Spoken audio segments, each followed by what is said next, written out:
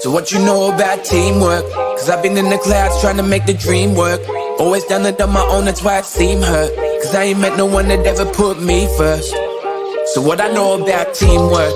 Cause I've only ever done it on my lonesome. I gotta deal through it out, yeah, I grown some. Don't expect love if you've never shown none. I spent last year in the haze, so many records got made. I kept that shit to myself, I only wanted my pay. I took some time for stage, got in the bed with the snakes. They wasn't doing their job, I let them slither away. I wanna build me a team, so I can get to my fans. I need someone on my side, that's gonna give me a chance. But shit just ain't what it seems, don't let them in on your plans. I hope they know what I mean, I hope that you understand. So never land, never pan out. Wings talk, think I better let them span out. Was too chill, think I better let the man out. Grew up with hand-me-downs, now I'm never taking handouts. Man, if you knew all the things I'm watching when I'm planned out. But I need help to do it, so can I get a fan count? Never understood me, now it's funny how I stand out. Me, myself, and I, homie, welcome to the madhouse. So what you know about teamwork? Cause I've been in the clouds trying to make the dream work. Always done it on my own, that's why I seem hurt. Cause I ain't met no one that ever put me first. So what I know about teamwork? Cause I've only ever done it on my lonesome. I gotta deal through it out, yeah, I've grown some. Don't expect love if you've never shown none. I know my girl on my side, I'm trying to build this alive. Thank all my family alive, and I just wanna provide. They say it's gonna take time, but I've been losing my mind. She helps me grow and evolve, my family ready to ride. So why am I feeling low, when life is giving me highs? I put my value in sales instead of hoops by my side. But I can see it's the front, that's why I'm not coming back. Yeah, I was slow to react. Don't give a damn what they thought of it. Yeah, I'm feeling glorious. Go flash in the audience, man, should've recorded it. I took a color pill, used my computer skills. Now I got agents after me, word up to Morpheus. The future I sorted it, do this till I'm bored with it. Invest in myself endeavors, hope I don't get audited. My body is a temple, but I fucked up the ornaments. I'm so gassed up, the US probably at war with it. It's a message to the earthlings. Join the team round here, we put the work in. It ain't teamwork if only one of us is working. Only thing I'm signing is when fans bring the merchants. I ain't got a thing yet that I wasn't deserving. And I ain't famous yet, but that bitch be flirting. I'll make it rain, start a wave and go surfing. I'll make it rain, start a wave and go surfing. So what you know about teamwork? And what I know about teamwork?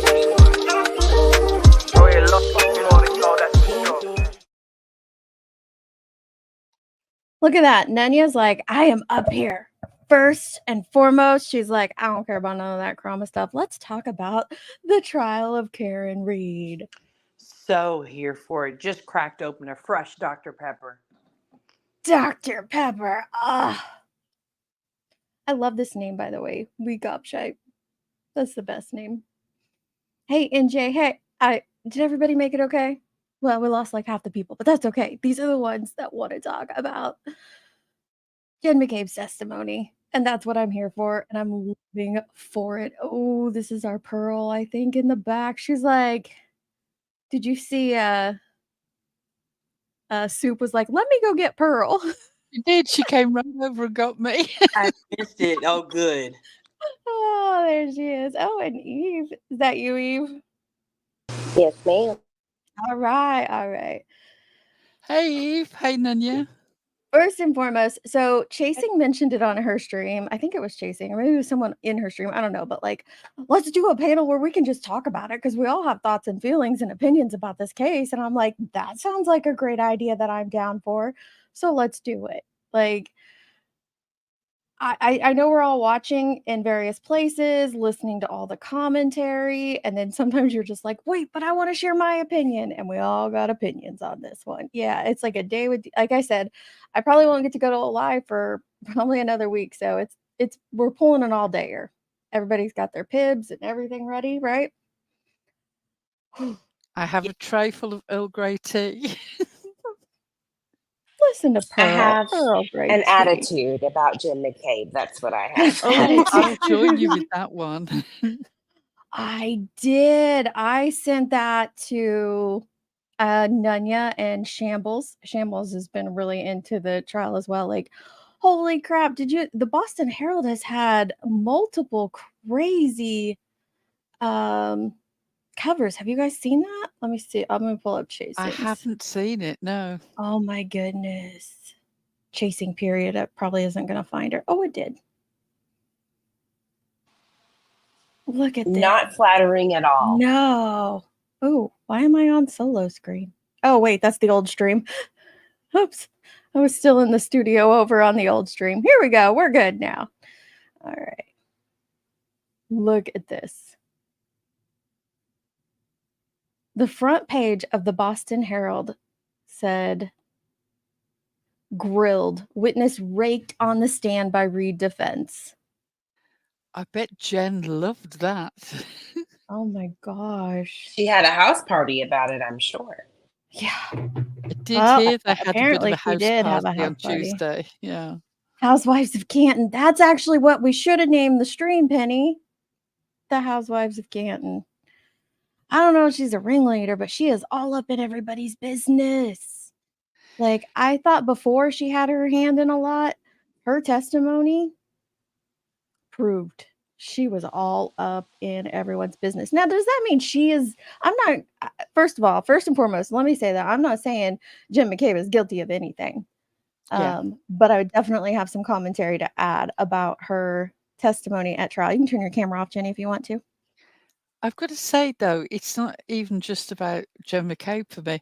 The three women that all gave evidence on the last day of court all seemed very overinvested in John O'Keefe's life, disproportionately. I mean, Very. having seen some of the other guys in in their group, I can understand it. But yeah, it sort of I've never I mean, he's a seen good-looking dude. He is a good-looking dude, but so invested in somebody else's life. You know, like he was the godfather of the one woman's child. And he'd taken the other one to prom, admittedly only as friends. I'm not sure that she perceived it that way. And then there's Jen, who was just up in everybody's business. It was incredible. So overinvested. she's very Yeah, messy. faking texts and, all the things. Georgia, I don't believe all these people could come together and cover up such a crime either. I don't believe for Mm-mm. 1 second that there was some mass cover up by dozens and dozens of people. But as we are clearly learning, there was a shitty investigation. And there was definitely some collusion taking place from the lead investigator. What did that influence? How did that affect the investigation? Well, we're going to find out when he comes on stand, and we'll find out when all the experts, we found out quite a bit of what it's done through the law enforcement testimony, but we're going to find out even more throughout this trial. But I think that shitty investigation combined with I would probably say the group chat that needed to be in the know on all the things That's sus. Hands down sus. are suspicious but of course they're innocent of any crime, but we get to talk about I their think she was testimony. trying to protect everybody. Not that they did anything wrong, but it You seems think? like Jen, those texts between Colin and those are fake as all get out. Oh, There's so a fake. there's a comma after the year. That is so right, Chasing. Jackson said it the best. He said, John was your friend, but he ain't your family. And that is so true. This family, my family, is an extremely tight-knit family, meaning my immediate family, me and Luke and my children. But this seemed like their whole family is an extremely tight-knit family. And that's a great thing. And that's my question for today. Could this just be the way they present themselves and the things that they say and do come off as suspicious and are completely innocent? Or could it be more? And that's kind of what I want to get gauge I'll be everyone. honest, I I think tend to think that it's more. You do? Yeah, I do too. However, I could see how it could be blown out of proportion. So I am Yes. open to it. Yeah. I agree with that as well. The Sallyport video was in the trial. Is there 9 something? minutes of Hang on a second. I did get a snap about the stuff that came out this morning. And is that Brian Higgins? Yes, medical record? I want to find that. I think, yeah, Shambles sent it. So let me pull it up here.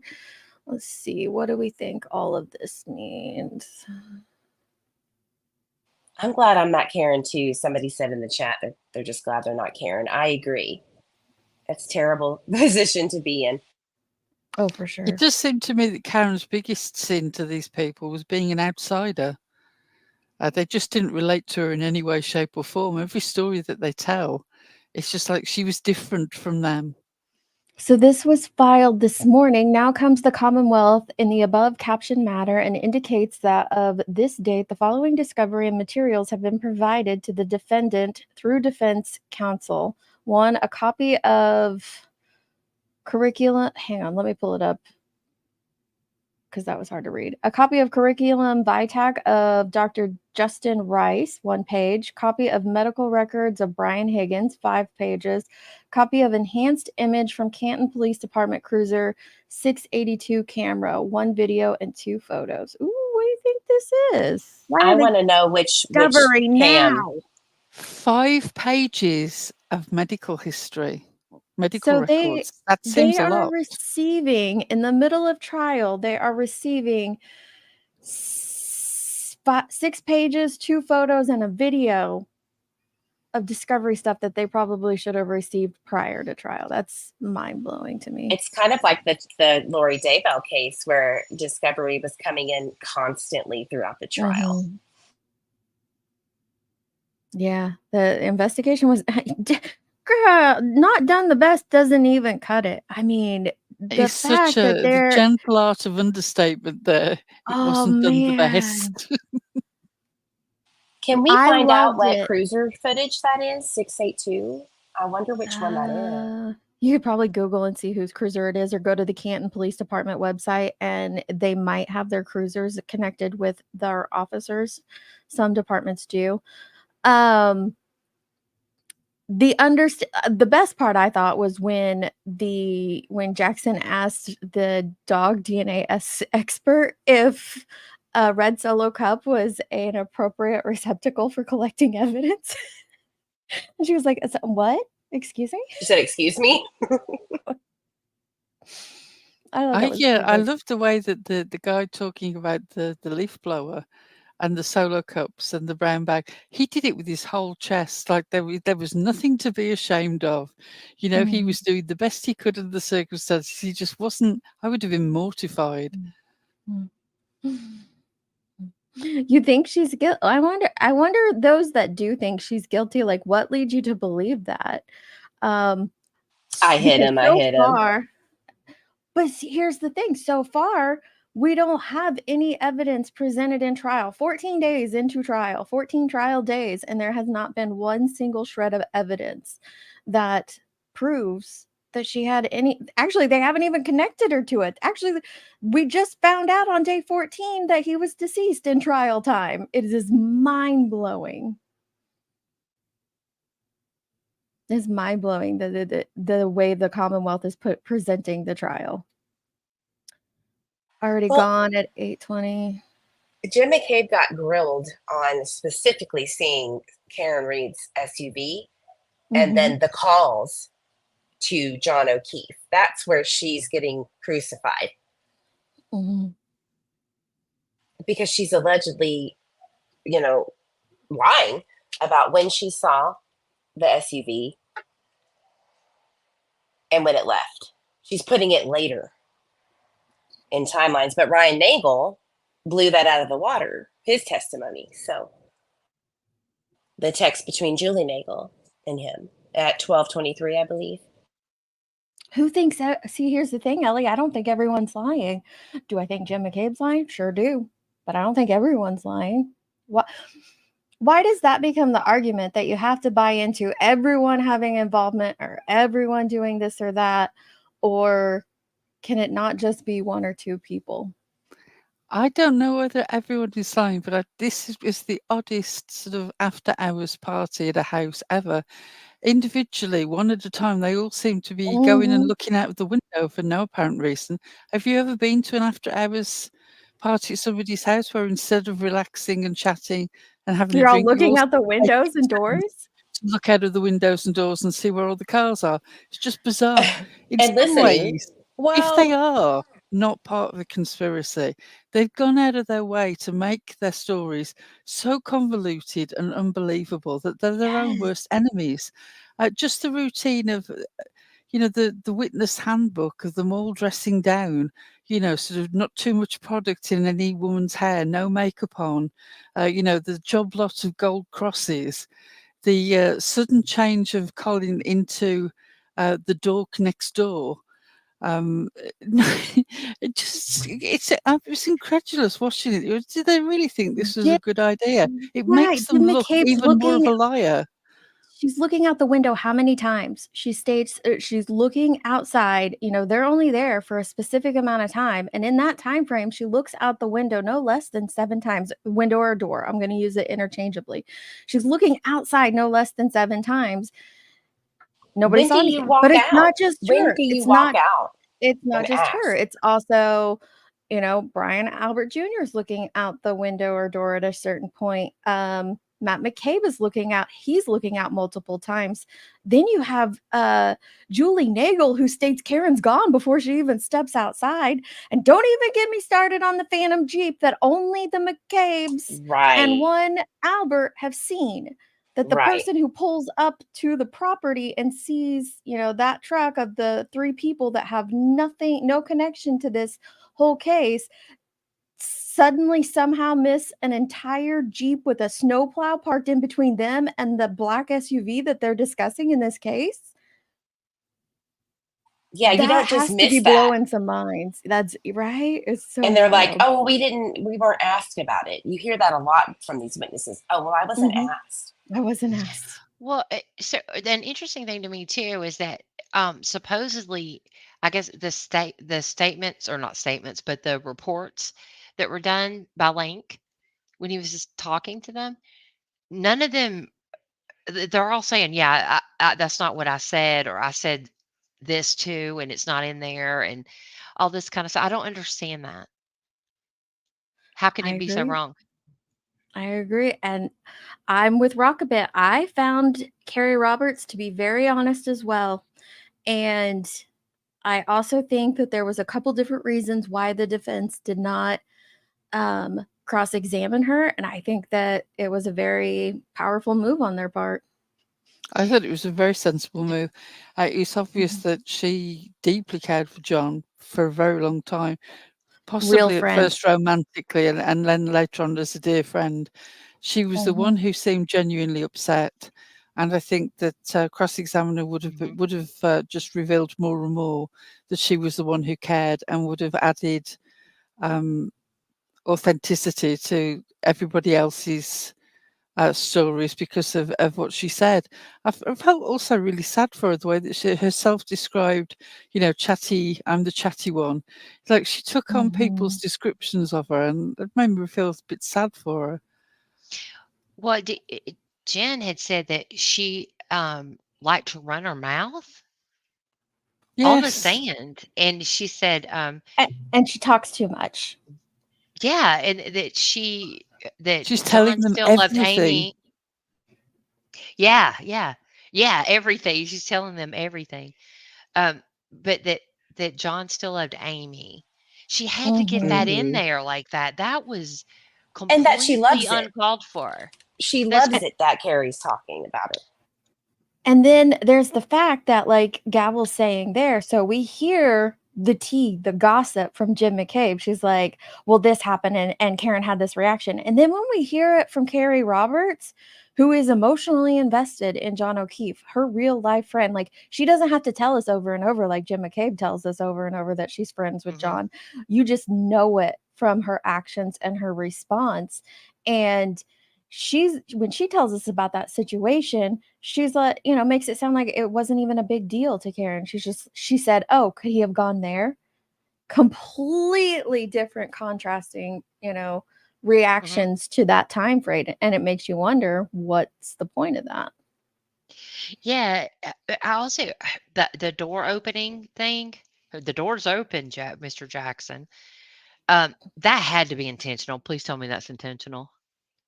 for her to talk about Mm, harassment and Turtle Boy and all that?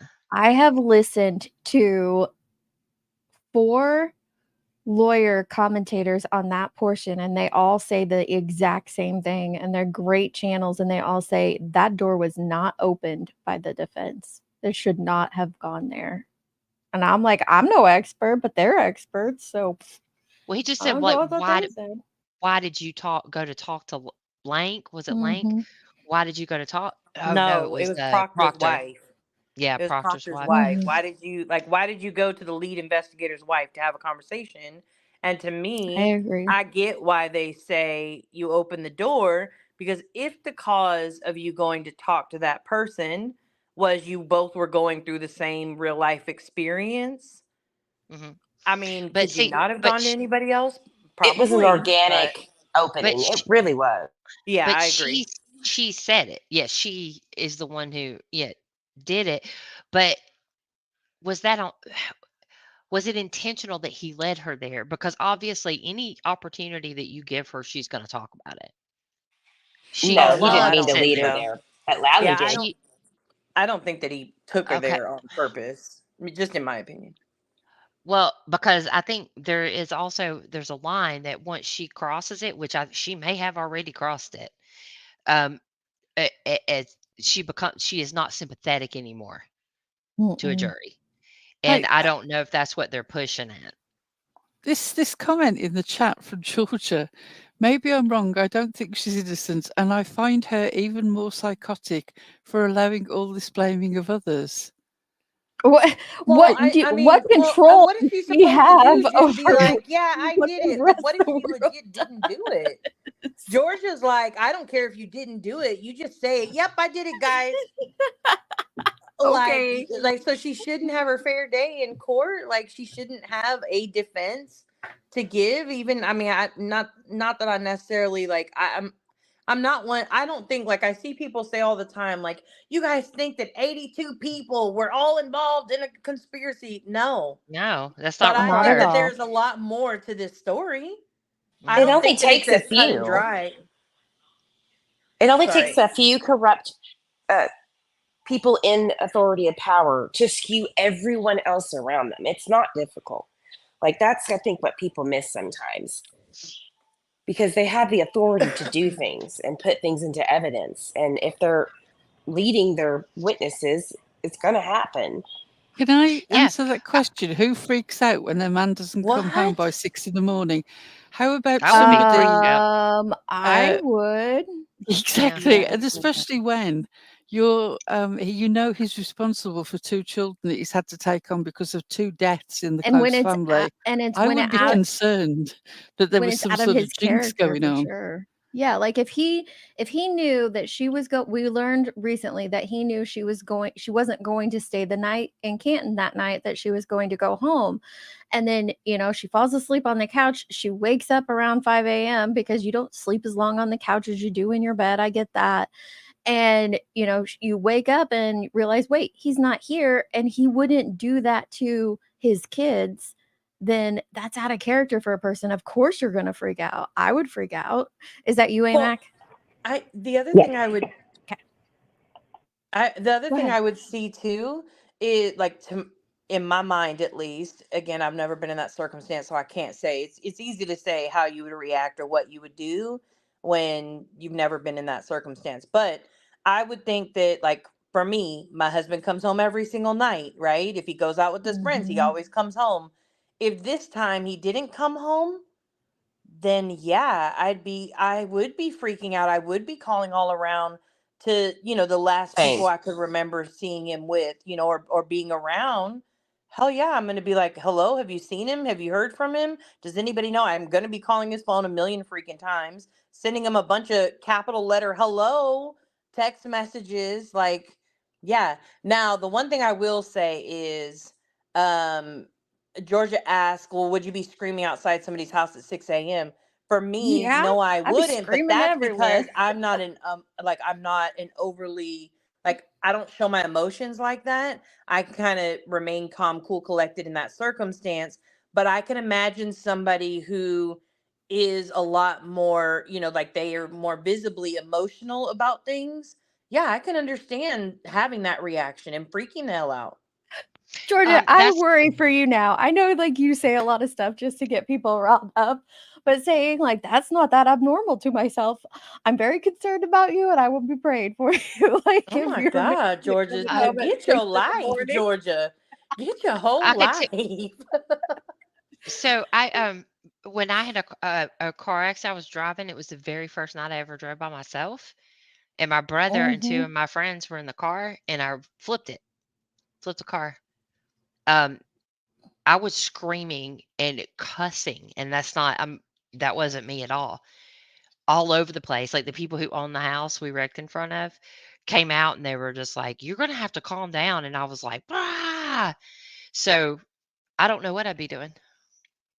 Well, you might be thinking that, "Oh, this asshole's sleeping at someone else's house." Well, then I'd definitely be outside someone's house screaming if I thought my man was out at somebody else's house sleeping and didn't tell me about it, didn't answer my calls, didn't answer my texts. Yeah, And I'd you're probably taking be care of his screaming. kids. Yeah. Mhm. Like you had to stay because he Yeah, and wasn't she there. knew he was drunk. She knew that. So, I Well, absolutely. and didn't she feel like in Aruba she was being a babysitter kind of when he was out drinking? So maybe Well, that was just kind of that's what one of the women said about her. That's what Carrie right. Roberts said, she was a glorified babysitter. So, and okay, also this is another thing, Granny, that I feel like a lot of people aren't catching because we are not massholes. And that is a term of endearment I am giving Thank God. to the Massachusetts population. No, I love them. I love massholes. Like, and I've also had to keep that in mind when watching the McAlberts testimony because this is a very, to stereotype the area. It's very loud, very abrasive, very blunt, which I thought was very comical of Jen saying she's blunt and I'm not. Like, really? Because I felt like most of the people here, they come in with a fired up attitude. And the thing is that the jury is made up of 12, or well, it will be made up of 12 of their peers, but right now everyone that is watching is also from that area. So they get the nuances that some of us from different areas of the country don't necessarily get. So some of the things that we might have found like, whoa, that's off the wall. I wouldn't react that way. They'd be like, hell yeah, I texted pussy, bet you won't come over. And I showed right up. Like they get that type of Bang bang. reaction and yeah. And that's the thing. They might listen to the bang bang video that of Colin and take it completely different than you and I would because they're from that area. They get the attitude and the roughness and whatnot. So I Yeah, love it. I it was just very I don't like her at all. And I'm having a little try. I know that the cost of living is higher there. I totally get that. Right? Mhm. But these people don't have jobs that afford the homes that they're living in. I don't What understand, where are they getting money from? That's interesting thought, Jenny. I never thought of it that way. But okay, first of all, let's go through this before. I do want to play through some of Jen's testimony and get your guys' commentary on it. This is what But happens when you wait too many days and we have so much to say. I know. Like we're all just like exploding Hello? here. But I You went want to too damn know, long. I want to hear from you guys. We'll go one at a time. So we'll go me, Nunya, Pearl, like in that order, right? What is one thing that you have learned in this trial? I'm going to start. I know all about the Canton girls varsity basketball game and the score and the ins and the outs of the damn Canton girls varsity basketball game on the night of February 28th, Did they win? 2022. They did not Ozone win. basketball too. I looked it up. They That's so lost. But funny. But go ahead, Nanya. What have you learned so far in the trial? Man, I've learned so much every day. I feel like I learn a new thing. I'm I'm a little bit torn. So I'm between two things. I've learned what a plowed road looks like and how it makes little banks on the side of snow.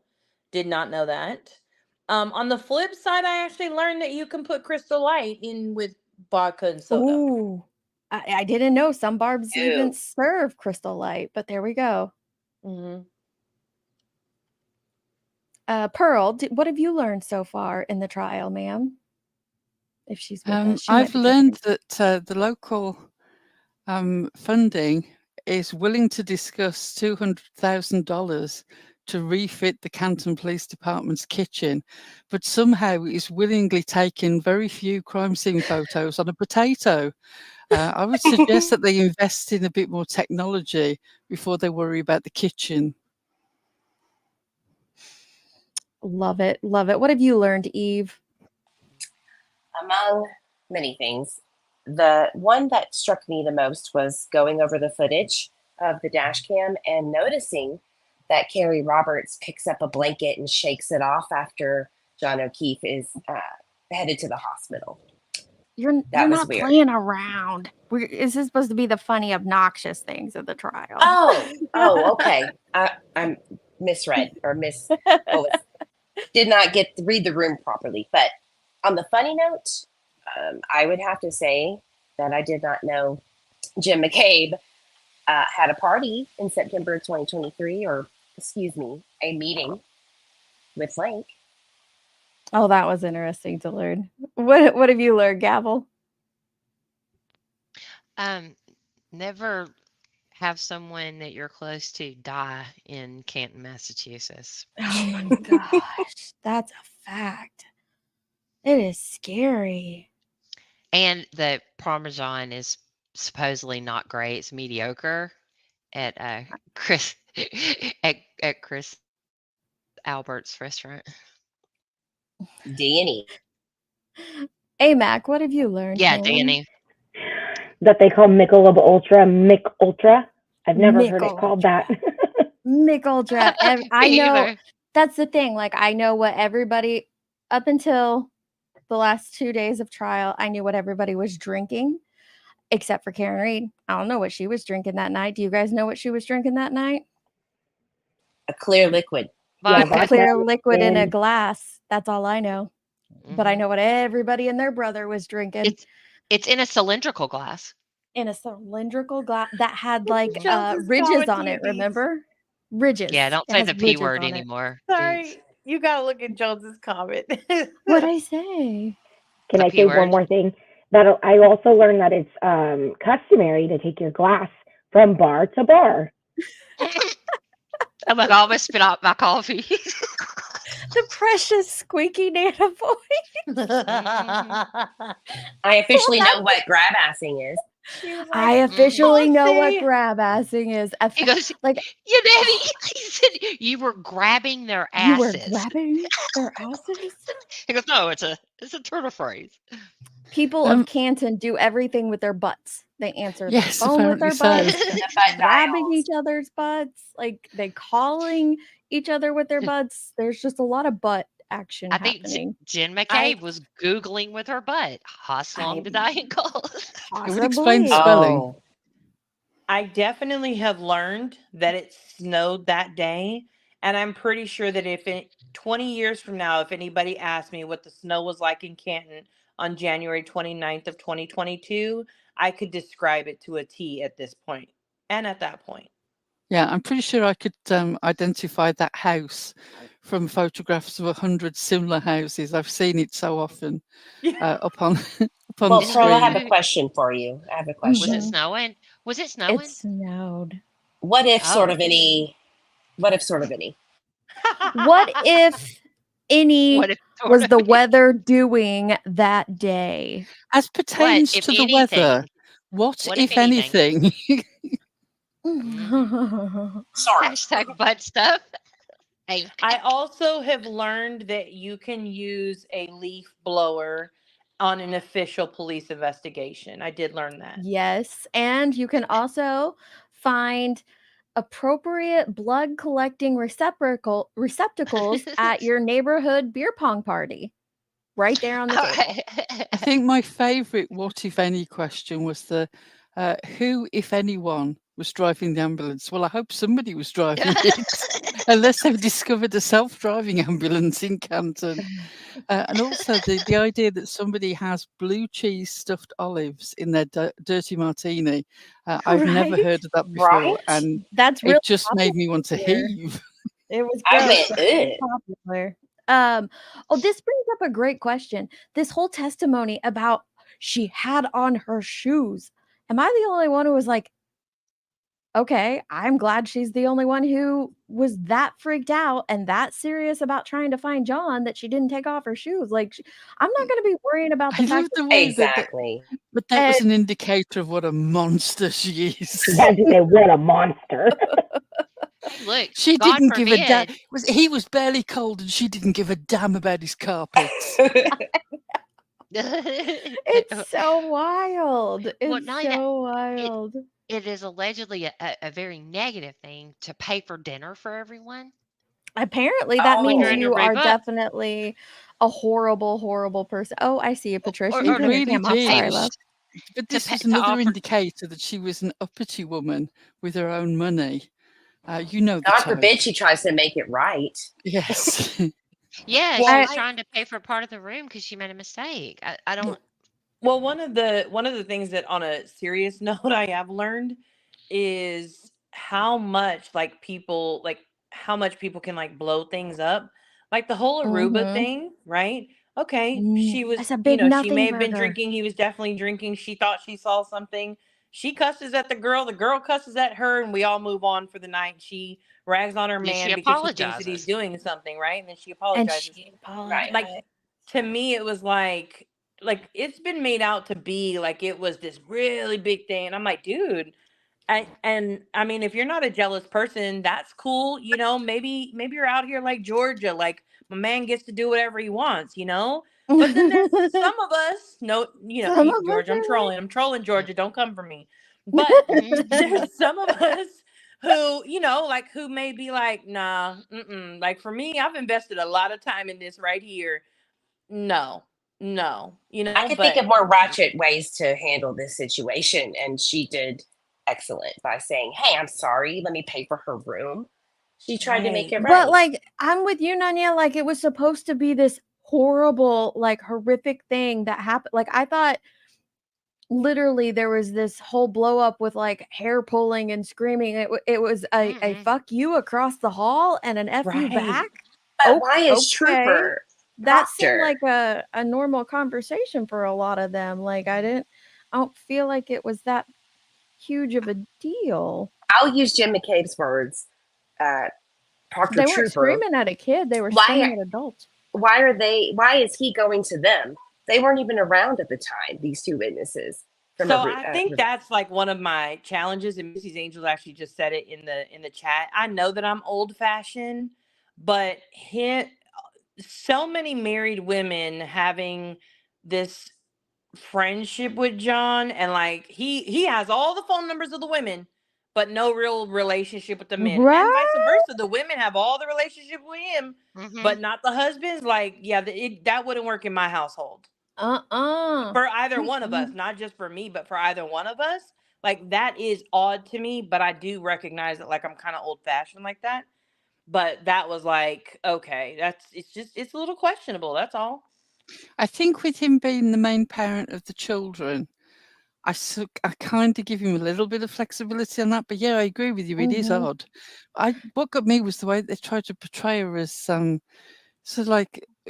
so controlling because she wanted her own bathroom. The woman has got a bowel condition and MS and the money to pay for extra rooms. What is wrong with that? It doesn't mean that she's a bad sport. Look, I don't have MS, nor do I have a bowel condition, and I'm still like, yeah, I'm getting a separate room with my man for my kids. That's just how it is. Like, I don't think there's anything weird with that at all. I would do that sitting here today. Can I just say something? Of course, Patricia. Okay, this is probably not going to be a popular opinion, but I think that just watching everything, and I've been watching this right from the start. I think that my gut feeling is telling me, I'm sorry, everyone, if people disagree with me. My gut Girl, feeling, you're allowed to have your opinion. okay. We don't care. My gut feeling is telling me she might have hit him by accident, but I really think, honestly, I think that the the prosecution has they're not going to win this case, and I think the defense has everything. She will win. I think she's going to walk away, but do I think she's guilty? My gut is telling me, a part of me, I'm sorry, everyone, kind of tells me that she I think she hit him by accident. If anything, I mean, I think she. Don't be sorry, Patricia. shouldn't There's be a lot of sorry. people who think that. A lot of people think Yeah. that, which also just tells me, which I don't know. We haven't heard from all Yeah. the experts. Someone asked me in the Right. chat, like, do I think she's guilty or not? I don't know. I'm waiting for the experts to see what they have found out. Yeah. But as of right now, 14 We don't days have into any the trial, evidence we have of anything. zero evidence, and all we have is, excuse me, sorry, I was trying to sneak in a Yeah. snack. All we have is eyewitness testimony. So based Yeah. on And a eyewitness very testimony, messy which we investigation. know eyewitness testimony is not reliable anyway, it No. has me wondering what they even initially charged her with, for one, Right. and two, what happened at this grand jury that caused them to raise Right. it from just an accident, from vehicular manslaughter to the Second murder degree charge murder. that they put on her. That's what I'm very curious about. Right. Yeah. I mean, I honestly think the prosecution so far has not proved anything. I don't see what. I just think they're kind of going around in circles and like talking, and I don't know. I really don't know what they're trying to prove. I mean, it's nothing to me. The defense, to me, is proving a much stronger case, but that doesn't mean she's not guilty. I mean, that just means that she has much better lawyers. I mean, this is supposedly, quote unquote, Lolly's first criminal trial. I mean, if he doesn't have Well, I haven't seen proof of that. I know there's a rumor going around about that, but I haven't been able to find actual proof that it's his only criminal trial. No, Well, he's done money. No, that's not true. Okay. If it's not, or if it is, he totally fucking sucks. If you ask me, Yeah. guy is terrible. My question is, does he suck, or is he working with what has been given to him? Which is weird that he still agreed to it. It's Can I give everyone 3 reasons why I feel she's innocent? Would that be okay? Yeah, go right ahead. Before you do that, can I just say that I think that he sucks, and one of the reasons is that he can't seem to use a microphone. I wish he would swap with the judge, whose microphone picks up every single squeaky chair and heavy breath. For the love of God, swap microphones. We might be able to hear what he says, and we'd be spared the Darth Vader impersonations of the judge. See, okay. Yes, Eve, I want you to explain or go with your 3 reasons. But first of all, I don't think she has to take the stand to explain it. You know why? Because Absolutely nobody not. has proven it except for Jen McCabe is the only person who has been Jim McCabe. Sorry, I take that back. Jim McCabe and what's her face? The Katie McLaughlin are the only ones who attribute that to Karen. If you go back and listen to the clip where I put it all together, Jim McCabe isn't in there yet because she hadn't testified yet. And then when you find out when she adds in the I hit him testimony, none of the law enforcement officers testify to I hit him. Only trooper riding the Jen's EMTs, only one EMT could have heard her saying, I hit him, and that was Katie McLaughlin, who then told the other one who stood by it, but they haven't proven it. She doesn't have to take the stand. And the main factor, if that was an admission of guilt, then why the hell was it not treated like a crime scene? Because we know for a fact that was not treated like a crime scene whatsoever. Yeah, and really quick too, while you're talking about that, she said, Jim McCabe said, and I went, what? She said, and I told him that I thought that EMT probably heard it too. And I was like, and none of you mentioned it initially. This all came later. Okay.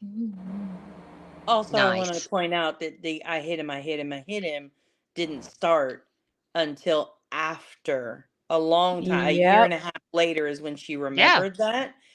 And your memory doesn't, I mean, it just doesn't get better over time. Right. And it wasn't in anybody's reports.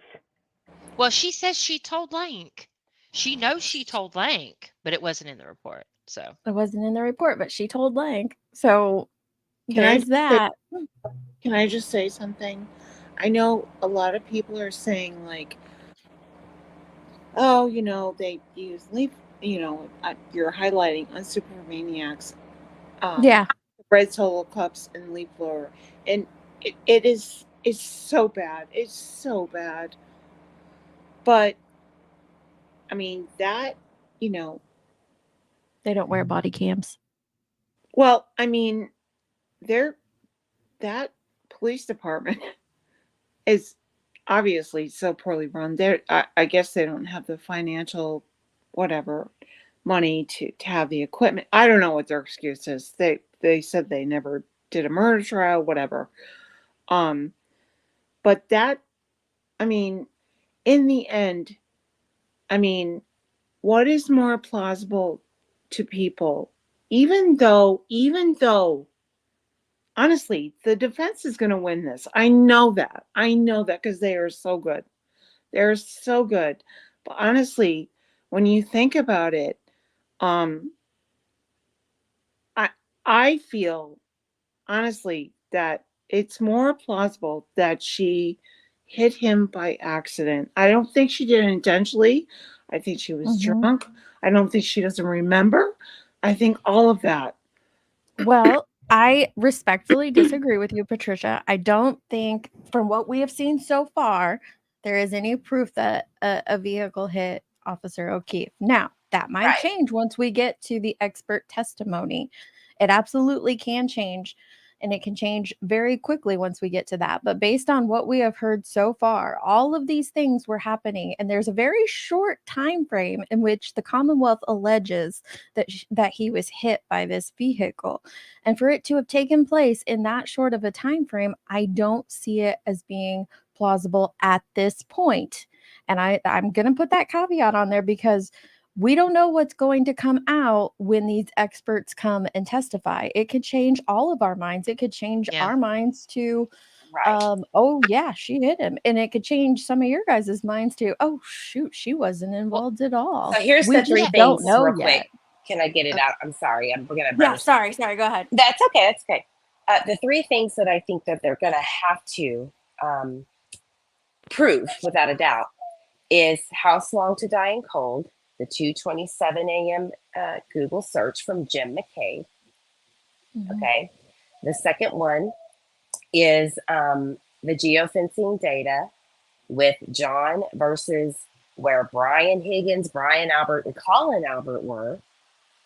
And the third one is the TUI report and the federal investigation and whatever was found within that, meaning the text messages between everybody that may have been involved. Those three things are going to have to be proven without a doubt that Karen hit him or didn't. I don't agree. Because they don't have to, the defense doesn't have to prove a case. Now, you want them to when they're using a third party culprit, but they still don't have to. The fans, they also said that the fans, they said that, well, allegedly, and nobody corrected Jackson when he said it, but apparently that Officer O'Keefe was not killed by a vehicle. Yeah, That the was said accident during, reconstruction expert, it's been suggested that the accident reconstruction showed that he was not hit by a car. That's from the feds. That's what's being said, yes. But the bottom line is, I mean, if you watch Emily Baker and you watch The Lawyer You Know, I mean, the bottom line is, who is the strongest person in this case? Who is the loudest? I mean, Lolly is like so weak. This guy is like, he doesn't. I don't think it has to do with being loud.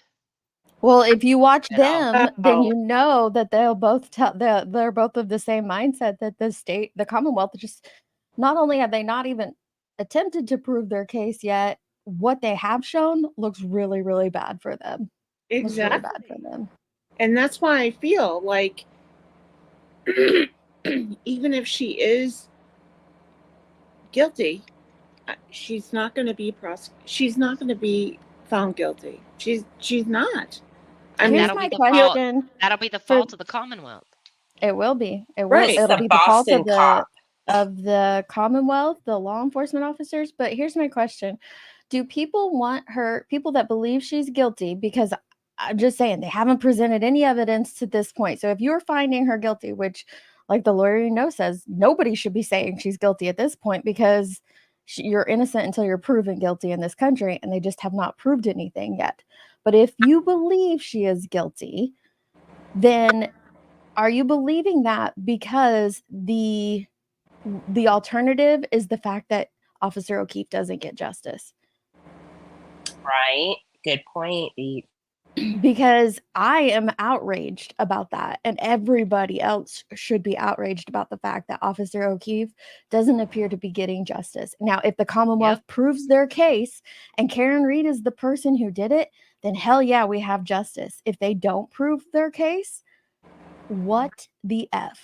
It is wrong. It's horrible that they allowed this type of investigation to go on, not only to a Boston police officer, but to anyone, period. It is atrocious. Yeah, because at first you've got the Canton police who had no idea what they were doing and should not have done anything past 7 o'clock or past when they found out that Officer O'Keefe was deceased. They shouldn't have touched another thing. And then you've got then Proctor comes in and he's looking for nudes in her phone. Like, what is going on? Oh my God, atrocious. Oh, I can't believe it. And then It is Lolly so is the prosecutor. Mhm. I mean, there's no pluses over there on that side. None. I think there was a level of disrespect towards Karen Reed and Officer John O'Keefe from these people that was deeply personal. I find it strange that this family that is so associated with the local police force and could travel all the way to New York to honour a fallen brother in blue from another area, couldn't organise to leave their house to see what the hell was going on outside. Yeah, it doesn't make sense to me. That part. That's such a great point. Yeah, that such is a great point. Yeah. So Rami, They did not serve him properly as a police officer. no. I mean, even the call-in, just the 911 call, she didn't even have the respect enough to say, "There's a Boston police officer down in a lawn. There's a man passed out in the snow." Yeah. Come on. Even when she was testifying, it's a guy. The guy. So Rockabit said, "Do you not think it is being investigated by feds if Karen is found innocent?" No, I do not believe that the murder itself or accident, whichever it is, his death, is not being investigated by the feds. The investigation might be now, and they've already found exculpatory evidence. That's why we went through the TUI process, and both of these sides were given they went through that process to give both of these sides the exculpatory evidence they found. Now, could they find more in their investigation that could lead to further charges? It can, but the feds themselves are not actively investigating the death. And I know that that's kind of hard for a lot of people to separate, but it's just not happening. They could put the fire to the flame, if you will, with the Norfolk County DA's office to kind of force them to either do what they need to do in regards to charges by not prosecuting the DA's office themselves or to shut them down. Like, they might have a little bit more power to make them choose what to do, but not necessarily investigate or bring charges themselves. And I think it's just totally gross. Like, not Queen of Kings. I don't think you're gross, but that mindset of like, he's not going to get justice. I know you feel that. I feel that because of the way that they have ran this investigation, and that causes this huge distrust in law enforcement across the board. And from what I've seen so far in this trial, Massachusetts already has a huge problem with that. And it's heartbreaking that there are places in this country where you can't trust your law enforcement officers. And this is definitely a big wake-up call for me and others as well. But it's heartbreaking because we want justice for Officer John, but we also want justice for anyone in that situation. You would want justice for. And if she is innocent,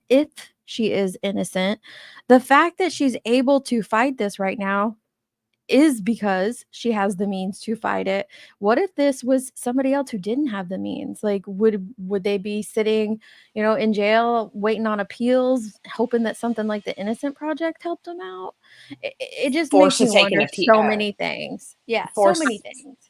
Forced to take a plea when they really don't need to, but because they're innocent, but they feel like that's the only way.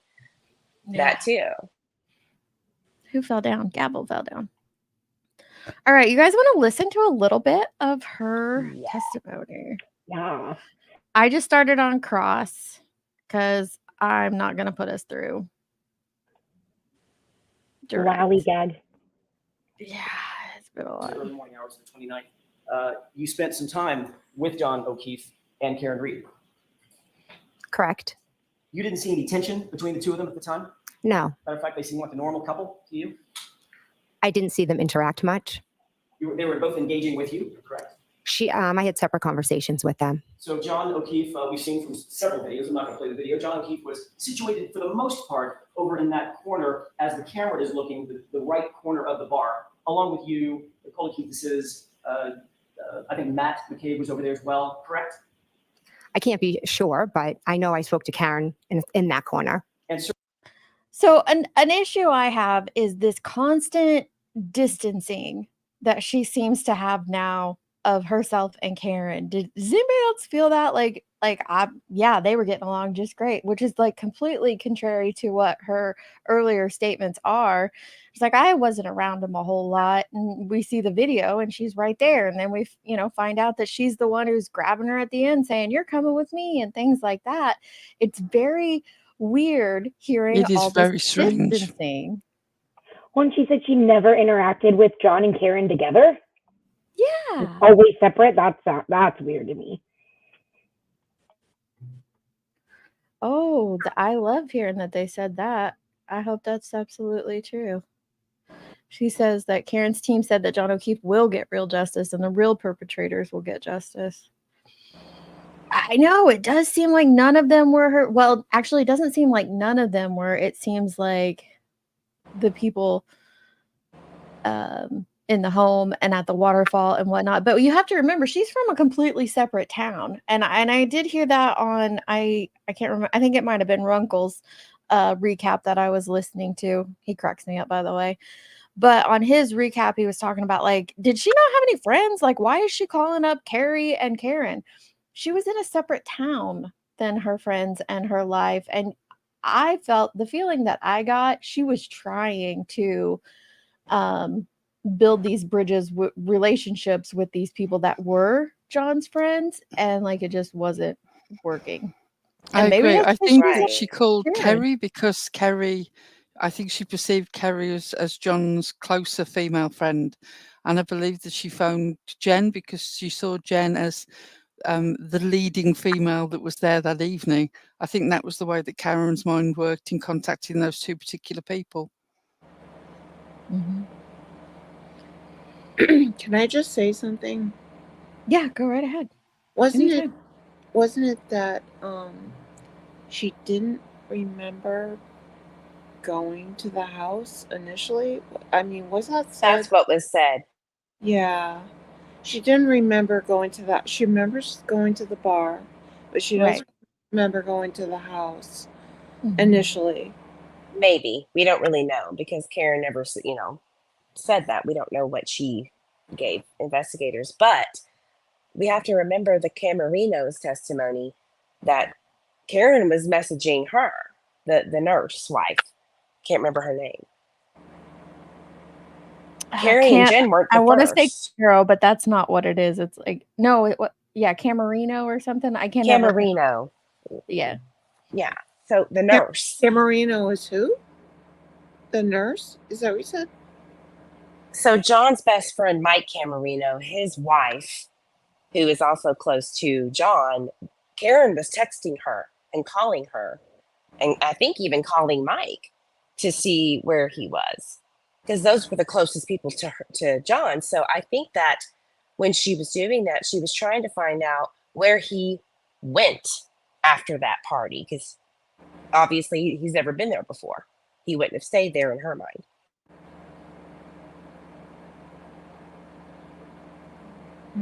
I'm here. I'm just lighting one of my fabulous chasing truth candles.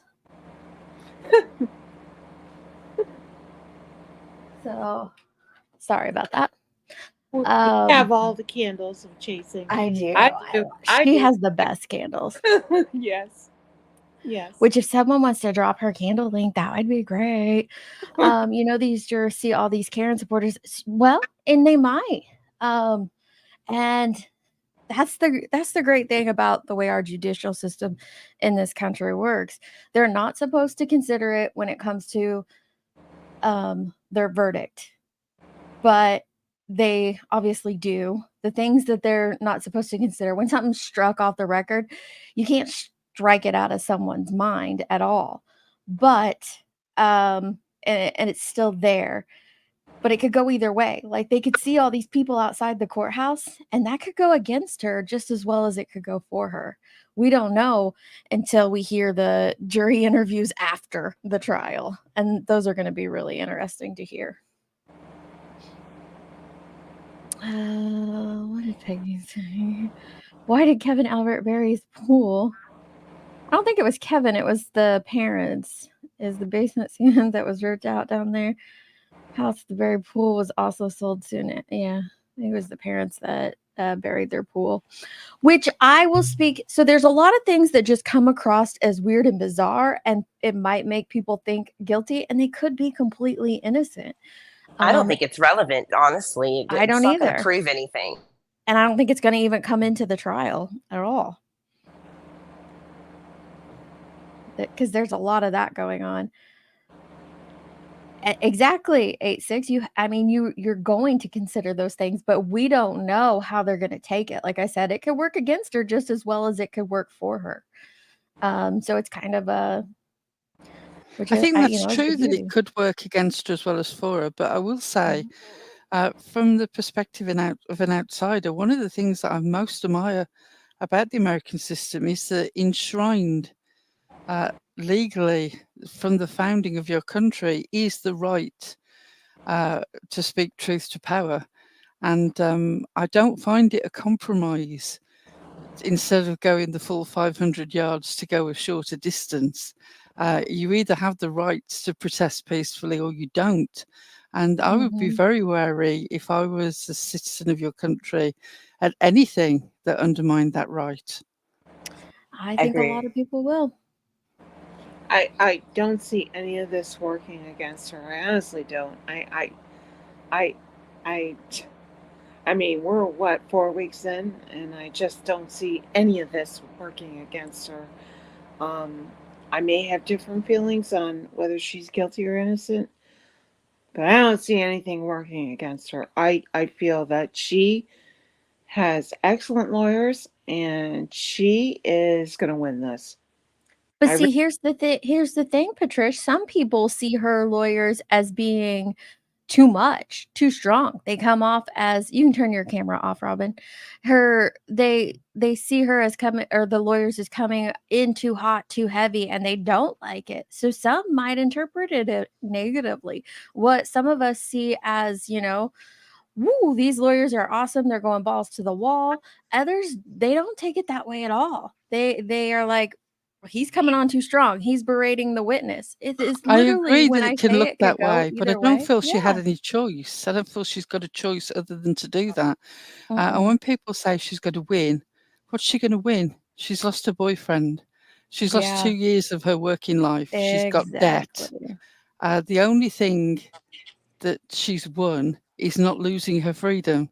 It doesn't seem like much of a win to me. And she's using every resource. That's what she says. We're going to use every resource to find who did this. And I think that she didn't have to do that. She could have taken a plea deal, spent maybe a few years in jail and be done with it. She didn't. She went the extra mile with her attorneys and went through the feds, basically, if you think about it. You're right, Well, Pearl. I just want to say something to Pearl. You're right, Pearl. I mean, she doesn't win no matter what. But, I mean, this woman is fighting for her life. Ultimately, it's either jail or freedom. And, I mean, that's what I'm saying is that her lawyers are fighting for her freedom. And I feel of course. Oh no, I agree with you. I just wanted to make the larger point that there are literally no winners in this situation. No, I agree. If it don't was an believe that there's going to accident, be justice for him. I don't believe there's going to be justice for Officer John No, O'Keefe. you're right. what if it was an And accident and she got 30 days in jail? Would that be justice? Like, let's just say she said, yeah, you know what? I did. And the jury says, time served because she only spent so many days in jail. Would that be okay if it was an accident? If it was an accident, absolutely not. What is the Blackstone theory? Is that better one man go free than 10 sit in prison innocent? yeah, Like one guilty person go free than 10 I innocent know people be charged. there are people in the chat saying that she hasn't spoken to the kids since all this happened, and they see that as some sort of reflection on her. What I would say is that if I was John O'Keefe's mum, who had great respect for the office of the police because my son was a fine policeman, and I'd taken absolutely 100% everything that they said to me to heart, and I believed that Karen was responsible for taking away my son's life, I wouldn't let her speak to those kids either. And I totally understand where Mrs. O'Keefe comes from. I'm not saying that she's right. I'm saying that I completely understand her. I understand her emotions. I understand the way that she throws daggers in the court. She has my immense sympathy. I don't know whether Karen would still want to be in contact with the children or not, given the fact that John is gone. But we're not really in a position to judge the truth of that because I'm not convinced that John O'Keefe's mum would allow them to be in contact with it. If she genuinely believes that Karen killed her son, there's no way. I mean, really, would you? I wouldn't. And you can tell mom feels that way, and mom felt that way from jump. And dad said, calm down. She's just went through something traumatic, but she felt that you could tell, you could pick up on the vibe that Jen was putting down with mom, and that's okay. There might be a lot of other factors that go into play with that have nothing to do with guilt or innocence. But and I'm with Pearl on this one. If I truly felt someone had done something to my child, and let's not discredit the fact that she has lost, for all intents and purposes, 3 children, 2 biological and 1 in-law. Well, 3, including an in-law, a son in-law. That's what I'm saying, like 3 of the, like that is very traumatic. And if I thought this woman was guilty, yeah, I'd say the same thing. I don't want you around my children. But also there's the bail. Like she can't. It's part of her bail that was put into place 2 days after. And people talk about like her packing up all her stuff and leaving and saying like, why did she say what she said to Jen about like, I'm never going to see the kids again. This is a completely different scenario. So please don't think that I'm discrediting what happened here with this situation. But my son, he's a bit of a player. He goes through girls here and there. And there have been several of them of when they break up, because they just love us to pieces. They're like, I'm so sad that I'm not going to get to be a part of your family anymore and I'll never see you again. And I always tell them the same thing. Oh, you'll see me. We'll keep in contact. But we don't, because my son, I'm a ride or die for my son each and every time. So it could be something like that going through her mind of, my connection to this family was John, and John is now gone. I am not going to get to see you guys and hang out with you guys anymore, and I'm heartbroken over it. I think she's intelligent enough to know the way that things were going to go down, regardless of the outcome. she knew that as far as that family were concerned, she was no longer part of that family. And Can again, I have sympathy with the family as well. It's a hugely complicated situation, and I would want these children to be put first. They've been through enough trauma. I would want them kept away from everything. And the That's a suggestion good that choice, in my opinion. one of them is going to be called. I've heard that suggested, and if that is true, I hate it that. blows my mind. What purpose would that serve? The only reason you would possibly call one of those children is to try and blacken Karen's character through their Yeah. eyes, and to make it an emotive thing that you see this devastated child and it makes you antagonistic towards Karen. That is not a good enough payoff for traumatizing this child. And anybody who goes along with it, it just blows my mind. You sort of, no, you should put that child first and say, over my dead body, does this child get called into court just to a chess piece to be a move in the Yeah, game? their advocate could be there by proxy for the children. There could be there. I just don't think it's needed. We don't need their testimony, and I think after everything that those children have been through, that it is cruel and unusual punishment to put them on the stand during their uncle's murder trial. I think Don't it's they just have? ridiculous. I I'm okay. sorry. Don't they Um, have like a testimony or something from the kids recorded or something they're gonna play? Well, I think no. they've talked about one of them taking the stand, but I would even be okay with that, Robin, if they just read off their testimony or statements. That would be a heck of a I'd be lot fine better with that. than I'd putting be them fine through a with them trial. reading off a statement. I'd be fine Mhm. with a pre-recorded video of them giving evidence, because there's no reason why they couldn't do that. But the I thought there was idea of something them that they in were real talking about. time taking the stand and being questioned, Oh, I I don't. agree. I I think that's disagree with horrible. it completely. I don't think those kids should be put through that at all. I agree. But Mm-mm. I did think there was some way they were going to have their testimony, whether it's like sometimes like even on murder trials, they have a kid like in with the judge or something behind closed doors. They have something where they're not in the courtroom, but they're able to question them behind that of some sort, where they could record it and then it's played into the Well, courtroom. it's Well, the not body going to cam be footage should live have been there. streamed. Yeah, it's not going to be live streamed when they testify, but I just think even the process of doing it, I just wish they wouldn't at It all. just feels like they want an emotional bombshell. If this is true, Mhm. it feels like the person who's suggesting this wants an emotional bombshell live in front of the jury. And I don't believe that the short-term supposed benefits of that, the long-term damage it could do, I can't understand why anyone would give it a moment's thought. Well, look what I happened. Look what happened yesterday. I was so appalled that the defense, I mean the Lowry, brought those two people in that Proctor went all the way to find, and that woman lost her husband to taking his own life. That John was like the godfather to that child. Just to ask these couple of questions and have her testify up there about how she met John and all of that. I thought that was cruel, and that I was do not too. necessary.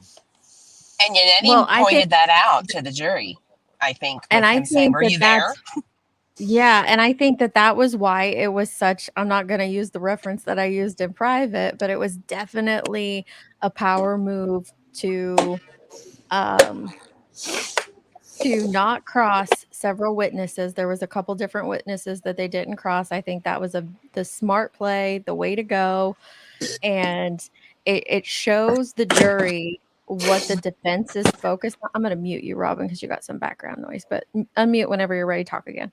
But Sorry. I think that it was important for the defense to show the jury, like, these aren't who we're focused on.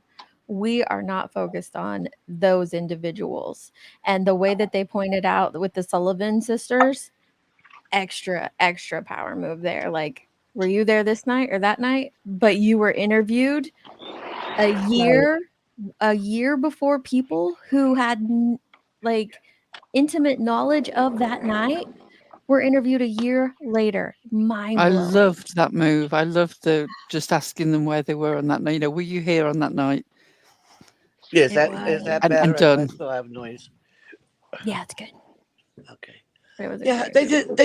didn't ask the people that were picking up the nagels. Those No, three yeah, they were people. interviewed for 18 months, 2 years later. I Like they think were, only the feds are the ones that first talked to them. it was after the federal grand jury. Yeah. But then Trooper Proctor then follows up with all of these people. That's very suspicious. I Exactly. agree. All I right, think let's he listen was to. obviously being Okay. guided. And I really don't think there's much debate about that, regardless of whether you consider conspiracy as a viable option. There is definitely some guidance going on, guiding him to speak to certain people and see things a certain way. And I'm interested to see him try to deny that, because the idea that he spontaneously decided to investigate in the way that it was investigated just boggles my mind. I cannot wait for his testimony. Mhm. I cannot wait. I'm going to play a little more because it's basically straight out of the gate. These two are oil and water. They are, Ladies, I I've got to step down because I need to go and take some meds, because otherwise I'm going to have a okay. migraine, which sucks because I've been waiting for this all day. I'm But so sorry. I will try and keep listening, and I've really enjoyed what conversation I have had. Thank you. Thank you, Pearl. If Pearl, you so good to Feel hear get a from better, you. moment Hope to you Pearl. hop feel back well. up, feel free to. I hope you feel good. All right. Can I just say something, Deets, and I'm gonna drop. Okay, no problem. I think that the defense is doing a really good job of confusing everyone and bringing, like confusion to people. Like they're like, what is going on? No one knows what's going on, and everyone is like, you know, how is she guilty? How is she guilty? And I really feel that they're doing an excellent job of raising that factor, and that's all I want to say. And I don't know. Maybe people are like, "Oh my God, Patricia, you're Well, I crazy." see, and I don't feel like that at all. I think that the defense is the That's what I'm side that is saying. The clearing up defense. things for us for sure. They're not adding confusion. I feel like the prosecution is bringing the confusion. We can't even follow what they're talking about half the time. But Well, of But course, you're welcome to your opinion. You know that. well, yeah, I've watched 4 different lawyers following this case because I'm retired. I've got all the time in the world on my hands. So I've watched 4 different lawyers following the case. And every one of them, and many of them don't know all the background. They haven't followed all the social media stuff and everything that's going on because they want to come in here like like they're going as a juror. Mm-hmm. And what they're saying is, when is the prosecution going to give us the case? Yeah, when are When, they after showing up? 14 days or whatever, we still don't know what happened. So I think the defense is given more clarity, like at least something. They're only going by what the prosecution's putting up. And the prosecution's not really giving us much. say I just really think that the defense is bringing up the confusion, like like what is going on here? That's Like right. who Bringing the said doubt. who? Bringing the doubt. Yeah.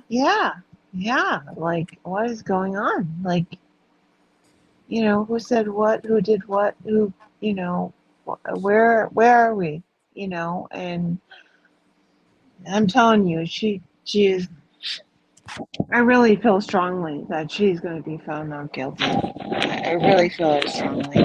Whether she is guilty or not, I think she's going to be found not guilty. I really feel these people are very strong, very strong, What if very anything smart. Well, I These And appreciate investigators need it. to be held accountable for that. I appreciate it, Patricia. I'm gonna play a little bit more. Okay, guys.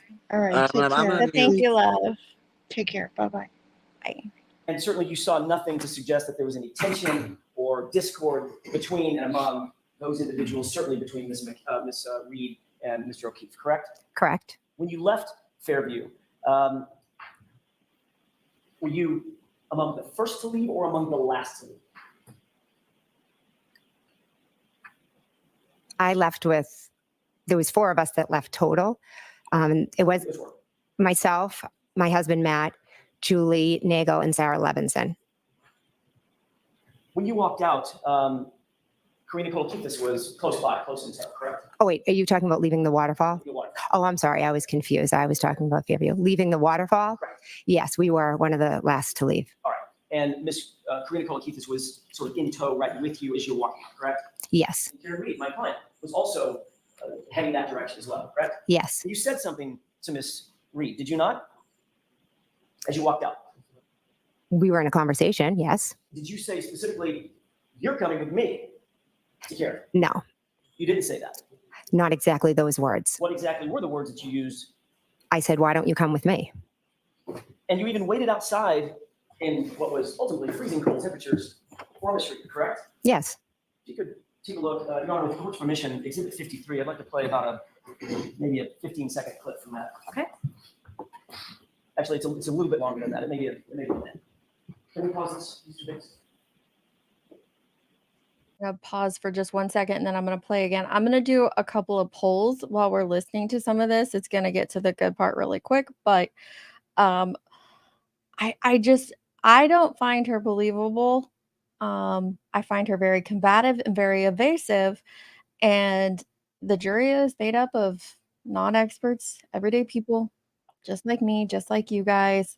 And if I don't find her believable and I find her evasive and combative, then I guarantee you there's at least 1 or 2 other individuals on that jury who find her the same way. At least 1 or 2 others. And she was giving a whole bunch of information nobody asked for. I know. AMAC, like all the. I have a question. We're gonna get into it. Go ahead, Robin, real quick. When she was doing the testimony about, oh God, I think it just flew out of my brain as fast as I was thinking about it. Something about, when she said about the waterfall or whatever, the bars where Karen thought and everything. And then Jen told her, I saw you at Fairview. So they went all there. But when in part of Jen's testimony, she had said something about, well, then she thought she was going, I think she was still home. She was going to call the bar because of Chris being there, and maybe John met Chris. But isn't he the guy from the pizza parlor that left early? Say that again? Some part in her testimony, Jen said something about, well, if he might be at the waterfall, if she left John at the waterfall, let me call and see, maybe he met Chris at the waterfall. Now, why would he meet Chris at the waterfall when Chris left early in the night? Well, Chris didn't leave early. Chris left at the same time. He was one of the last ones, right? Yeah, he was one of the last ones. Like he left at 12:15, so he would have been amongst one of the last ones.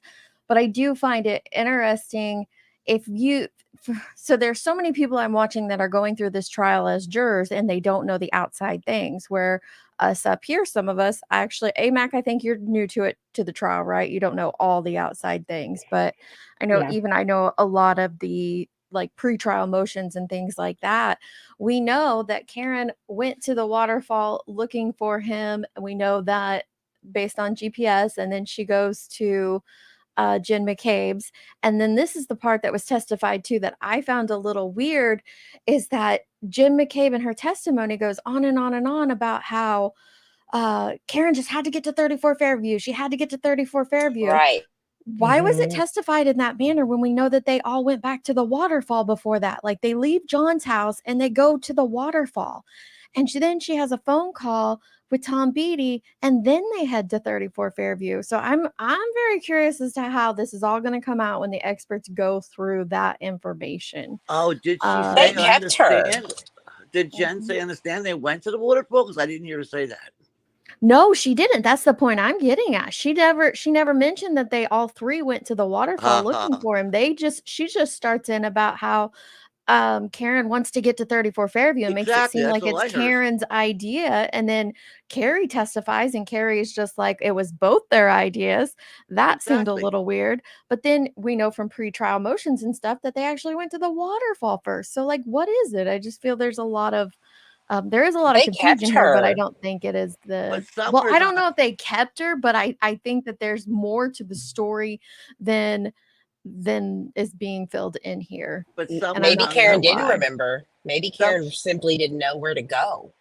Mhm. somewhere is on the stand. She says, well, I think when she was home, she was telling them that I don't know. She was telling Lally that when Karen called and said that, she's maybe John met with Chris at the waterfall, and I'm like, but you left with Chris. You all left together. Why would she think that? I thought it was interesting that in oh gosh, what's her name? Carrie, in Carrie's testimony, when she talked about how she had heard the conversation that was happening through the Bluetooth in Bluetooth, her yeah. car. Yes. Weird. Yes. And she mentions that Jen had said to her, I saw your vehicle pull into their driveway, and then Yeah. she was like, well, let's go there. I thought that was really interesting to hear. And I wish that there were ways that you could, like, in the same way that where you're doing this live stream and you're highlighting things, I wish that on like the court feed, they could highlight things like that, and be like, look at I this. know. It would And be some of this so stuff, like, helpful. I'm watching it live, but this is why I also go back and watch all these recaps of it, because Right. these lawyers, especially the lawyers, but there's also good just like plain old commentary channels covering it. Allie and Bendy are doing a great job, and Criminality is as well. But they're catching things that I didn't catch. And I was like, oh my gosh, which makes me wonder, okay, how much is the jury catching? I know. But I'm hopeful that there's, what, 20 some of them that they're catching bits and pieces, and when That they go into someone is catching I it. think it's gonna be a long deliberation, I'll tell you that much, though. I think so I do. too, but I think the problem is, like, it is the story.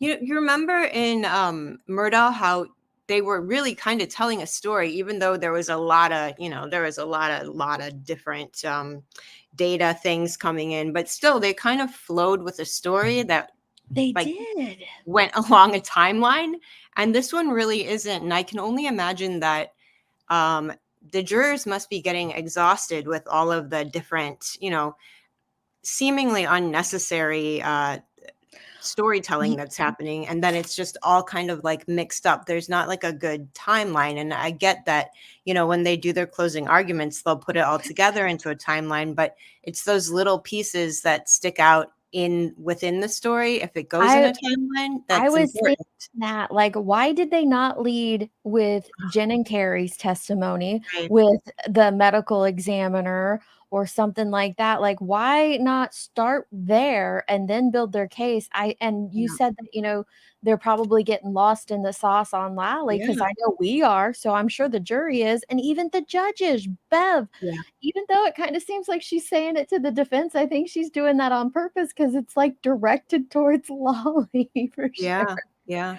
I Oh, mean, and Lowry's told us about every drink that everybody had, oh my gosh. and how much snow, and was it snowing, and what if whatever, about everything. I just want to smack him through the TV. Like, move on. We don't need to know. What about the basketball game?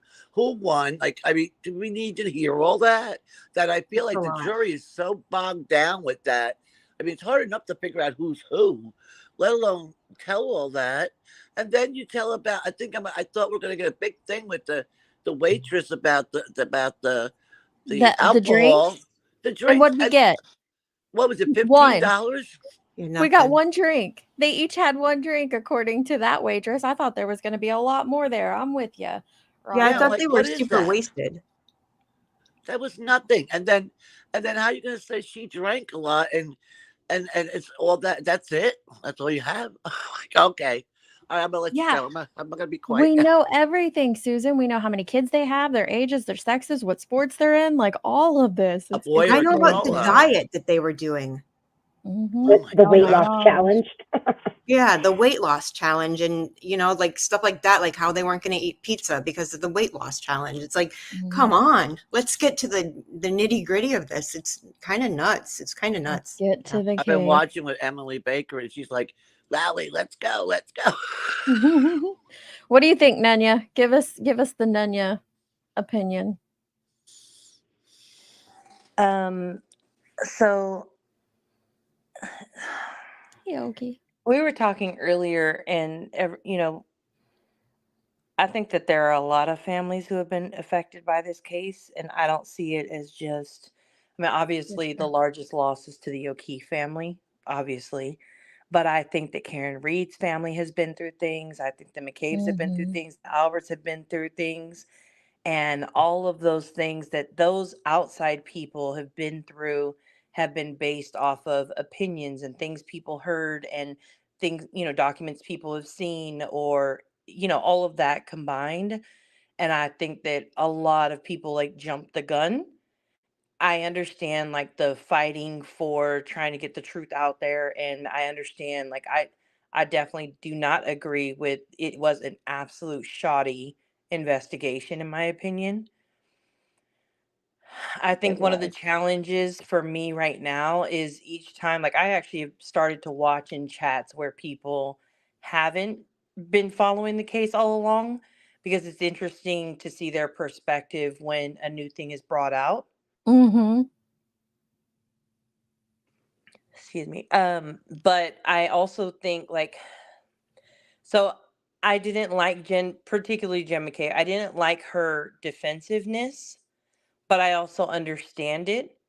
Because one, we all know that like, come on now, we know butt dials don't happen like that on iPhones. You have to unlock an iPhone, even if it's just a swipe up, unless your hands are like rubbing against the phone in your bed at nighttime, just in the right way to unlock your phone, and you have no Face ID, no passcode on your phone. Most people do, but my mom doesn't, and she's older, so maybe that's, how she gets down. But the butt dials, the deleted messages, the shoddy investigation, all of those things add to the questionable behaviors of these families and of these people, including law enforcement. But that doesn't mean that, like, what if, right? Like, what if what she's saying, some of it is true? Yeah. Like, I do think that her family has been harassed. I don't take that away from them. I also understand that her family was harassed because the public was outraged at the fact that there are definitely some missing pieces in this puzzle and definitely a lot of people who have a lot of questions, and they have been very elusive to said question. Even on the stand, she was elusive to questions. Yeah. One of my biggest beefs with her though was her looking at the jury. Jury. Yeah. That bothered me so much It felt because manipulative. Amber it Heard. felt like, and I get the look of it, right? Is you're trying to connect with these people to get them to believe you by looking at them. I understand that, but for me, it just came off in a very Manipulative. yeah. Yeah. Yeah, it was Reminds just me of so Amber weird. Heard. Yeah. Yeah. I can understand why she's defensive, obviously. And I do think it's important that that was mentioned, to give people the understanding of, this woman is frustrated, but my God, that was painful to watch those 3 days of her. My goodness, I have a question though. How come they don't, how they kind of just stopped with her testimony and everything when, well, her testimony ended and they didn't, I would like to see the expert come in and talk about the cell phone data now rather than wait. You know what I mean? Yeah, I Yeah, I don't know really when he's loved. on I the mean, list. they already put the Celebrate stuff up, which of course we know Lolly's not going to call them next because that would be I too much know, like right and too but much wouldn't in that be order. nice? But it would be nice to see somebody come right behind her as she Yeah. says. I mean, and he kind of points it out, like she's like, "Yeah, that 6 o'clock one, yeah, I did it. Oh, this 6 o'clock one, yeah, I did it. That's accurate. What about the 2 1? No, that's not accurate." and then it Well, just how stops can there? yeah, like how can one report have three items on it and only two are accurate? Like, so I mean, I feel like No. the defense's whole job is to make you doubt Right. what you're being told. So I feel like they are doing a good job in that Definitely. particular sense.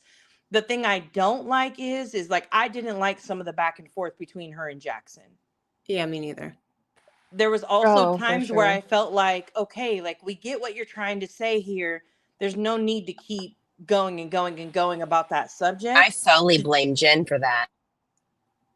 See, Oh, and see, to me, I no, don't I because don't solely blame her. yeah, like and again, I get like there were times where I agreed with her. Like he asks a question, she gives an answer, but her answer isn't a yes or no. Like there's more to Right. it, which is why I do agree that they open the door.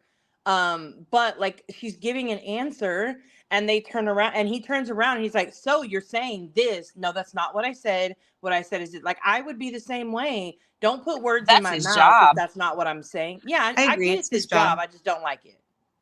It's difficult to watch though. That whole back and forth about like just say the words, the house long to die in the cold or whatever the phrase was. When they were going back and forth, like kind of sparring about trying to get her to say that out loud, I was like, this is just ridiculous. You know what I mean? This is But I do think it was a little crazy and it went a little Yeah. far, but however, the impact, Yeah. it was Yeah. important. You agree. wanted to hear that straight from her mouth. And she wouldn't And I say also think that she was being very combative. Yes, And she it didn't was. need to go that way. Like she wanted to control the conversation a lot of times. And She Yeah. said, "You tell me." yeah, Yeah. go Excuse answer me? that Controlling. question. You would know, that kind of thing. That Like there doesn't. were times where like her comebacks to him or his comebacks to her, I was like, "Ooh, that was a good one." Like when she says, Mhm. she kept saying, "You put these things out on social media, Mhm. right?" And Mhm. I appreciated, right, when he clarified for the jury to hear, I don't have social media and I didn't put anything out on social media. Right. And then she's like, "Well, the bloggers did."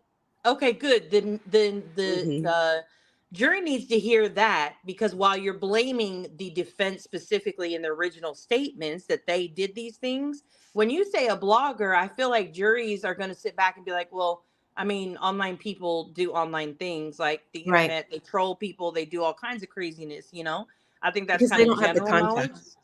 So I feel like, that back and forth kind of gave them some context to, oh, okay, so it's not the defense that Yeah. did something here. It's online bloggers. Okay, good. But Okay, I get it. they're not probably going to get that whole story. You know what I mean? So as much as Jen McCabe is looking to the jury, to tell her story or whatever, and she's trying to like win them over in some way or get them to sympathize with her, like that kind of back and forth and combativeness doesn't win a jury over. You know what I mean? And unfortunately, the thing about juries is that they're really unpredictable. You never know which way they're going to go, really. You Which know what is I I mean? kind don't of what think I said harassment should have been earlier. open. Well, Hmm? I agree with you there. I don't think I think that Allie's coverage of the harassment was good. It was appropriate, Mhm. and it got the point across to the jury. I don't think the door was opened. I agree with the lawyer's commentary on that one, that I don't think the door to harassment was open and therefore shouldn't have came in. However, I just lost my whole train of thought because I read a comment in the Well, chat. Karen didn't do it. Karen didn't harass them. Right. That's the defendant that they're talking on. Right. It was some randos. So it's not relevant to Right, me, and it Susan, shouldn't I have been agree in with there. that. I agree. Yeah. It is BS and it shouldn't happen. I think it has no place here. And I do agree with Emily and Tragos. They both stated and what we've been preaching for forever, that when this stuff happens, when the outside noise makes its way into a Yeah. case, we're going to see less and less what is it? Like openness between the court and the public. And that's a scary thing. That's It when our is. country should be afraid, when we are being restricted on things. So I understand the need to not engage that way. Nobody should be going real life. We preach that all the time here on this channel. I know so many others preach that as well. Yeah, JLR hit him up there harassing people, completely wrong. As well as others, like things that took place before the trial, before any of us even knew about it. Some of that too far, for sure. But pertaining to the trial, that has to do with the online noise surrounding the case, and that's not necessarily Karen's fault. If it Right. is Karen's fault, then that is something that they'll prove in a completely separate case or whatnot. And Right. If I Karen don't think directed it the quite makes harassment, sense. sure, talk about it. Yeah. Yeah, Oh, I know what I was gonna also. say was real quick, Nanya, and then I'm gonna let you speak. But to 867, how the jury perceives that. It's one like that was what I was mentioning earlier about this jury being made up of locals, obviously, it's a jury, Right. and them being so in tune to the nuances of the area and the way people act and the way that they react, hotheads, things like that, and them being a little more accepting Yeah, of you're right about Jen's that. testimony to where we might not. We're like, "Oh my gosh, look at that." Some of them might just say, "Oh, that's completely normal." You're totally right about that. It is like a very regional kind of thing, you know what I mean? Yeah. So for people watching from the outside, you're right. The nuances of communication in that specific region is important. It is. Anyway, I just popped up to mention Well, I that thing about appreciate the it. Jen McCabe, Karen Reed conversation that they heard, that Carrie Roberts heard over the phone. So I'm going to hop down. Well, But thanks for doing appreciate this. it. Come up anytime, and, we love hearing different opinions, so Yeah, I thanks. really appreciate it. Bye. Thanks, love. What were you saying, Nanya, before I cut you off Kanye style? Just call me Taylor. I was gonna say somebody had mentioned it in the chat, and I was like, oh, that's a really good point. They had mentioned in the chat earlier that like you have to understand the jury is seeing things that like we won't be able to see. So like we Mhm. can't see them or how they're reacting to things.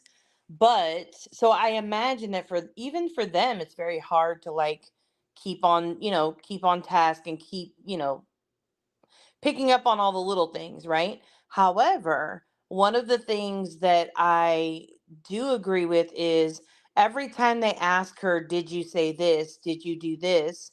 They have to show her evidence that she has done those things for her to say, "Yes, I did that." And that the jury is going to be seeing, like, why does this lady need everything brought over to her to prove, everything that happened that night, except for the I hit him, I hit him, I hit him. Yeah. And then behind that, they heard that that didn't come out until after, other stuff had been happening. And so when that is shown, or after she meets with Elizabeth Proctor or whatever, but like when that's shown, I would imagine that the jurors are like, well, wait, that doesn't make much sense to me. I think the jurors just threw out everything Jen McCabe said. They didn't like her, they didn't Mhm. like Jackson, just throw it all away and start with the next person. So then when Carrie comes up, and the crowd, like, I think that they're listening to the people who aren't defensive, who are honest and sound like they're telling the truth. I think that they took notes on the next three witnesses after Jen McCabe. I agree. Well, I I think it's agree. important not to be defensive when you're asked a question. And then if you need clarification, it's really simple. Just ask it. It may be easier said than Missy's done, though. It would be easier said than done, but Missy's Angels brings up a good point. This is something I never even thought of until it was kinda alluded to in court. I found that really interesting. I wasn't sure.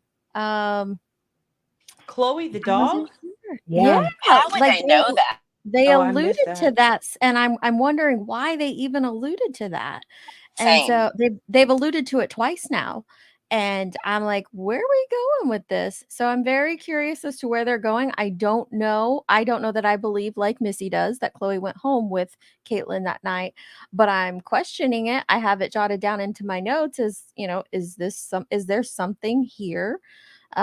Because they have made an allusion to that, and Lolly's even, made a point to bring it up, like, did this like emphasize that Caitlin did not take Chloe home? So I'm very interested to see where that goes I for totally missed sure. that. Oh yeah, I'm they're talking all the time.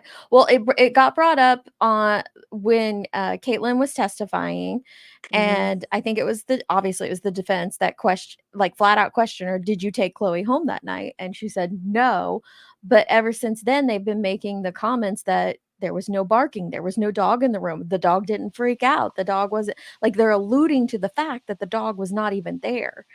And why was Yeah. Caitlin the last to leave? Did something happen? So I'm very Why did Jim interested to McCabe not see where they go know? with this. Why did Well, Jim that's McCabe not know interesting she because left?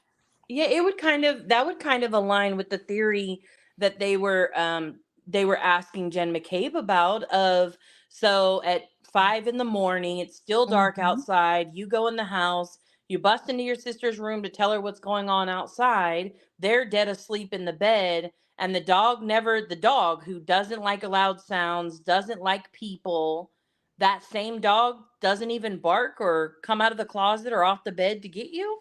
And And that's why Karen, 360 was brought up with Allie, because she was supposed to know where she is at all times, but she did not know until a year later that Colin was picked up by her own daughter. Yeah, that thing with the dog, I didn't hear that about that. Thank you for letting me know about. I didn't know like Yeah, where go they. back and listen to Caitlin, her testimony. It's pretty short. It's I'll short believe enough you. that you guys can listen to it on 2X and I catch believe it. it, I but missed that part, but yeah, it's I mean, interesting. if you come barging in my room and one of my dogs are no longer with me or still alive, you ain't making it too far. Yeah, that's what a lot of Especially in people the said. middle of the night like that. A lot of people said the same thing. And then a lot of my family are in the police force. You're not going into a police officer's home like that at 5 o'clock in the morning, unannounced, and just barging in without like thinking something's going to happen to you. Especially if you work for the fugitive unit. And all the commotion outside and the dogs just not making any noise. Yeah, that's weird. None whatsoever. I find it interesting. It's an interesting theory to think that was, did somebody take her home? And if someone did take her home, I always like to think that there could be an innocent answer to that. But if they're hiding it, then that doesn't look so innocent. So it makes you wonder.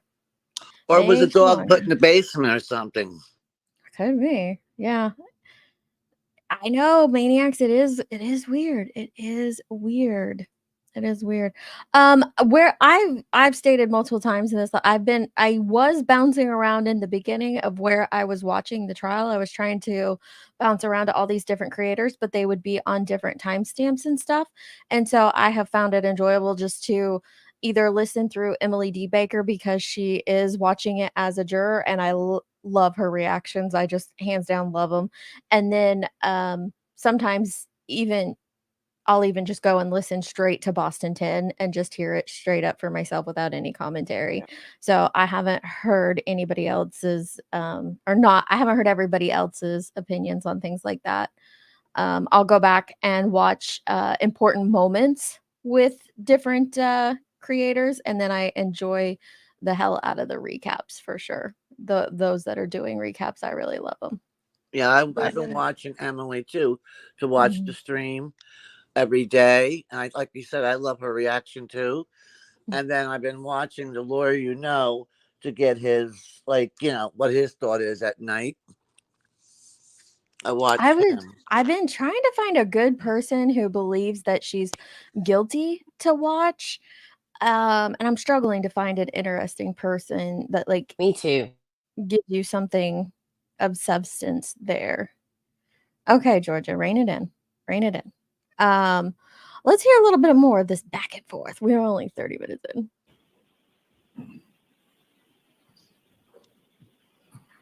For the record, Your Honor, this is about runtime 12:10 and 17 seconds or so. If you could move that up to 12:10 and about 45 seconds. That's close enough.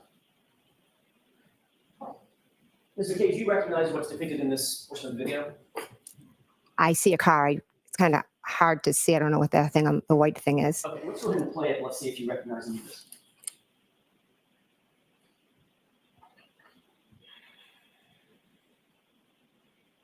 Pause, please. That's a terrible place to pause. Move further. It's also not super clear. Can you see a person in that video? From where I'm sitting now. It's a little tough. Yes. Let's go ahead and play it forward. Well, actually, we can hand that just a little bit. Did you see a person in the background right there? I honestly can't make out what that is. Let's play it forward and see if this helps. Okay. Now do you see a person? Yes. The lighting is terrible. I apologize. Not my video. Do you know who that person is? I don't know. That's you, isn't it? I can't tell from that picture if that's me. Come So you play a on. little bit further forward.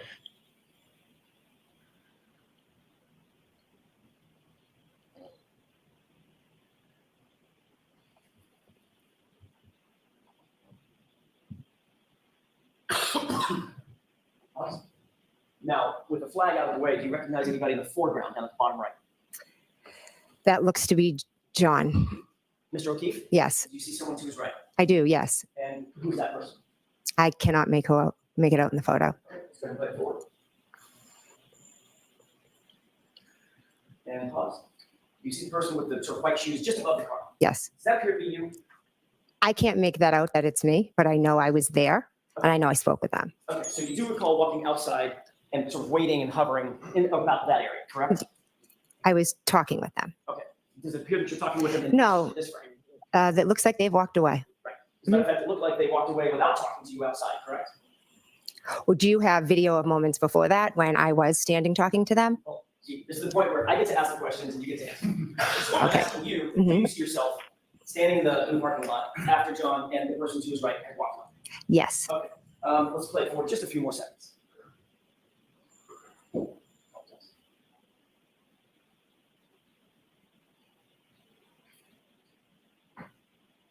Pause. And what do you appear to be doing at that moment? Walking to my car. Okay, so you turn around and left after Mr. O'Keefe and the person to his right walked away, correct? Correct. As you sit here, even though the video leaves a little to be desired, you know that John O'Keefe left with Carrie, correct? Yes, So the person to his right, the more petite person with long hair, that would be Carrie. I would assume. Okay, so you waited out in the parking lot for a few minutes after you said or joked, "You're coming with me," or something like that, correct? I wouldn't.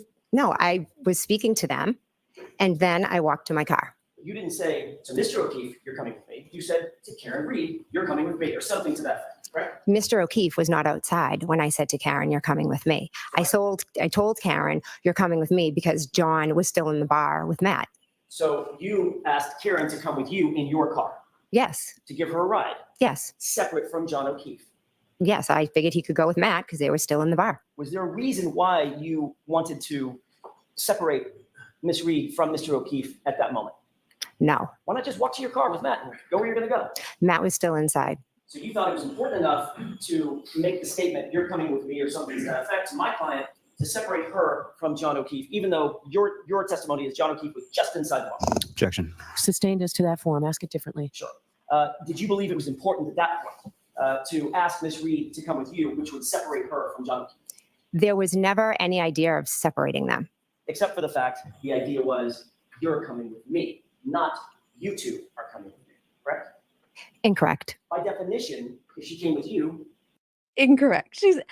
And I get that. Like 867 says, Jim McKay reminds me of this cousin I have that is super challenging when caught in lies. There are also just people who are just super challenging in general. No matter what is presented to them, they're super challenging. And I have a feeling she is that type of person as well. And not that that's a negative thing. It's a personality trait that some people possess. But some of the few witnesses that no matter, like, you just found them so believable, and that was Mrs. Kolakethis. And so we already had her testimony. And this is why I wish the prosecution or the Commonwealth, whatever you want to call it, if they would have paid better attention to their lineup of people. So we had Mrs. Kolakethis already testify as to what Jen McCabe said here. She had no stake in that. She had no reason to play it up or play it down or anything like that. And she's the one who told us that she came up, grabbed Karen Reed and said, "You're coming with me." And that's the way Mrs. Kolakethis said it. So I found her testimony to this situation to be a lot more believable, but I also think they get stuck on this for a while. And I'm not sure if it matters. Do you guys think it matters too much? No. Yeah. No, I don't. I don't either. I Yeah, will it say- does. That right. It seems silly. A lot of the surveillance in this case sucks. I think the inside of the bar is the only clear surveillance we get.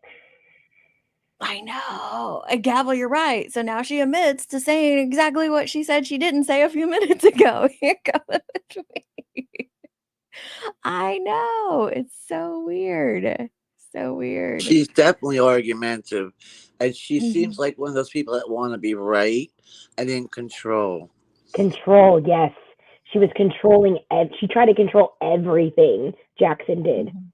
She even, like, when he said my approach to the judge, she said, "You may." I You got a may. kick out. Yeah. Oh gosh, I missed that. It was wild. Yeah, I have seen the video going around social media of Colin in a fight. Apparently, there's another one that's going to come out too. So I found that to be interesting, but I don't know if it really matters too much. But let me skip ahead a little bit here because they kind of go back and forth on that for a hot minute. I think it's just going to make Colin look suspicious to the jury. I think that's all it's going to do. Okay, this part coming up. Yes, Pookie. Is really interesting with the Phantom Jeep. With the court's permission, please. Okay. Do you recognize this?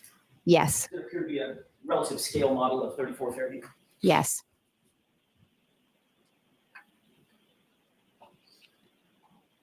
This would be the front door, correct? Yes. And where's the mailbox? If you can point to it with the laser pointer. Okay, so you're pointing to an area just in front of a car that's in the driveway, correct? Yes. And then the driveway's to the right? Yes. And then along this line is the front lawn area and property line of 3430, correct? Yes. You indicated that that Jeep was just a little bit in front of the mailbox, meaning about there, correct? Yes. And the rear end of that Jeep would be butting up against the driveway, Yes. or at least the line of the driveway, correct? Yes. That's quite a bit of detail about where that Jeep was. Would you agree? No, because I drove down the street and I took a left into the driveway and there was a Jeep there. Okay. What I'm asking is, you didn't just say, your memory is not just somewhere in front of a house. It's literally right in front of the mailbox, the front end of it, adjoining the line of the driveway, correct? Yes. That detail obviously stuck out in your mind. It did because I was wondering whose Jeep it was. Did you discuss that detail with your husband at any point? Not sure. You're not sure? Might have. I'm not sure if I said whose Jeep is that. No, I don't mean then. I mean between then and now. Have you and Mr. McCabe ever discussed where that Jeep was, your memories of where that Jeep was? Possibly. You're aware that he put the Jeep in the exact same place that you did. Who did she look at? Are you aware of that? I am. Oh, wait, no. The jury. Excuse me. Repeat the question. You're aware that he puts the Jeep in the exact same spot you just put the Jeep, right in front of that mailbox. Right? I know he knows where the Jeep. Hang on. She just got caught in it. Listen to this again. Somewhere in front of a house. It's literally right in front of the mailbox, the front end of it, adjoining the line of the driveway, correct? Yes. That detail obviously stuck out in your mind. It did because I was wondering whose Jeep it was. Did you discuss that detail with your husband at any point? Not sure. You're not sure? Might have. I'm not sure if I said whose Jeep is that. No, I don't mean then. I mean between then and now. Have you and Mr. McCabe ever discussed where that Jeep was, your memories of where that Jeep was?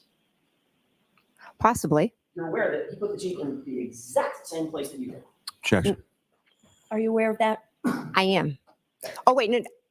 Excuse me. Repeat the question. You're aware that he puts the Jeep in the exact same spot you just put the Jeep, right in front of that mailbox. Right? I know he knows where the Jeep was. I'm not aware what he said in here. Does he know where the Jeep was because you told him what to say about the Jeep? Absolutely not. It's because we drove together in the car and I asked. I possibly could have asked. One at a time. So then they go into the little argument here about one at a time. But I find this Jeep thing so interesting. I'm with you, Missy. Like, I can't figure out the Phantom Jeep. The Jeep that nobody else saw. Now, Nicole Albert alludes to it a little bit. She's like, I don't know where he parked. He could have parked maybe in front of the house, but I don't remember seeing it. Then Brian Albert he's the first one we hear testifying to the Jeep being parked in front of the mailbox. Then we go through all of the other eyewitnesses. We have Julie Nagel, we have Brian Albert Jr., and we have Ryan Nagel and the two other individuals in the car, and they mention nothing of a Jeep. And then the McCabes testify, and they testify that there's a Jeep there. You would think if there are 3 vehicles in the front of this house during this whole time frame, we would have heard it from all those other, what is it? how many other? 3 in the car, Julie, and Brian There's Albert, one and other 5 person. others. There's one other person in the very beginning that mentions the Jeep, and that was Nicole Albert. She said when her and Brian were pulling up that Brian Higgins was there before him, and he was in the driveway, like he cleared the driveway. Yeah, kind he of. was. Yeah, but she doesn't. She says she doesn't put it anywhere. She's like, he could have parked in front of the house, but I'm not sure. So I take hers out because she doesn't put it in front of the mailbox. But Brian Albert and Where did the Ryan Nagel McCabe's park? put it there. I thought she just said he pulled it in the street. That's all. I mean, he pulled Mhm. out and pulled in the street, Yeah. but she didn't say where in the street. Right. What'd you say, Eve? Sorry. Where? You're That's fine. okay. Where did Ryan Nagel park? In the driveway? He pulled up right in front of the driveway. That's what everybody has testified to. He pulled in front of the driveway. And so the Jeep that it's right beside him or in front of him. So It would have it's been right. weird. It would have been in their way. He wouldn't have been able to see all the things that he saw pertaining to Karen's vehicle with a Jeep with a plow in front of them. It's so weird. Yeah, it's So I So supposed why to do be they want the Jeep there certain. or not there? Yeah, I that's don't my know. thing is I don't understand. Like I hear this talked about consistently, and people are like, "That's really weird." I don't understand why this is important. Like I don't The get only why thing, they're like they talk about it a lot, but I just don't know why. I think because the it's thing that Higgins' bothers Jeep, me right? with the Jeep is Well, yeah, that but it's Nobody, his Jeep. But what? Okay, so let's just say it is parked in front of this mailbox, no one said right? he was hit with a Jeep, by the way. Nobody is saying that. What? We're questioning how the Jeep came into the testimony, and And why? only 3 out of the 8 individuals saw the Jeep, but nobody's saying he was hit. Stop. What? well, this is I don't something know. that bothers me. If Karen's car was first, then the Jeep, according to Matt and Jen, then the Jeep was behind Karen, and then Nagel went behind the Jeep. If something happened, how could they say it was Karen and not the Jeep that could have done something to him? That's my thought about the Jeep. Not saying anybody's saying that anything happened with the Jeep. That's why I can't wait to hear Higgins tomorrow. I know. Ryan Nagel said no Jeep. Right. I'm reading it now. That's He true. did. So He And said he Nagel said there was no absolutely Jeep. said that. And here's my question too. So apparently, the testimony became with when Nicole Albert gave her testimony, it was that Higgins got there before them and he was plowing the driveway. Everybody else's testimony to that day was that at this time, the snow was barely sticking to the road. So what did he plow? Thank you, I 8675. just spit my coffee out. my unpopular theory is that John may have been moved with it. Now I know that's very far-fetched, so I'm not saying that's what happened, but it's a possibility-ish to me because of the scratch marks if the dog wasn't involved. I don't know. I don't think a plow would cause those marks either. That's just my honest opinion. Well, my I'm thought just was like, maybe Karen ugh. dropped him off, like she said, and the Jeep was behind her. And when she dropped him off, since Higgins and like Higgins somewhere is like something to do with that other place the week before, Higgins was flirting with Karen by text. And I'm wondering if there was a little dispute in the front lawn between Higgins and John, and maybe accidentally he hit him with the plow. I don't see. I don't find that believable either. I'm just curious as to why they are inserting the Jeep now into the story and what it means. If it means anything, it might mean absolutely nothing, but It it's might mean definitely an inconsistency amongst all the testimony. We'll find out tomorrow, potentially. Higgins is Hopefully. testifying. I know. I hope he takes the stand. I do too. I'm really worried. And the pig DNA. Yes, I want to know more about this pig DNA. Somebody was eating pork ribs. It could have been taters, bacon from the potato skins, or pig ears. Oh, right, that's true. That's a dog true. can eat pig ears or pork snacks.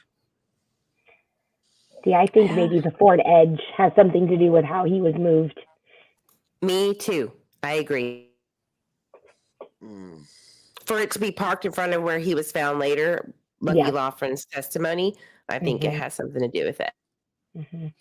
I hadn't either, Copa. I had never seen a Jeep with a plow, but I Googled it because I was gonna do a clip on it, and I just haven't done it yet. And it's a pretty common thing apparently for Jeep owners to put plows on the front of their truck or front of their Jeeps. It's very Oh yeah, I'm from up interesting. north. We get snow, and people put like it's not like a big plow, but they put a plow in front of their Jeep so they can plow their driveway, or instead of Mhm. it's popular. Yeah, it's interesting for sure. Joseph Scott Morgan said injuries from vehicles always have injuries to their low. Oh, Nunya hopped down. But Nunya and I actually started digging into a case the other night, and it is about Noah Pressgrove. If anybody else has dug into this case of Noah Pressgrove, he's a teenager in Oklahoma who was murdered, believed to have been murdered, possible accident, and he was found alongside the road naked with all these injuries. Oh my gosh, the extent of the His head was injuries are just atrocious. But one of the things, and we're reading this article about it, and all of his injuries are to his head and to his upper body, with a few minor things like abrasions on like his butt cheek, but nothing, no like major injuries to his lower body. And the article states that law enforcement concluded that it was not from a vehicle accident because of the lack of injuries to his lower extremities. And I was like, this is like the exact same thing we know with Officer O'Keefe, was that there is not injuries to the lower half of his body. So it was very interesting to see how one law enforcement agency or coroner came to that conclusion because of the lack of injuries, where another one doesn't even mention anything about it. Because it was like 2 in the morning, Queen Bella, and I told her that too. I was like, "Oh, we should be doing this live." We might. It's a really interesting, What about Stephen case. Smith from the Murdoch case Yeah, him relation? too. Mhm. Mm. I wonder, Gavel. That could have been strategic too. Like maybe the Commonwealth knew their testimony would go quick and Higgins is going to be long testimony, or could it be something as if um could it be something so much so that they knew about this stuff that came out today? I don't know. There's a lot to wonder there. I gotta jump down, Deets, but thanks for having me. Thanks. Anytime, AMAC. Anytime. Thank you. I see you in the chats talking about it all the time. I'm like, you got to come up and talk about it with us. Definitely. Thank you. Other than the trial, so I've been following the things that came out outside of court. Could I have hit him? Which I understand why if you're being told that you dropped him off. Who knows? Yeah, it was an interesting thing. It just screamed out to us the fact that, they're staying with him. He absolutely did not, Noah wasn't involved in a car accident because of the lack of injuries. Time, please, ma'am. I'm sorry. I didn't mean to step on your words. I thought you. That's okay. You can continue. Thank you. Appreciate that. I don't think we got your answer, though. Okay. Yeah, I think Madam Court Reporter was asking for your answer. Can you repeat your answer? To the question of, did he know where the Jeep was? Whether or not you told him where the Jeep was. I did not need to tell Matt where the Jeep was. He knew because we were in the car together. But you two discussed it. When are you asking? At any time between January 29th and today. I'm sure we have, yes. You were also interviewed by Trooper Proctor on January 29th, 2022, correct? Yes. And you were asked a series of open-ended questions. What did you see and where did you see it, correct? Yes. Have you put any words in your mouth? No. They told you what to say at that time. No. And you told Trooper Proctor that when you arrived at the scene, after you got there, No. And you were asked a series of open-ended questions. What did you see and where did you see it, correct? Yes. Have you put any words in your mouth? No. They told you what to say at that interviewed by Trooper Proctor on January 29th, 2022, correct? Yes. And you were asked a series of open-ended questions. What did you see and where did you see it, correct? Yes. Have you put any words in your mouth? Vehicle, meaning Miss Reed's SUV parked on the street by the driveway facing the direction of Chapman. Correct? Do you have something I can look at to refresh my memory? Sure. Do you not have a memory of exactly what you told Trooper Proctor? Well, I know what I'm. Yes.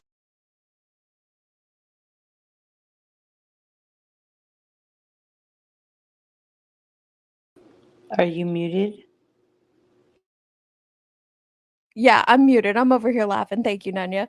Have you ever heard any other witness state something like that? Like, maybe she's a trial watcher. That's a possibility. Maybe she watches true crime, follows true crime, and watches trials. Or she's been watching this trial. The whole, like, can you show me something? Like, it's very, of course, she has been at this point through 2 grand juries. So while the defense teams aren't there, I don't know how the federal grand jury would go if it's a back and forth, like a prosecutor Maybe calling her off, or if lawyer. it's just one. I don't know, but it seems very it comes from someone very much in the know of a proceeding. That's how I take it. And it's so different than I don't recall from all of the other witnesses. Can you show me something? Like, it's does anybody else find it weird, or is it just me? I find it weird. Let's see. What did we I have find it weird. 72% find Julie Nagel's testimony not believable. Interesting. I'm with you, Gavel. So- I think everybody has watched it. Go ahead, Nanya. I'm going to do a new poll. That's okay. I think for me, because everything she says is so torn apart, I just think, like, if it was me in her circumstances, well, I mean, one, I do recognize there's definitely some dishonesty happening, but there's other times where I think, like, hell yeah, like, if I'm not sure what you're talking about, I'm definitely going to ask you. You And are, if I yeah. feel like you're twisting my words, I'm going to want to clarify. And then if you're saying I said something that, like, fits perfectly into your narrative, yeah, I need to see that. You know? I don't know. But I it's thought not she just the fact prepped. that her asking to see something. That's not my point. It's the manner in which she says it is very trial-like. Maybe I'm Yeah, not saying it right. Mm. It's yeah, it's not like, very. it's not just like, look, I have no idea what you're saying. You're gonna have to show me something. Or I don't know what you're talking about, and let him lead you to it. It's just it's the verbiage she uses for It's me. very controlling. Like she wants to have it in her hand. But the thing is, I understand her saying that, but even after he answers something and lets her read it, takes it back and questions her on it, she still wants it back to review it again. That bothered me. It's like, it's not like you get a cheat sheet. You're supposed to have some memory in it. You know what I mean? Yeah, Right. I mean, for those who have watched trials before, right? Which I get, like, there's that experience there. But for me, who's never, like, I've never watched a trial start to finish, so this is kind of my first time watching it. I just don't see, because I don't know. And I would imagine that not lawyers, jurors, right? They don't have that experience either. So I think that they Some would might. just see it as like a clarity thing, because I don't know that that's how, that's very lawyer like or very trial proceeding like. See? That's true. Great point. Great point. This is why we keep Nanya around. But she Yeah, prepped can with you? Lally. She always has the logical. I like her. She does. I love it. I always love getting the other side from her. But she did prep with Lally, and we do get into that here in a minute. Yeah. And I agree with Cindy J here, like, as a housewife and that's not a degrading thing. That's just what her title is right now. She was a teacher previously. I agree. She probably does watch trials, or at least listen to true crime. I mean, our country is obsessed with it on all levels. Thanks, Amber. What did Amber say? I'm trying to get down there. We'll keep you, Nunya. We'll keep her for sure. We love it. No, I do. I love that, that's why her and Gabble and those that I'm, Melissa, Allie, those that I'm really close to chasing, like, I love that they make me think like that. And those are the type of people you want around, to keep you thinking about those things. the opposite side. K-Pick says she was definitely watching. I mean, she did say it herself and caught herself. I agree. Yes or no? You need your memory refreshed? I would like to see what the report says, please. Permission? Yes. Thank you.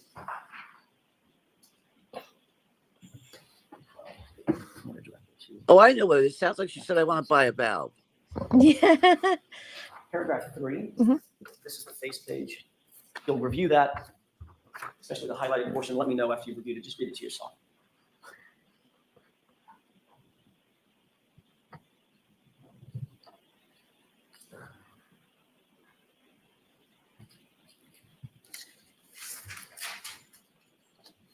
Do you have that?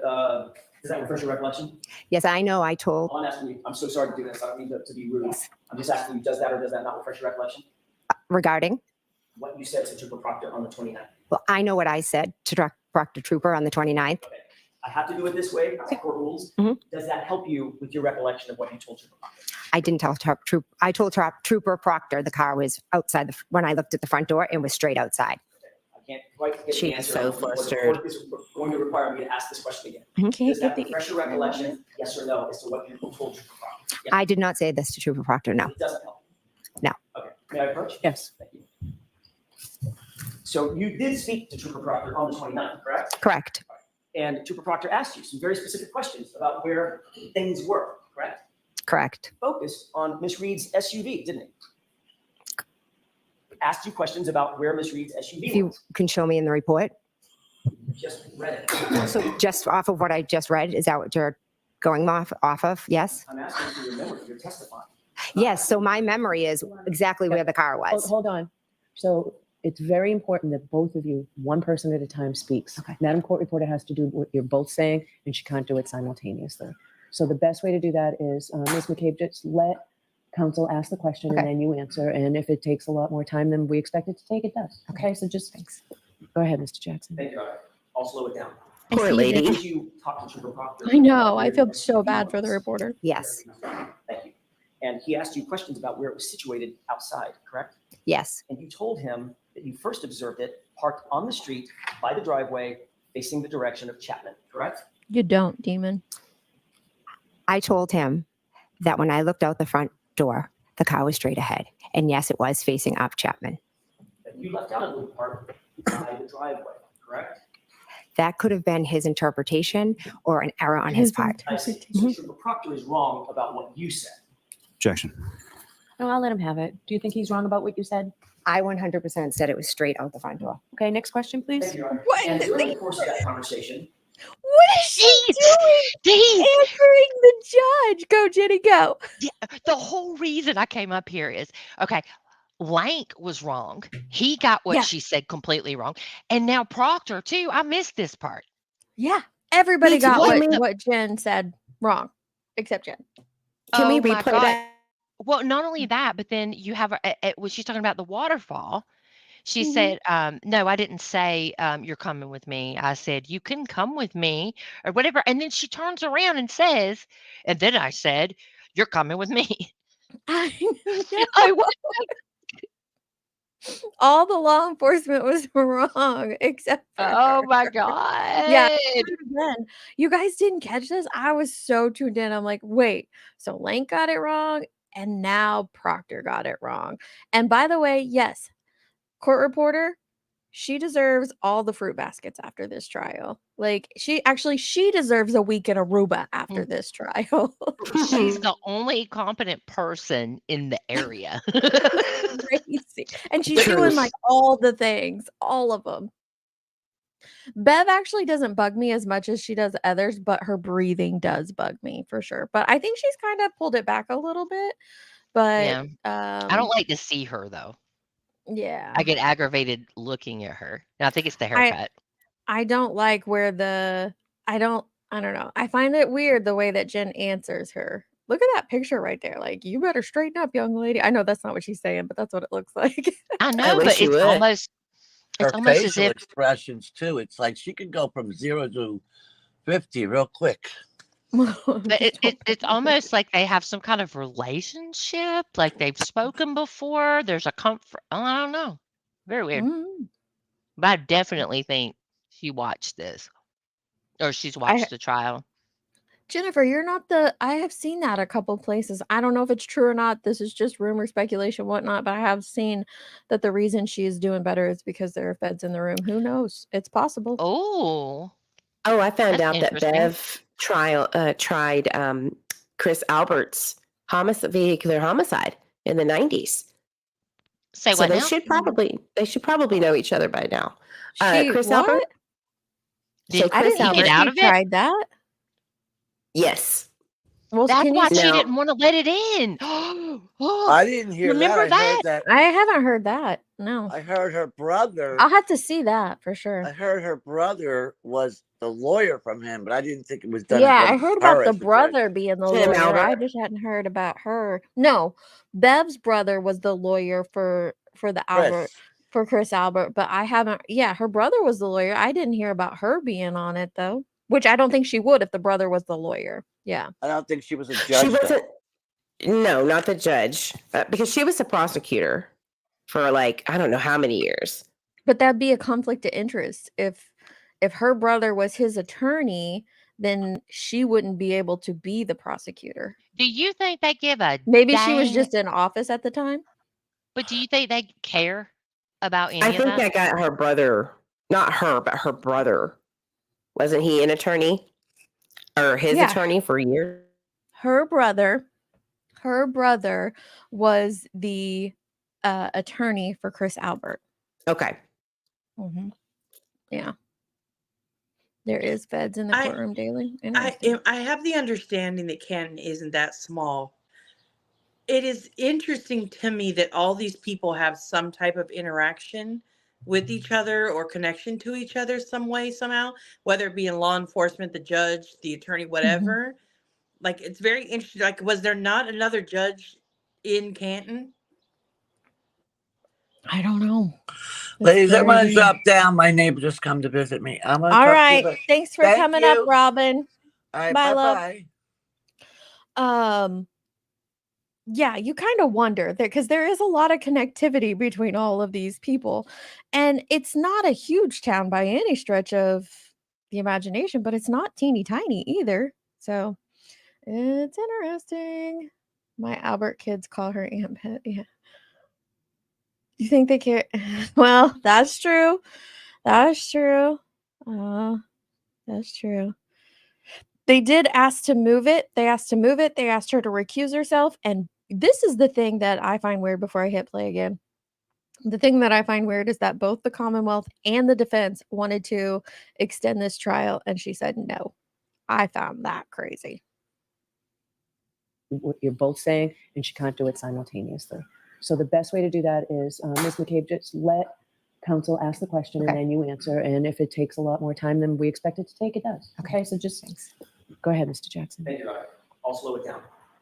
Did you talk to Trooper Proctor about where the SUV was? Yes. Thank you. And he asked you questions about where it was situated outside, correct? Yes. And you told him that you first observed it parked on the street by the driveway facing the direction of Chapman, correct?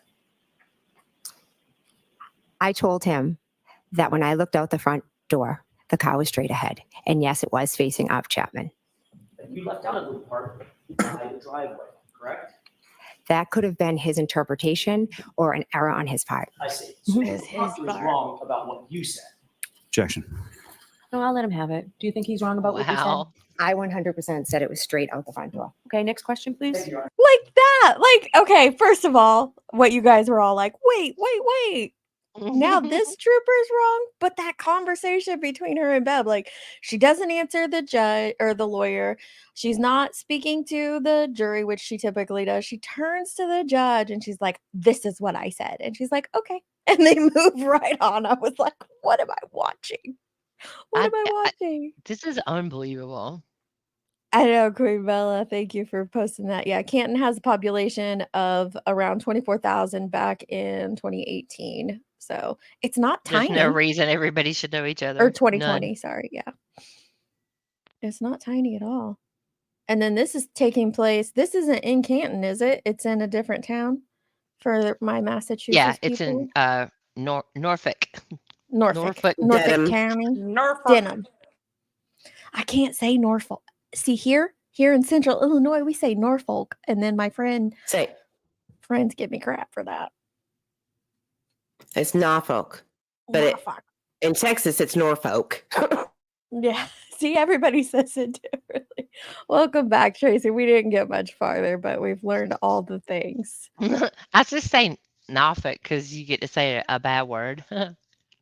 Yeah, that's how Tracy told me to say it. She's like, say the cuss Norfolk. word. Say nor and then the cuss word. Yeah, Ribby, just like that. That's what she said. I was like, all right, I'm trying.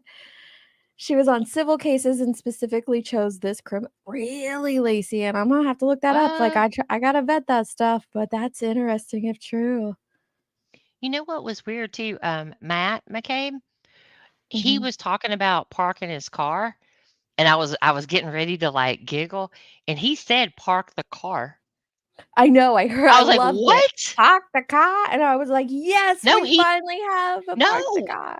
he literally said park the car, not park the car. I thought he was gonna because he has the Well, then accent. there's another time where he says it with an accent. Probably, yeah. 'Cause But I was I very have a clip of surprised. it, so I know he did one time.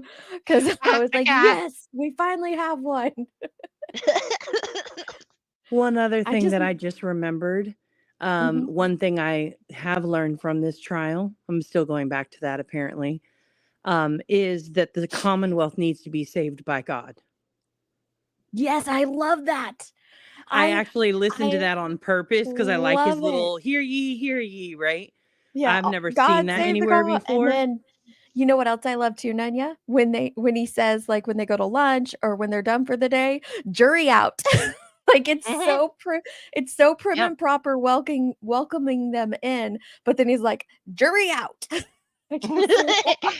Yeah, you remember in Murdoch, he would go, "Bring the Bring the jury, jury. bring the jury," every Yeah, day. They all Emily have their has cute little that thing. as, like, a sound bite, so she plays it every morning, "Bring the jury." Oh, cool. But Yeah, that's not abnormal, Nanya. The bailiffs are always very not always, often, So do they or all say, like, depending on the No. state, like, God save the No. the state of some of them do. Texas, or Some I of them do. haven't heard him. Have you heard how they say it, Jenny? I'll go play it real quick. Yeah. This is Okay. at 4560, just remember that. Like, I think it's adorable too. Let's see.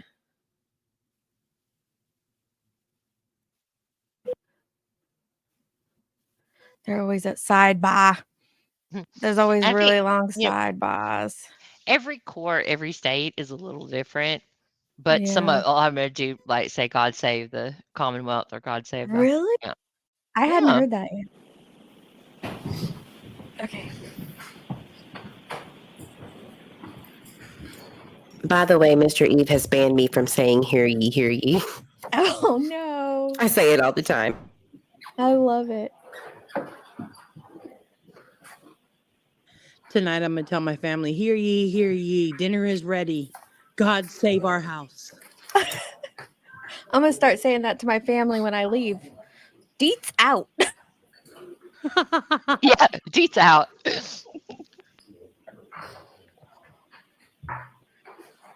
Come on, where's the hear ye? I like her shirt or dress, whatever it I is. do too. She's fashion.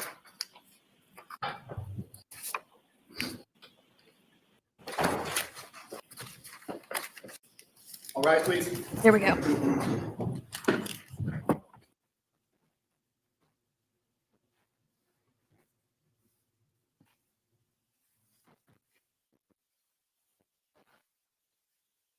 It's such a tiny courtroom. I cannot believe it.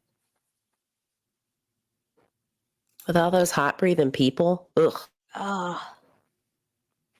I tell you what, that John O'Keefe's sister-in-law has like my favorite style. I know that's a whole nother thing, trial style. She does. I love the The sister-in-law Bohemian look. style. Mm-hmm.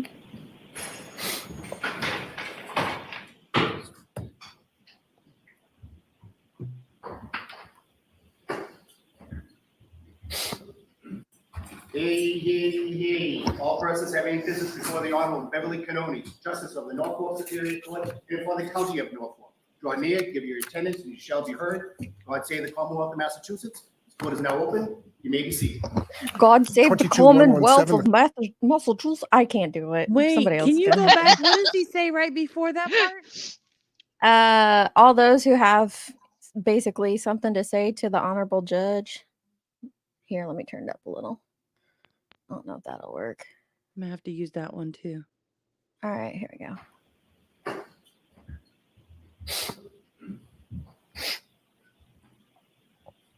Does anybody remember our timestamp? Hey. All persons having business before the Honorable Beverly Canoni, Justice of the Norfolk Superior Court, and for the County of Norfolk. Draw near.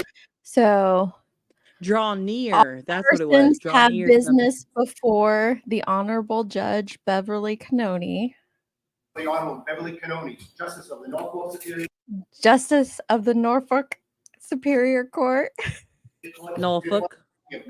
and Draw near, give your and for the County of Norfolk. Oh, draw near and give your attention.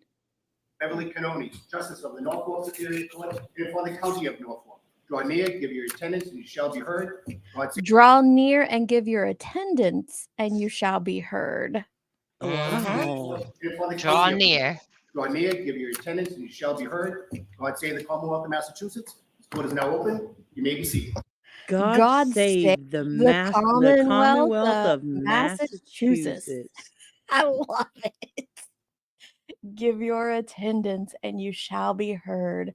Ooh, Give man, your excuse me. attendance. Draw near and give your attention. I swear I'm going to use that. Draw near to me and give your attendance. Draw near, you all. Come into my chat. Draw near and give your attendance. To the I want to see the honorable. wigs. They need I to be want a wearing wigs wig. and the high heels. I put your timestamp in the back chat. I saw that. Thank you so much for doing that. Because I'm like, does anybody remember that? Oh my gosh. Well, you went to school and you were down in my neck of the woods. Hot breath petri dish. Same Wonder. I always tell people that, like, when you're out traveling, people are like, where are you from? I'm like, Illinois, not Chicago. That's exactly how we word it. If you are not from Chicago, you say, I'm from Illinois, not Chicago, because everyone thinks you're from Chicago if you're from Illinois. That's too funny. I thought this was good. Let me zoom back to our timestamp. Somebody said draw near and hit the like button. Yes, that's what we should Clever. do. Draw near and hit the I mean, I like. like it. I it definitely speaks to, like, it has a very historical vibe the way they do things there. So I I do like love that it. part. It's very different. I have never heard them open court like that, but obviously this is my first trial, but I just didn't know that they do that. Irish, I thought I was the only one who noticed her Tiffany Blue Stanley. I was like, oh my gosh. But another interesting thing that I found, the reason that in the beginning of this trial, Bev was telling people they could sit or stand, is a little bit of the history was that they used to only stand in the juror or in the witness box. They'd never sat. I found that interesting. I was going to say God save the Queen. I love that. All right, let's get back to Jan McCabe.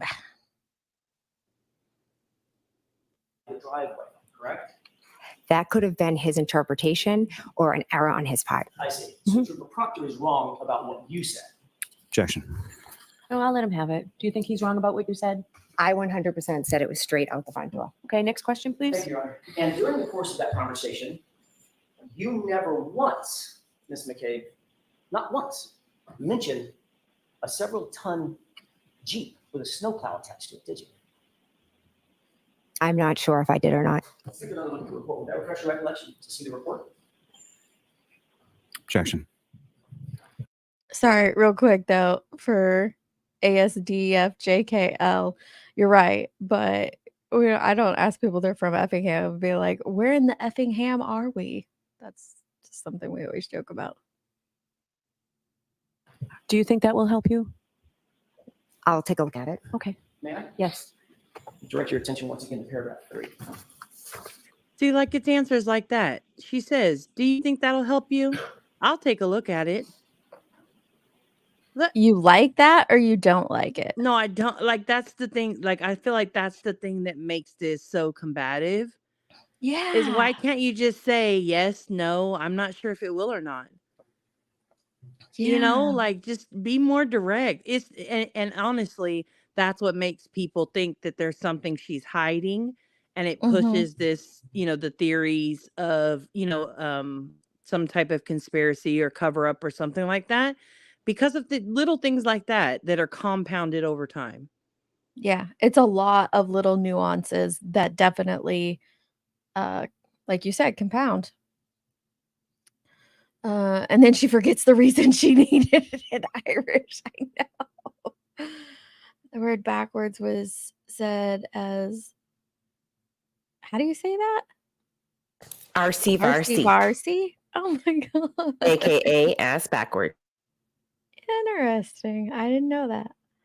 I love little tidbits like that. That's why people always want me on their trivia team because they joke that, I just have all these useless little bits of information that only come into play when you play Trivial Pursuit. It's dad knowledge. That's where I got most of my stuff from. For Random dad sure. knowledge. Random dad knowledge. You've had an opportunity to review I it? have, yeah. May I approach on it? Yes. That looks like a report from Trooper Proctor of your interview, correct? Correct. That interview was taken on January 29th, correct? Correct. That interview was taken just a few hours, not days or weeks, hours after the events in question, correct? Correct. And you were asked what you saw, what you observed in front of 34 Fairview on that morning, correct? I'm sorry, the night before, correct? He asked specific questions about Miss Reed's vehicle. Okay. And when you said where you remember Miss Reed's vehicle being, you placed it in the exact spot where you're now saying there was a Jeep with a snowplow on it, correct? Incorrect. I never placed Miss Reed's car in the spot where Mr. Higgins' vehicle was. So as Trooper Proctor was taking notes about what you were saying, he just got it wrong. You'd have to ask Trooper Proctor. I will. And you never mentioned. It's that little sparring The between the side two eye. of them. Like, you'll have to ask Trooper Proctor. And he's like, I will. Like, it's just, from jump, these two were ready to go at each other. According to that report, not one word about Jeep, right? Go ahead, Jenny. No, I was going to say, to be fair, I was ready for them to go after each other. Like, I've been waiting for this. I think they're a lot alike personality-wise. That's what I think. Yeah. Yes, And that's the I think so problem. too. Yeah. Very I don't get strong that at personality all. types. Well, Yeah, very strong strong personality. personality, just a natural asshole for no reason, but like Mhm. I not don't in a think negative Jackson is. way.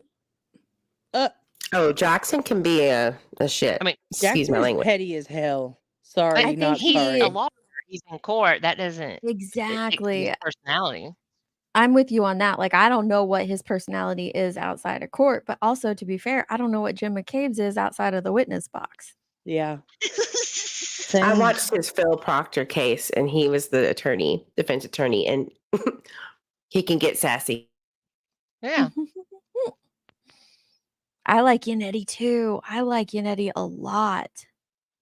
She's not rude, but she is. I get that, Maniacs. Like, I get exactly what you're saying. Like, she's not rude. Which makes it she worse, is. though. Makes me even more mad at her. Like, just be all angry or not. Like, pick one. It's kind of like what Yannetti did the Yes, Phil Spector. Yeah. were you at 34 Fairview on the night of February? And it's like, no, because they weren't there. But it made the point. It was like very I like So that he did that. I did too. And I agree with Wanderer, which I find myself agreeing with Wanderer in all the chats when I see them in chats about the trial. They said, I think she underestimates Alan Jackson. He's playing chess. She is clearly playing checkers. In many trials, he and I are on opposite sides. I find that interesting that you've watched him in that many trials. But another thing too is I can almost tell your personality based on which one you like better, Jackson or Yannetti. Like, That Jackson's a is very true. strong personality friend, and I can see those that like him better having the stronger personalities, and those that are more drawn to Yannetti having, a little bit meeker personalities. But then fire, when there needs to be fire, he brings it. And I think that they're also using that, they're aware of their strengths and weaknesses, and they use that based on which witness they are cross examining. Can I tell you, I don't have a favorite. I They believe are that. I don't different. either. They are different tools for different jobs. And I think they each do those jobs perfectly. Shout out So I don't have to a preference. Liza Little firecracker. She is. I can watch Yannetti. I appreciate the chill that he brings when he's bringing, when he's up there. But I have to sit up in my seat and pay attention when Jackson's going up. I do prefer his vibe, and I prefer his cross-examination. Not that one is better than the other, but just my own personal preference is a Jackson style of it. I'm good. Interview everybody or cross-examine everybody like they are a hostile witness. I'm here for it. No, you can't do that. Totally here for it. 100% here for it. Do that. See, and I get that from Yannetti as well. I've never been called passive aggressive ever in my life, and I get a passive aggressive vibe from him as well. And so I'm here for it. I love it. I love it. Hey, he made Bev bust out laughing during testimony. He did. The of course was funny. Of course. Yeah. Of course. I would have done the same. Totally. Oh, and I loved it. I did love it when he said, "We are outraged." It was just the way I got chills. I got chills. I know. I was like, yes, we are. I don't even know why we're outraged, but we're outraged. I mean, I know, but I was like, yeah, I just like it a lot. I feel like Yannetti may be your favorite, Deets. You think? I think so. Oh, yeah, I do. I enjoy him.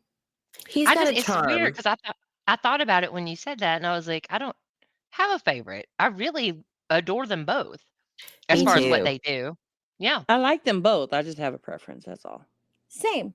I like them both. They're both good attorneys. Yeah. Who would I hire? Like the one, if I could only hire one of them to be my defense attorney, it'd be Yannetti all day, every day. It'd be Jackson for me. Oh God, it'd be Jackson for me. Really? Little bulldog. Mm-hmm. Did he represent Spacey? Yes, he did. He did. And so did Liza. Yeah, Liza and Jackson did. Yeah. We just don't hear much from her. I get she's great. I get that. We haven't heard much. They do have a good cop vibe. Who said that? Missy's Angels. Anyone like Lally? I want to meet the person who likes Lally. I don't. Please. Jim McCabe, probably. I want to meet that person for sure. Who's the one who said, if Mr. Lally told me that, then yes, I'd believe it? Yeah. What if sort of anything is wrong with you for liking that? That was one of the officers. With Maniacs here. Like Yannetti is slick and silent, and that's why I would hire him as my lawyer. Like it's unassuming.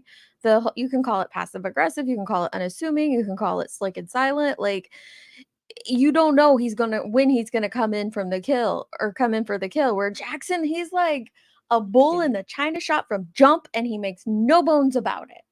Mm-hmm. It's just the different styles. He makes me when he said seriously, I cracked it. Yeah. Yeah. Jackson's definitely a lot more petty. He's like, so you mean to tell me X, Y, or Z? And you're like, oh, he did not just say that. He told Colin, do you remember anything about this case? But I kind of feel like that's the same of course. Of course you don't. Don't say of course anymore. Of course, Your Honor. Of course. And I loved it. I loved it. He's like, he couldn't help. It was his vernacular. That's how he speaks. He's like, of course. Oh, shit. Sorry. My bad. I loved it. I want to see. So when the defense gets to put on their case, I think we're going to see a lot of these same people back up, right? Because there's stuff they weren't allowed to do. I want to see if she gives them as much leeway when they're presenting their case, because I think that's why a lot of this is happening. Because this is the prosecution's case, right? They're Yeah. crossing, they're more limited in what they're able to do. And there's some stuff they wouldn't let them do that they would be able to do if they called the witness, when they're presenting. So I'm really curious to see how it goes there, even though it feels frustrating right now, right? To Well, on watch them like, cross, they're allowed to lead. If they were on direct, they wouldn't be allowed to lead the witness through but statements. Cross has to fit into what was done on direct. That's true. You're right. They can present a little bit more. Yeah. But they have to do it in a non-leading manner. So if they can't get them to go there, but yeah, Yeah. good point. Yeah. That's why we get to have both sides. Yeah. Elizabeth Little hasn't done cross-examination of anybody, but I do notice that Yes, she she kind has. of Yeah, keeps she up. did. She did one. Who? It was Very early the on. It female. was, yeah. Is it Katie? No, it No. wasn't Katie. No. That was. It was because I was like, "What the heck? Yay! She could I speak." think it was one of the the Collusion or the Camera. Like it was one of the Oh, okay, I friends. didn't see those. Okay. Yeah. Yeah, wait. No, I thought. because she was so.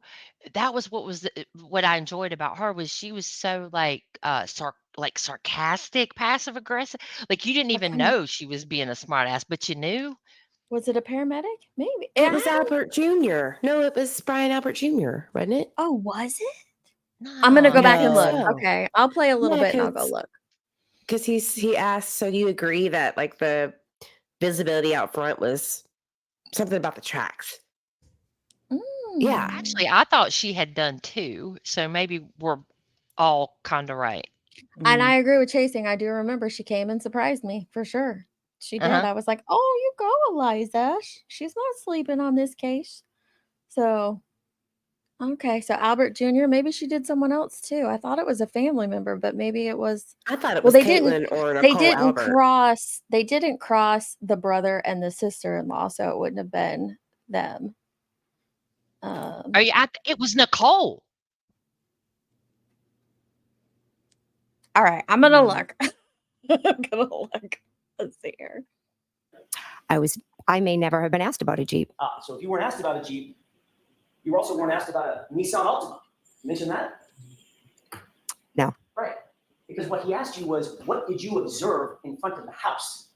Now, that's what he asked you, wasn't it? No. And you said, I observed her car by the house. No. And you never mentioned a Jeep, did you? You are not portraying what the conversation was. Did you or did you not mention a Jeep sitting on that right by that driveway? Yes or no? It's not in the report. I don't recall if he asked me about a Jeep. Now, following It's not the in the events report. of January 28th, 29th, you spoke extensively to Chris and Julie Albert, correct? What do you mean by extensively? Did you speak at all? Yes, we did.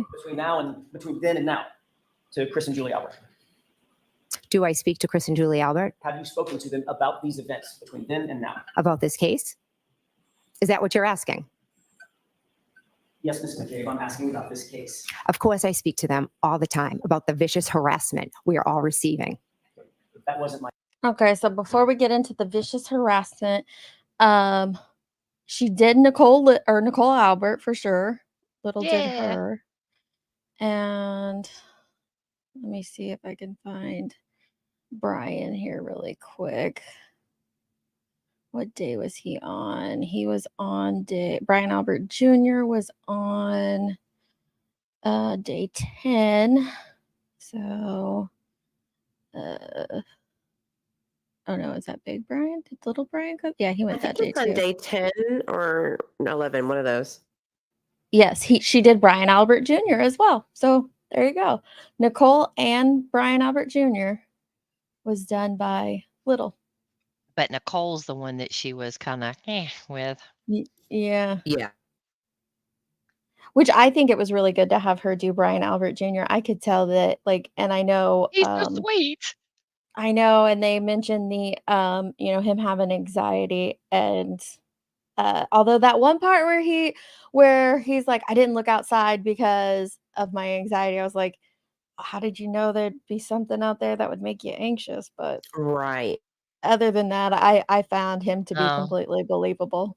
maybe because of the storm, I don't know. maybe.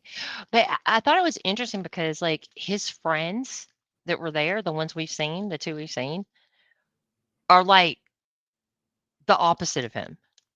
Yeah, very much the opposite. Yeah, you could tell he It's had like, are they anxiety. bullying him into being their friend? Do you think? I think No. Sarah It is kind of Sarah feels that way. Levinson. I think Sarah and him were close. And I could see that. Yeah. Well, that's what they said, yeah. I'm just saying, I think the 2 that we've seen that were his friends Subjective don't Chloe seem with like the him at all. boyfriend. They're way more aggressive than he seems. I'll put it that way. That's a nice way. This is Sorry, I going to didn't be mean his birthday reminder forever. That does I suck. know, that is that is horrible. Definitely Nicole out. Yeah. I'll see if there's any more. But yeah, those 2 for sure. That's my question. My question was, did you talk to them about this case, Ms. McCabe? Yes. I realize you want to give additional answers in the editorial. I'm asking you very specific questions. Objection. So, Editorial objection up. as to the form. We've talked about this at sidebar, Mr. Jackson. You Sidebar. talked to them about the details of that night, correct? The 28th going into the morning of the 29th? Yes. You talked to them about what happened at the bar, correct? We spoke about how we were all at the bar and Karen and John came in. Is that yes or no? Yes. Okay. You've spoken to them about your memory of what happened at the house at 34 Fairview that night, correct? Yes. You've spoken to them about who was at the bar, not just what happened, but who was there, correct? Correct. You talked to them about the timing of the night, correct? I don't think specifically, no. When people came to the bar, when they left, when people got to Fairview, when they left Fairview, things of that nature. Well, they were at the bar, so they know who was there and when they left. And ask if you know what they know. I'm asking if you've ever spoken to them about these issues. Yes or no? I can't be sure if we've spoken about the timeline. And you've talked to them about when they got there and when they left. I have no idea when they arrived at the waterfall. Once again, Ms. McCabe, that's not what my question was. Do you understand my question? Have you spoken to them about their memory of that night and when they came and left?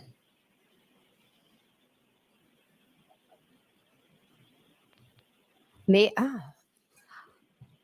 Do you understand my question? Watch her face. Have you spoken to them about their memory of that night and when they came and left?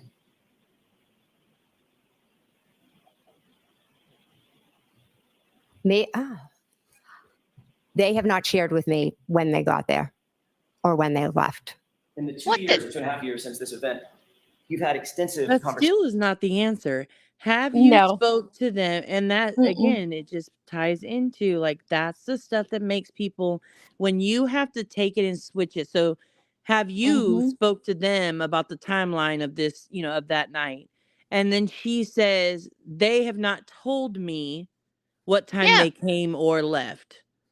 Ain't nothing to it. Okay, but you guys have talked about, because really what that leads me to believe then is yes, I did talk to them about this. We just didn't talk about this one part right here of when they came and went. Well, So here's the crazy thing. Go ahead. Sorry. I was just gonna say there's so many things that can be completely innocent. Like, yeah, we have talked about it as a family. We've gotten, I mean, she kind of mentions it later, but she gets really sassy about it. But it is a completely innocent thing. Like, that's one of the things I appreciated about Matt McCabe on Direct. Like, he's like, yeah, we talk about it. Some of the firefighters are like, yeah, we talk about it around the station. That's a hell of a lot more believable than, no, we don't talk about it at all. Or, this kind of thing here. And then later we're going to find out that she's putting together a freaking timeline. So, you're telling me that in 2 years they haven't brought it up? Come on. Yeah, but not just that. So she's sitting here, and the jury and us, we're all expected to believe that she doesn't remember crap from prep a month ago.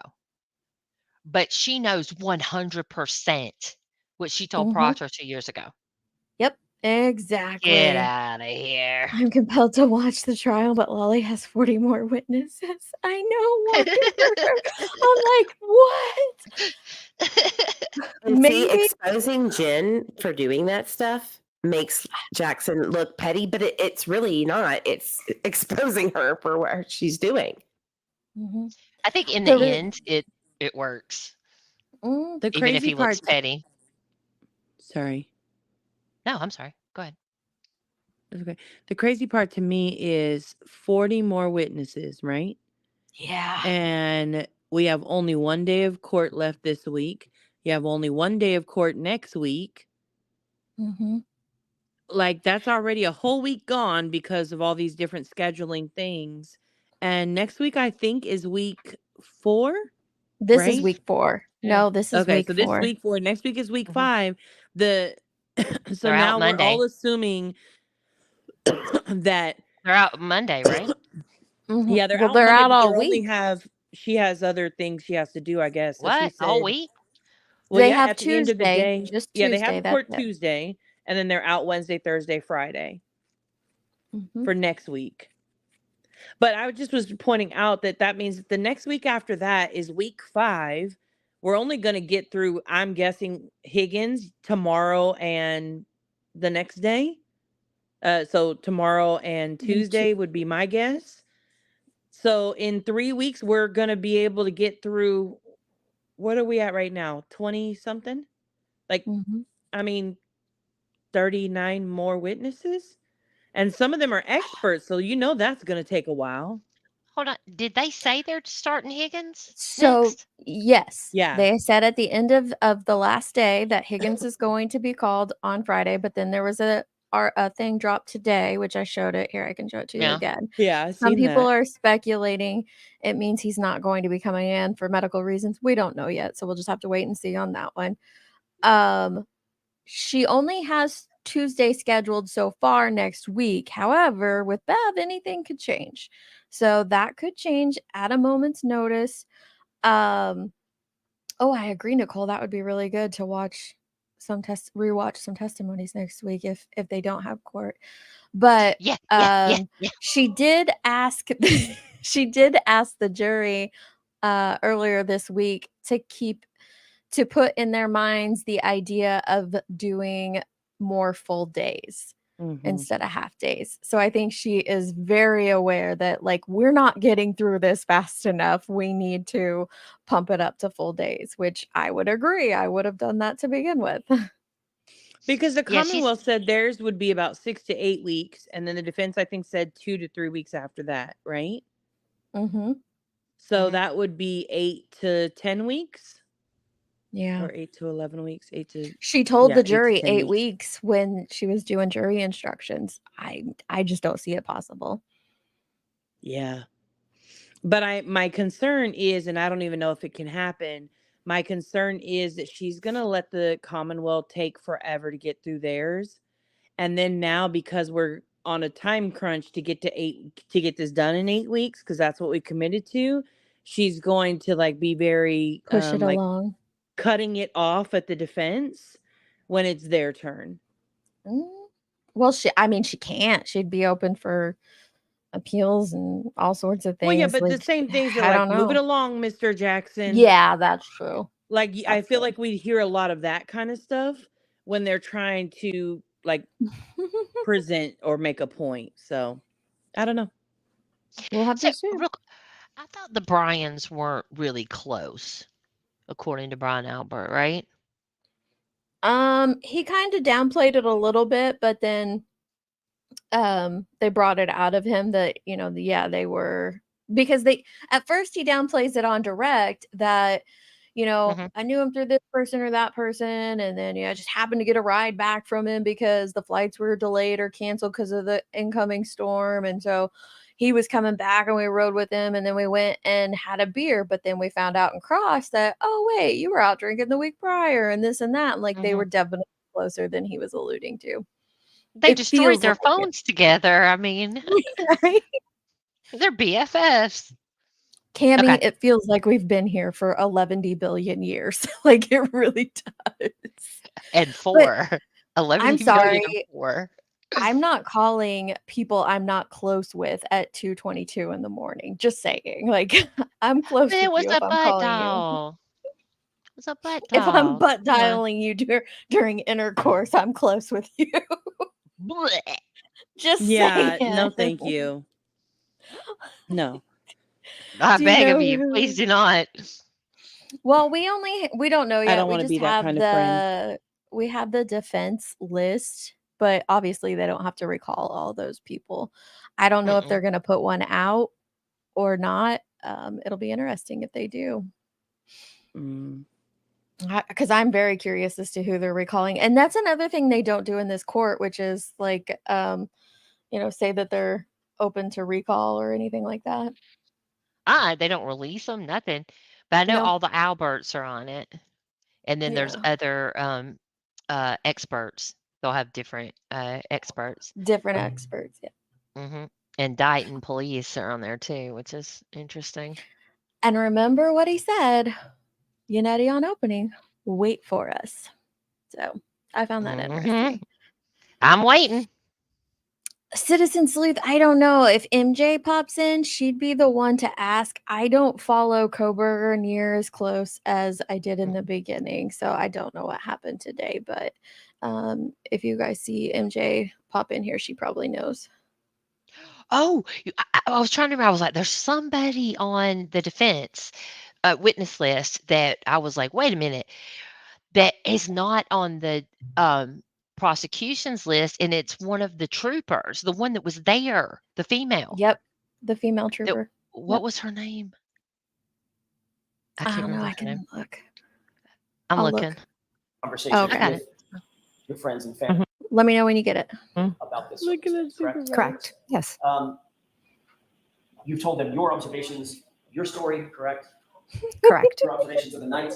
Correct. They told you their observations of the night, correct? Correct. So y'all have compared and contrasted your perspectives of what happened that night, correct? We've tried to figure out what happened to John, our friend. And you've talked to them extensively about your observations and what your story or your version is. Is that right? To be honest, not extensively. Speaking about it is very painful and difficult. What does extensively mean? More than twice? Well, you tell me. I'm Oh, asking you questions. tell me. That's how this works. I understand, Kathleen but Prince. It's Kathleen Prince. Oh man, Aaron, let's hear this in normal speed. Thank you, Jenny.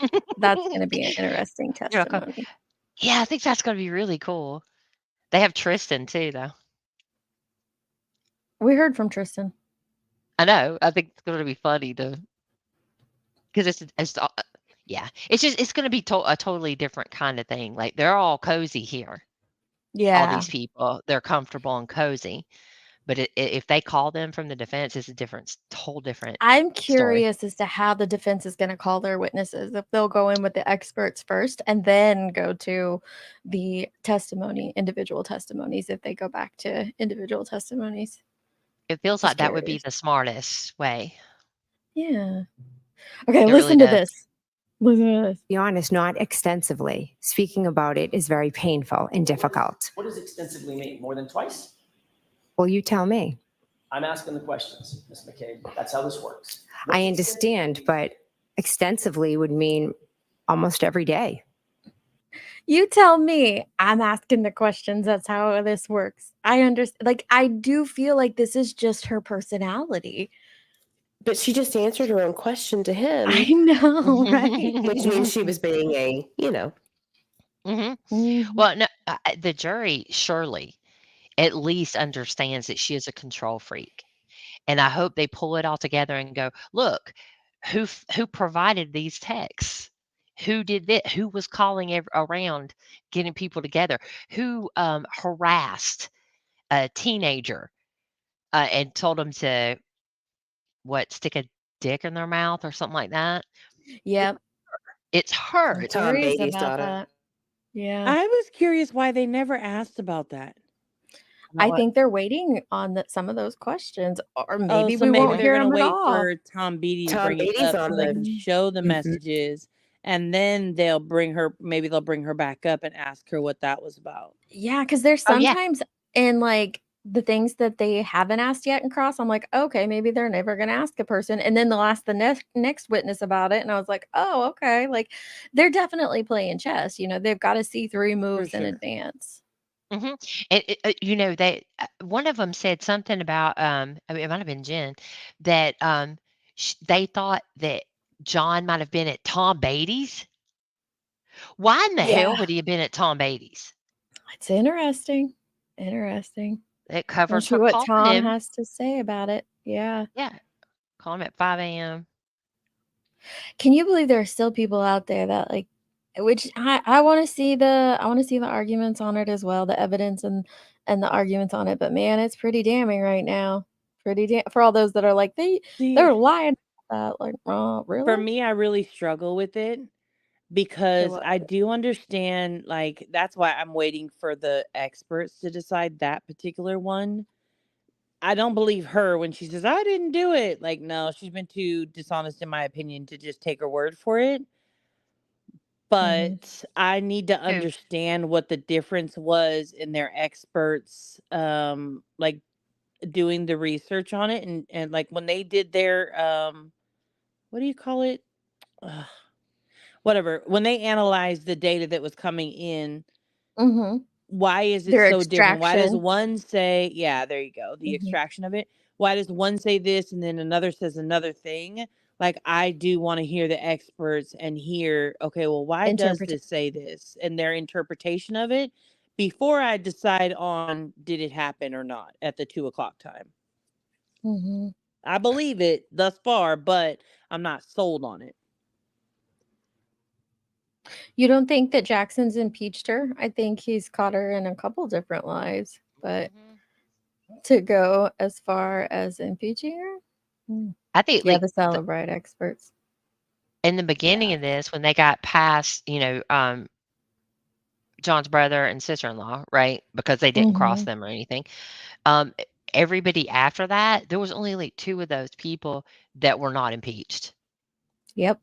So far, so They were many just have been. knocking the crap out of all those first Mhm. responders. They were way wrong.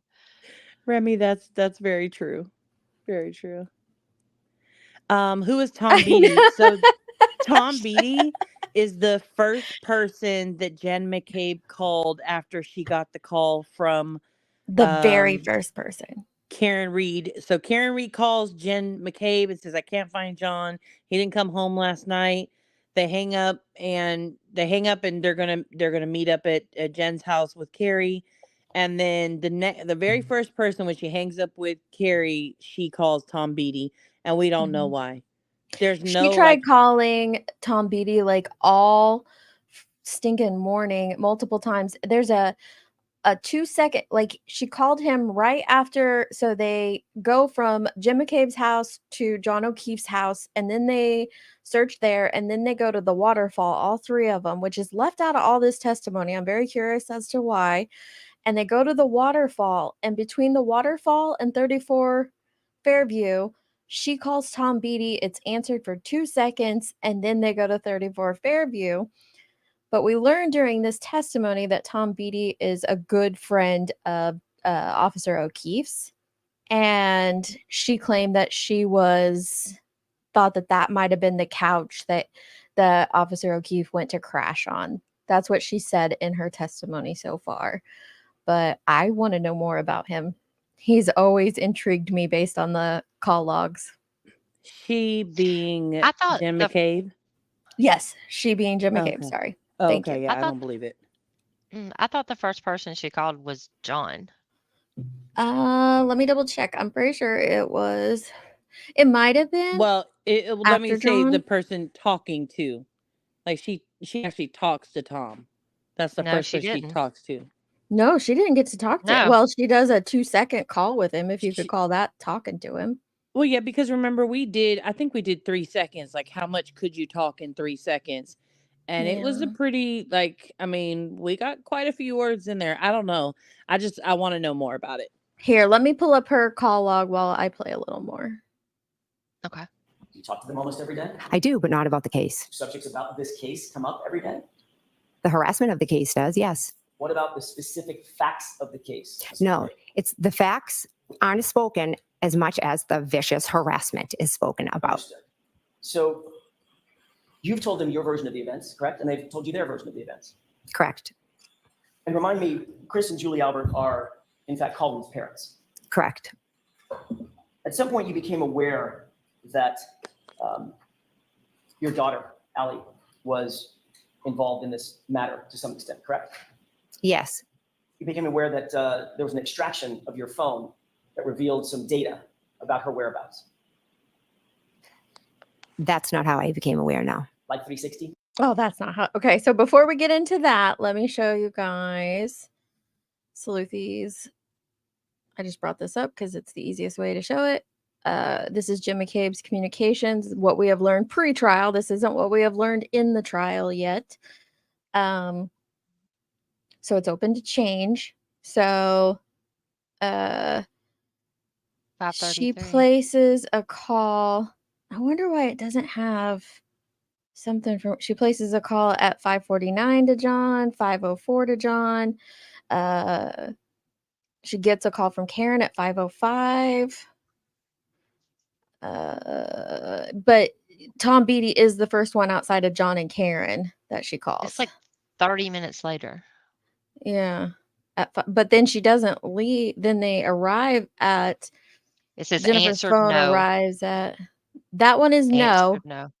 There's her phone is in the area of the Waterfall Bar and Grill. She calls Tom Beatty. It's answered for 2 seconds. Mm-hmm. That's the one I'm curious about and always have been curious about.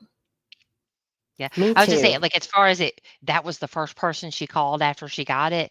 That's why I was like, I think it was like a good bit later after she found out. But it's after the Karen first called her. person, yeah, outside of John and Karen.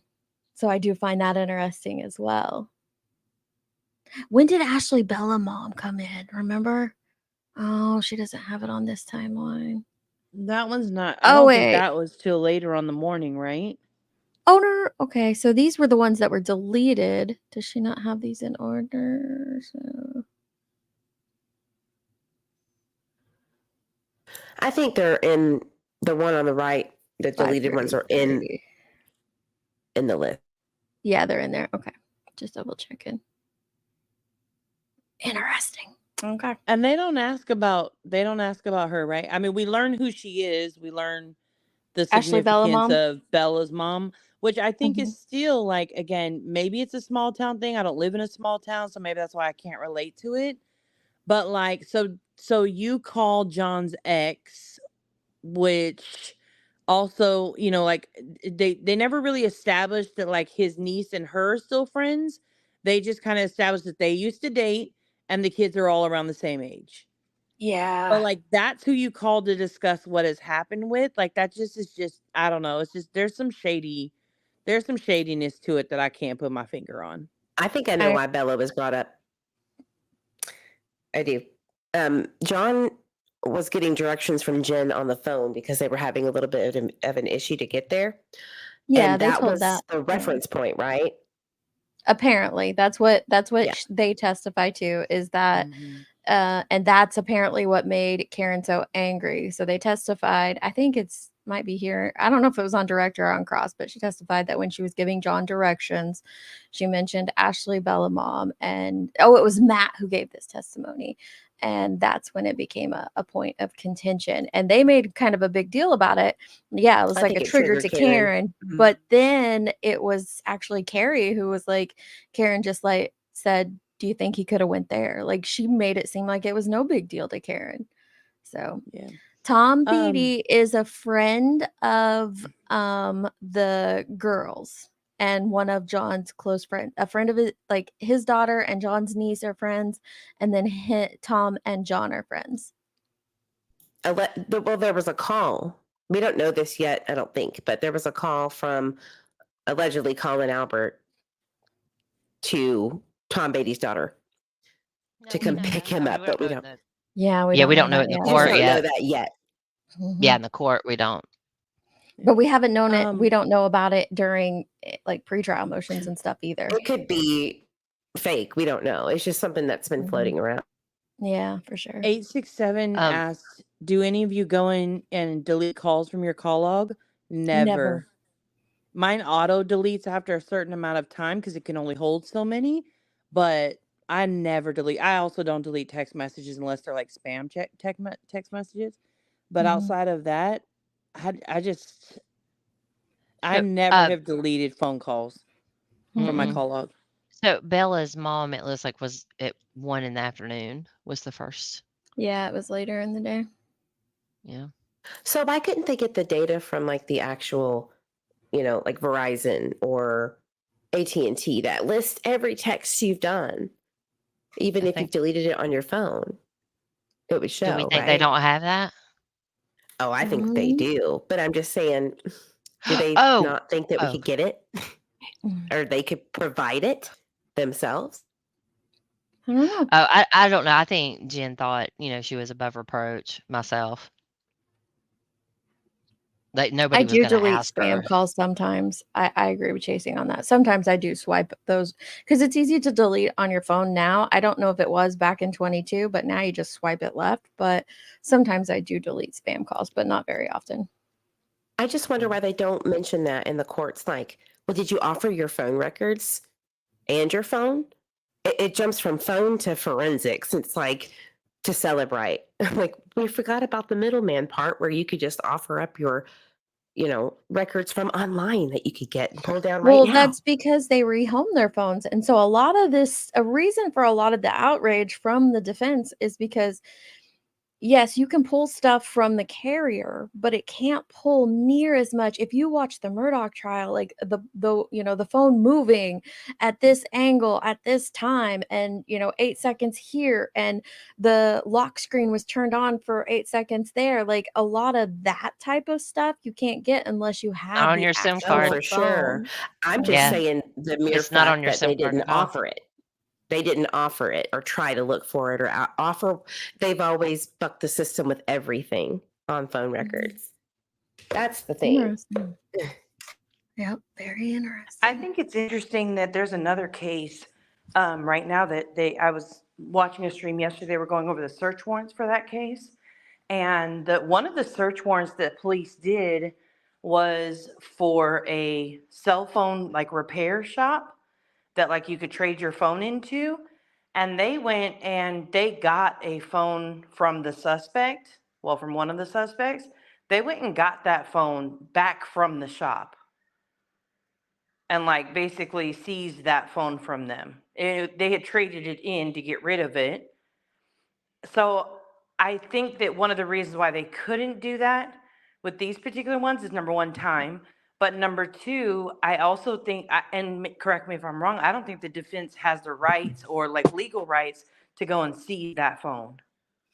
The defense doesn't know, but that kind of points to the shoddy investigation. It just shows how bad of a job they did on the investigation. That the Commonwealth wasn't willing to go and do that work, put in that work.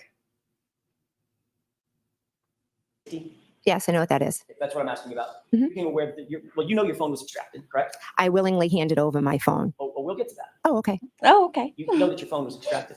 Yes, I handed it over. And you know that your daughter's whereabouts were revealed based on data on that phone, correct? That is not how I became aware of my daughter's whereabouts. You testified at the state grand jury, questioned by Mr. Lally, correct? Yes. You were asked about the Life 360. Yes. You answered those questions very fluidly. Yes. Yes, I know what Life 360 is. I use it all the time. It's an app, etc. Absolutely. Okay, let's go over that for a second. You admitted that it works as a, quote, GPS as far as where people go and everywhere that you go, correct? Correct. You indicated that it works as a reliable, quote, unquote, tracking device, is your testimony. Correct. You indicated that you rely on it, quote, so you know where your kids are at all times. Is that right? Correct. And you even said that it's a, quote, unquote, good parenting tool. Is that right? Correct. And the reason you said that is because it's accurate in your experience and it's reliable. Is that right?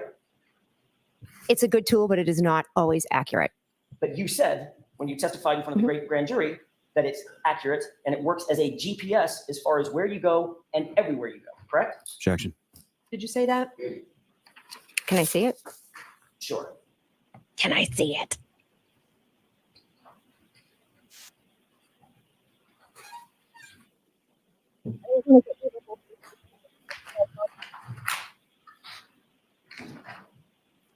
Her personality kills me, guys. I cannot take it.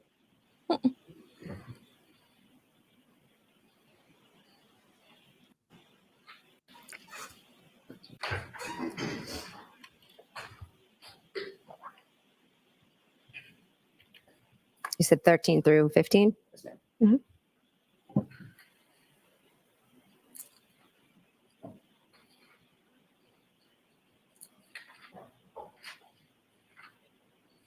She looks a little shaky.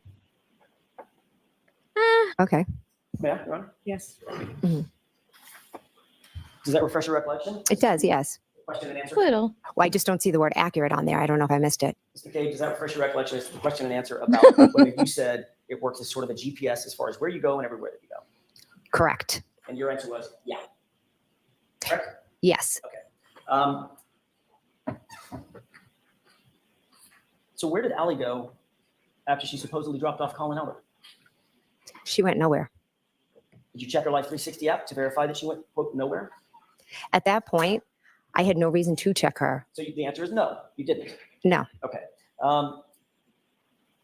Did you ever verify through the Life 360 app that in fact Allie did not go home, but rather was out driving until after 1:30 a.m.? You ever check the app and see that? Did I ever check Life 360 app for that? Yep. No. Okay. But you believed her when she said she came home. Yes. And just like you believed her when she said she picked up Colin, dropped him off, and then came home. Yes. Okay. The Alberts had a dog, pardon me, correct? Yes. What was the dog's name? Chloe. You indicated that on the morning of January 29th, after 6 a.m., it was still I can't remember if they go back into the Life 360 conversation. Okay, Nanya, I see your message. But I took down the times that Yannetti went. I think it was Yannetti who did her cross, wasn't it? That did Allie's cross. I could be wrong. It might have been Jackson. Let's see if I can find where I took that down. Because the Live 360, I've had conversations with others about this. Let me see where our poll is. I want to do that. Do you think, what was our last poll we did? Do you think Jim McCabe has watched a trial before? Oh my gosh, 91% say yes.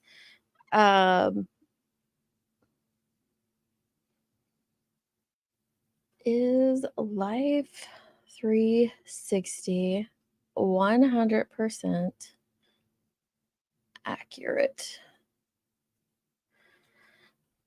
So I'm going to do that as a poll. Listen, I love Life 360. I've been using it since Marshall was 16 years old, was the first time we got Life 360. And I think it's very good. It's helpful as a parent. There's sometimes I don't know what I would do without it, but I was showing Shambles and Nanya, like there are times where it has me going on a trip that is 2 miles long and it said it took me 35 minutes to get there. Like that's just not true. It didn't happen, So there are times where it's not perfect for sure. What do you mean by accurate? Like exact, dead on? Like it's always exact. It's always going to be correct. It is within reason, 100% right? accurate all the time. Within reason, I think it is, but all the Yeah. time, no. It's impossible for it to be like dead on accurate all the time. But I also think that the bubbles are confusing people, like the circles, and I can explain that. So on Life 360, you get to program in certain things, and this was kind of confusing for some too. It's also called circles, like we have a family Life 360 that has our family in it, and that's the only circle I have is my family. But my kids have a friends circle. So they have to swap back and forth between them. But if they want to see like them and several of their friends have added each other to their friends circle to see where they are at times. So it's basically there in that context. The circle is just the group that's in the Life 360 tracking thing with you. No circles, no bumps. I'm going to try to keep it easy. But then there's also these things that Yannetti or whoever did the cross examination called circles, and I've seen other people call them that as well. But I think they're called something different on the app, but you can program things like your home, your school, your work, these locations into the app.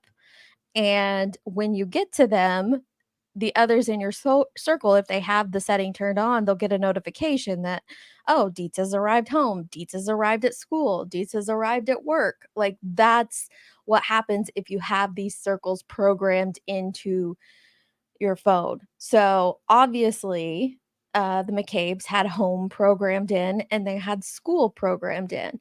Now, I hope everyone's tracking. Now, there are times when I will get a notification that my daughter has arrived at home and she's not actually here. She is over at my neighbor's house, who's our best friend, and it's like 300 to 400 feet away. But it's close enough to the home base that it'll trigger and say, you know, I'll get a notification that she's arrived home even though she's not here.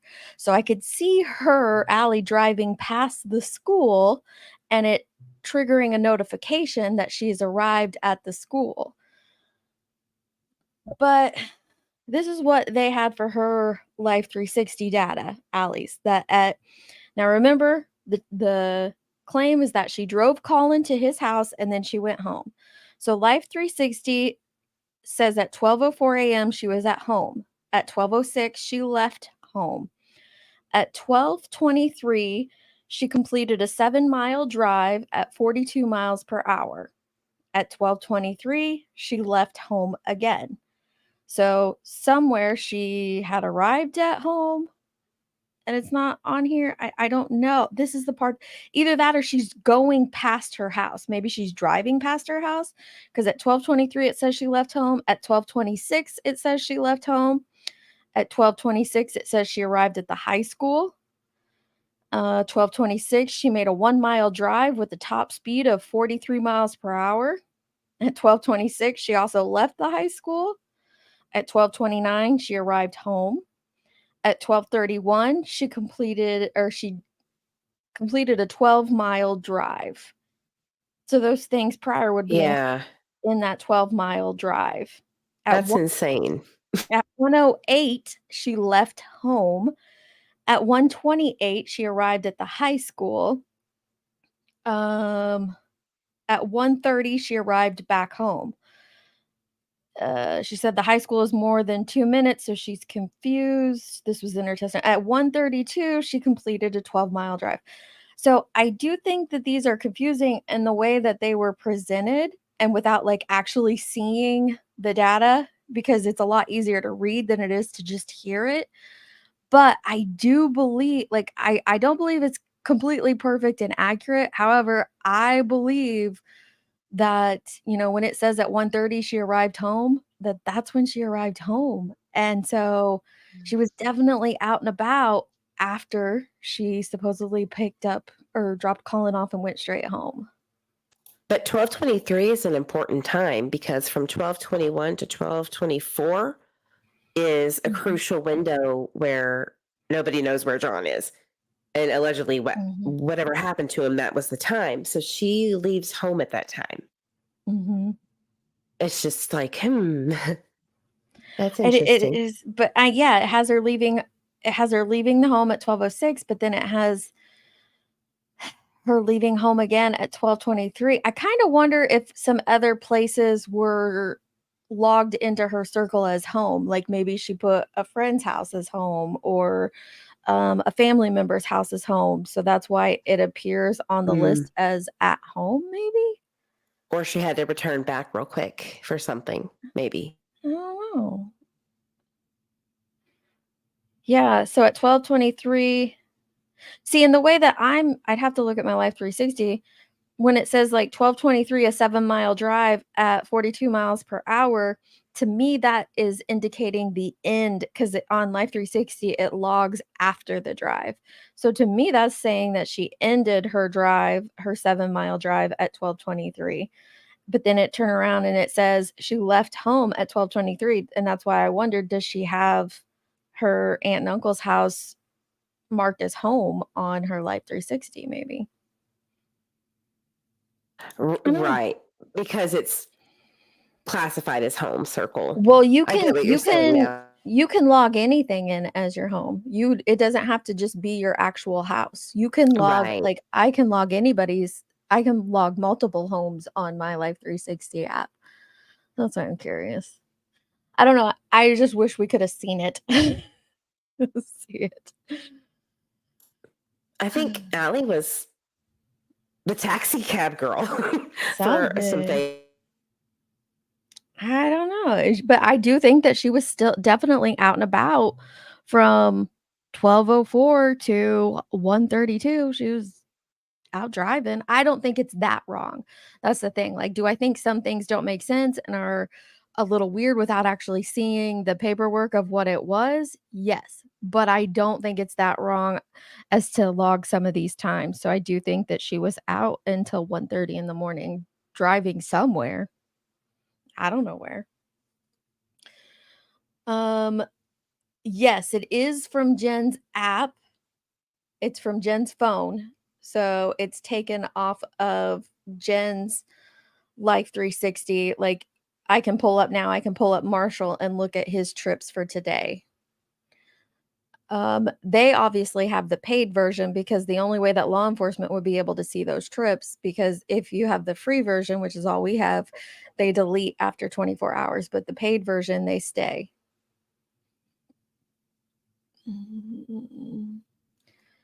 I don't know. It's kind of a pain to go in and change it, but it's not undoable. You can go in and change it. You can go, like I could go in now and set all sorts of places. Somebody asked about what time Colin was picked up. Well, the the text that they provided was at 12:10. Mm-hmm. Yes, you can change the accurate into 2 miles. Let me see. I don't know if I can change it to 2 miles. And there is a difference between, like I said, though, between the paid version and the free version. Let me see here if I can change the accuracy. Location sharing, drive detection. But I can't believe Jen McCabe did not know her daughter picked up Colin until a year later. Please, somebody help me with that. Yeah, that doesn't make any sense. Is that when she made the fake text messages? I don't know. Or did she do that right before they were asked for? Yeah, August 2023. Yep. The federal grand jury. Oh, see, okay, here's the thing. Only the admin can change that. I'm not the admin of our circle. That's interesting. Luke's the admin of our circle. I'll have to figure out if he can change it. I mean, does anybody think that those were the real screenshots of the text messages? No. Nope. How did they get by with that? I don't know. It's Me so and Mr. E weird. did it together, and the next day, yeah, there's no comma after 2022. Or the year. Nope. Oh, here's the thing. Only the admin can enable the bubbles too. But I can still go in and change my bubbles, which bubbles are like the locations, like the home, the work, those things. I can go in and set and change those, but only the admin can enable them. She's leaving when Ryan's pulling up. She's leaving the house when Ryan is pulling up, texting Ryan Nagel, texting Julie Nagel here. She's leaving her house or leaving, well, she's leaving home. Well, the home circle. Yeah. Which is 7 miles. We're 7 miles away. I thought they lived down the street. I don't know. You can do 25-mile bubbles. Interesting. I'm going to have to play with that a little more. Select one of your places. It should be a slide bar. Okay, let me see.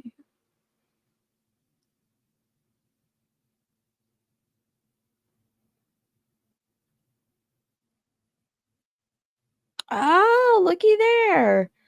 So yeah, ours is set at 500 feet, and you can slide it all the way over to 10,560 feet. That wouldn't be your whole bubble. So like if I came within that, it would mark me as home.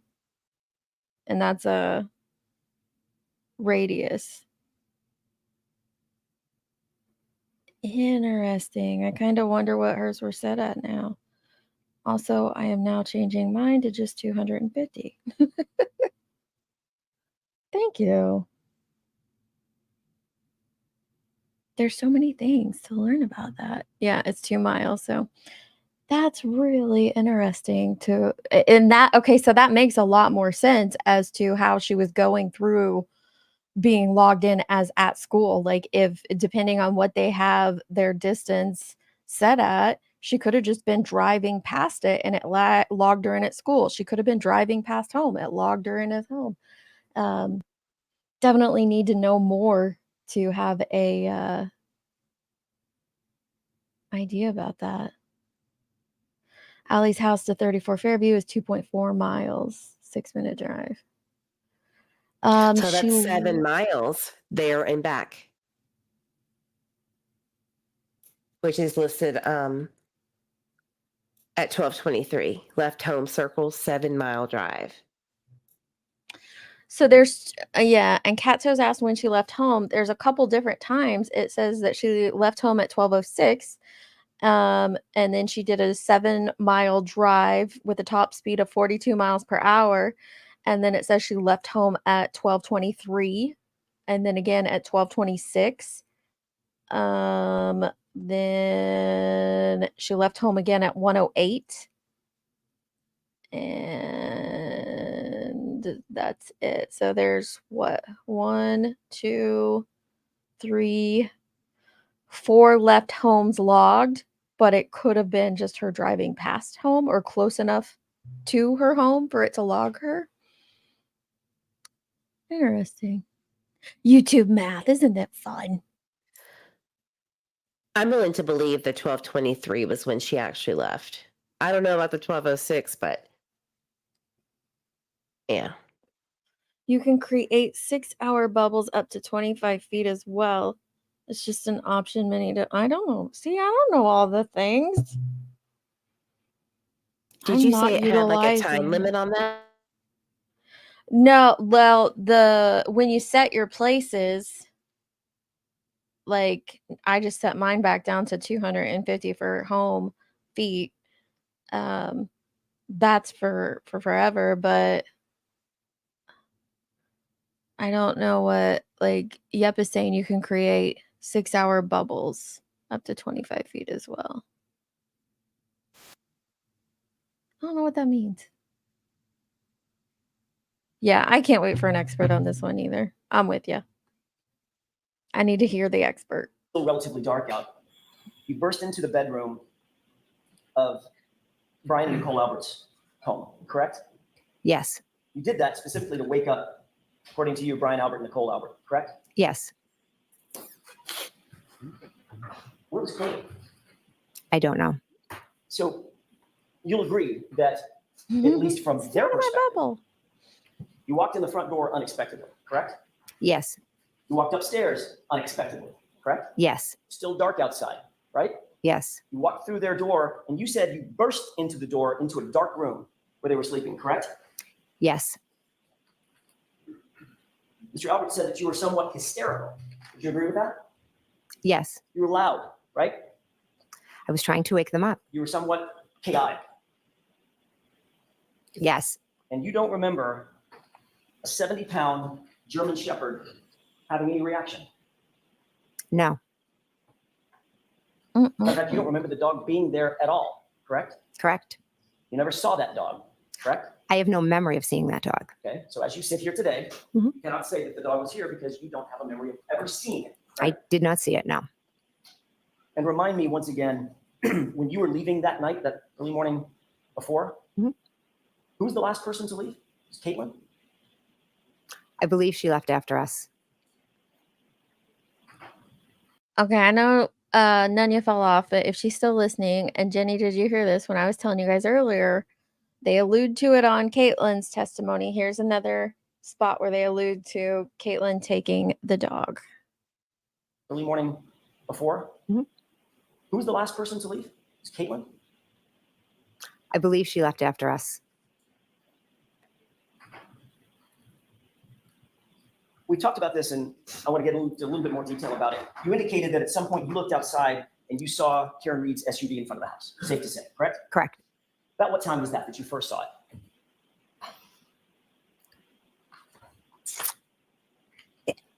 I can just give you maybe approximates. I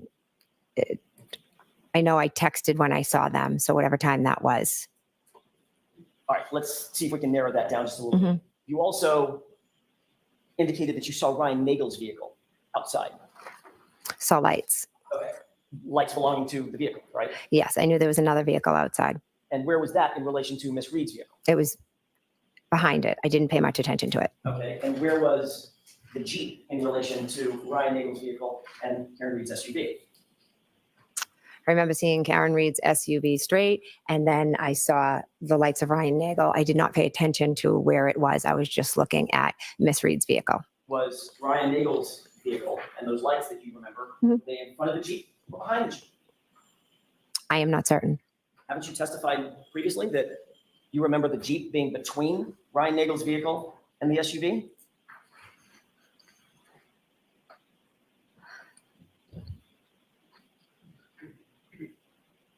I am not certain where Ryan Nagel's vehicle was.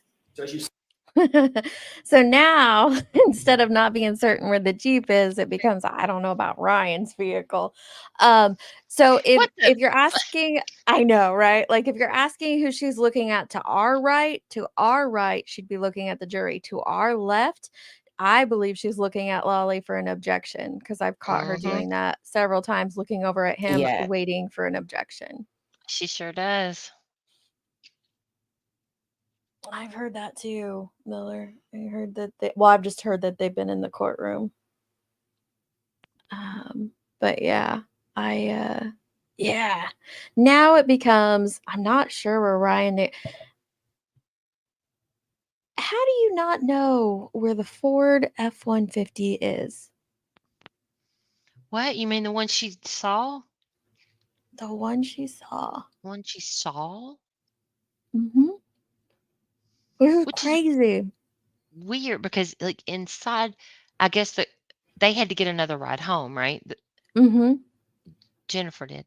So, did she figure that out before she went outside, or did she You just mean assume Julie? somebody would take her out? Or Julie? Yeah, sorry. Right. That's an important question as well. She tried to say that Jen had offered it before she left the house, but the defense objected, so they didn't even get to get that out. Her memory is exhausted, duh. What do you people expect from her? 2 years That's old? the funniest phrase. Is your memory exhausted? I Because know. Matt McCabe was like, "No, my memory's not exhausted." I know. He cracked me up with that one. I'm not gonna lie. He was grab acid and Jen. Jen. I hate it how Of they yell course, Your that. Honor. Of course. The same way you can look up across the lawn to see a bee in the snow, but not a body, right? Or the fact that a V, not a V. I got what you were still saying. And I also hate how that was one thing I noticed, the stark contrast to how Matt and Jen and Brian and Nicole didn't have any connection to Officer O'Keefe, but Matt and Jen did, and the way that they talk about him, that guy, the body, compared to how Carrie spoke of him, that was The just body a stark contrast. was so weird to me that she said that. I know. The body. I'm like, the body? You mean your great friend that you were over just a minute ago? Yeah. The That you body. love so much. It is very cold, Tara. Very cold. The body. So Snow weird. bees? No, not snow bees. Well, we had snow alligator, or we're gonna have a snow alligator here in a second. Snow gator. As you sit here now, you don't know if it was in front of the Jeep as you placed it by the mailbox. Definitely, it would be Behind the Jeep or somewhere in between. It definitely was not in front of the Jeep. Definitely was not in front of the Jeep. No. So it was definitely behind the Jeep. Behind or to the side, I'm not sure. What? Well, if it's parked on the street in front of the house, it's not going to be beside the Jeep, right? That's going to be in the middle of It the road. would have been in the middle of the road, correct. So if it's pulled over, it's behind the Jeep. Okay, so now we've narrowed that down. It's Karen Reed's Did you see her little eye roll there? Like, it was so hard to get there. She's like, it definitely wouldn't have been in front of the Jeep. Well, then where does that leave it, Jen? Where does Yeah. that leave it? I mean, the Jeep, like, so he had gotten there before everybody else, which was very weird to me too. Like, why was Yes. he leaving ahead of everybody? But whatever. I mean, it happens. So he's there with a Jeep with a plow on it, right? And then when they get there, when Brian and Nicole, Brian and Nicole get there, he pulls out of the driveway or backs out of the driveway, whatever, gets out of the driveway so they can pull in. And I get that, right? So he doesn't get blocked in. They have their parking spot. I get that. But why? Maybe he left it at the mailbox while they were pulling in or something. Mhm. And then when Jennifer and them got there, after they pulled in. Have a good night, Eve. Good Bye, night. lady. You know what I'm saying? Like he was there for just a minute. Maybe he was peeing in the snow or something. Right. You know what I mean? Like you never know. And then He he was just plowing moved the it driveway, after. Jenny. He was plowing the That's right. driveway. Who said he was plowing it? Brian? Mm-hmm. No, I mean Brian and Nicole both did. Brian and Nicole both testified to that, and Caitlin testified to that. well, there you go. The Nicole and Caitlin didn't put him in a location. Caitlin just didn't. She's like, actually, she might not have testified to that. She left Higgins completely out of her testimony, but Nicole testified to the plowing, and so did Brian Albert. Yeah. Okay. I deleted that comment just because if you saw it in another chat, that's fine. Until we see some proof of it, I just don't want to be the source of spreading misinformation like that. We don't know for sure. But thank you for letting us know, Peggy. Whole lot of plowing going on, Amber. You are not wrong. There was something.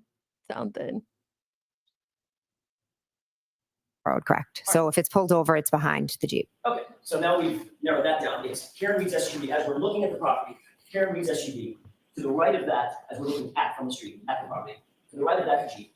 Behind that, Ryan Nagel's vehicle, correct? Correct. Has anybody Sure about leaked it?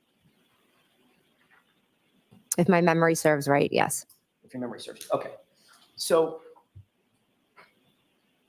you were asked about the arrival of Mr. Nagel's car at the state grand jury. Do you recall that? I believe so. That was in April 26th, 2022. Mhm. Just Okay. remember. Okay. Does that sound about right? I Yep. don't expect you to Yes. surprise that date. Yes. 2022. You told you were asked what time did you see Ryan Nagel's vehicle arrive at the location, and you indicated that it was 12:23. You remember that? Do you have it? I do. How does she not remember this stuff? Yeah.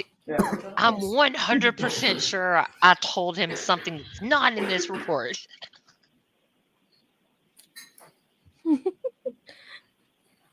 She gets into like a pissing match. Like, I'm gonna Lines read 21. 222 pages. Over everything. May I interrupt? Yes.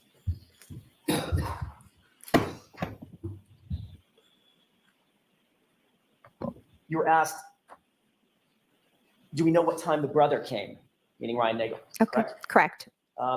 And the question from Mr. Lally was, that was from a grand juror, the question from Mr. Lally was, if you know, correct?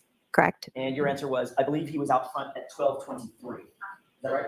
Correct. And the reason you could be so precise with that time, Ms. McCabe, is Whoa. because you had asked Julie Nagel to give you her text messages with Ryan for that night, and you'd refresh your recollection about the time, correct? Correct. All right. And you've also testified that as soon as you saw Right? Miss Reed's SUV, Hey, Salty. you texted John.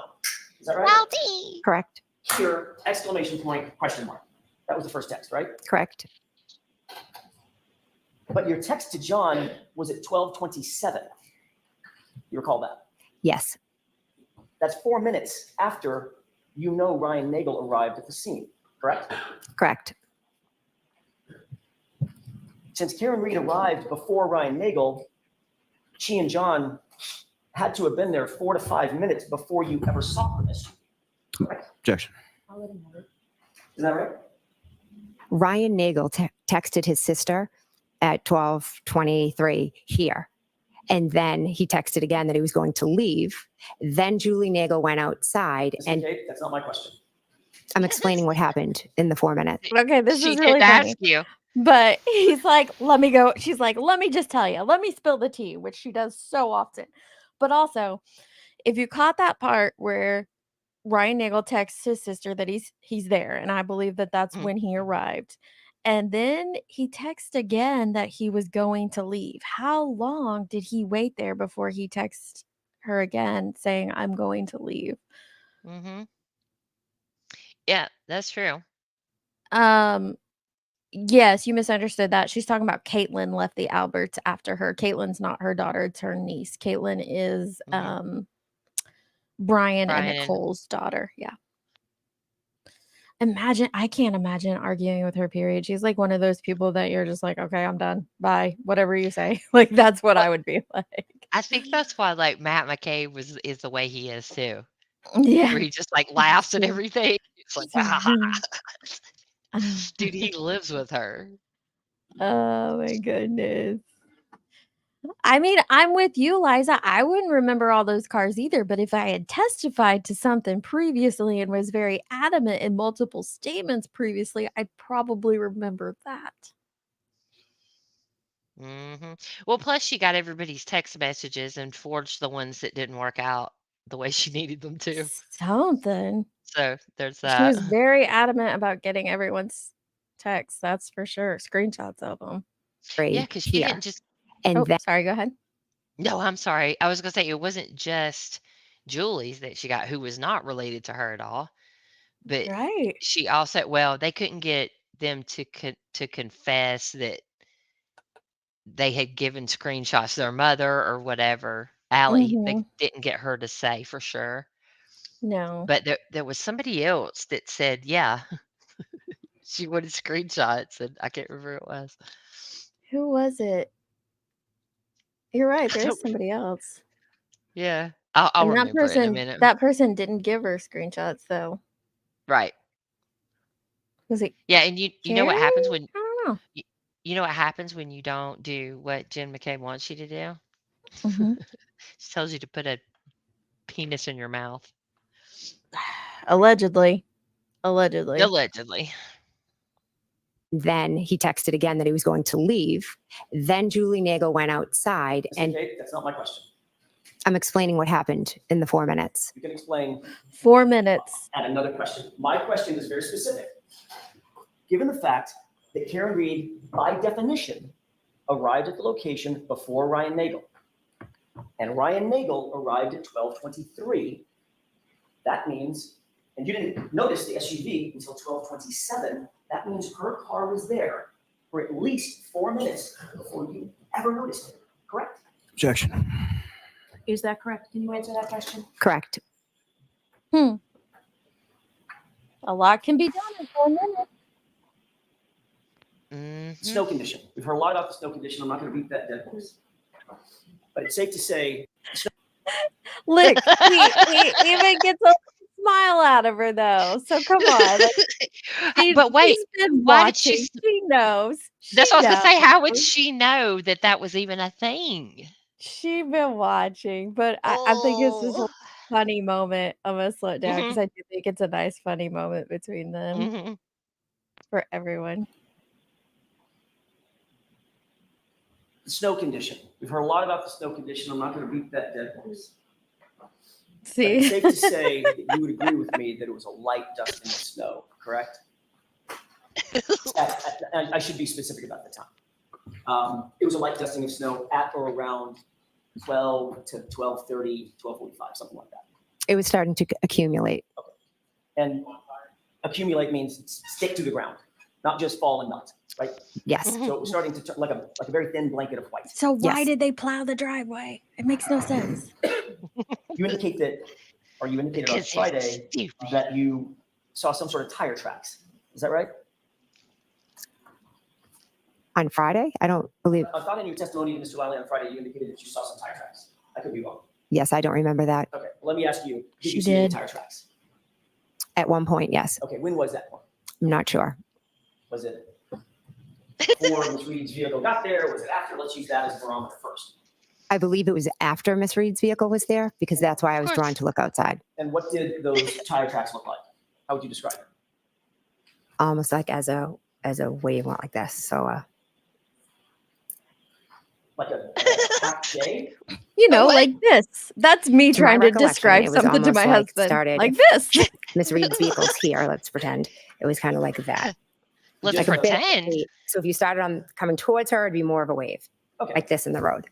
What it sounds like is perhaps, I don't want to put words in your mouth, but perhaps what you're describing is tracks in the middle of the road. If someone is pulling off parallel, they would pull to the right and then stop. Like she Those are the pulled off tracks the that you road. saw. That's the wave that you saw. It wasn't up to her car. It doesn't look like your description. Okay, fair enough. Fair enough. I'm just trying here. So if it didn't go up to her car, Mhm. those tracks belong to somebody else. Well, when I saw her car, it had already moved up.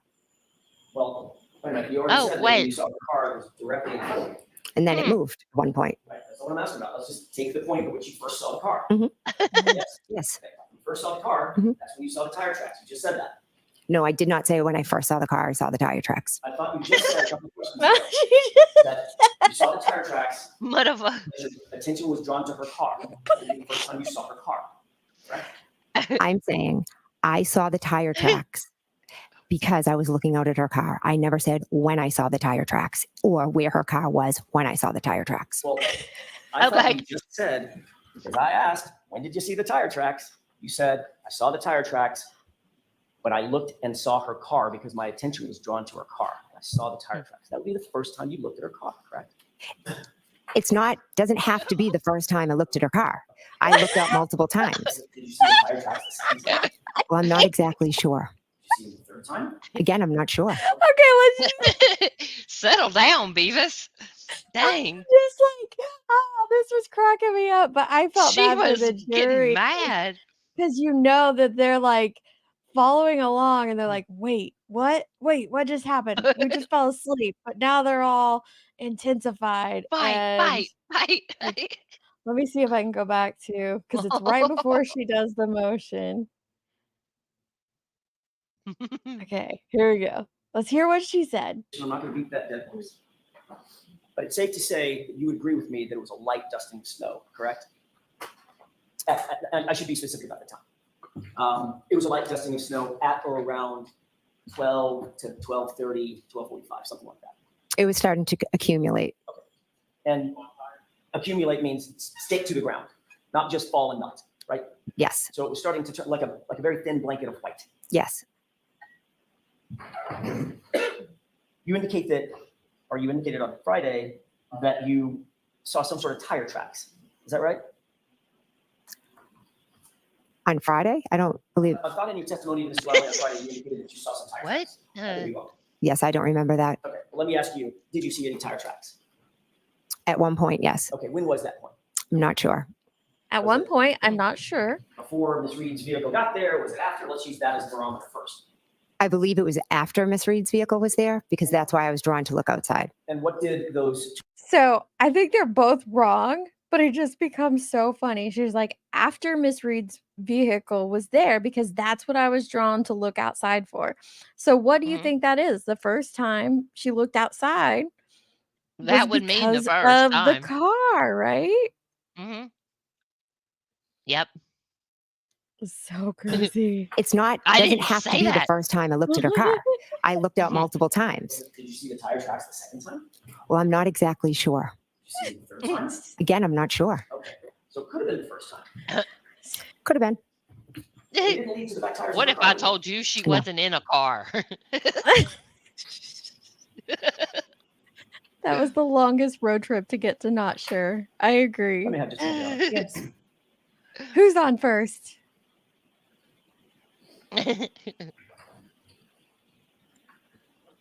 They're so interviewing me on the 29th. In addition to Trooper Proctor interviewing me on the 29th, you also gave extensive testimony on April 26th, 2022 in front of a state court grand jury, correct? Correct. And you were asked about the location of Miss Reed's vehicle. I'm still staying with that for just a quick second, if you don't mind. Is that right? Correct. You were asked where that SUV was in relation to Ryan Nagel's car. Is that right? Would I be able to look at it to refresh my memory, please? Well, let's start with this. Do you remember Look being at Eddie's asked yawning. about Karen Reed's SUV and Ryan Nagel's car? To be honest, I've had a few grand juries, so if you could show me what you're talking about, I would A few. greatly appreciate it. A few grand juries, huh? Mm.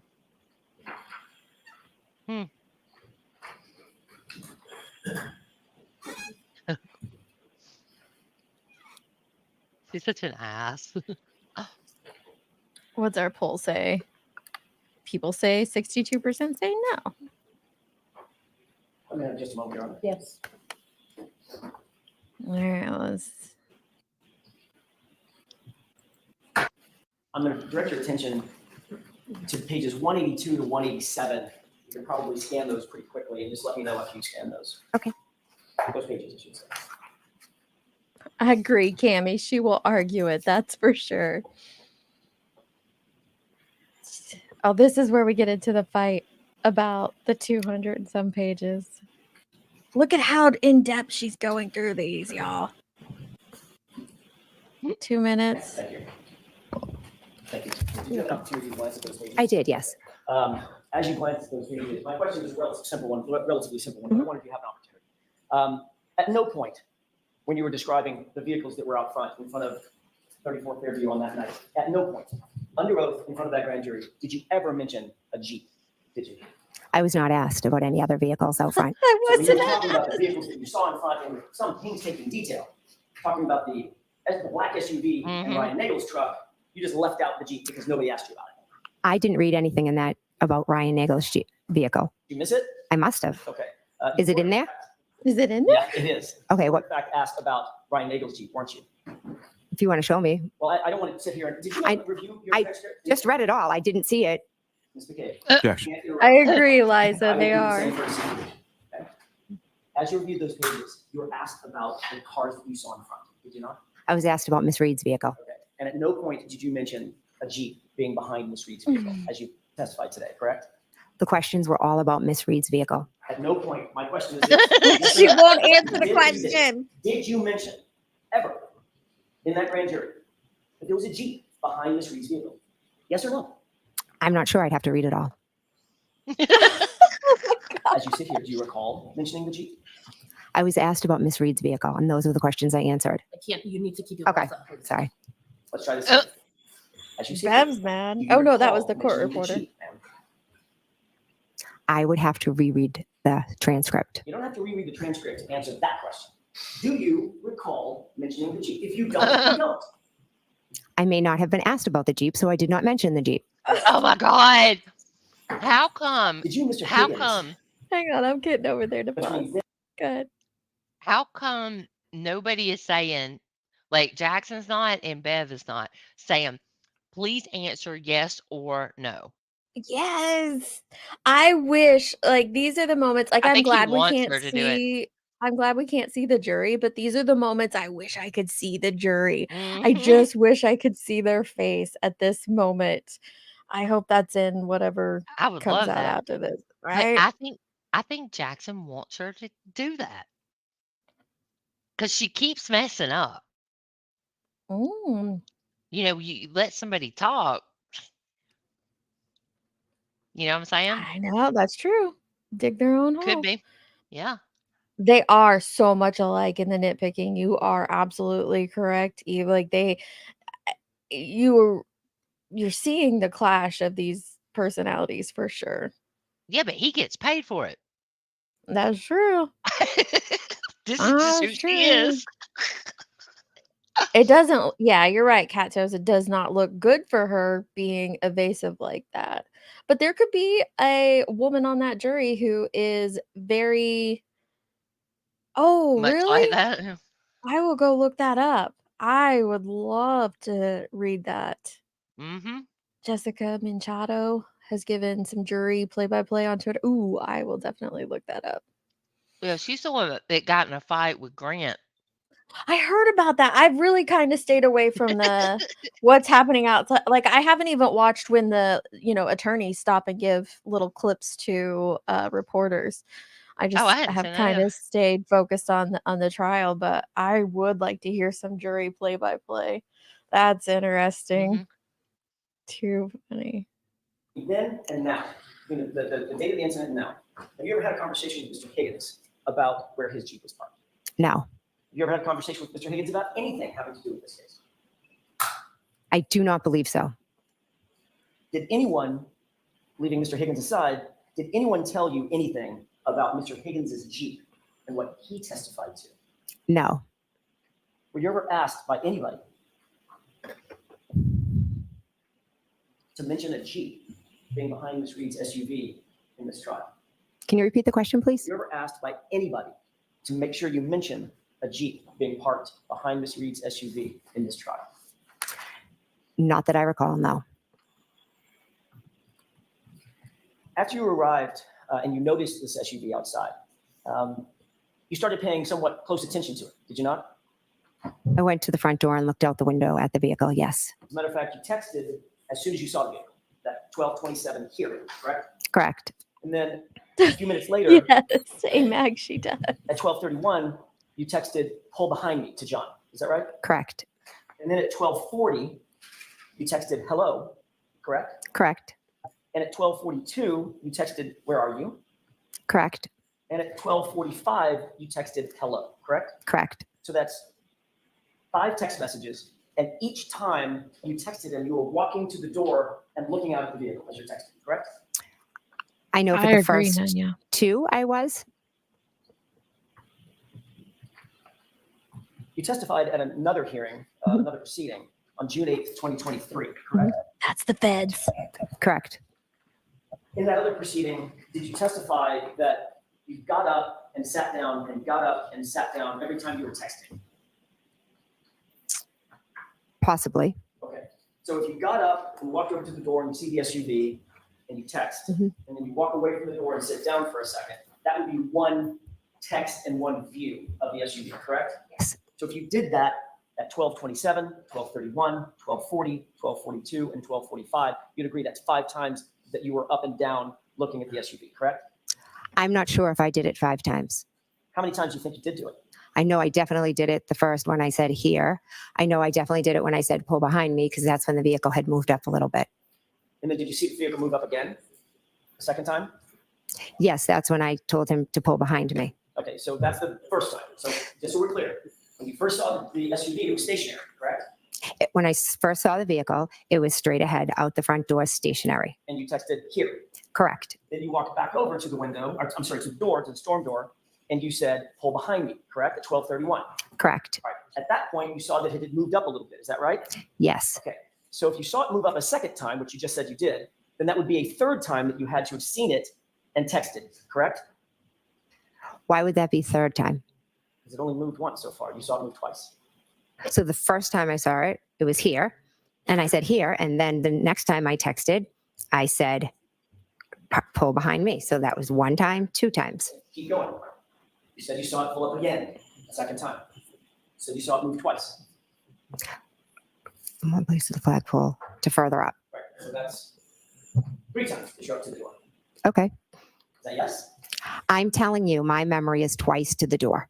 Mr. Kate, it's not a trick question. You just testified that you saw the car move twice. By definition, that has So I think in her mind in this moment, and this could be chalked up to nerves, she's counting the arrival as 1, and she shouldn't be. Like, she's saying, I saw it move twice. Okay, that's fine. She's counting like the arrival as the first movement, and it wouldn't be until after the arrival. And then the second one that he's trying to call the third for her, since she's considering the arrival as 1. It's just, this back and forth is killing me. Yes. Let me refer to my handy dandy timeline. They do not have chalkboards. She doesn't have her chalkboard. That's what it is, Nicole. She's confusing herself in this moment. And you could chalk that up to nerves of being on stand and all that, but she absolutely is. Or maybe she just wants to Yeah. argue with him. Who knows? Maybe she's got a thing for him. Like she enjoys this. Oh, for sure, Lisa.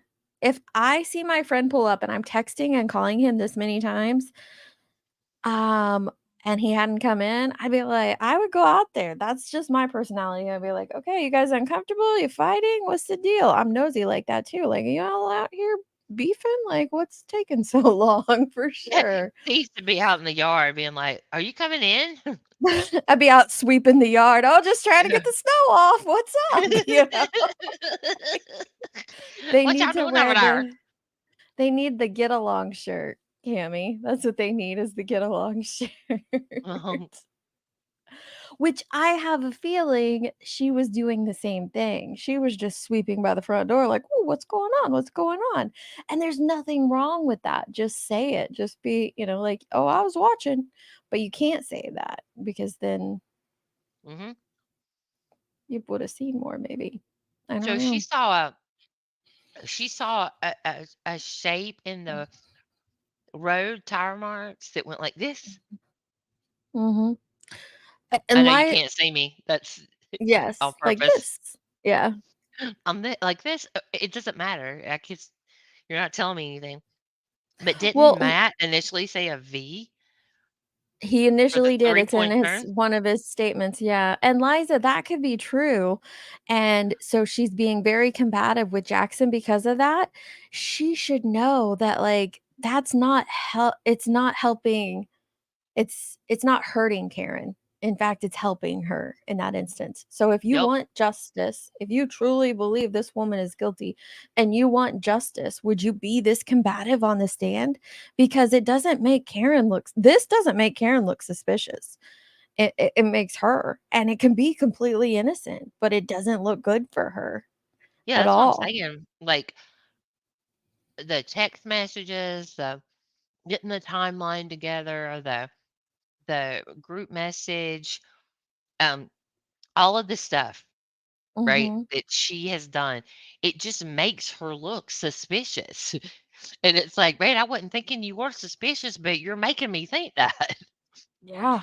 Just in I the thought way that we were you've been gonna get, acting. like, a completely different testimony when it came to Jim McCabe. I thought she was really Mhm. gonna clear up a lot of things, Yeah. but instead yeah, exactly, her defensiveness makes you wonder, and that's just a Mhm. natural response from us. If we're wondering about it, then others are going to be as well, 'cause, Yep. that's just where our brain goes, like, "Ooh, why are you being so defensive? Why are you being so evasive? Why are you being so combative?" Mhm. That's what the jury's thinking too, and I agree, like, if her family's dealing with all that stuff and she is very frustrated at this moment, don't stop with that. No one's telling her, like, "Don't be frustrated, don't be outraged Right. by it," but this here, that's not helping. Right, and this is important. And you have, like I said, all this, meddling that she's been doing in the case. Mhm. Oh, So yeah, from her own testimony. We learn it from mhm, her. Yeah. this is crazy. Mhm. That has to be, you looked at it 3 times. Stationary, move once, move twice. Maybe I used the wrong wording. Maybe. It may be. Have this moment up.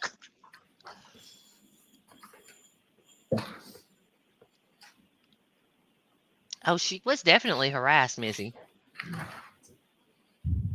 I don't know the level that she says, but So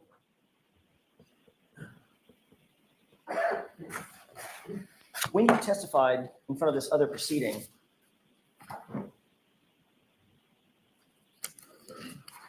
didn't you tell Captain Harvey.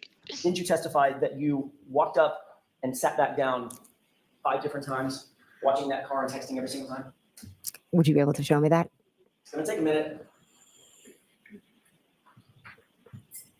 Have one here. Thank you.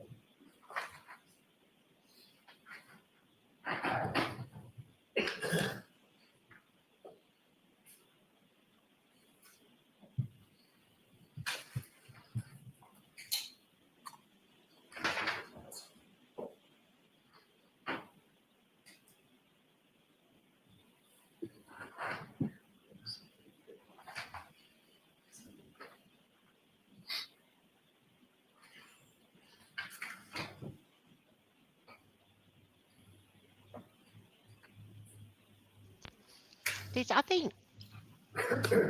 think Aaron.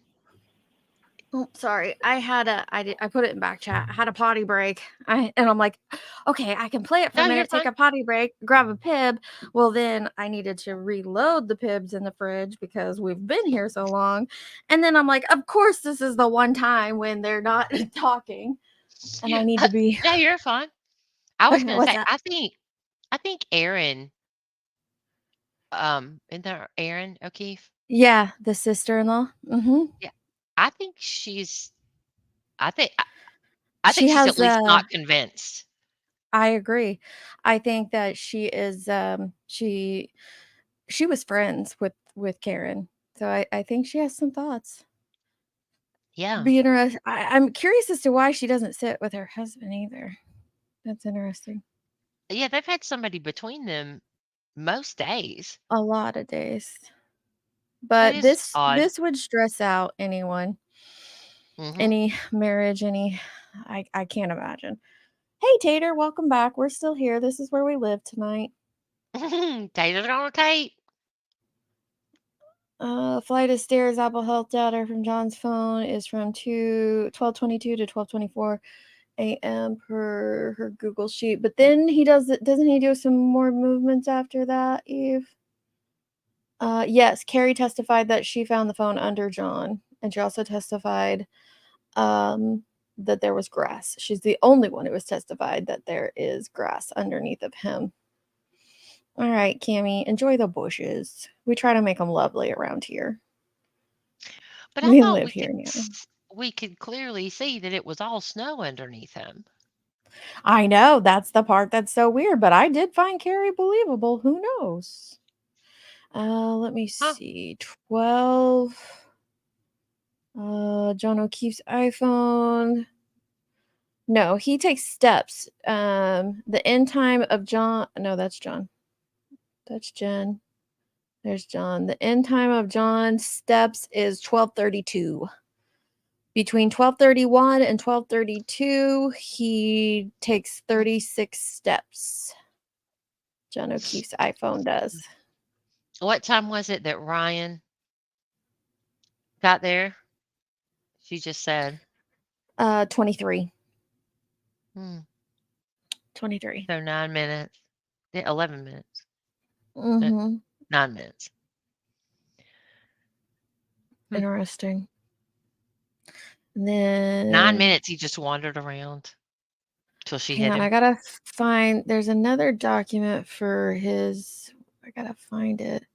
That has the.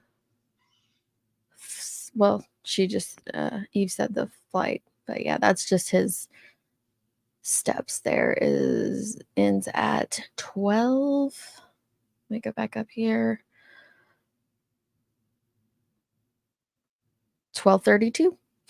His phone takes 36 steps. And that's the last time it moves.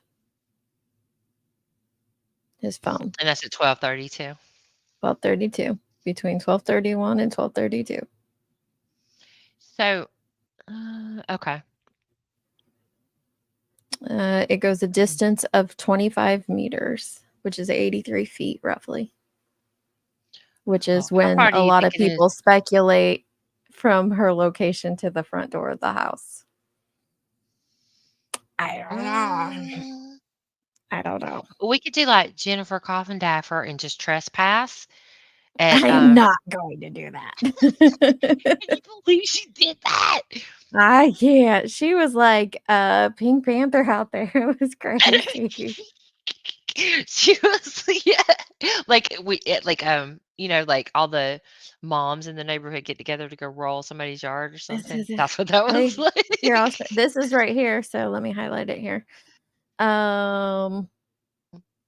12 right here, line 19. I can click the boxes for you. At 12:31 to 12:32 a.m., 0.34 minutes, goes a distance of 25.46 meters, 83.53 feet, 36 steps. John O'Keefe's iPhone. My goodness. And Hers is moving too.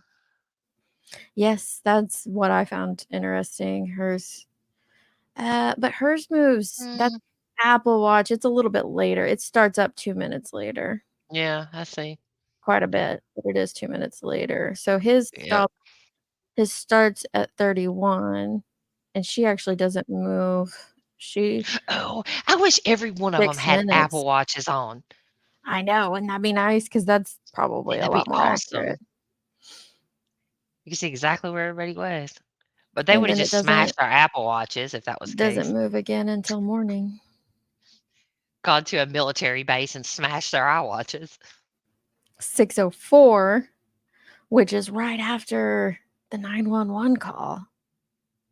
But that's what Carrie testified to. She put it in her pocket and walked around for a while. So that is Carrie pacing around the And scene. that makes sense because I remember It we were trying does. to figure that out. We're like, why is it Yep. moving around like that? You know, Mhm. after they found him, and that was it. It was in her pocket, right? Mhm. Yeah, so between 6:04 and 6:11, Carrie does like 432 steps. Again, makes perfect sense. She's Mhm. pacing that scene. We see her do them. Then You know, when we did pretty that much watch her do those Yeah, that 432 steps. ended at 6:11. Then it picks up again at 4 minutes later, so she has a 4-minute pause in there, and then she starts in again for, it not quite as much pacing. I don't know when she gives the phone to a law enforcement officer, but sometime in there. Oh, yeah. Yeah, they were standing behind the car. That was when the bag that y'all saw, right? Yep. Because I was like, "Oh, is Mhm. that what that is?" And you're like, "There it is. There's We zoomed in on it. We're like, "Wait, Mhm. what?" You lost me at we could be like Jennifer Coffin Town. We lost a lot of people at that. Yeah, everyone's like, "Oh, good night. We're done." I don't believe that for 1 second. I don't believe that at all. What? That the theory of that the entire family lifted John, took him into the basement, and proceeded to reenact the Fight Club. I don't believe that for 1 second. No, no. It doesn't even make it doesn't that doesn't make sense to me. What I if think there's anything something in happened the middle here. Something in the Yeah. middle. I don't know what, but I think there's something in the middle. Yeah, and it would have to be something none of them knew, right? Or Mhm. not none of them, but, like, Junior wouldn't know. His friends wouldn't necessarily know. You know what I mean? Yeah. If there was something. If there was. I absolutely agree. I'm trying to find I think it's in a document. I have it in my notes, but those are handwritten. I'll find it. Here, let me play a What are you little looking more. for? The Celebrate extraction from Green. Oh. I'll get it real quick though.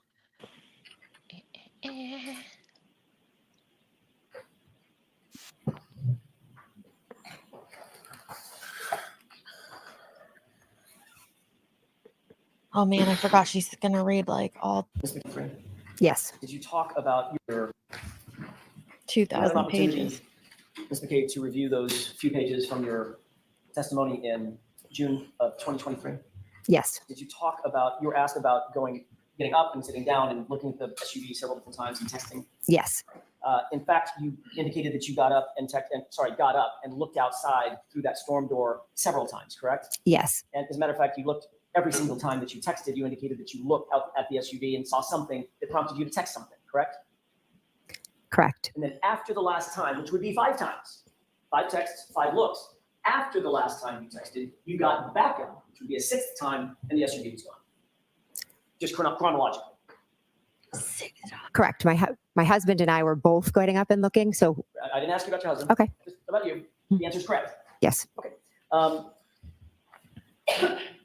So you're indicating that you were trying to communicate with the occupant of the SUV that was sitting, what would you say, 30 feet outside the front door? I'm not good with distance.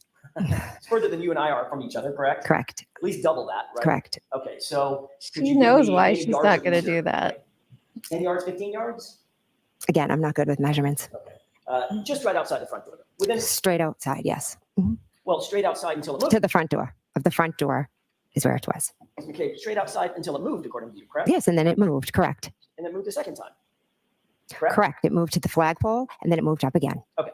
Then you indicated that you had an absolutely clear view of the SUV. You were asked those questions. Here, I found it. So here is Richard Green's affidavit. Now, this is a defense expert, so take that for what you will. We'll get to hear him on the stand.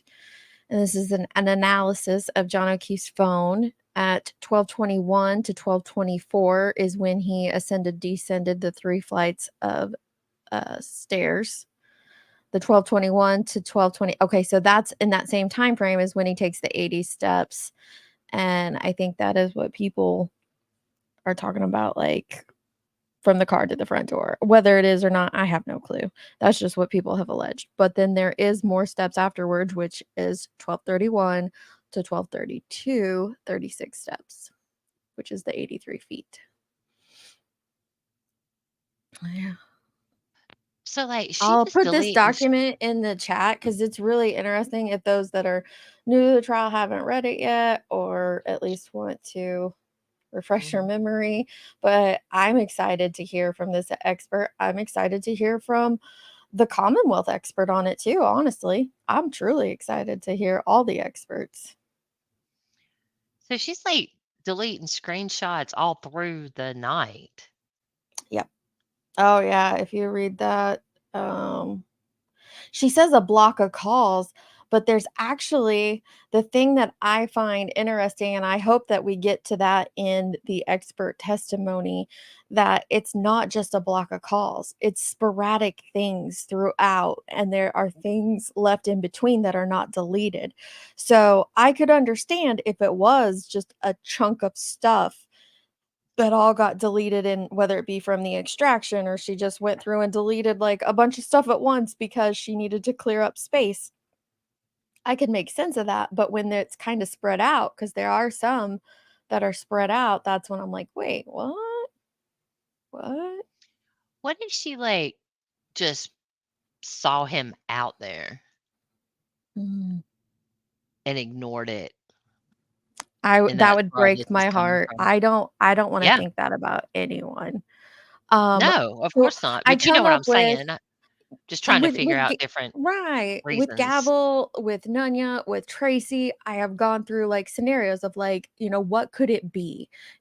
Could there be something that doesn't that makes it an accident, or that points you towards not guilty, or something that points you towards guilty?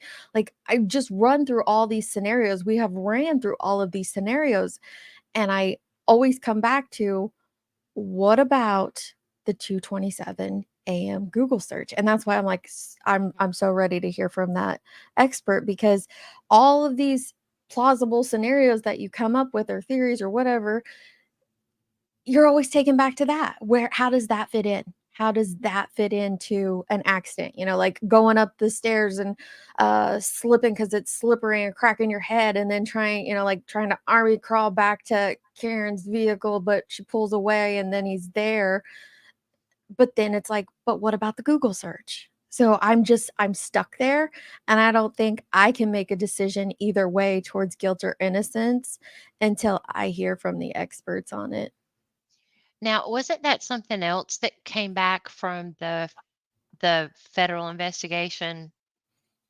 Yeah, Was well, that that's what the defense said, that the Google search did happen, and I that's I what they mean, said. everybody keeps talking about it being the it's the wall file, and it's like that's not what you would look at to determine that. So I'm very curious, like, And people what this say breaks that, down to. but I'm gonna play a little more, and then I'm gonna pull something up and show you something from a Commonwealth expert, and that's where I'm stuck, because it comes from a Commonwealth expert. But I'll play a little bit more, and then I'll pull that up. Okay. Questions, correct? If I had a clear view, Clear view. I could see the car out front. Yes. You were asked, you were looking out the front door of the house. Your answer was, uh-huh. You were asked, and there's a window in that door, right? Answer, it was opened. Yeah. Question, so you had a clear view outside. Answer, a clear view outside. Yes. You remember that? Yes. And is that your memory? You had a clear view? I had a clear view of Karen's vehicle outside, correct? And then you reiterated that with the following exchange. Question, was the amount of snow coming down sufficient? So let's hear the question. Was the amount of snow coming down sufficient to obstruct your view of the vehicle, or did you have a clear view of it? Answer, I had a good view of it. Objection. The objection is as to the form of the question and the reading. No, that's okay. I'm going to allow the question. Was that your testimony? Yes. So not only did you have a clear view, you indicated in your words you had a good view of it, right? Correct. Then you noticed that the SUV was gone after the 12:45 text, right? Correct. So you're looking at that SUV over the course of between the beginning text and the end text. It's about 19 minutes, right? 12:27 or so to 12:45, 18, 19 minutes, something like that, correct? Correct. You maybe add a minute because you got back up and didn't text, and the SUV was gone, right? Correct. So you would agree, we just do some basic math. You're looking at that SUV on average about every 3.5 minutes. I guess I'm. If you want to pull out the times, then you can look at them. Well, we talked about the times, and you agreed that you were texting between 12:27 and 12:45. Correct. Right? So if you were just to divide that by 5 times, getting up and looking, I don't know, I do the math in my head, maybe it's every 3 minutes or so. Correct. Oops. At no time did you hear any noise or sound outside that was unusual? No. You didn't hear any squealing of tires or squealing of brakes? No. You didn't hear any screaming or yelling? No. You didn't hear any loud voices or foul language or door slam? No. You didn't hear any verbal argument or the revving of an engine or anything like that? No. Matter of fact, you didn't hear any Nothing. collision or crash, did you? No. Matter of fact, the entire time that you looked out at that vehicle with that clear and that good view, you didn't see anything out of the ordinary, did you? No. And you would agree with me, as you looked at the SUV, you're looking over the lawn to the SUV out at the street, correct? Correct. There was no obstruction between you and the SUV. You've already testified to that. Is that right? Correct. And you could see everything in your field of view. Correct. And then you saw the SUV gone. It had driven away after 12:45. Correct. So I have a question, Ms. McCabe. Mhm. Where was the body? I have no idea. I'm assuming the body was on the front lawn. The body. I can't. The body I again. can't. You were looking at the front lawn. That's why he said it that way. I was looking at the vehicle and where it had moved. You know what the field of view is? Mm-hmm. Would you like to explain it? From the front door to You the had clear and fucking good view flagpole across lady. that lawn to the Come SUV. on. When it was straight out, I did, yes. You had a clear and good view of that SUV the entire time until it left, didn't you? I could see the black SUV, correct. Nothing was obstructing your vision. I wasn't looking at the ground. I didn't ask you about the ground yet. We'll get to the ground. Nothing was obstructing your vision, was it? Yes. You had a clear and good, Yes. your words, not mine, a clear and good view of the SUV Yes. and everything in front of it. I never said everything in front of it. I saw the SUV. It's black. It has lights on. And as it moved, I could see it with its lights. You had a clear view of everything between you and the SUV. All the things closer to you and the SUV. I wouldn't say that. So your view was obstructed on what was between you and the SUV, but not obstructed on the SUV? That's not what I was saying. No, of course not. If you had a clear field of view to the SUV, you could see everything in front of it as well, meaning between you and the SUV as well. If I'm looking straight out at an SUV, I'm not looking down at the ground. Let me ask you a question about that. You're focusing right now on my face. Yes. As you're answering these questions. You think you'd Like, she knows this is coming. Her husband went through it. Okay, there's like this is so bad. From the front door to the flagpole, which is where one of the places she sees the SUV, Right. and you don't see him, Yeah. lady. Is it possible? Yes. Probable? No, in my opinion. This is another thing I struggle with is no one seeing him. If I looked out in my yard and somebody was in the at the curb in front of my house. I'm not going to miss a body laying in my front yard. I wouldn't think I would. I wouldn't think I would either. Not even without lights. Okay, sorry, I'm still trying to look for that article. Let me go ahead and do a poll. Do you guys think that you would see? Hey, Slippy, how's it going, love? I'm looking for that the Hyde report. Do you know which one it is in off the top of your head? I can never remember, and I'm like going through like 50 different documents. Do you think you would see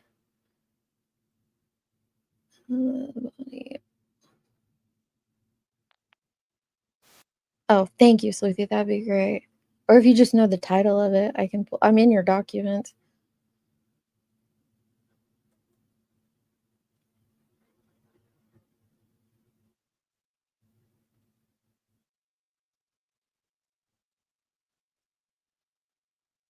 I'm doing. Does this make sense? Do you think you would see a body on the lawn when looking across it to the road? Like, I'm not saying like across the road, but you get what I'm saying, right? Like when you are looking out across the lawn or over the lawn, but to the road, do you think you would see a body lying there? That's the question I'm asking in the poll. You got it on its own. Okay, perfect. I know depends on how drunk. Salty, see, there's a reasonable answer. You know, if I'm feeling pretty tipsy, I might not see it. I don't know though. That's just, yeah. I guess it's and people's landscape is different and stuff. It's a But their clear. yard is clear. It is clear, like their whole lawn. Okay, so this is so hard to see on here. But here's another thing I struggle with, and this is Jessica Hyde's digital forensic. This is from the Commonwealth. This is an expert that the Commonwealth hired to look at the data. So when people are like, oh, the defense, this comes from the Commonwealth. And here is one of the things I'm stuck on. Let me see. Let me make it full screen so that'll give you guys an even and take this comment down. So hopefully you guys can see it even better. I know it's hard. I'll drop the link to it so you guys can go check it out on your own. So up here, let me do it. At the very top is the 2:27:40 a.m. Google search in Safari, House Long to Die in Cold. When people say that, like, oh, the wall or the this or the that, I don't understand all that. I'm not the expert. Brandy Churchill she gave a great little live, and I'll grab the link for that, where she spoke with an expert and does a really great job of explaining it. But the thing that I don't have to be an expert to get is right here at 12:23 when she puts it back in. It's from a recent web search. At 12:24, it's from a recent web search.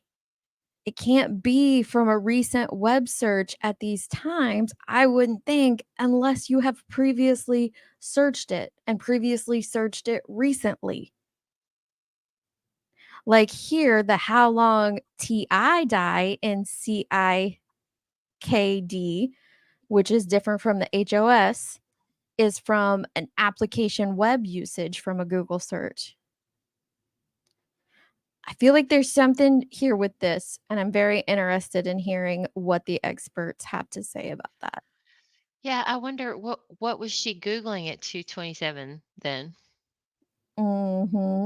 She claims a basketball thing, but would that 4 hours later generate a recent web search on How Long to It Die in doesn't. Cold? A I WAV didn't file think does not so. overwrite. That's like a write ahead file, and it's sequential. So I don't get how they're trying to. And I then don't get it. let me see if I can find it real quick. This is only 7 page long. document. Um, Sleuthy said they here's got where the it says basketball search too. So it's it also in says there. It's not like, yeah. yeah, it's in there as well. Yeah, you can see it. It says that the timestamp for how long to die in cold search, this is from the Commonwealth. Remember this, the Commonwealth expert search requires deeper analysis. They're going to say that they debunked it. No, she says right here, it requires deeper analysis. Then it talks about how they were further analyzed in the Sanderson forensic browser for SQLite. There were multiple wall entries for the search. All the records are not live in the database and are on page blah blah blah the wall. This does not mean the search occurred multiple times, but rather that there is multiple duplication as part of the normal functions of record written to the wall in that database. Each of these entries has the same universal unique identifier, demonstrating that they are each the same entry. Multiple entries showing the same UUID are shown in figure 1. That's Let's see SQLite, here. by the way. It's a type of Oh. database. See, you know all these things. They were done in the same tab. It would be logical if both searches were done in the same tab, being in the latest search. She does say here great inconsistencies with the timestamps parsed from this file. It is however definitive that the page existed in a tab.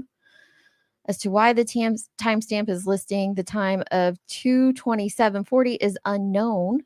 It says the time is inconsistent with the timestamps associated with the same search.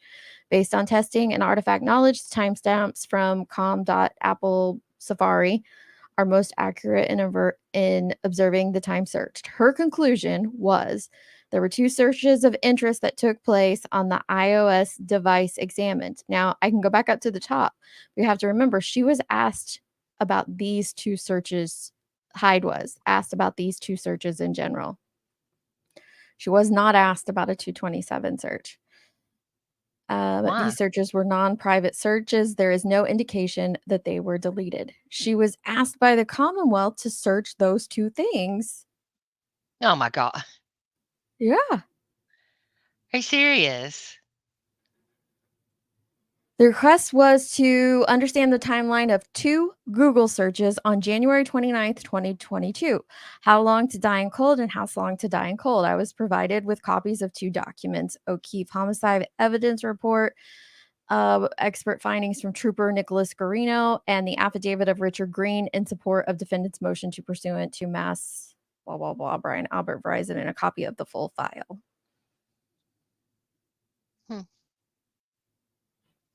So the interesting thing, like But I'll drop what it I was in there saying for you guys. earlier, is those file types are sequential and they don't get overwritten.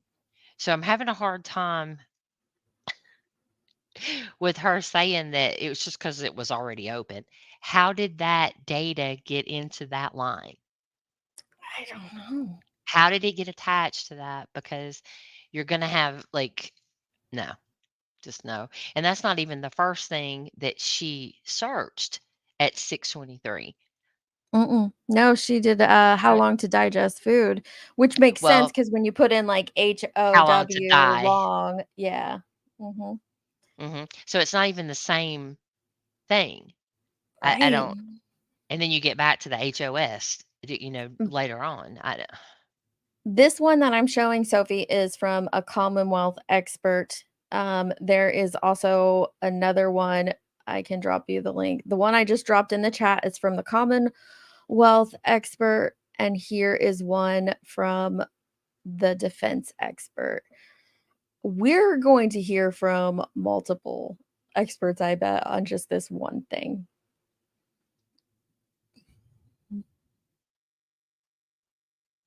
She said, I tried it last night. The tab stayed on the first search when I bookmarked it. I don't know if this is information we can get from our own No, searches. you Yeah, don't you have to actually know have how the to get files that into they're looking at. the wall to go into that. Yeah, he wants those 2 to exist, but not the third one. The defense states all 3 happen. Absolutely. It's weird. It's Mhm. very weird. Yeah, why didn't he have her check all of it? Why? In fact, if they're having somebody look through this stuff, why not have them look through all of the searches Yeah. from this time to this time? It's because they want it to read a certain way, and I get that, but those things bother me. So both of the things that I put in the chat, Laundry will go in great detail about it. I'm going to switch back, play some more of Jim McCabe, and I'm going to grab you guys Brandy Churchwell's video on it. Like I said, I'm no expert. That's why I'm excited to hear from the experts. But this is my hang up. This is what I'm stuck on. Like, I can think of all these things that could be completely innocent for all parties, and I can think of things that point towards guilt towards Karen Reed or point towards guilt towards a third party. But then I'm continually stuck here at 227, and I need that cleared 100% for me.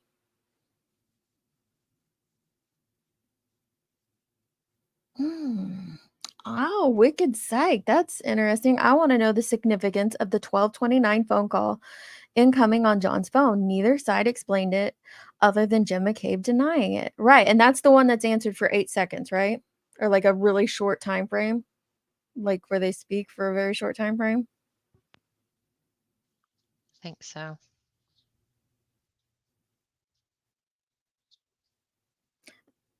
Yes. And I do not understand any of it. That's just not I'm not a techie person at all. 1229 Mhm. was 8 seconds. 8 seconds. That's okay. I thought it was a very short time frame. I sent Jackson explaining it, which makes he does do a great job of explaining it. Yeah. Here, his is only 43 seconds. Let me pull that up. I'll pull that up for everyone and show it real quick. It's just 43 seconds. And then I'll drop the link to Brandy's video. Exits out of a search. In other words, when you close that web page. See, obviously, Google searched how long to die in cold. We know that because we found the search. The deletion was not the deletion of the search, it was the deletion of the page. And as soon as that page was deleted, the other page behind it, Ozark Basketball, was immediately populated. And when I say immediately, not at the same time, nanoseconds behind it. We actually have the nanoseconds. It's 5 digits beyond the decimal point. We know exactly how that happened and why it happened. And Rick Green, our expert, has verified that, not through 1, not through 2, but 5 different tools, establishing exactly how long.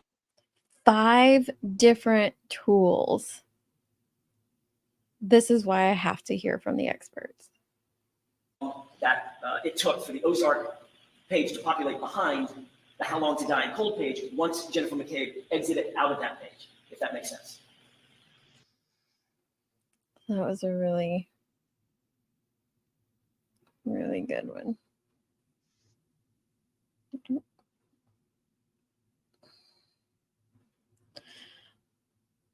Oh, it was just Sleuthy's.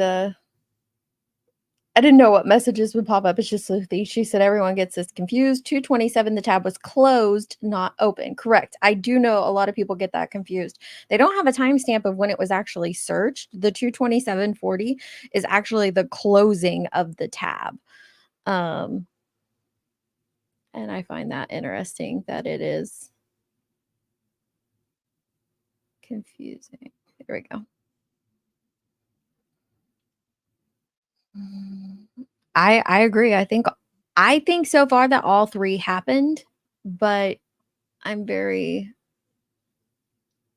especially after them saying that the feds did. But then you have Lolly on the opposite side of that who claimed that that's not what it opines. But we'll see. We'll see. And they can be. They could all 3 be true. If that is true, if the 227.40 a.m. Google search is true, that doesn't look good. Especially when you continually deny it. Like if you did search that, say you came home from hanging out with everyone and were watching, Frozen in the Arctic and was like, "Oh, I wonder how long a person can live in how long it'd take them to die in the snow." If you had started Yeah. out explaining it that way, that might be believable, but the continual denying of it And then the change, I don't know if there's a coming back from that, if it is 100% actual. I know the opines. Yeah, he also let his witnesses say they butt dialed, they intimate relation dialed, and they played ass grab. The grabbing asses. Let me see.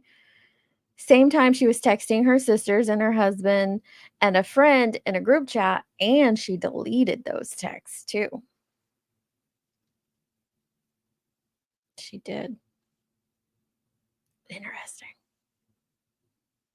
You'd see, I don't know, an alligator sitting in front of me if it was there. Objection, Your Honor. You think you'd answer the question about that?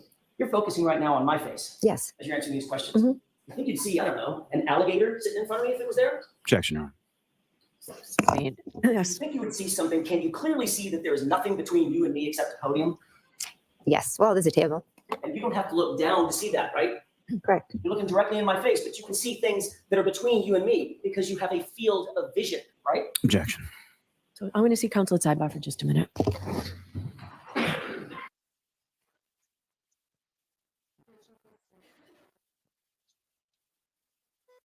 Things that are between, and you don't have to look down to see that, right? No. You think you would see something? Can you clearly see that there is nothing between you and me except a podium? Yes. Well, there's a table. And you don't have.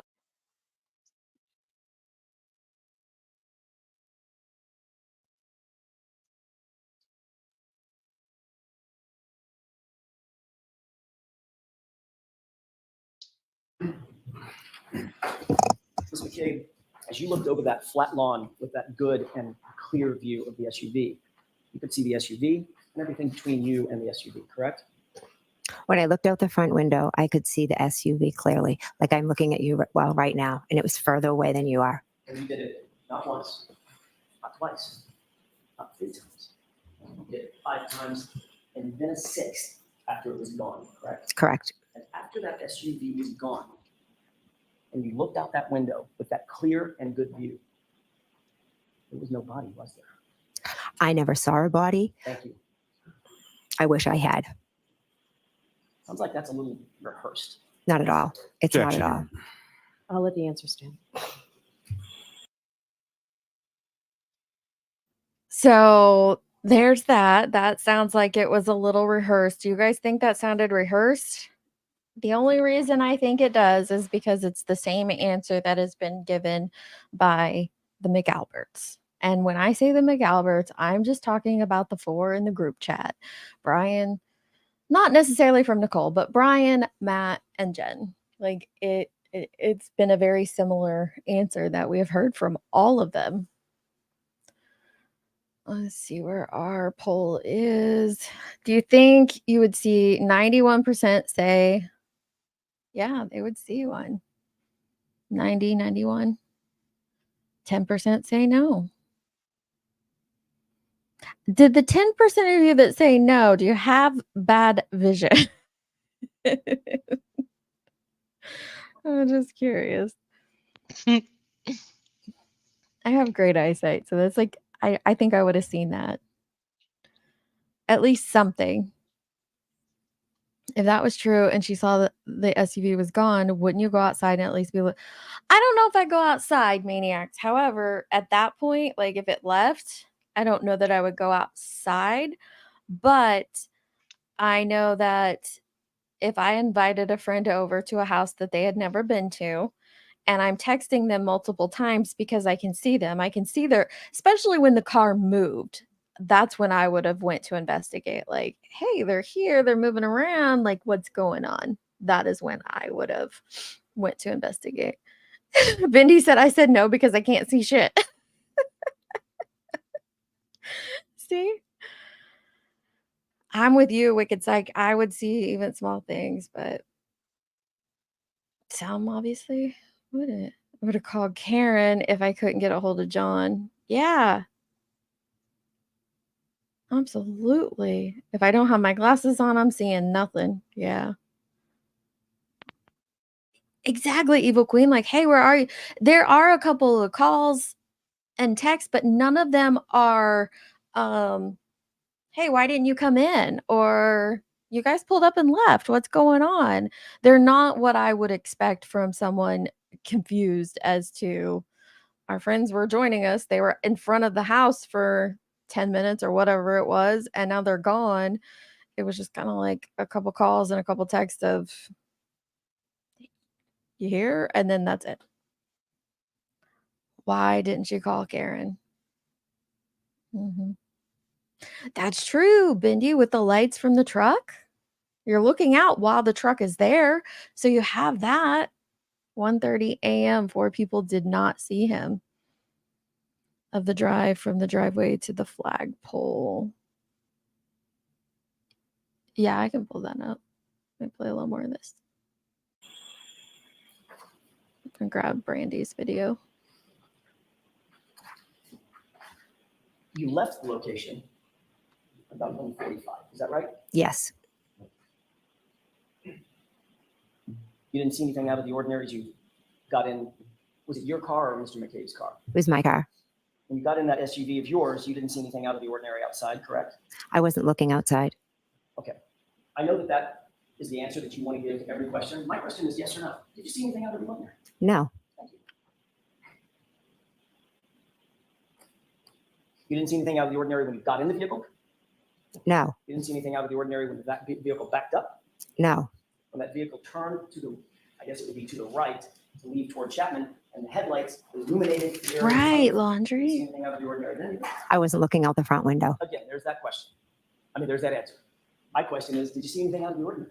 Well, you were asking about the headlights out the front. That's why I said I didn't see anything out there front. Oh, you didn't see the headlights turned on? I was turned to the back. Right. Did you see that the headlights came on in the car? Yes, in the driveway, the headlights came on. Right. And you're seated in the front passenger seat, correct? Correct. So according to you, you got in the car and immediately twisted yourself, looking directly to the rear and never turned back around and never looked outside the windows. Correct. Got it. Is that normal for you? Yeah, I'm a very chatty person, so I turned to talk to the girls. So you made sure that you did look out the window. Nope, that's not it at all. You also didn't hear. Remember this later when she is going in on Carrie Roberts being a talker because she's like, I'm a very chatty person. It's okay for her to be chatty, but it's not okay for Carrie. Hear anybody? You did hear some of the girls in the back, since they were so chatty, talking about bread and sandwiches or something, right? Correct. But you never heard anybody say anything about noticing anything out of the ordinary, correct? Correct. You didn't hear Julie Nagel say that she saw a black object in the yard. Never heard that. But you were turned around looking right at it, according to you, correct? Correct. Indeed, engaging them in conversation, according to you. Correct. So that you could make sure that you weren't looking out the front or right windows. Objection. Can you answer that? Is that why you did it? No, that's not why I did it. I was talking to the two girls. When you got home, what did you do? I went up to bed. What time do you think you got home? Somewhere after approximately between 2 and 2:15. It took you a few minutes to drop the girls off? Correct. When you got home, you got on your phone, correct? Yes. Before you got on your phone, you went upstairs to your bedroom. Yes. Did you use any applications? Well, let me ask it this way first. Did you make any phone calls just using your phone? Any phone calls after you got home, either downstairs or upstairs? I do not believe so. Did you use any applications to communicate with anybody through Wi-Fi? Do you know what I mean by that? Like FaceTime audio or WhatsApp phone calls, things like that? A text message? No, actually, and you may not use these, but I'm asking, did you use any kind of third-party app that uses Wi-Fi, VoIP calls other than just a phone call? No. Okay. Sounds like you don't even know what that is. I don't even know what you're talking about. Fair enough. So it's safe to say that you didn't use or you don't use any multimedia to communicate. You don't use FaceTime or Snapchat or Signal or anything like that. I've used FaceTime with my children, yes. Not for phone calls. No. Like FaceTime audio is a way that you can make a call. No? I've FaceTimed with my kids at school, but. That's videos. Right? Oh, okay. So yeah, I guess not. You didn't do that night either. Not that I recall. Did you, now I'm going to get back to your question. Did you text anybody? I did, yes. Who did you text? I texted my sisters. Do you think that it's gonna come out that she did that? That she did some FaceTime audio or some type of, like, Snapchat you can call on Snapchat or something? Like, I don't know, just the way that they are, do you "Bitch, you got a burner app in there?" Like, seriously, the way that they are that he's pressing for that makes me think that, through the experts or something like that is gonna come out. Maybe not. I actually can see her as a basketball coach, Laundry, just because 'cause I've seen a lot of basketball coaches very similar to her, for sure. Female ones. What do you think, Jenny? You think that that's gonna come out? What? I'm sorry. The Uh, way that he was, like, asking questions and alluding to her making, like, a Wi-Fi call or some type of call on a different app, whether through Messenger, FaceTime, Snapchat, something like that. yeah. Yeah, I He think just I mean, really went in. yeah. I'm sorry. Fred just told another big whopper. So, Oh, of course. yeah, sorry. I just got distracted for a moment. Um, yeah, I mean, I don't know why he'd bring it up if he couldn't. I mean, If he I guess couldn't you could do prove it it just later. y yeah, I mean, you could bring it up just to mess with the story, right? But that's a weird thing to make up, and there's plenty of stuff to bust them on. What did Kendra say? Deej John wouldn't really have that much snow on him at one. No, he wouldn't. He would not have a ton on him at 1:30. When they're testifying that at 12:30 there's just a light dusting on the ground, um, there wouldn't be a lot at that time. It's starting to accumulate, remember? Yeah. Yeah, it was starting to accumulate. Does that sound, like, more snowy to you than just there was a light dusting? Mm-mm. 'Cause no, but I mean, I think that's what she was trying to it was starting to accumulate because a light dusting, it was starting to accumulate. It's like, okay. Vinny on Court TV tonight had the reporter driving the streets, and he now agrees he does not see how no one saw. I was trying to find that video that Eve was talking about. I know I've seen it and played it before, and I can't find it. Where it shows what it would have looked like when they pulled out of 34 Fairview. Mhm. Well, Where? I'll see if I can find the Vinny one. Maybe we can Oh, okay. watch that. Mm. And I texted my husband and a friend in a group chat. You texted your husband and a friend in the group chat? Mhm. Yes?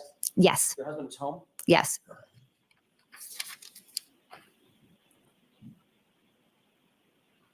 I want to switch gears for a second.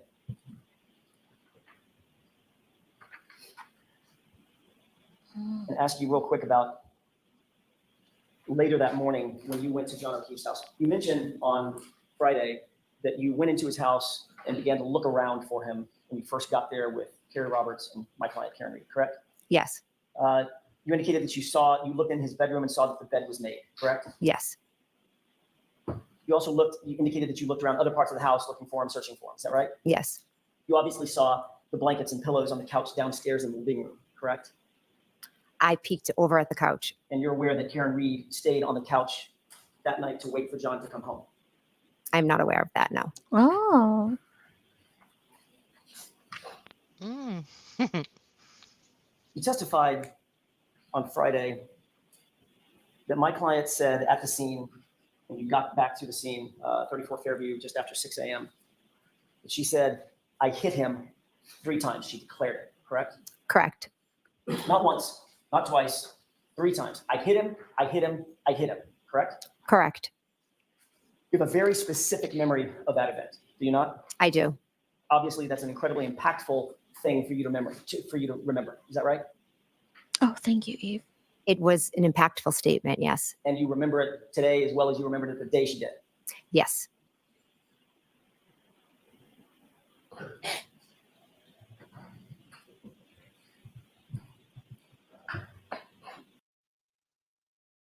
I was like, did we slow back down? I forgot they have like a lull here for a second. I'll kind of zoom through this. Here Oh, is it is a lolly? And so, Lolly. wait, did I not open the? What happened to it? Hang on a second. Oh, here it is. This one. Wrong tab. I got too many tabs open right now. So here is the pulling out of 34 Fairview at night and what you would see.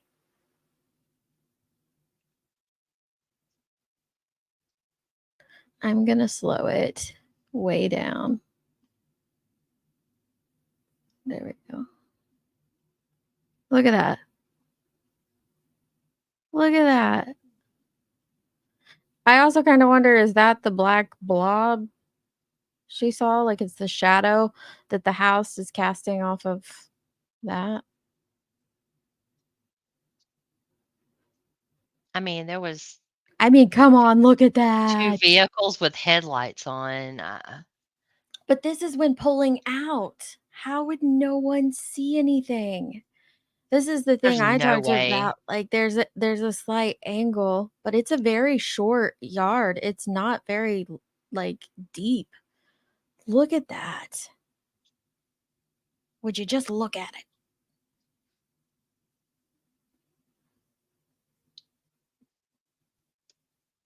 That's crazy.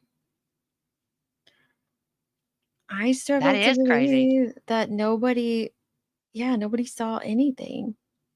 There's like no way that many people missed it.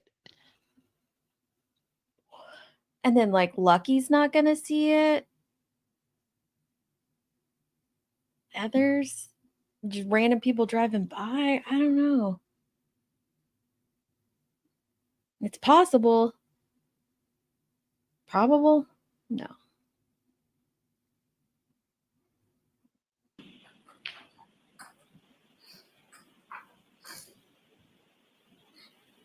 I may have just a moment. I know, me too, Sleuthy. Okay, let me zoom through this. Did you, before I ask you about that specific document, did you review anything before you testified in preparation for your testimony today? Oh, this gets interesting. Yes, Did you review your grand jury testimony? I did. Yes.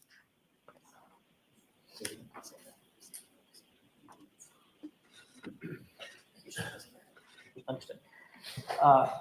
You did review your grand jury testimony, correct? Yes. So the document in front of you, you recognize it? Yes. That is in fact a true and correct copy of your grand jury testimony on that you gave on April 26th, 2022. Is that right? Correct. The state grand jury.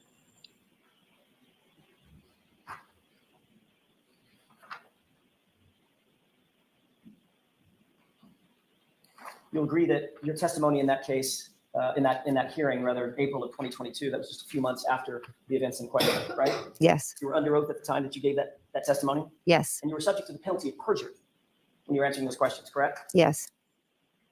Ms. McCabe, I'd like you to turn to the page, since you've reviewed this, turn to the page of that document where you ever said in your testimony that my client said, I hit him, I hit him, I hit him. Was I asked what she said? I get to ask the questions. Well, I'd like you to direct me where to look. Oh my gosh. I actually had a snack earlier of a Nature Valley biscuit almond butter, cinnamon almond butter. They are the best ever. Just saying. They're really good. Testimony if you need to, and turn to the page where you ever said that my client said, I hit him, I hit him, I hit him. I agree, Missy. I'm not sure if it's in this document, but I can tell you today with 100% clarity. She said, I hit him, I hit him, I hit him on that morning. I'm not sure. It's not if in. I could take the time, and do you want me to read over 200 pages? May I approach? Yes. I don't want to take the time. Because you just indicated that you reviewed this document in anticipation of your testimony, right? Correct.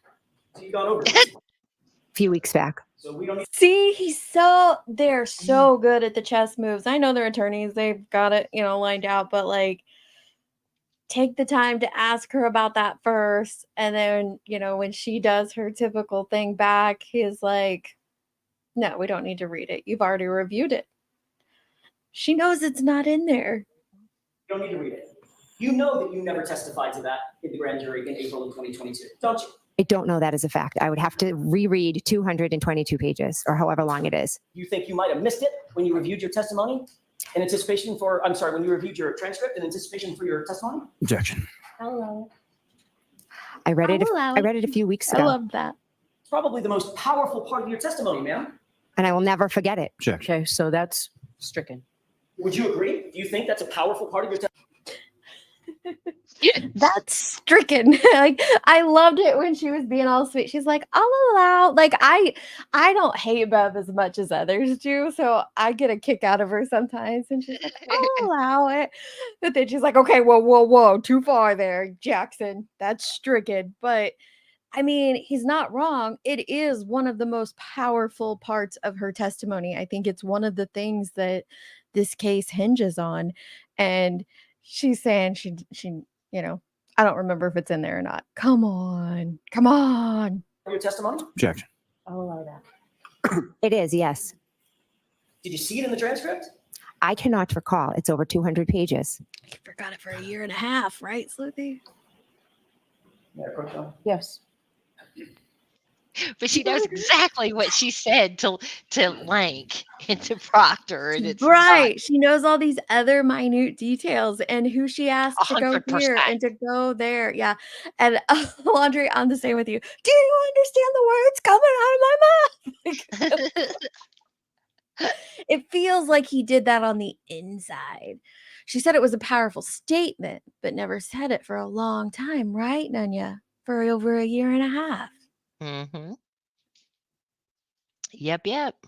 Alan did have to jump around a lot because of this witness. He was all, this is definitely, so typically Lolly is kind of all over when he is interviewing or, you know, on direct, and he goes back and forth in time when he is, you know, speaking with them, and it even confuses a lot of his witnesses. And the defense is pretty good about sticking with a timeline, but on this one is all over the place. That's for sure.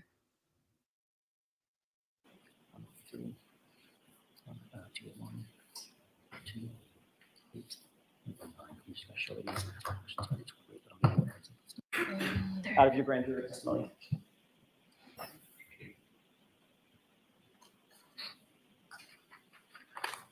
Isn't it true, Ms. McCabe, that you were asked and you testified no fewer than 12 times 12, y'all. what my client said, either at the scene or on the way to the scene?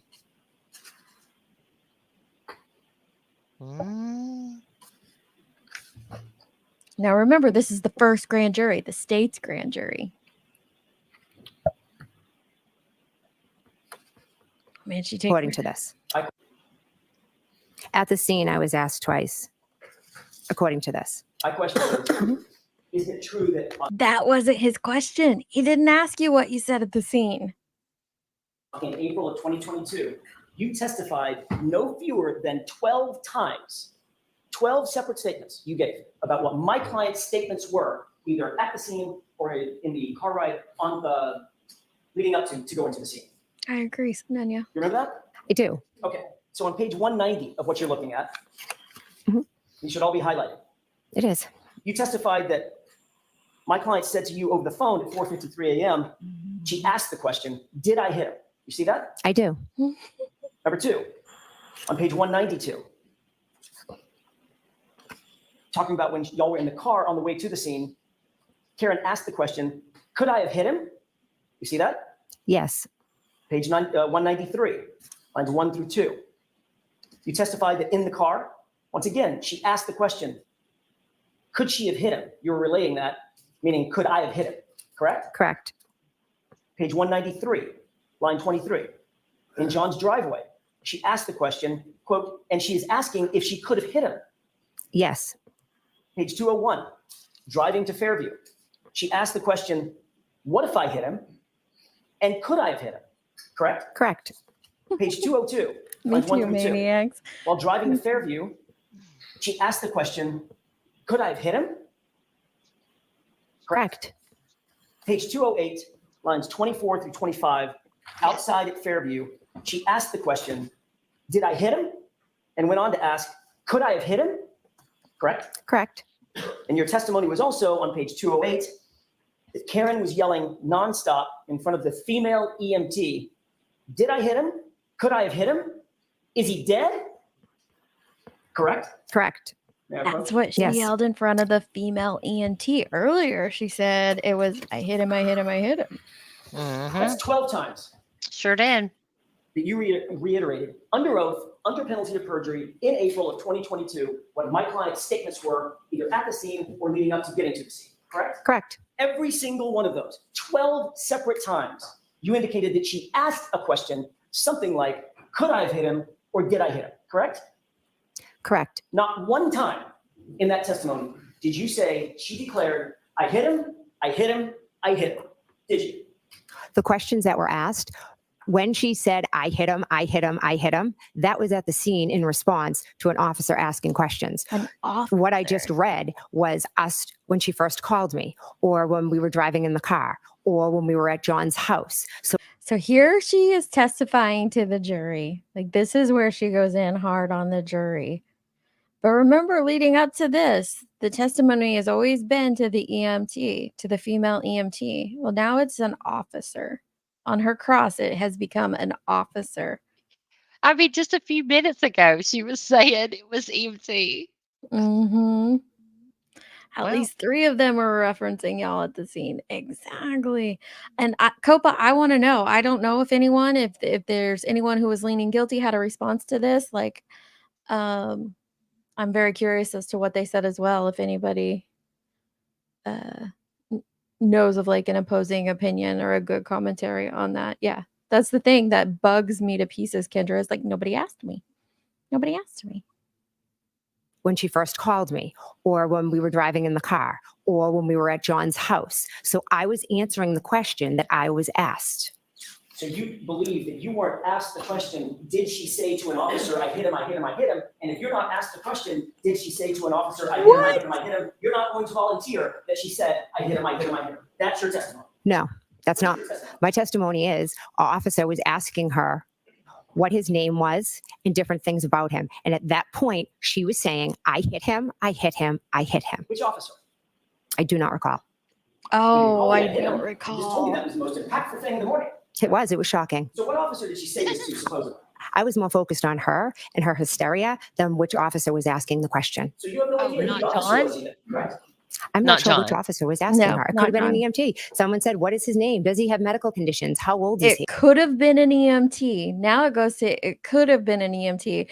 Nunya says, I heard someone say yesterday that is convinced she is guilty. Jim McCabe obliterated Alan on the stairs. Oh, yeah, I saw that too. I was like, okay. Oh my gosh. I mean, whatever. Seriously. They better stop playing up with Copa. I'm seriously belly laughing. Oh my gosh. That's the thing. I've actually taken the time to clip those together. They've all testified, the ones that were on scene, the EMTs that were on scene. And the only one that testifies to it is Katie McLaughlin. That's it. You read that too? Oh my gosh, that's too funny. Oh my god. Yeah, I was passed out cold. That's she obliterated. Okay. Destroyed. Okay. Destroyed him. She destroyed. That's an interesting point of view, I suppose. You were asked that question, Wow. ma'am. On page 208, you were asked what she said in front of the female EMT who was asking her questions. And her answer was, I'm sorry, your answer was, she said, did I hit him? Could I have hit him? Is he dead? Is that right? That is correct. That would have been a good time to offer up that she confessed, I hit him, I hit him, I hit him, right? Objection. Sustained is to that form. To that form. Ms. McCabe, the truth of the matter is you've manufactured this new story for this jury because you think it helps you out. Absolutely not. You're right, Chris. Absolutely not. She was shocked and horrified. You called 911 at 6:04 I'm a.m. appalled. Is that right? Yes. Your Honor, with the court's permission, Exhibit 36 has already been marked and entered. I would ask to play a portion of that 911 tape, not the entire. Oh, I get what you're saying now. Oh my god.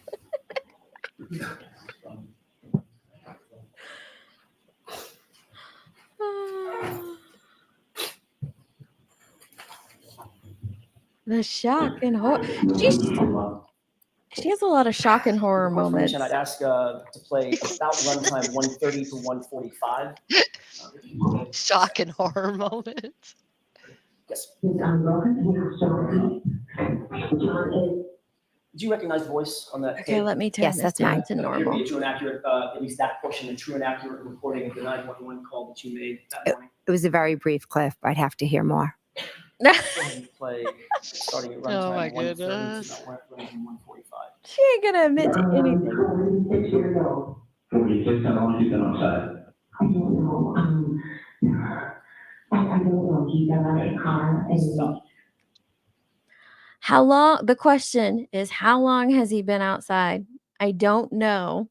I don't How long know. has he been outside? He got out of the car. But that's what she says. He got out of the car.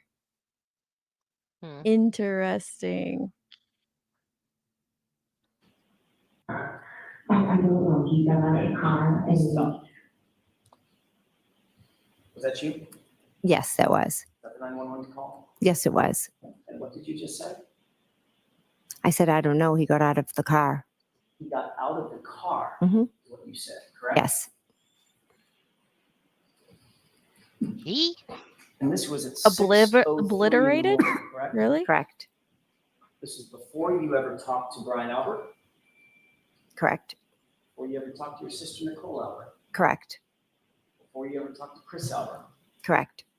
before you ever talked to Julie Albert. Correct. You hadn't talked to anybody at this point other than Carrie Roberts, correct? And Karen Reed. And my client. Correct. And in that 911 call, you said he got out of the car, didn't you? I did because Karen Reed had told me that she had left him there. Oh, look Your at words that. were he got out That's of the car, not the same thing. correct? Correct. Did you make any other calls Ooh. other than to 911? I called my sister. What time was that? Watch her jaw clenching over here.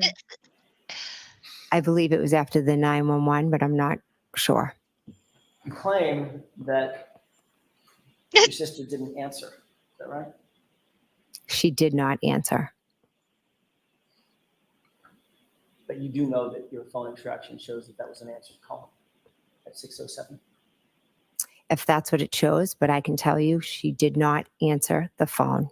And you are as sure about that as you are, my client said, I hit him 3 times, right? I certainly am, yes. I might have called her twice, yes. You might have. An exhibit. I don't mind. Folks, we'll take the morning. Okay, let me zoom through this. She is wound up tight. Yeah, that was a good breaking point. Let me see what the chat has to say. This is where she transit. I know Ginny has the best laugh. I'm sorry. I'm so No, sorry. I love it. We love it. Like it's just I just can't. I can't with this lady. She's such a B word. You told her you saw her there. She thought she left him at the waterfall, ma'am. So true. The slow blink. Can we see it again?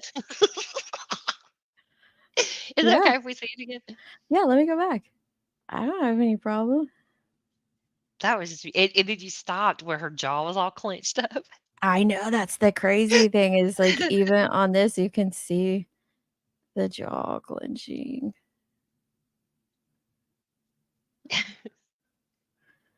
Oh yes, Sleepy. She showed that earlier. The cover of the Boston Herald. Yeah. I was shocked they did her like that. Yeah, because I didn't get that impression from watching her that she looks like that. But I get it. She has some awkward faces and I do hate that they like grab those, but whew, that was rough. Correct. Before you ever talked to your sister Nicole Albert. Correct. Before you ever talked to Chris Albert. Correct. Before you ever talked to Julie Albert. Correct. They did her dirty. At this point, other than Carrie Roberts, correct? And Karen Reed. and my client. Correct. And in that And 911 Karen call, you said he got out of the car, didn't you? I did, because Karen Reed had told me that she had left him there. Your words were, he got out of the car, correct?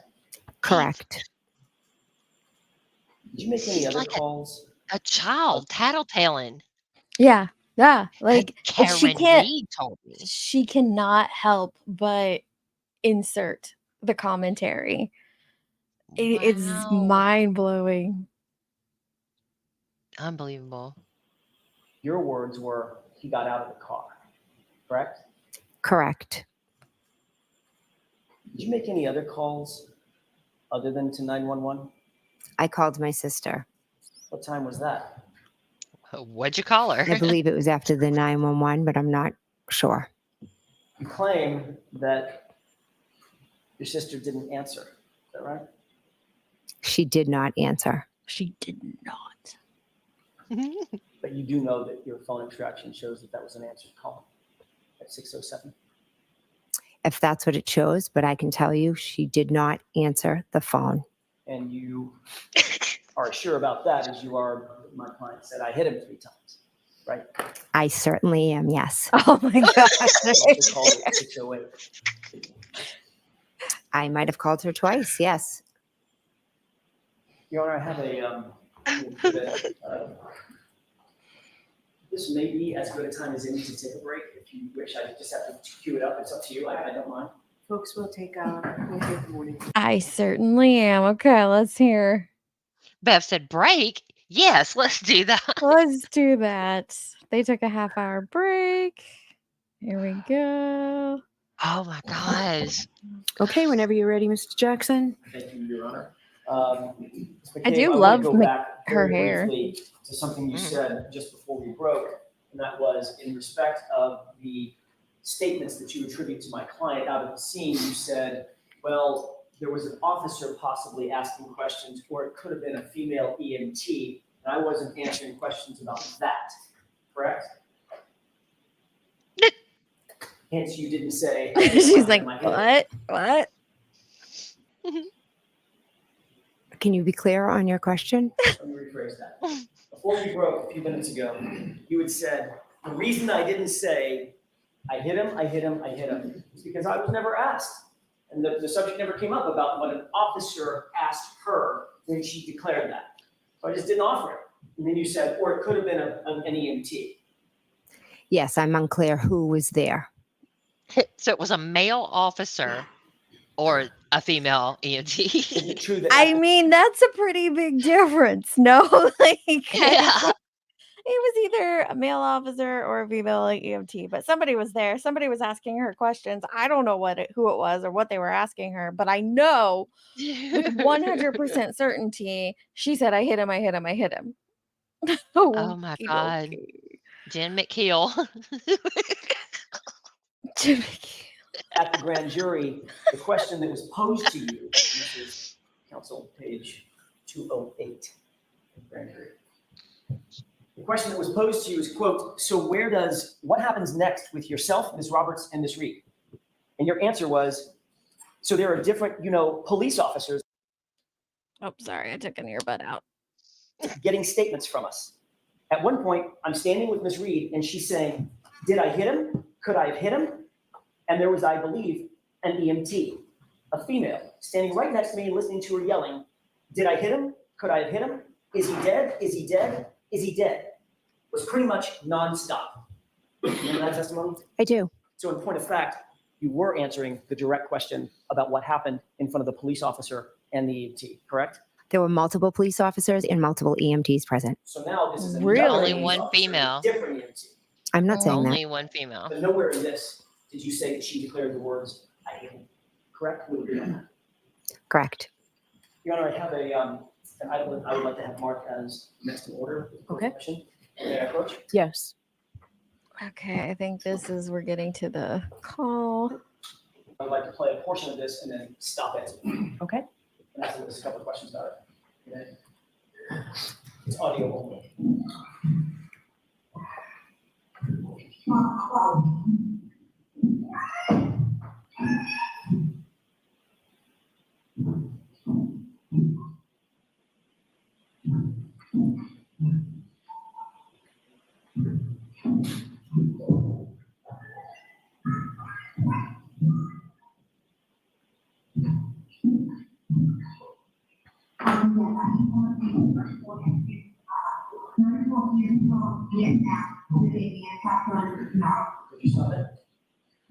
Ms. McCabe, I've paused the audio tape just to ask you a couple of foundational questions. Do you recognize what's on that audio tape? Yes, that is my voice. Okay. I want to play for you guys. If you aren't following the Mob Crew, you totally should. He is a great creator. I think of him as like a young Gray Hughes. But anyway, so I'll drop his link here in a second. He took out the windshield wipers, and it helps so much. Welcome back to the channel, everybody, where we cover true crime, mystery to the missing. Today's video is breaking down the Karen Reed voicemail 911 call leak. At approximately 6:03 a.m., shortly after they... So the audio or the visual doesn't have anything to do with the call because the call happened before this visual, but he just puts it in there for something for you to look at. But close your eyes and listen. It was great, brilliant taking out the wipers as best he could. They discovered John O'Keefe's body. Jennifer McCabe would call 911, but there was also a recording in between that call.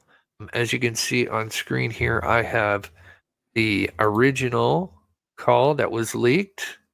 The biggest problem with this audio clip is there is a lot of what is known as wiper blade noises.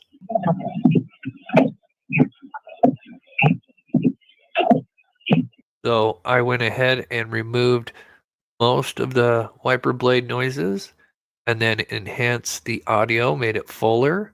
So I will put a few subtitles in there, but there's a lot that I couldn't fully decipher what they were saying.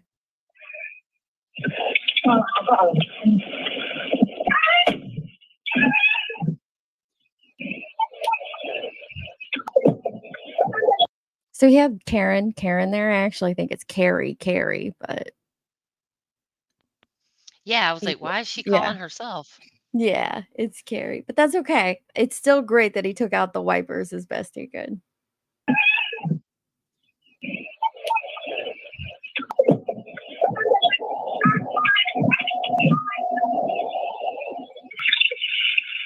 Yes, I need someone to take the 34th year road, get map, there's a man trapped underneath snow. Yes. Yeah, I don't know why he did that. I can consent. I don't know why. She said there's a man trapped under the snow. I don't know why something. Trapped under the snow. That's what she says. Yeah, I don't know why he did that. I can consent. I don't know why he's under there. Like, I think I don't know. Tell me what you guys hear. I'm going to mute so you can't hear any feedback from me.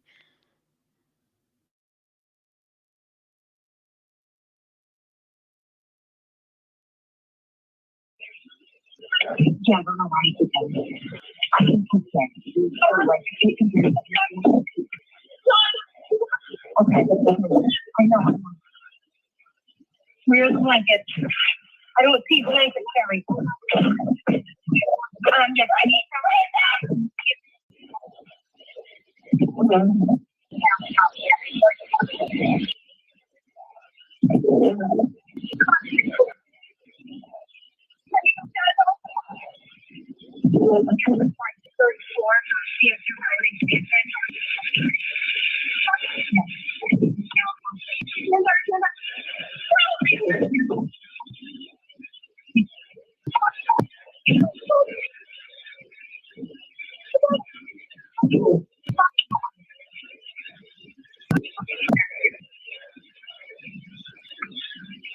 John is 6 years old. I don't know. He got out of the car and it could be an operating hour. Carrie? I don't know. I did.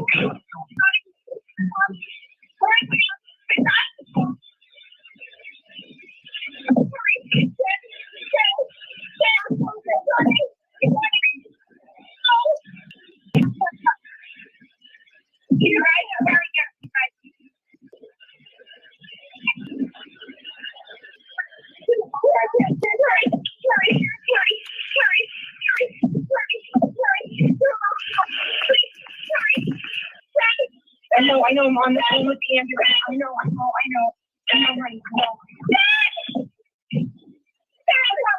Sorry, you gotta get on.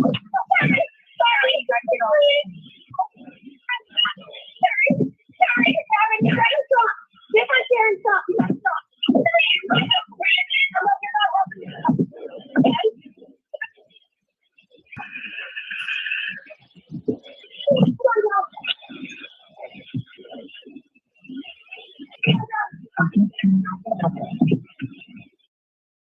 So if there are certain sentences or words that you understand, please put them down in the comments below.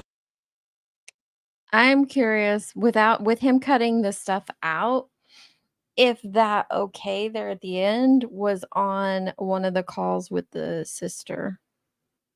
But we can't get a time reference with him cutting the things out, which I'm thankful he did cut them out, but So she called oops. 911 after the police officer was there?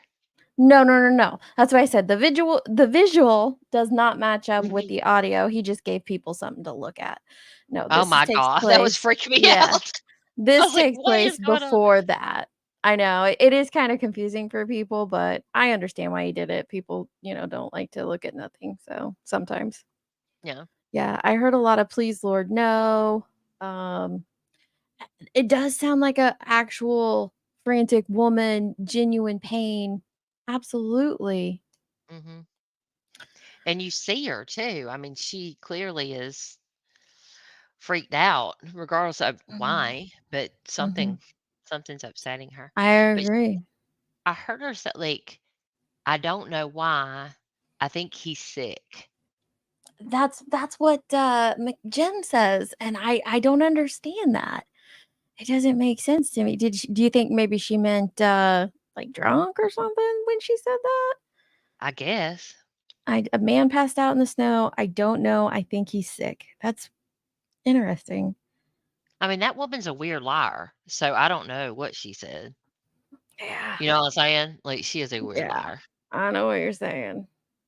But I wanted you guys to hear that. I thought, Chris at Mob Crew did a great job. Here's the link Yeah. again.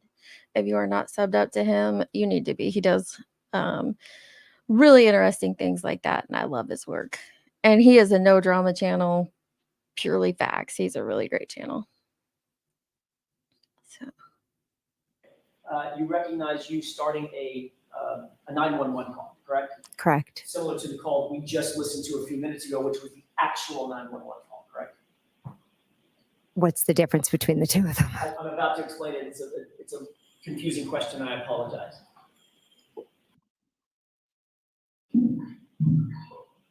So, yeah, you better apologize.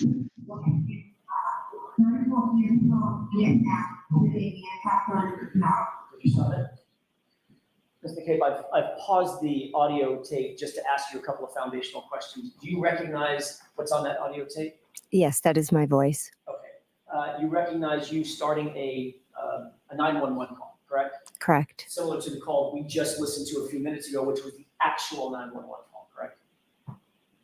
What's the difference between the two of them? I'm about to explain it. It's a confusing question, and I apologize. This appears to be a open voicemail overhearing your 911 call. You recognize that? Now that you explain it, okay.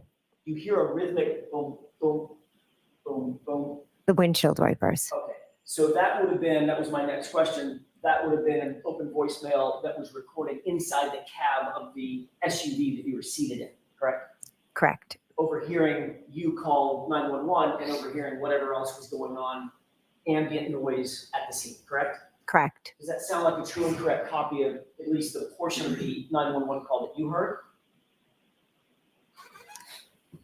I have to listen to it again, but. Well, why don't we continue listening to it and see if you recognize it? Okay. With one's permission? Yes. It's about 4 minutes in total. She wants to argue it so bad. Hush it.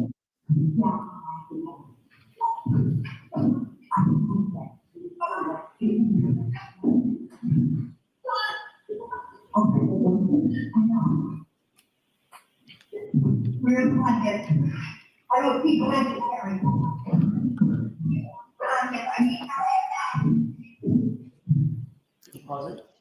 Do you hear a person in the background screaming? Yes, Who is that? Miss Reed. I'll go ahead and put this.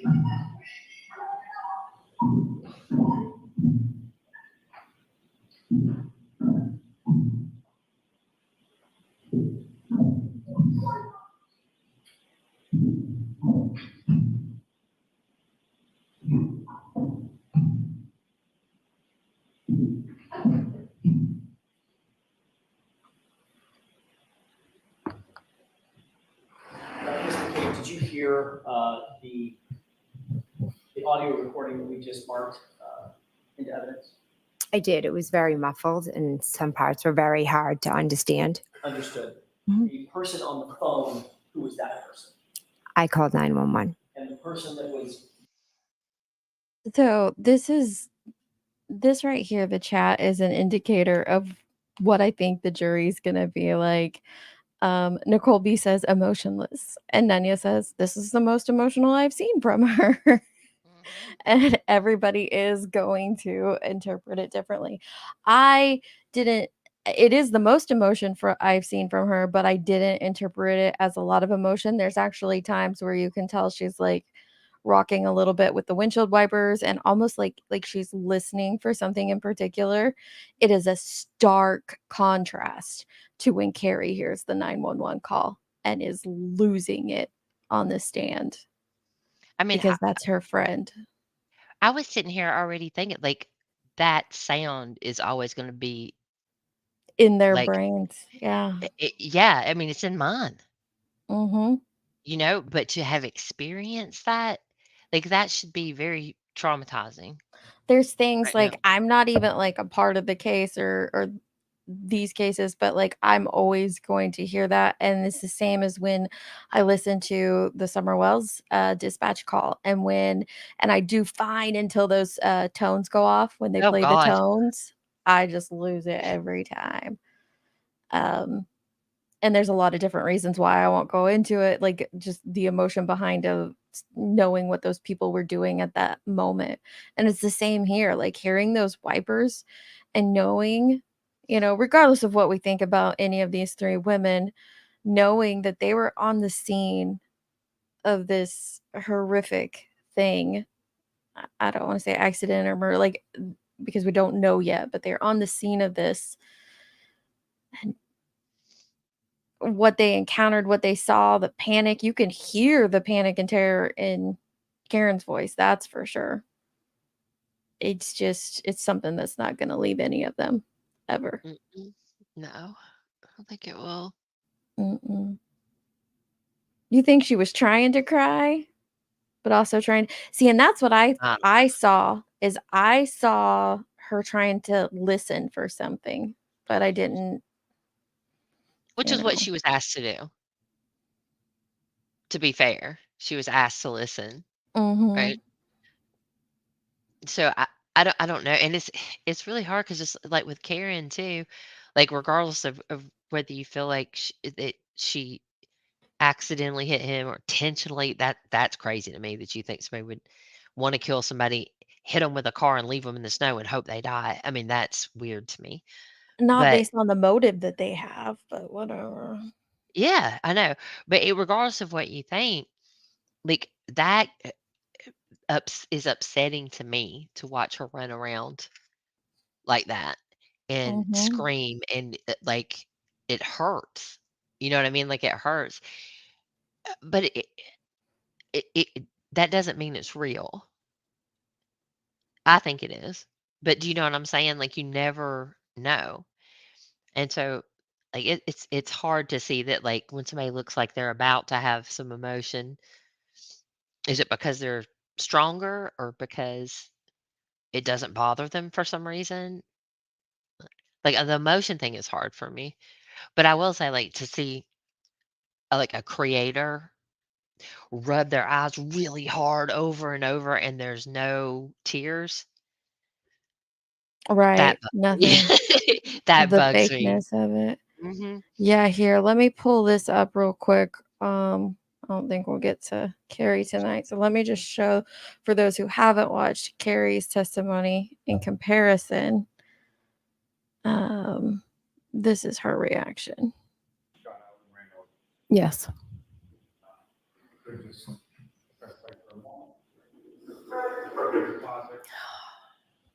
Oh, he does so many pausing lollies so hard.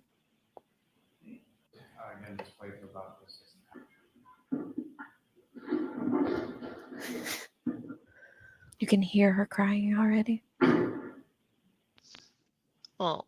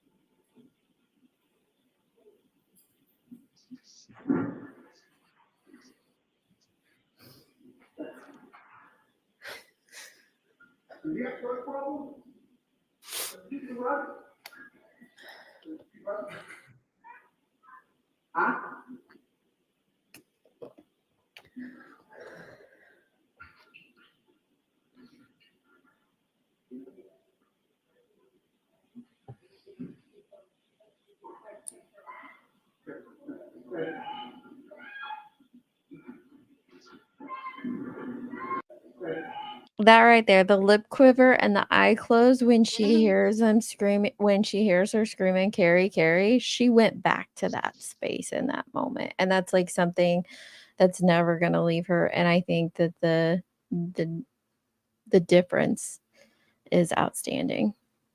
It's outstanding. It is. And it Carrie, somebody we know is not involved. Pretty much. I mean, within reason. Based on everything that we've heard. She wasn't there. Yeah, she wasn't even there. Her testimony was very powerful. Very powerful for, you could say, for the Commonwealth and for the defense. Lots of things. Yeah. She definitely cares about her friend. It was wild. And then that reaction here was just quite different. Quite different. And if you want to bring up the harassing thing, Carrie's been harassed just as much as Jim McCabe. Both are wrong. Even though she wasn't don't get there. Me wrong. Yeah, Yeah, don't get she me wasn't even wrong. there. Both are wrong. But a lot of people throw out that excuse. She even like drove his dad back, went and got his parents. Yes, I know. Having Jen and then Carrie go doesn't help the Commonwealth. I agree, Kendra. I don't think it did because it's just a huge difference. And then having the defense not cross her. Whew. Crazy. Are Jen and Carrie friends now? No, absolutely not. Wait till you hear what Jen has to say about Carrie. Nope, I don't think so. For the most part, the person's voice that you could hear screaming, sounding sort of hysterical, who was that? Karen. Could you also hear Carrie Roberts' voice at various times in the background? Yes. And she was, for lack of a better word, trying to calm Karen down? Yes. At some point telling her to just shut up, you're not helping. Yes, exactly. Because she was so hysterical and so upset. Erratic. I want to play the rest of this. It appears that this recording is longer than your 911 call. You would agree with that? Well, I'd have to see. Well, the 911 call's already ended, correct? I'm not sure how long was the 911 call. Okay, this is about 3.5 minutes into a 4-minute recording. My only question is, would you agree that the 911 call is subsumed within this full 4-minute recording? I couldn't make that from that muffled. You couldn't tell? I couldn't tell. So if you have my phone record, you could, I'm assuming, tell when the 911 call ended, because I know the 911 call was long because there were multiple, they had transferred me multiple times. Right. My question to you is, I'd like you to listen very, very closely, and I know that it is a muffled recording by definition. I'm not going to do that. From this point forward, I want you to pay very close attention. I want to ask you if you hear a voice, very muffled, toward the end of this recording. So I'll mute. This is the part where they are saying she called her sister. This is after the 911 call is over. What, if anything, do you hear?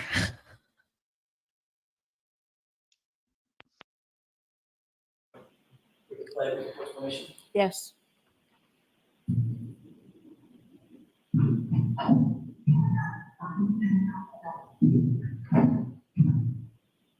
Stop. Did you hear a muffled voice in the foreground after you heard Ms. Reed scream or yell? I heard two people talking. Okay. One of those was a very muffled voice on this recording, correct? Most of the recording was muffled. The one I'm talking about is, I just played the voice that was muffled in the foreground of the audio recording, for want of a better phrase. Yes, I heard that, yes. Was that you? I don't know if that was me. There was nobody else in the cab of the car with you, was there? I was standing at the trunk of the car, outside of the car. Carrie Roberts was over by Mr. O'Keefe. Agree. Yes, they were kind of running back and forth at times. And Karen was over by Mr. O'Keefe for most of that. Yes. But you were the one by the car. Back and forth. Mm-hmm. You called Nicole, your sister. By the way, has this ended? Did we finish playing this just for? Okay, thank you.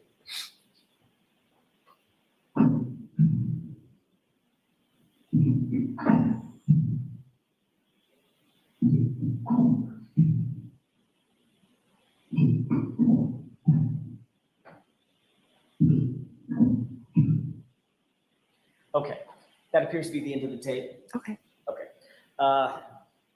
So I could not hear anything the second time he plays it, but I can, like she said, you can make out two voices the first time he played it after the 911 call ended. Would the wipers be that loud if she was outside to the rear of the vehicle? Brenda, stop. That's a great point, Brenda. That is a great point. I don't know if they would. Well, yes, because the phone that's recording it hasn't moved. So Karen drops the phone in the back seat. It's picking up the noise around it. And so it hasn't moved. It's still in the same location. I see what you're saying. They've got the rear up. I think it's like I said. I think it's just because the phone's dropped in the back seat of the car, and so it stays in position. And Jen is moving around. But if you guys listen to that that first time, you can kind of make it out. Yes, they were kind of running back and forth at times. And Karen was over by Mr. O'Keefe for most of that. The one after you heard Ms. Reed scream or yell. For close attention, I want to ask you if you hear a voice, very muffled, toward the end of this recording. We can play it with your permission. Yes.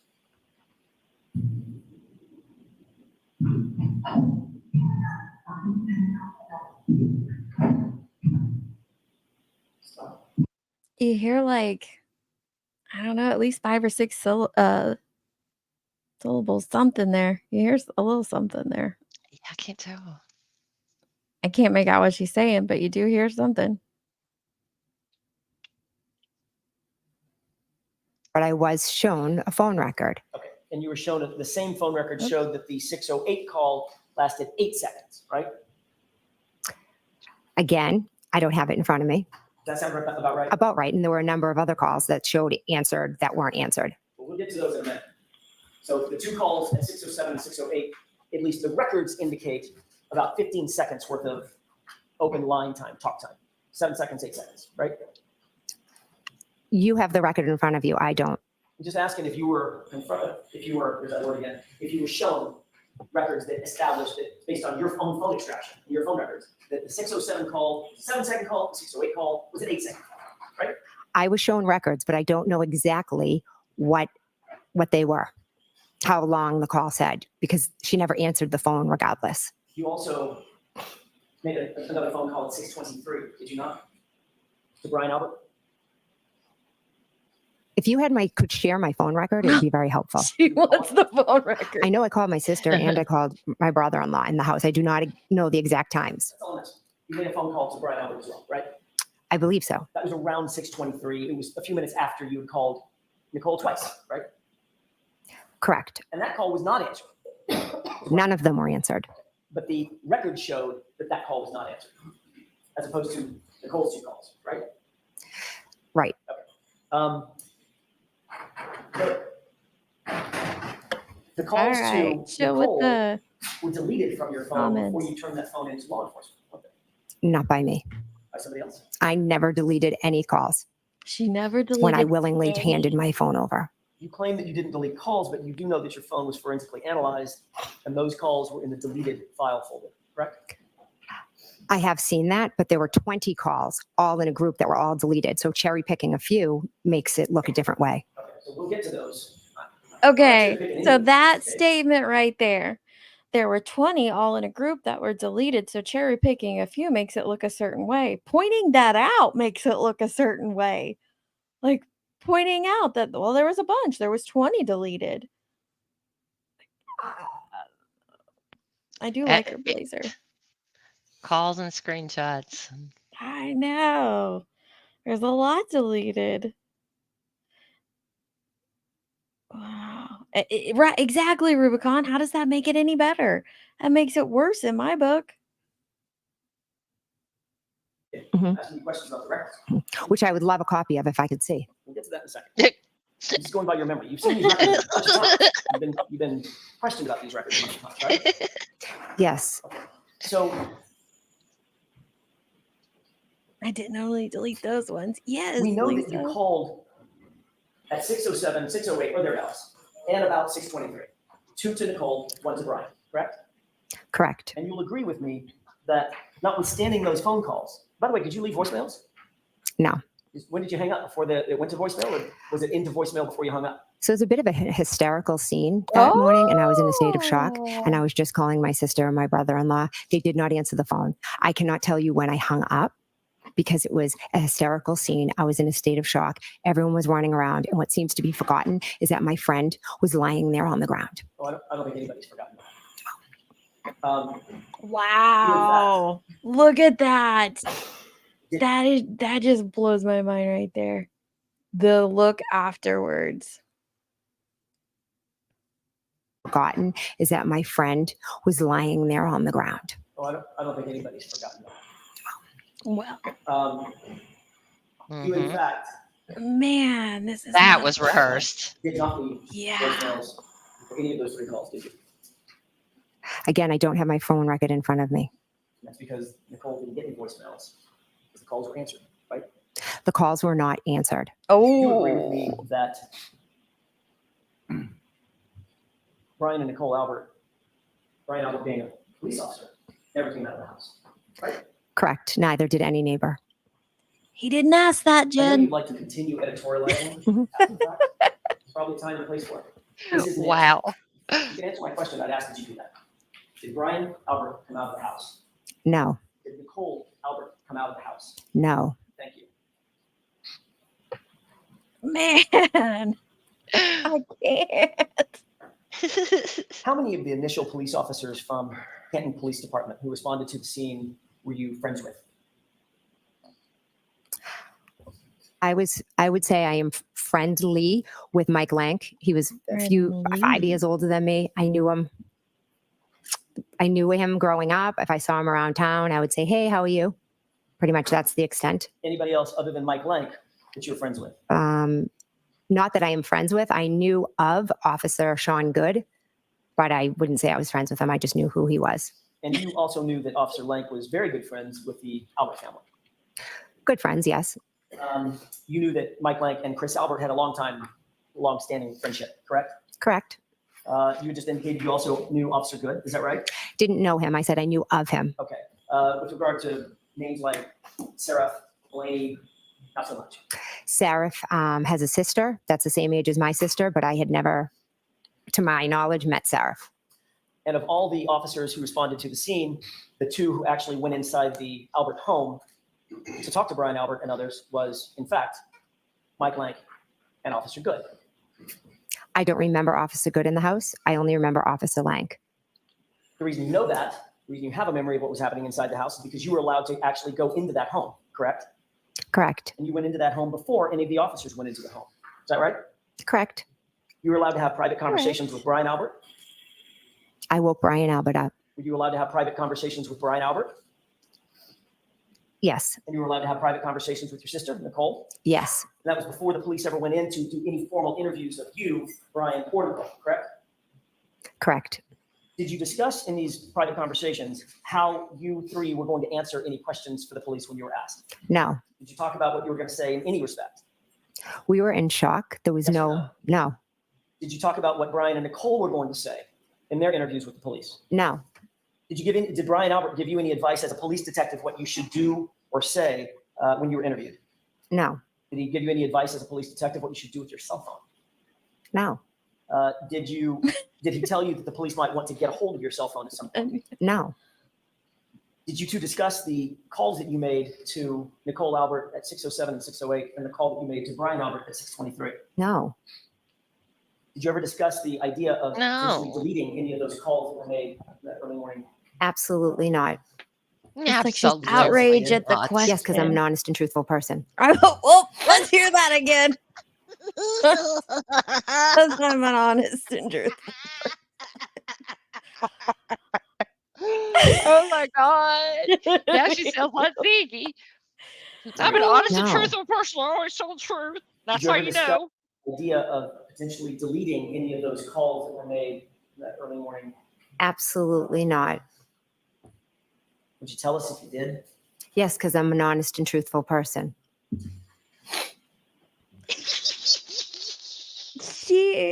She tells us so much about herself. Like those people that have to continually tell you who you are instead of letting your character stand for itself. Like she's told us repeatedly how great of friends they are instead of just showing us like Carrie does. And then this like, if I tell you I'm honest and truthful, you believe it. If I tell you I didn't delete shit, you'll believe it. Like what?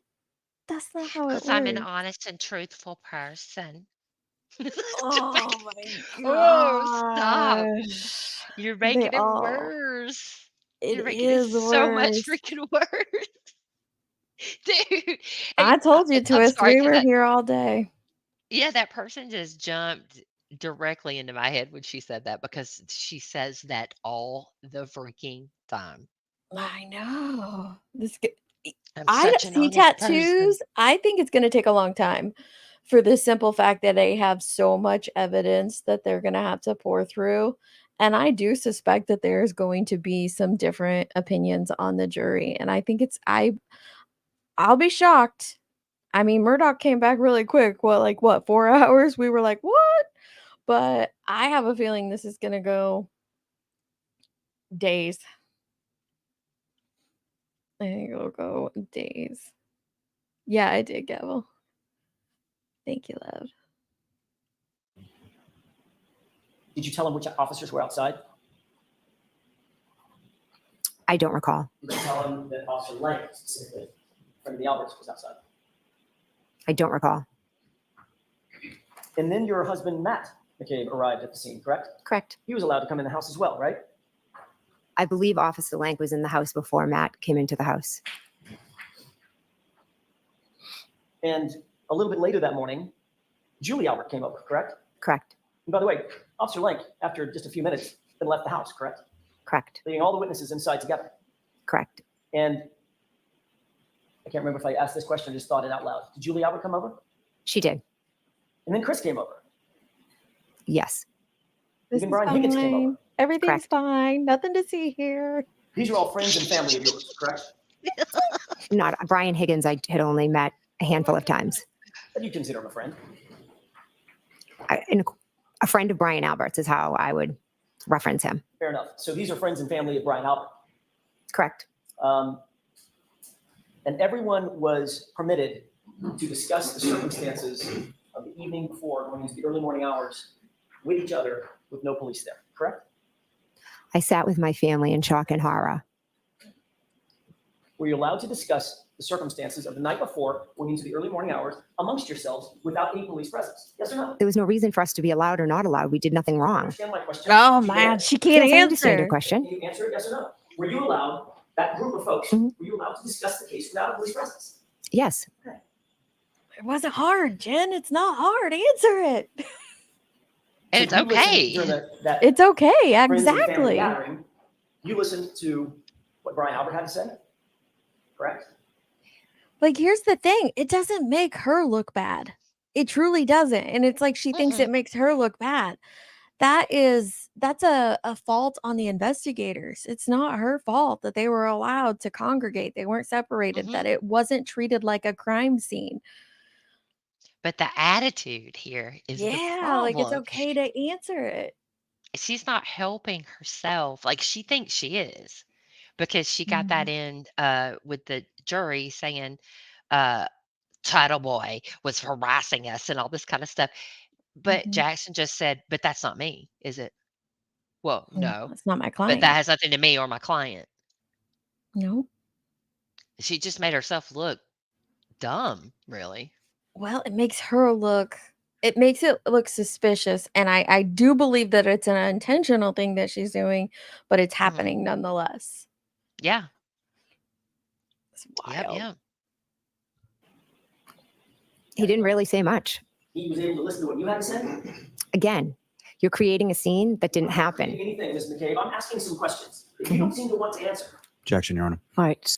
She's creating the scene. That's the thing. Like, he's asking questions. She gives the answers. It's because she thinks it makes like it's implicating her or her family. No, this is normal. It is completely normal if they all were talking and congregating, if they were having discussions. That would be normal. Them denying it is what is not normal. And law enforcement not treating it like a crime scene is what is not normal. And she wants to spin it into like saying, oh, you're spinning this, you're pushing a narrative, and she's about to go off. Brian Albert had to say, correct? He didn't really say much. He was able to listen to what you had to say? Again, you're creating a scene that didn't happen. Anything, Ms. McCabe. I'm asking some questions that you don't seem to want to answer. Objection, Your Honor. All right, so let's ask a question and let's get an answer. Okay. Yes or no? Mm-hmm. Was Brian Albert there within earshot when you discussed your version of what had happened? I didn't discuss much. I sat there in shock and horror, so I spoke very little, to be honest with you. Shock and When you horror. did speak, he could hear. Shock and horror. Yes. And Nicole could hear. Yes. And Chris Albert could hear. Chris came much later. And your husband, Matt McCabe, he could hear. Yes. Okay. And then when Chris is talking about what happened at Waterfall, you could hear and Brian could hear. In other words, everybody could hear everybody. Chris came much later. When Chris came, I was almost about to leave. I'm guessing that the topic of what had happened was still on everybody's mind. Everybody was trying to figure out what had happened. And you're discussing it amongst yourselves. That's my point. With my sister and my brother-in-law and my husband. Correct. Okay. Was that so hard? See, that's the thing. If you're Before you left, truly an you said you were about to honest, leave. oh, I'm sorry. If you're No, truly you're an fine. honest person, right? You Yeah. don't have anything to worry about. There's It's no not a reason for this problem. tension. You answer the questions, period. Mm-hmm. If you feel like you need to explain, Exactly. then say, is it okay if I explain that? If they say no, you better hope that the prosecutor is good enough at his job on redirect to clear that up or allow you to clear that up. Mm.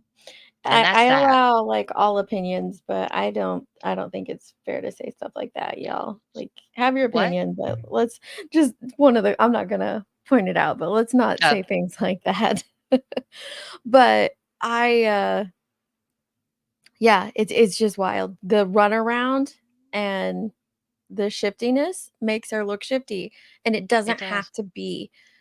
She can explain this in a manner and not look this way. Yeah, I mean, I don't think this woman killed John O'Keefe. Mm-hmm. I No, I don't. don't either. So I don't understand why this is happening, and it makes it look like she's covering for someone. Yeah. And I'm not even saying that happened, but it looks that way because of how she's acting. Mm-hmm. Yeah, Mm-hmm. Carrie was a whole different story. Yeah. I think she was a good Completely witness. different story. Yeah, because she seemed honest, like you said. I mean, she seemed, and the way that Jen was saying she runs her mouth and all that stuff, I didn't really Mm-hmm. get that impression. No, I didn't either. No, your comment was fine. I honestly hadn't heard of bulkhead until this trial either. I'm learning all the words in this Mm-hmm. trial. Oh yeah, That's for was it sure. like I knew the Johnnies. word? We didn't know what Johnnies were. Yeah, that's right. I had heard berm before, but it was that's as a hill, not a curb. I A never heard berm, yeah. curb called a berm, Yeah, but I've usually heard a like berm what is the a mound with the mulch, we call that a berm. yeah, or at shooting ranges, they'll put like a berm behind where you're shooting, right? So that Mm-hmm. the bullets aren't flying out through the woods or through somebody's property. They hit the berm, but I never heard of it as a curb, but he There's said just a lot of interesting words. yeah, the officer that used that, he was just like, he sounded like he knew something about like colonial road building or something. It was just like, what are you Twist, you're absolutely right. They have yet to prove. They have yet to prove that right? that she I was mean, drunk. even her tail light or the dent that was in the dent and scratch that they were showing, which I couldn't even tell where it was the way that the photo looked. Mm-hmm. Like I couldn't even tell like exactly where it was on the vehicle. Even those things don't prove that she hit him. Well, and I'm with PJ's here. Like, I believe Carrie, except about the tail light, because we see the video. They show us the video here in Jim McCabe's, or they did it on direct. I could go back to that later, but like they show us the video, and there's this like whole conversation that Jen lays out took place. Carrie shortens it quite a bit, but still, they just didn't happen. They walk right in. I don't even think they glance at the tail light. Yeah. That part's weird. Well, there is I do have hesitation around things like the level of panic, I think, that Karen had initially, like when she woke up and he wasn't there, like that. But my mama used to be like that. It was like 0 to 100. Do And any all of this stuff her is going through their conditions head. play into that? Like, okay, so she was drinking, and then you combine that with MS and the brain tumor and Right. or colon issue. Do they play into that at all, I wonder? Well, I think too, there's probably a bit of paranoia there because of the Aruba thing. Mm-hmm. You know what I'm saying? And So, apparently the Higgins thing that we're gonna learn about tomorrow. I oh, want to come up about that taillight. Like that taillight, Scotty Skulls, like there's so much about the taillight that is uh-huh. thing to me as well. The It is tail weird. your 27 call for sure. For sure. But you know what I'm saying? There are things that are like, well, I mean, it's possible that she did. All you have to do is prove it to us, Lolly. Yep. That's all. That's it. No games. But they don't seem to be able to do that. I think they charged her too fast. Yeah, and then they try to make it stick. I don't understand the upgrade in charges. I want to know, like, Me why, either. like, I'm so curious for the documentary after this to know those behind the scene things. Evil Oh, Queen, yeah. love your girl, but yes, I am with you 100%. I am tomorrow, Proctor, and then experts. I'm living for those testimonies. And it's Friday on top of that. So tomorrow's Mhm. gonna be great. Only have one I meeting. know. I was in Yay. meetings today while I was on panel. Like, I think I had 3 meetings You did so good. You held your own. Oh my gosh. Y'all made it better. It was a I've lot been seeing a easier lot to of take. people saying Higgins is gonna turn against because he got a deal. I have no idea, but zero proof of that, and honestly, anything is possible for that's the thing, like, you used to be able to say, like, "Ah, no, that's not happening. No way in hell did that happen." With this case, we could So show up when by the time Jen gets to recross, maybe she'll have a deal and change her I mean, with this case, who knows? It is wild. It's yeah, so every day is listen. something different. Yeah. Well, Scott School said the 820 dash cam, which I'm not sure. I'm assuming that's the Lexus, the model of it or something, but I don't know enough about it. Is it couldn't Mhm. have been done the way the defense alleges. It creates guilt. Yeah. What are they alleging with it? I don't know.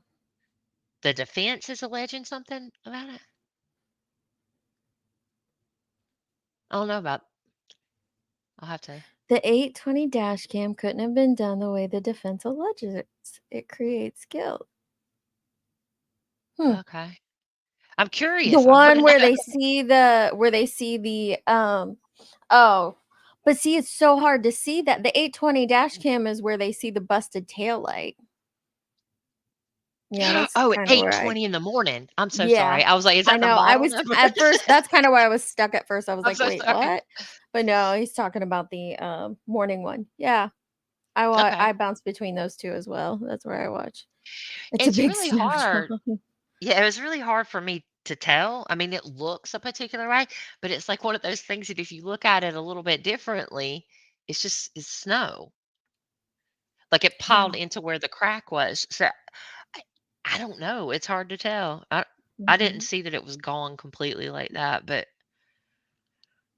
I I don't don't think know. that's what it is though, Copa. I think that it's all it was just discovery. That's all that paper talked about was these pieces of discovery were turned over to the defense. So I don't know that it's necessarily a doctor's note or anything. I'm very What does curious. that say? Uh, Hang on, I gotta pull it up from my Discord because I cannot read it from there. It's so tiny. Let me see what I think Shambles sent that to me. Dr. Bless her Chester. heart. It says that one copy of a curriculum of Dr. Justin Rice, a copy of medical records of Brian Higgins, 5 pages. The first one was 1 page. And the third thing is a copy of enhanced image from Canton Police Department Cruiser 682 camera, 1 video and 2 photos. The following discovery and materials have been provided to the defendant through defense counsel. Very interesting. I don't know if it means anything. Oh, I just saw I got a message in Discord from 8675309. She said, "Do you remember when Benny said he was scouted to work for Celebrite?" Yeah. And I was just said that earlier. I was like, when I heard that, I was like, Oh my goodness. I wish I would have seen that earlier. yeah, it's like doing what? That Doing was what? like 3 hours ago that she said it. I don't know. Justin Rice is not the ME. The ME was a woman. I don't know who Justin Rice is. I'll have to look it up. Well, we're glad you're here, Monica. We don't go live too often about this stuff, but this is a lot of people have been watching on Brandy Churchwell. I've heard she's good. There's Glare, Brandy Churchwell, Melanie Little, Defense Diaries, Emily Baker, Law and Crime, of course. Actually, I don't watch on Law and Crime. I watch on Boston 10. I feel like they have a better feed. Who else is live that does really good stream? I think Runkle is gonna go live stream tomorrow of it because Emily Baker's gonna be really late tomorrow. Legal Bites, Andrea Burkhart. Everybody's live streaming it. A lot of really great people. What'd you say? And so if he did take a deal and he doesn't testify, what happens to the deal? I don't know. I don't know any of that. That's going to be where you guys need the legal experts on that one. Going through the motions. Yeah, it's another good one. He doesn't stream it though, does he, Jen? He just does recaps, right? I've watched his recaps. Yep. Justin And Rice is an ER doctor. Oh my gosh, there's the rumors. Okay, so the rumors that were going around was of Higgins going to the ER on the 29th. Interesting. Wow. Who called for that in discovery? The defense? Let me see what it says. It says Commonwealth of Massachusetts. Commonwealth notice of discovery. It doesn't say like who called for it. It was just submitted for the Commonwealth by Morrissey. Interesting. I do too, Well, Miller. I love maybe that Emily's means reactions. maybe that means it's something that's not, you know what I mean, like a hernia or not. Well, that you could even kind of turn into that, or maybe he had a migraine or something. You know what I mean? Maybe that's why they wanted to prove that it wasn't something. I'm pretty sure I said him, but yeah. Absolutely. Where is the glare? I haven't seen him in a minute. I was like bouncing around everywhere in the beginning, but so many stream it. And then sometimes I just want to hear it without commentary too. I usually have to listen to it first without, like on the Law and Crime, and then I like to go. I like a lot of them, but I usually end up at Emily's, and then I run out of time to go everywhere else I want to go. So a statement from an ER doctor plus 5 pages of medical notes. That's interesting. That's gonna be something.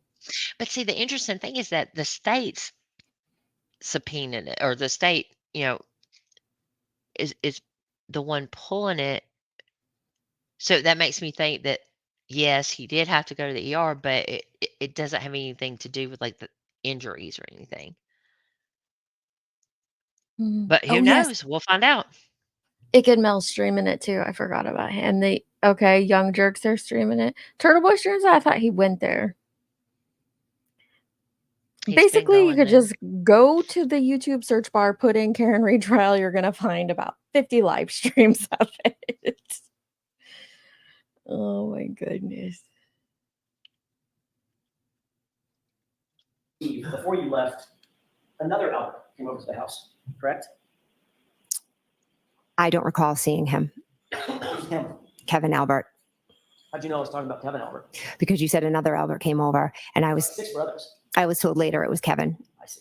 So you believe that Kevin was not there when you were still there? I was in a state of shock. He may have walked in. I'm asking, do you remember? I don't remember it. No, He could have. he could have been, absolutely. And you knew he was a Canton police officer. Yes, You had already gotten a call from Michael Proctor, hadn't you?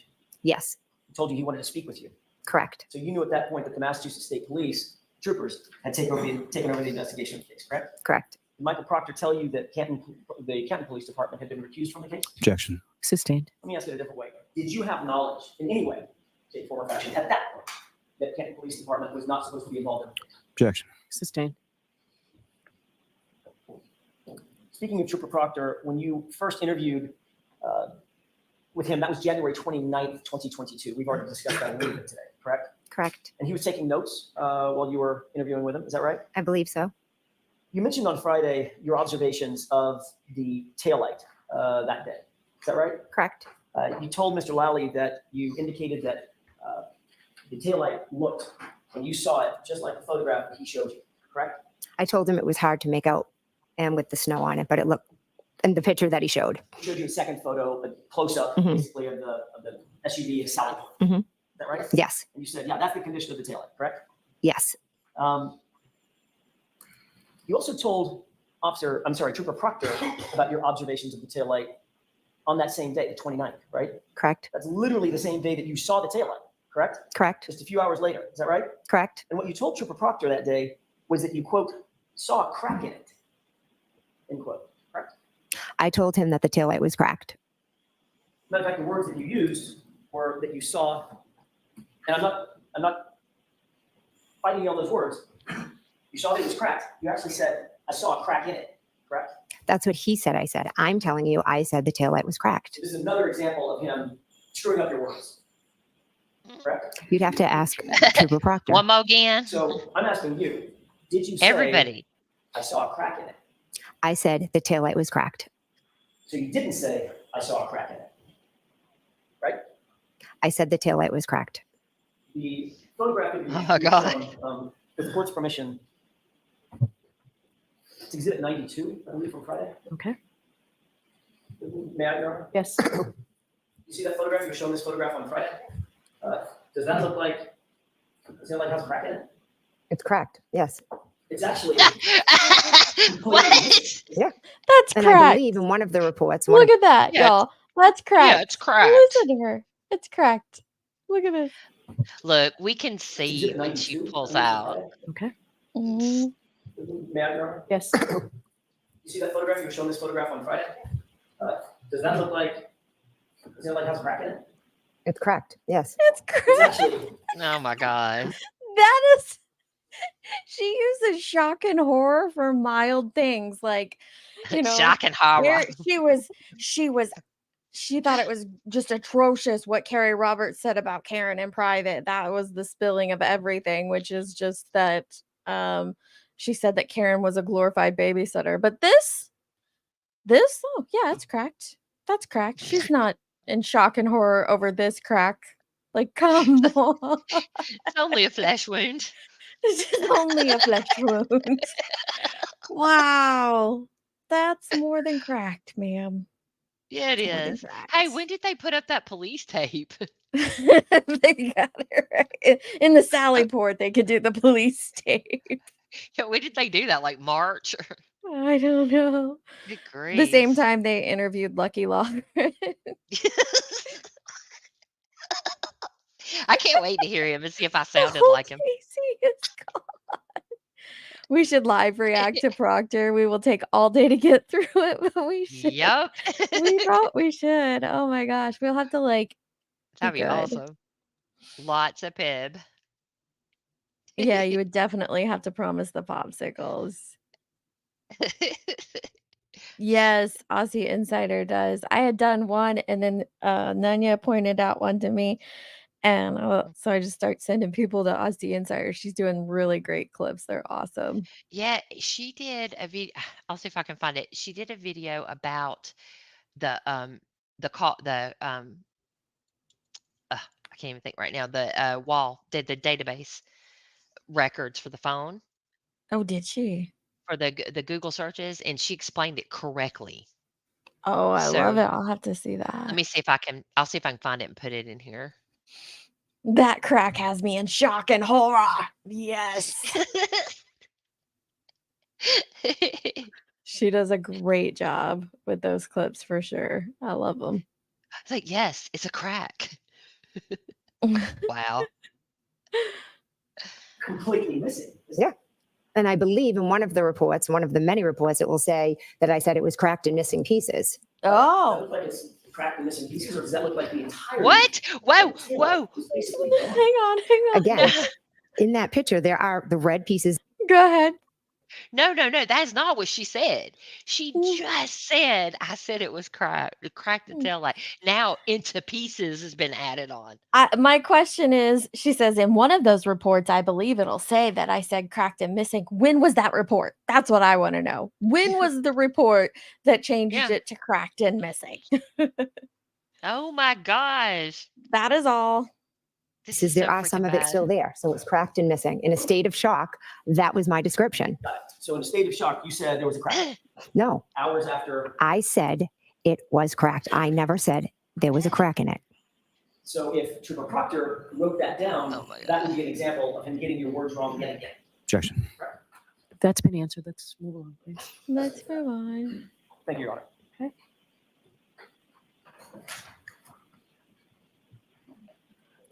I want to get back to January 29th. It's not a butt crack. That No. interview with Trooper Proctor. Can you imagine a butt crack that wide? After this interview with Michael Lank, you eventually made your way back to your house. Is that right? Yes. You went with your husband, Matt? Yes. And you knew that Trooper Proctor was going to show up and interview you and Matt, Mr. McCabe, correct? On the phone, he wanted to speak with me. Is that yes? So I wasn't aware. He asked to speak with me. I wasn't aware if he was going to speak with Matt. Okay. You were at least aware that you were going to be interviewed. Correct. You told Brian Albert that Trooper Proctor was planning on interviewing you as well. Correct. Before Trooper Proctor showed up to conduct that interview at your house, Brian Albert actually showed up at your house, correct? Correct. So Brian Albert made sure that he was in your home before Trooper Proctor made it to your house, correct? Objection.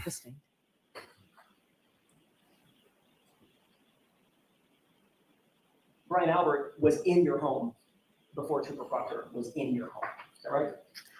I am not sure who arrived first. But he was there when you were interviewed, wasn't he? He was upstairs, yes. And you believe, of course, with that statement, he didn't hear anything about what was going to happen, right? He didn't hear 100. anything about the interview, No, I don't think he could hear it from where he was. but you knew he was just a few feet away. I knew he was up in my bedroom. We've talked a little bit about your call records, and I want to hit it for a second and ask you about those call records. This is Exhibit 90.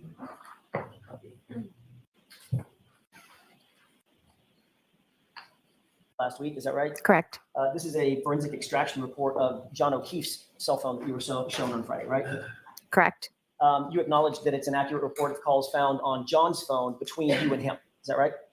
I believe so, yes. Okay, and this shows the calls that you made to John's phone or you received from John's phone on or between or at or between 12:14 a.m. and 12:50 a.m. I want to direct your attention to those timeframes, correct? Correct. All right, I want to start at the bottom, and it may go in reverse chronological order. Okay. I think it does.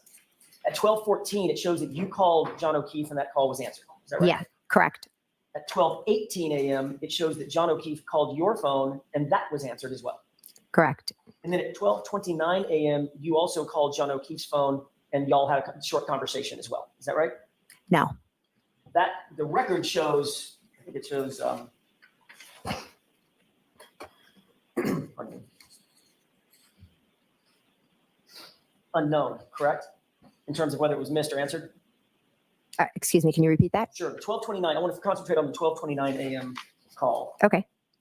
Here we go. That one in the 12:29. celebrate extraction, it shows in terms of whether the call was answered or not, the status is unknown, correct? It's on the last page. Yeah. Second row from the top. 12:29. Unknown. Yes. Unknown. However, you've already acknowledged that y'all did have a short conversation on that 2:29. No. 29 call, correct? We didn't speak at 2:29. We spoke at 12:14 and we spoke at 12:18. We never spoke at 12:29. So you're indicating that the 12:29 call was either missed or otherwise went to voicemail, something. The 12:29. Yes. Okay. I want to show you a document. Well, let me ask it this way. According to this, there were 6 more calls between your phone and John O'Keefe's phone. Correct. Count, correct? 1, 2, 3, 4, 5, 6. And that's before, or that's up to 12:50 a.m. Is that right? Correct. All right. I'd like to show you another document. John, if I could approach briefly. We've shown that before, Mama Bear. I can show it later. It's from pretrial stuff. It is good video, though. I'll drop it.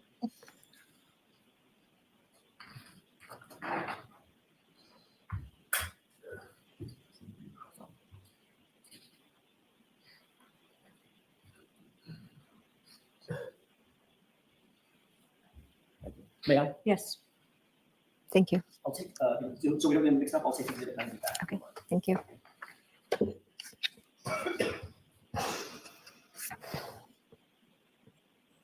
I want to show you one more document that you weren't shown on Friday.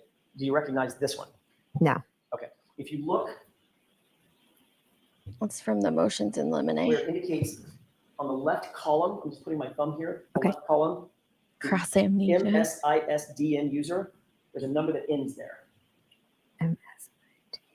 0142, sorry, 0142. You want me to approach? Yes. So I'm going to answer this question before we approach. I have no idea what we're approaching about this document. Yes. Why don't we just go up there? Sure. May I have that, please? I know we need to look at it. Okay, let's go through this. This is a long little. Your Honor, just for ease of maintenance, may I approach and handle Yes. this in unredacted version? Yes. Do you recognize that unredacted portion? I don't want you to read it out or anything. Do you recognize that? Yes. Whose Apple ID is that? That's mine. Okay, if you look 6 lines below that. Motion in phone number, Lemonades. again, Yeah. Phone number out. Tell me if you recognize it. I do. Whose is that? That's mine. Okay. May I approach, Your Honor? Yes. I'll take the Hello, unredacted motions copy. in Lemonade. Okay. So we don't get it mixed up. Yeah, when this Yannetti appear to spills the be, beans about Higgins. Celebrate extraction of your phone records, That's your good Apple ID. Yes. Okay. And you recognize this, without telling me what it is, you recognize that phone number as your phone number back at the time and the Apple ID back at the time, Yes. associated with the phone that you then turned in to law enforcement, correct? Correct.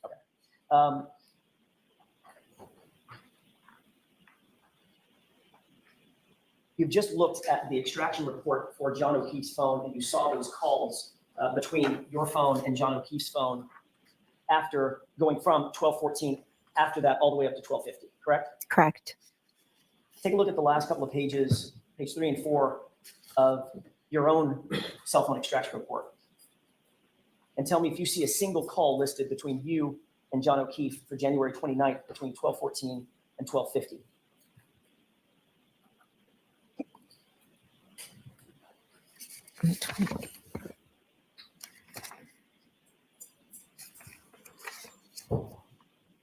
Yeah, it's missing like 42 minutes. The Sallyport video is. Really? Yeah. Do we know which 42 minutes? Yep. There are calls to a number that I'm assuming is John. What I'm time? just not sure. I see a call. So if I remember correctly, the 42 minutes that are missing from the Sallyport video are the portion of when the car is when the Lexus is being pulled into the Sallyport, and then boom, the camera turns on and taillight's gone, and there are multiple people standing around it. That was all done in the pretrial motions, came out in like motions in Lemonade. It it was wild. But I dropped Criminality's link. She put it together. That's when all the bombs were dropped about Higgins and all that stuff. Ah, cool. Yeah, we went over that on the timeline here, and then when Nunya and I went over to Criminality's channel, we went over it there. It's pretty jaw-dropping, that whole like pre-trial stuff there. There's some really important moments in that was like letting you know how in-depth this trial was going to be. It's crazy.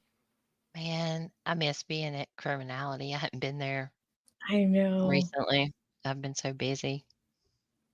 But I'm you've been gonna busy though. at work. It's understandable. Wait a minute. This It's report printed has out there. Yep. times everywhere. Right. It's chronological except for the calls that were deleted. You see a call at 5:52 to John O'Keefe's phone, I see a call at 5:52. Yes. but there's not a single call before 5:52 a.m. between 12:14 and 12:50 a.m. Is that right? Not one.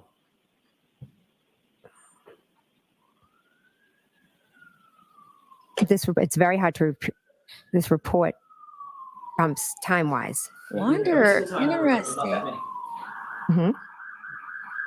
That's possible. I'm just trying to say that it goes from 7:21 to 5:52 to 7:33 to 7:49. There's no order. They're out of order. I understand that, Ms. McCabe, but if you look at every They're out of order, Miss McCabe, because you deleted all the calls.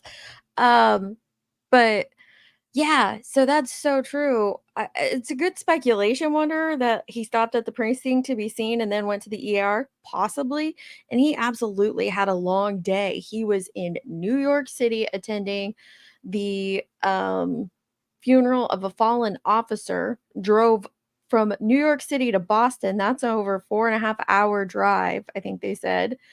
I don't know if that's like straight through or if that's with your stops for gas and stretching or whatnot, but still 4.5 hours. Then went to a bar, had drinks and dinner with Brian Albert. Brian Albert leaves, didn't have food there, but Higgins stayed. Then he goes to the bar, hangs out with all those people, then goes to the after party.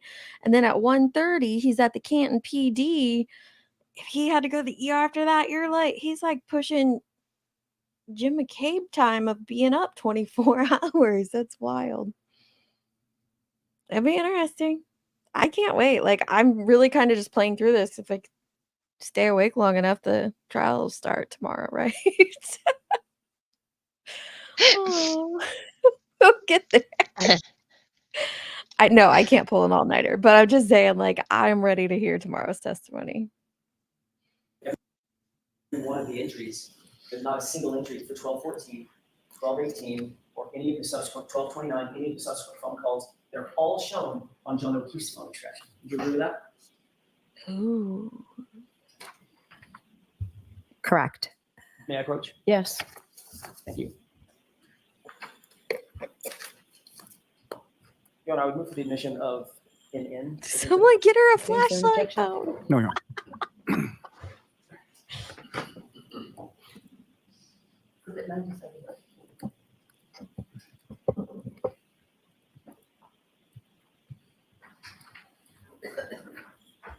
May I inquire, Your Honor? Yes. The fact of the matter is, according to those Cellbrite records and that extraction from your own phone, every one of the calls that you made to John O'Keefe's phone between 12:29 and between 12:14 and 12:50 a.m. was deleted and unrecovered. Correct? I didn't understand that report, and I'm not an expert. And you compare the two. You saw a bunch of calls on John O'Keefe's phone, right? You know he couldn't have deleted them. He passed away, right? Correct. You saw your cell phone extraction, which is the handshake for John O'Keefe's phone, and all of your calls are missing, right? Objection. Can you answer that question? I'm confused. That paper, I don't understand it. It was vague. There were numbers. There were calls everywhere. There was a number of missing calls. There's a bunch of missing calls, right? You didn't see any of the calls that were reflected on John O'Keefe's phone. Is that right? Yes or no? They're not there.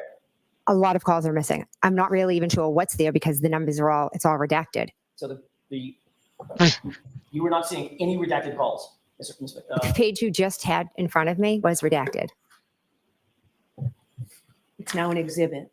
It's now an exhibit. Your personal information was redacted. None of the calls were redacted now. The numbers. I don't know people's phone numbers. I just have them as contacts. Ms. McCabe, you just said a second ago, and we can do this all day long, or we can just make it simple. The fact of the matter is We that could do report this did all not day show long. any of the calls that John O'Keefe's phone report showed, correct?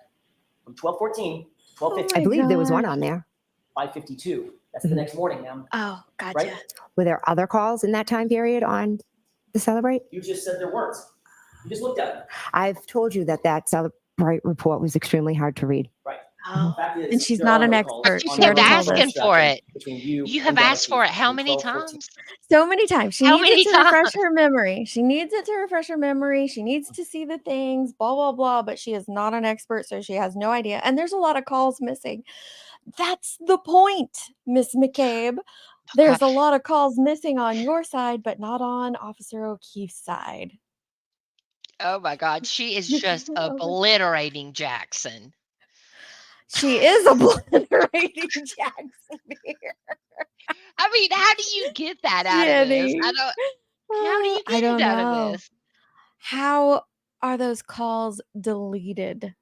And then to start the whole narrative of I don't know because I don't know because it's redacted. It's redacted. Okay. All right. 14 and 12:50. Would you just agree with that, at least on that report? Objection, Your Honor. Sustained. Can you disagree with that? The fact is that you deleted your call records before you turned your phone in, didn't you, Ms. McCabe? That's what that report shows. Absolutely not. You sanitized your phone because you didn't want the police to know who you had been calling or the fact that you had been calling John O'Keefe's phone incessantly, correct? Ooh. Incorrect. I willingly turned over my phone. After you deleted your deleted? phone call logs, correct? Absolutely not. What date did you turn your phone over? What? Absolutely, yes.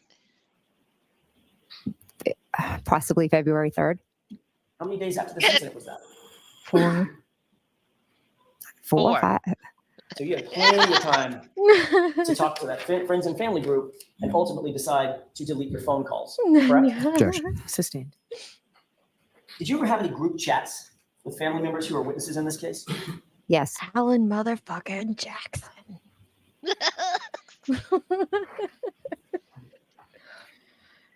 Extirpated him. How do you get that out of this? May I approach you? Yes. Flip through those. Oh yeah. 7. What is it? 29th, 30, 31. It's 5 days. While Mr. Lally is looking through that packet, can I just ask to make sure the record is clear? Did you delete any of your calls before you turned My phone over to. law enforcement? Sorry. I spoke with the 2 officers that I handed my phone over to, and I asked if I could delete the personal conversations with my daughters. And they said absolutely yes, that I could. So other than Why would you need to delete the personal conversations with your daughters? If those conversations were Yeah. personal conversations that were not going to be used in any criminal investigation, why would you worry about deleting them? Really, I'm seriously like, what is there? Jenny, you're I don't clearly mean to blinded laugh. by your love for Turtle Boy. That's what I was laughing at. I didn't mean to because it wasn't something funny that you said. I was like, But seriously, like, why would you need to delete them? you Deletes mood wouldn't. like that. And they weren't. She deleted calls to the victim. She I also deleted know. screenshots. I don't get it. And why in the world are people not freaking out about the fake text messages? Mm. I Some don't people think get they're that. real. I don't know. I can't wait to hear from an expert about them. They cannot be real. It's We crazy. did this. Remember when we looked at that other creator that had faked some texts and we pointed out the issues Yeah. that a real message doesn't look like that? It's missing where you type, Deets. It is missing the bubble at the It's bottom. missing the gray bubble. Yeah. I The know. side doesn't line up. The times down the side, they don't even line up. Shambles, I'll And then keep my hands to myself. Don't tell me what to do. Then you've got a comma after the year on one of them, and one of them's missing when the date changes Well, at midnight. yes, the date changing at midnight, but people did prove that on older versions of iOS that there is a comma after Nuh-uh. the year. Yeah, some people have. Allegedly. Some I don't know. No, Don't yell at it me. never Jenny's goes. gonna But yell at me. Don't yell at me. I'm not going to yell at you. But a comma never goes after the year. Why in the world? What Josh just said version? some people have said. I don't know. I'm waiting for the expert. They're not telling the truth. They're I'm just not. kidding. I don't know Wait, that. would you say they're Jen McCabing it? They're Jen McKilling it. Yeah. Yeah. Listen, Jenny, I know you can't see past your love for Karen, but if you could be objective, you would know that deleting calls or messages does not have anything to do with Karen running him over in cold blood. Come on. But Chloe. Not Chloe.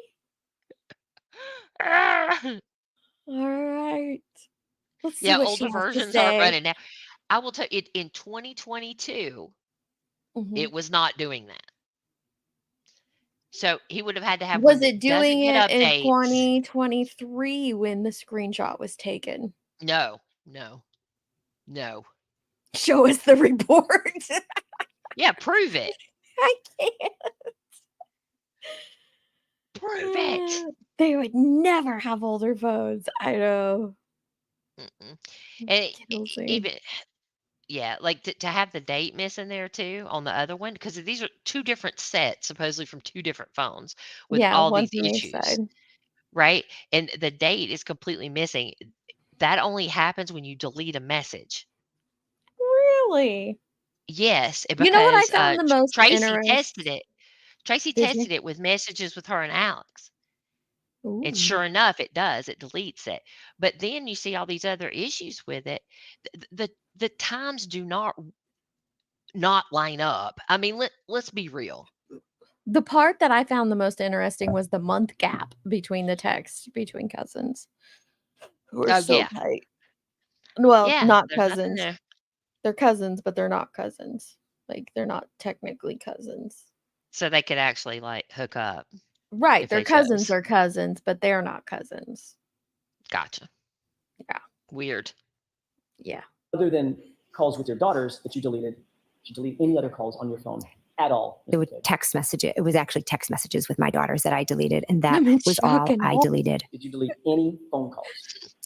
I do not recall deleting any phone calls at all. I would have no reason to delete anything. So that's very But different. you than I did. didn't delete any phone calls. I do not remember deleting phone calls. You Would deleted mind that? select phone In calls. day-to-day life, people delete Specific. things, but I do not recall Oh my deleting God. any phone calls. In day-to-day life, What? did you delete any of the calls to John O'Keefe? No, Did you delete any of your calls Yes. with Nicole Albert? no, Did you delete No. any of your calls with Brian Albert? no, With Chris Albert? no, With Julie Albert? no, Colin Albert? no, With any of the witnesses in this case, did you delete any calls before you turned that phone over? no, no. Oh, but you did Allie. May I please? Yes. But you deleted all the John ones. Not all of them. Most of the John Mr. Cave, ones. I'm handing you a packet of documents.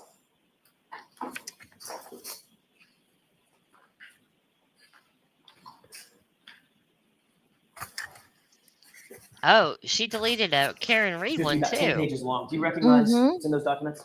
Yes, You indicated already that you were part of a Wouldn't group be chat obvious. with A certain couple members of of your them. family and friends. Ooh. correct. Did that group And chat, Tom I'm most Beatty. interested in the group chat between yourself, Nicole Albert, Brian Albert, Matt McCabe, on or around that group chat starting on or around February 1st, 2022. Okay. Does that look like a true and accurate reflection of the text messages between, or certain of the text messages between and among that group? Yes, the ones I've seen. Yes. On Can February you just 1st tell me what page you're on? I'm sorry. Of course, Your Honor. The Bates stamp number? 2148. Judge is like, Okay, thank catch you. me up. I'm lost. And they should Yeah, go relatively she deleted a chronologically, Your Honor. Brian Albert call. She Um, just said she She didn't. did. On February 1st, Yep. 2022, around 2:15 in the Nicole afternoon on this too. group chat, did you receive a message from your husband on the group This is on page 2148. That should be the middle bubble, the middle and the bottom bubble. Maniacs. That would be more Julie said believable 10-4 at this is point. MVP. You see that? You lying The bitch. response from Matt McCabe is eating, I assume, quote, ask Chris to ask some questions. Tell them the guy never went in the house. End Tell quote. him the You guy. see that? The guy. Yes. Look at the next page. The top. Chloe deleted them. There's a one-word answer from Brian Albert. That's What what is that Chris answer? and Biscuit Exactly. said. Chloe did it. Does it appear to you from this chat that Matt McCabe was directing witnesses, specifically Chris Albert, what to say to the news media? Objection. I'll allow that. Is that what you're seeing? That is not how I would understand this. What? He never went in that. Tell them he never went in the house. There's a story that has been concocted between and among this group of people. He's literally telling Chris what to tell the media. And this is what Alan Jackson says to her. Is that him telling Chris what to tell the media? Well, that's not how I see it. How the fuck do you see it? I mean, what is that supposed to be? Yeah.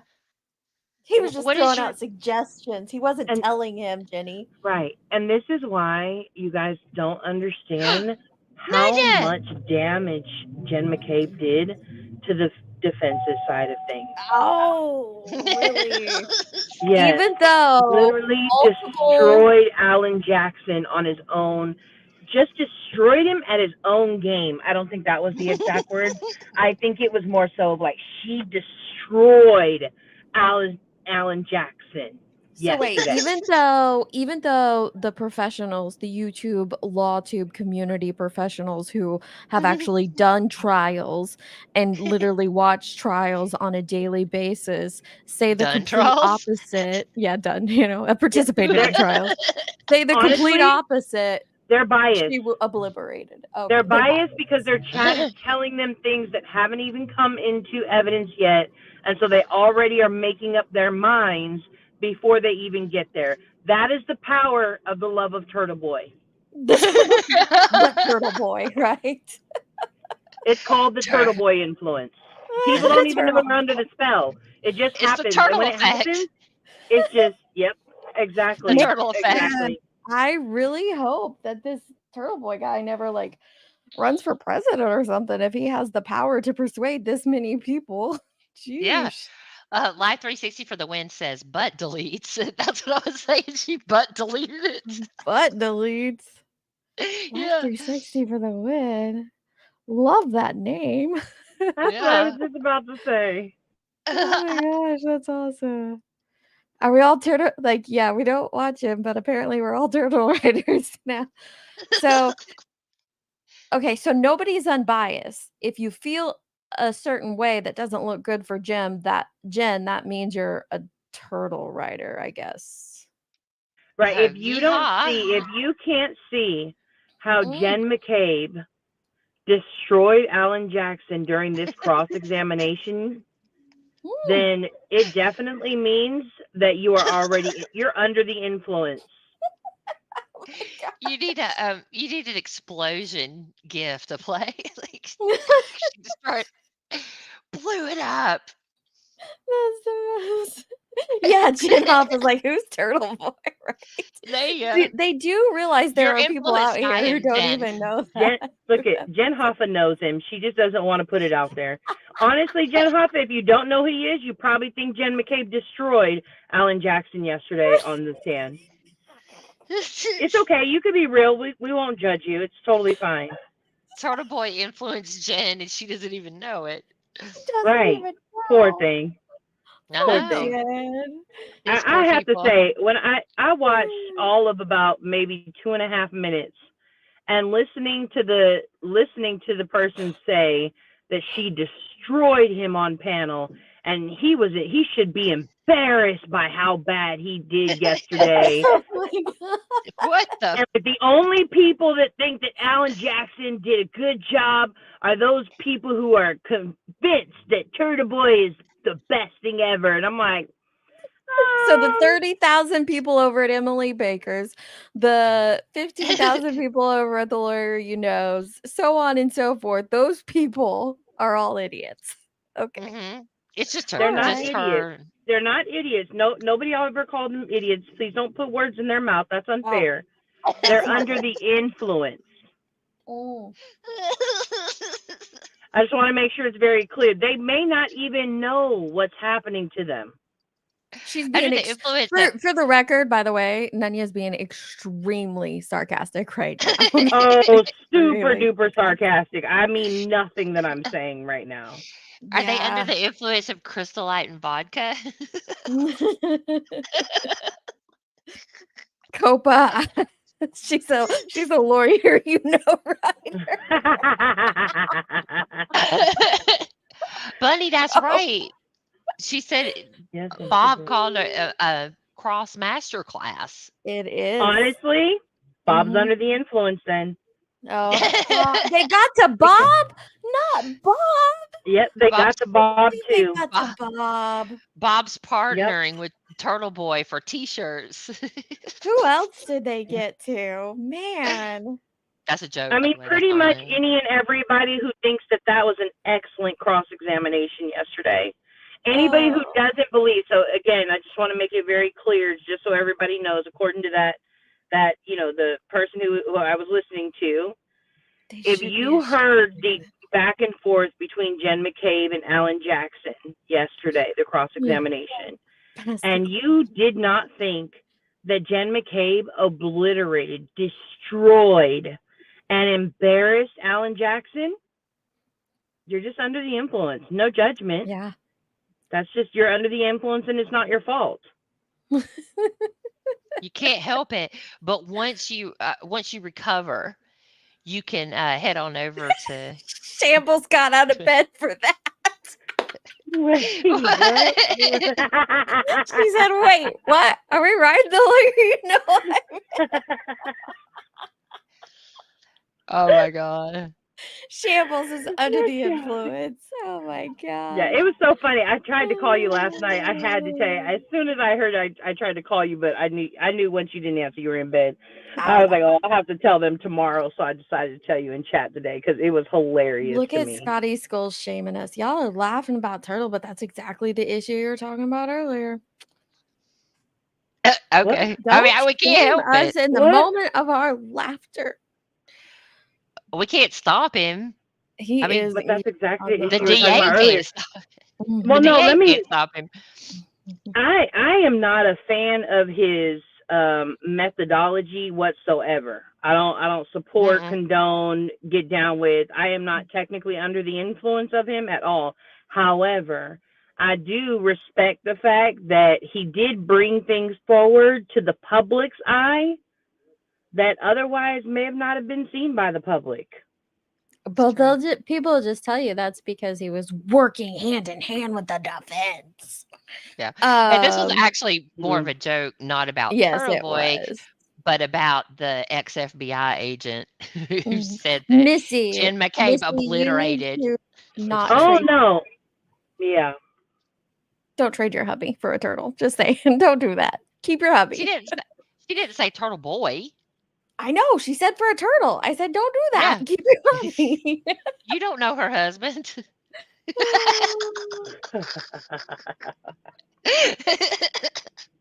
That's true. That's true. We have no idea. Oh my goodness. Hope I It's agree. funny. Okay, I just hopped up to make sure that you guys knew that, like, when you're watching We're under this, the influence. yeah, you're under the influence. So if you could just be a little bit more objective, Gabble, I'm talking to you. If you could just be a little bit more objective. Oh my God. Wow, wow, wow. What is it? Dee says, shoo, shoo. Oh, she goes, shoo, shoo, shoo, shoo, shoo, shoo, beep, beep, beep, beep. Shoo, shoo, shoo. Beep, beep, beep. That was all. Like a whole nursery rhyme. I can't. I got a Benjamin in my house. Benjamin and Jackson. I have a Benjamin in my house. Can I get another red solo cup of Kool-Aid? No, maniac. Unsupervised? That's not Well, Kool-Aid. unsupervised. Yeah. If you do think that Jen McCabe obliterated Alan Jackson on the stand, then you do not need one. Destroyed. Let me be specific. Destroyed. Then you don't need another cup of Kool-Aid. You're good. You're safe. Okay. Oh man. Yeah. Well, I'm actually getting sleepy, but I want to get through this. So we're gonna power Okay. through. So thank you for distracting us, Nanya. But I do. You're welcome. appreciate I'm gonna the hop down while laughter. you do that. Okay. Love you, Bye, Nana. love. Love ya. Objection. Gotta watch this No. obliteration happen. John never Obliterate? went in the house. It wasn't a story. I'll allow that. No. What? Oh, John never went in the house. It wasn't a story. It was the truth. And it is the truth. Just like she said, I hit him. Correct. Correct. But So you according to okay? this chat, at least, at the very base level, this is one witness telling another witness to give certain information to the media that could be useful to the group, correct? Tell them the guy never went in the house, right? Objection. Sustained. Matt McCabe was directing Chris Albert. Chris Albert wasn't even at the house, was he? Chris Albert was not at the house, no. But this chat is Matt McCabe, your husband, telling Chris Albert, who was never at the house and would have no personal knowledge of what happened at the house, to specifically say, the guy never came in the house. The guy, by the way, being John O'Keefe. Right? That's what he wrote. See, that's what's so weird. Like Chris Albert didn't even come up with the story. Like no one needed to tell Chris Albert to tell the media that the guy never came in the house. All Chris Albert needed to say to the media was, "I wasn't there. I went home after the bar." Yeah. Well, what's interesting to me, she expects us to believe that she did not see John's body on the front lawn, but she's absolutely sure that he never came in the house because she would have seen it. She would have seen it, but she didn't see him on the lawn. Come on. But again, Chris Albert didn't even need to have a story about the guy. So that's what I find so weird about all that.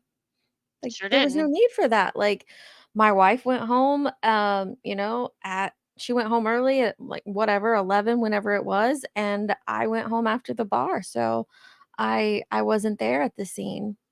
So I don't know what happened. That's his story to the media right there. Boom, done.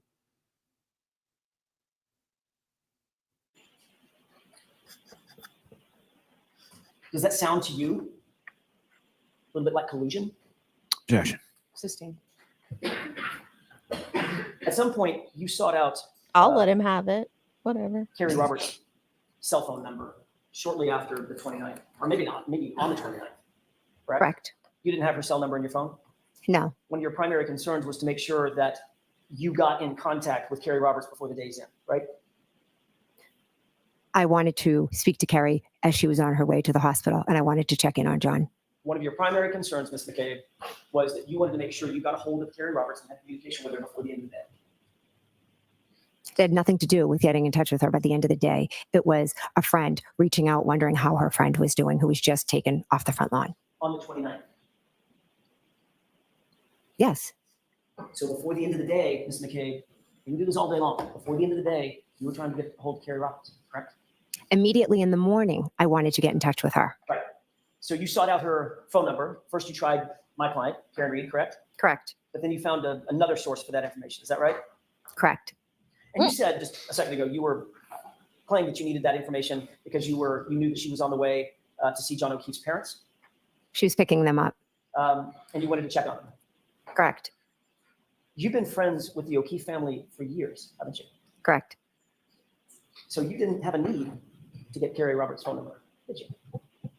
I wanted to speak with Carrie, see how she was doing. I was not going to call Peg. You had her phone number, didn't you? I do, yes. So if you wanted to check on somebody, you could have just called her. I was not going to call Peg O'Keefe on the way to see her son at the hospital. Check on your friend? That was just too much. I wanted to ask Carrie. I'm sure she was boggled down and probably did not want to speak with anyone. Boggled down? It was a simple thing. I made sure I got Carrie Roberts' number so I could check in and see how John was doing. Also, we had just been through an extremely traumatic event together. Wow. Like, I mean, I get part of her point here that, she didn't want to upset Peggy O'Keefe at that moment. But at the same time, I don't, were there not other O'Keefe family members that she might have had the number to? But why would calling Carrie be a problem? She didn't have Carrie's phone Peggy. number. She didn't have Carrie's phone number. She wasn't friends with Carrie like that. He's trying to get to the Ah. point that she was starting. This was the beginning of her meddling in the case by getting Carrie's number. And then if you remember for everything we've went over, how much her and Carrie spoke that day. He's trying to allude to The story. her leaning Carrie a certain direction. I can't remember who she says gives her the number. Karen refused to give her the number. It was they're not friends. Oh, for Carrie, real? Carrie and Jen are not friends. John was their mutual friend, but they were not friends. Carrie went to school with John. They were lifelong, like not lifelong, but like longtime friends. And Jen McCabe was a friend through children and children activities, but they were not like besties. Well, she was Well, calling. Hold on. She called Carrie at 7:30 in the morning. on the 29th? Yeah. Yeah, that's after she got her number. She called Karen while Karen was in the ambulance and asked for it, and Karen wouldn't give it to her. Mhm. Wow. Yeah. I agree, Lisa. Jen needs to stop trying to make fetch happen. She Wow. had, like, if anything I learned from her testimony, is not that she destroyed Alan Jackson on the stand, it is that she had her hand in everything. Now, whether Yeah. the jury takes that to mean something or not, Right. we're gonna have to wait and see. But she inserted herself into the investigation portion from the beginning. Finding out what people knew. Directing narrative, which is kind of funny because she calls him out for painting a narrative, but directing narratives to media, things like that. It's wild. They trauma bonded, Lisa. They trauma bonded.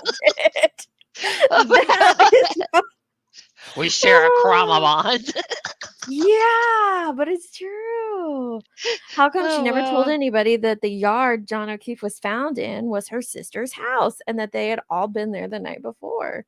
Great question. Yeah. And then she went in there that morning and See, I don't even know if she was the fixer. If I'm looking at this she's innocently, terrible at that that. her that yeah, that she has nothing to do with this. She's just a meddling individual who has to know all of the things and has to Mhm. put herself into every situation if you're looking at it innocently. And I could see it like that. Right. If you're looking at it as something more, then yeah, you might see her as the fixer or the intimidator, the head detective. There's definitely a couple different ways to look at it. That's for sure. Mhm. I Mhm. think if That nothing, Lenny wants it. Oh. Did she actually delete the conversations with her daughters, or did she just is that just a She thing she said says? she did. I don't know. But it She was said she did. John's, the one call to Brian, and some Mhm. with Carrie, but that was all that like between the time they um got to Fairview and the time when they found John. Yeah. She deleted those. It's And interesting, isn't it? how did It's when was she possible. supposedly Googling how long to die in the cold? When was that happening? 6:23 and 6:24 a.m. But the cops got there at what, 6:18? Wasn't that like around the time? Something like 6:11, I that. do believe. Yeah. So at that point, what? Yep. Okay. When I wondered, like, why is it not on video? She said in her testimony here today that it was while she was in the back of a police car with Karen. Well, you know what you can't see from the back of a police car? You can't see the dash cam.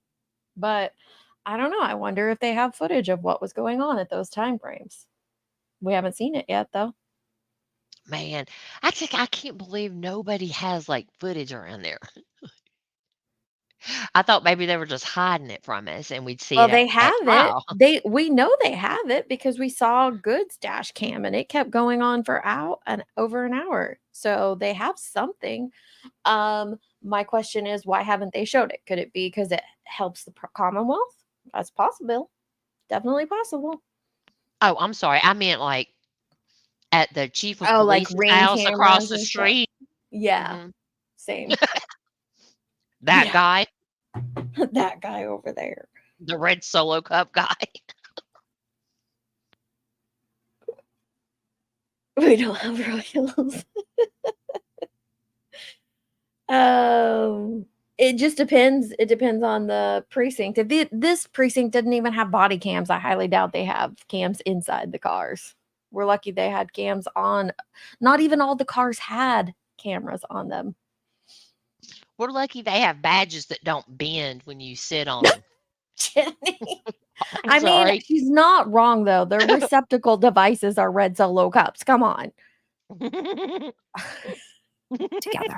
There's nothing evil here. Roberts' number, Ms. McCabe, because you wanted to make sure that you control her story as she left your site, correct? Absolutely not. Did you take She said any there's steps nothing whatsoever, evil here. Nothing. any steps whatsoever to influence Carrie Roberts' statements? No. Because that would be collusion, wouldn't it? Objection. Sustained. Did you write a text to the group, including Brian Albert, Nicole Albert, and Matt McCabe, Oh no, because she where you answered that informed question. them that, quote, and this is, Your Honor, on page 2158, where you informed them, quote, Carrie is here going over timeline, end quote. Correct. So you reported back to Brian, Nicole, and Matt that Carrie was where? She came over my house. And you two sat down and went over a, quote, timeline together. Peggy spoke to Carrie. Yes or no? I didn't ask about Peggy. Well, that's where the timeline started at. Did you ask Carrie, or did Carrie come show up at your house and, quote unquote, go over a timeline with you? Carrie showed up asking to sit down with me to do a timeline so we would remember everything that had happened. And you wanted to be super helpful about that, right? Objection, Your Honor. Ma'am, you need to go in timeout. Sure. You wanted to be helpful to Carrie Roberts. The two of us were trying to figure out what had happened to our friend. Man, every time I'm like, okay, I knew I needed to go to the bathroom because I knew some good parts were coming up, and there it is. Like, okay, we've been 7 hours. We're finally to the hella interesting stuff. But They should put her in timeout. What do you? One thing I have learned here is that if you're going to be friends with Jen McCabe and have conversations with her, be prepared. She's going to throw you under the bus. Like that was her trying to throw John's mom under the bus. And it could be completely innocent, but just the way she said, Peg told us to put a timeline together. Like it's Peg's fault, not mine. Like what? Yeah. Yeah, but go to your room until you can be honest.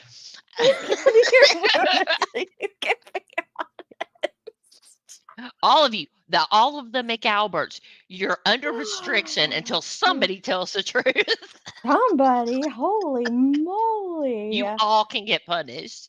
It blows my mind. It's just like she's getting ready to start throwing Carrie under the bus. She's like, everybody's is to blame, but she did not do anything wrong at all. At all. No.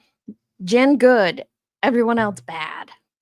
Yeah, and it's so like you made sure that you created. Oops, sorry, Jenny. No, I'm sorry. I didn't know you were starting. I was going to say that, like, again, she probably didn't do anything wrong as far as John is concerned. But It's just the way it looks comes like off. It's the way Yeah. it comes off. Oh, yeah. Talk through your teeth some more, lady. And drafted with Carrie Roberts a timeline for her, correct? I didn't make sure of anything. She was the one that asked me to do it. And not only did you create a timeline, you then reported back to your group, Ryan Albert, Nicole Albert, Matt McCabe, that she was creating this timeline with you on February 1st, 2022. Isn't that right? Yes.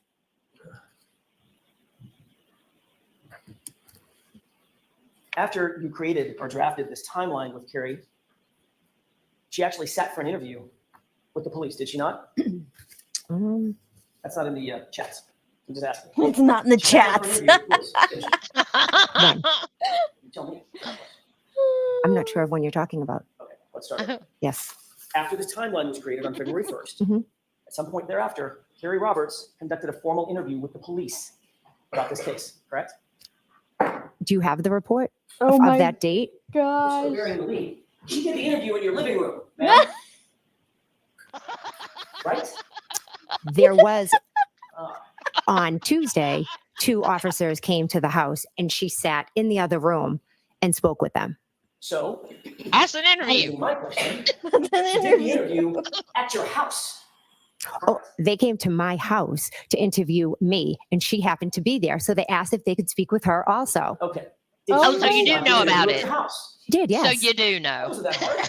So Damn. what you're trying to say, Jen, is that she did a fucking interview at your house. Like, he come l- on. Just that he dog walked the hell out of her just then. She could not, like, She what just is, whoop, right into it. oh my gosh, it's so wild. Like, it's It's like, so, it was in your living room. just answer it. This combativeness is what makes it look so bad. What do we think about mom asking for a timeline? I don't know. I don't know. I think that I mean, it sounds like mom might have had some feelings, and that is what it yeah, is. She's entitled to have those feelings. I I don't don't think know. she's a horrible woman for having whatever it No, is she's feeling. And it wouldn't be horrible for them to sit down and do that either. At It's your just house. at your house. No, it's in your living room. He was like, they came to talk to me, and she happened to be there. Oh, she just happened to be there. So you did an interview at your It- house. Like, You mean an interview? it's He so really did. He just crazy. like walked her with a leash through that whole thing. She I just know. You got to be careful out here on these streets. Some think that walking someone with a leash means something worse than it is. Jenny, be careful. Careful with that. oh, sorry. Yeah. Wait, what could it mean? Oh, like S&M. Okay. No. Um, Never mind. Keep going. oh, I'm sorry. I'm so sorry. Okay, I'll keep going. You can tell me later. I have no idea. So he the mom, what I was gonna say about the mom, I don't know what her wherewithal is, like how Yeah. with it she is to even know that. And her son had just died. So I really don't know if she did or not, but I would, And again, like you said, wouldn't blame her if she did. and it's not just that her son had died. This is the second child she has Yeah. lost, the third if you count her son-in-law. Like, Yep. I have no negative thoughts towards mom saying, "Hey, put something together because you're not gonna remember this." Because honestly, that's probably something I'd say too. Like, you might want to write this down. Y'all ain't gonna remember it. Yeah. To some, a dog walk is a physical violence. It's so weird. What? Is it Yeah, really? I'll tell you later. Oh, okay. I didn't say like curb stomping. Jenny. I mean, to me, I've never even heard that. You will have to tell me about it. Well, Okay, I'm sorry. I think we're into the punch drunk phase of the live stream, y'all. But that's when it's the most fun. It is. Please We've keep been on here reviewing since these like people. I haven't what? laughed so hard. Was it 10:30 this morning? I That you have been started? live since 10:30. That is a fact. Yes. But I probably won't see you guys for several more days. So it is what it is. I told you No, all she'll we be. were going to live here today. Didn't You I? have Didn't to lie. be there tomorrow night. Listen, I'm be like Jim McCabe. I don't lie because I am a true and honest person. I told you, therefore you have to Oh my believe it. God. But you have to be live tomorrow so we can talk about Higgins. Oh, Uh-huh. Mm-hmm. We'll see. It'd have to be a short show. I don't know. We'll see. We'll see. I don't know. Don't make me host you or none you host you. The struggle with that being said, as soon as you learn he passed it. Right. This is because Nunya didn't partake in the Kool-Aid. Nunya is on the straight and narrow. She is not influenced by the turtle shell. The turtle shell has no effect on Nunya. It bounces right off of her. There ain't no Mario Brothers crap going on over here. I'm pushing play.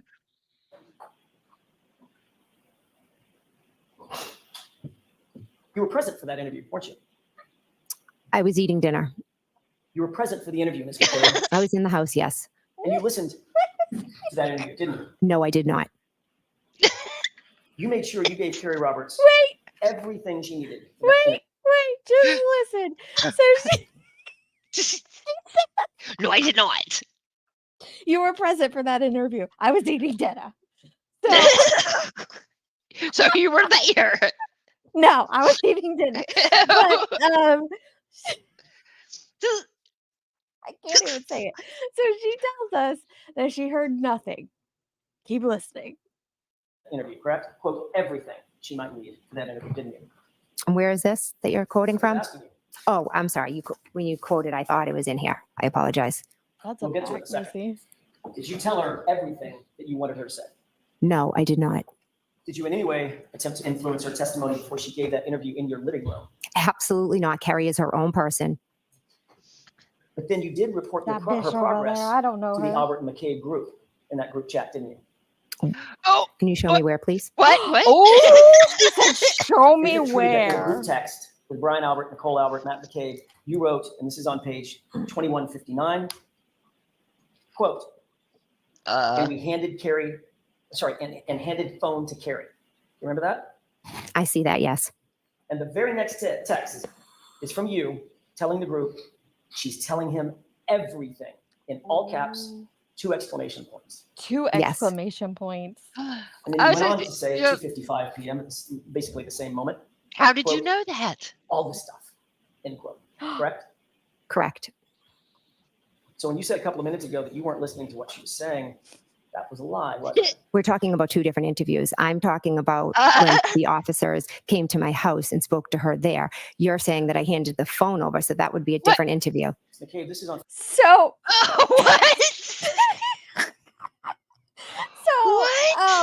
Her argument is that, listen, Jackson, there were 2 times that I participated in interviews with Carrie Roberts and another investigator. You're talking about the wrong one. Therefore, your narrative is debunked. No, I told her what to say in the other interview. In the other one. Dude, she was listening. Not this And one. besides You're that- on the wrong one, Jackson. This is where she obliterated her, isn't it, Nunya? Because he had the wrong interview. I absolutely love the people that have to be right so bad that it totally screws up their lives. Because all you have to do is throw out the wrong information and they gotta correct it, even though it proves that they're lying. So what had happened was I was eating dinner and listening. And she's telling her everything. How much you want to bet we hear shock and horror? I bet there's some shock and horror coming up. I was shocked and horrified. 2:55. I wasn't there. Yes. You were there. She was in your house on February 1st giving an interview to the police, wasn't she? One day she was there giving an interview to the police. And while she was there, but I do not believe it was at 2:55. It was later in the evening. So I think you might have 2 events confused. either way, whether she was on the phone with the police or sitting there in your living room with the police, you were listening to her and reporting back to the group. She's telling them everything. No, it's not correct. The one that she did with the police, she did in the other room. And the one she did on the phone, I said, she's telling them everything. Because Do you hear her? Let me go back and slow it down. She almost says I overheard. Listen. The one, no, it's not correct. The one that she did with the police, she did in the other room. And the one she did on the phone, I said, she's telling them. Did you hear that? Yeah. And the one that, yeah. The one And that then I there was a I third mean, one. yeah, no, I'm talking about the second interview. You are trying to call me out on the wrong interview, therefore you are wrong, sir. Wrong. Yeah, she is very quick with her comebacks. Absolutely. Too Alan quick. Jackson obviously did not prepare for this. He did not. He came in totally unprepared. Everything, because Carrie is an extremely blunt person, and she was giving personal feelings about the situation, and I was horrified by it. Horrified. To the police. And you're listening. I heard a statement she said that horrified me. And then you're reporting it horrified back her. to the group, weren't you? That one thing she stated, I reported back to the group, yes. So you're listening in on a police interview, correct? It was a phone call. One side of it, right? It was a phone call. You're listening that in on a not police an One interview? side of it, Correct. You're eavesdropping on that interview, correct? I'm sitting with her, and she's taking the call. And then you're reporting that interview back, or her success in that interview, in your mind, back to the group involving Brian Albert, Nicole Albert, and Matt McCabe. Isn't that what you're doing? Objection. I'll allow it. I absolutely not.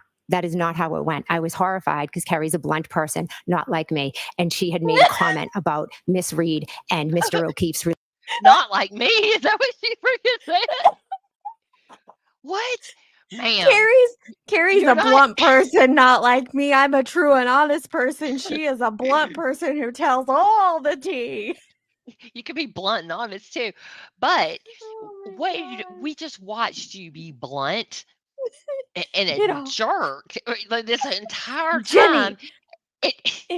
It horrified her. She was telling things that horrified her. She was horrified. I can't believe you're not outraged. It's an outrage. What?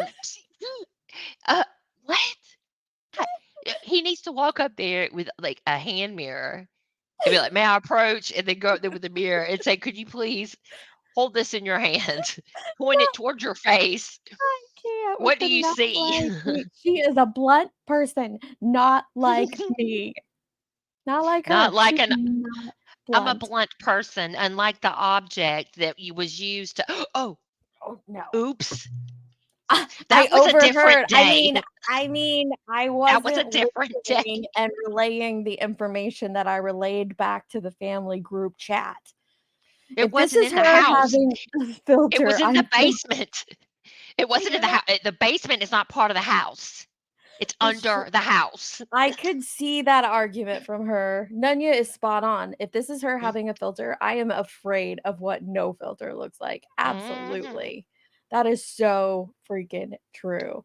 And Missy, I guarantee there was some snickers or at least some smirks in the courtroom. Oh, yeah. Absolutely. Oh my gosh, I need Man, another can you pen. imagine being a juror and not being allowed to talk to anybody about this? I know. I'd be like, "Dear diary, day 6072. Lolly is killing us slowly with his song. But can you believe Jim McCabe thinks that she's not a blunt person?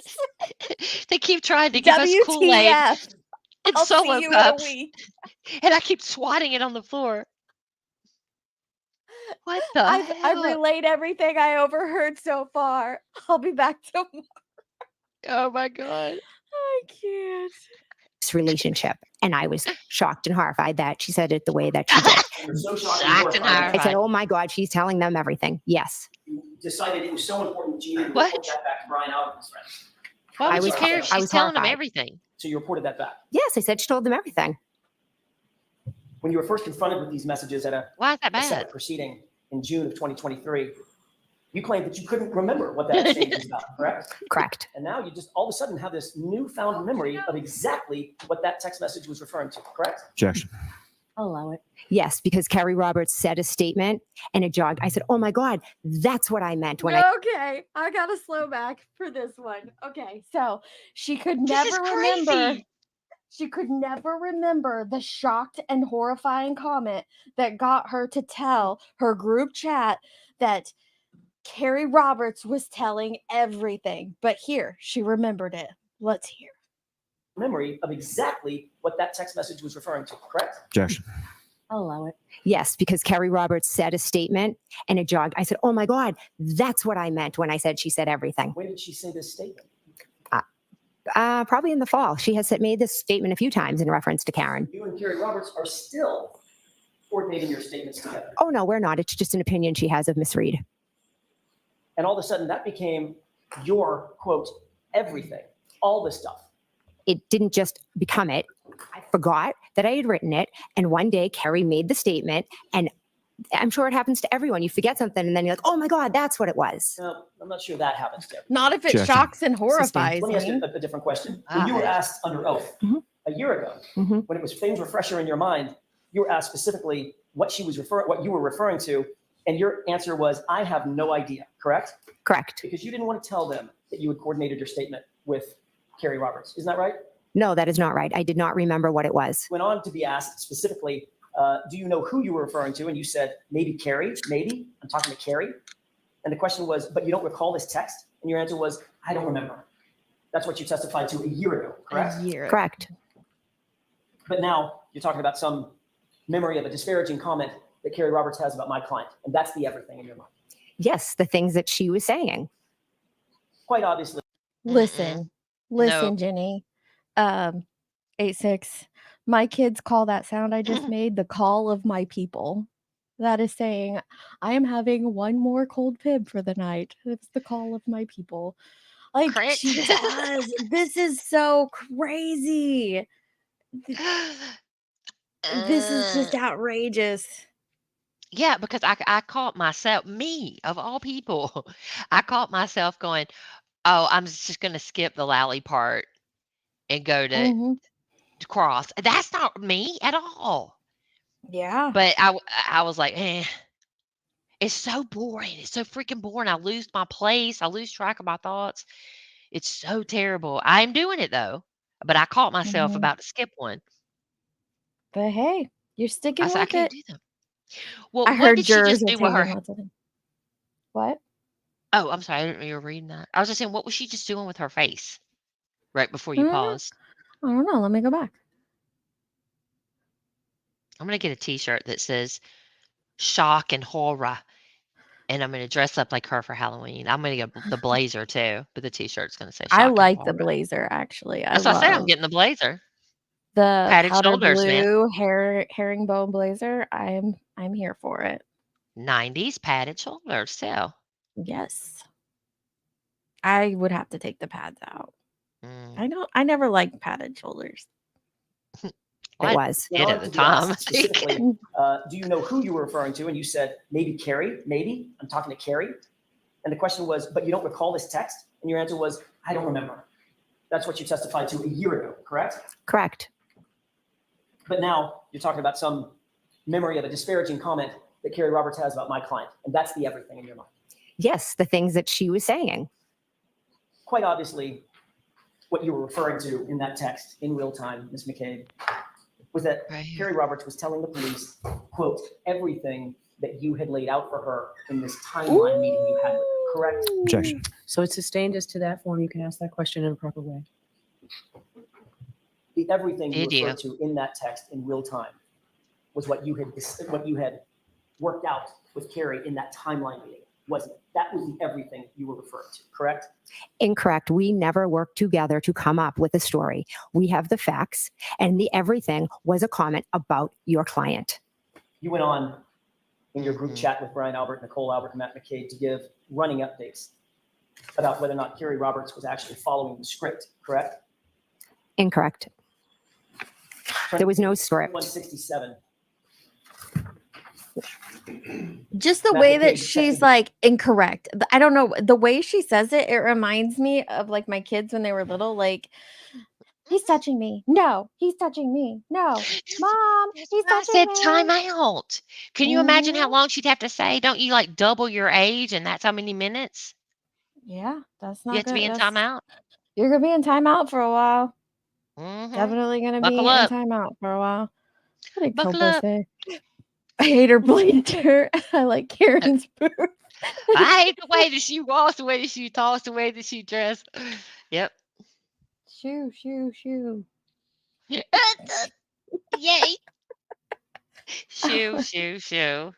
Beep, beep, beep. I think that the Sullivan chick, I'm pretty sure Karen and and Marietta handled themselves the way that I was not outraged by that. One said F you, the other said F you back. I'm pretty sure that's exactly how it went down. There was no lie, no love lost there, and they moved on with life. Yeah.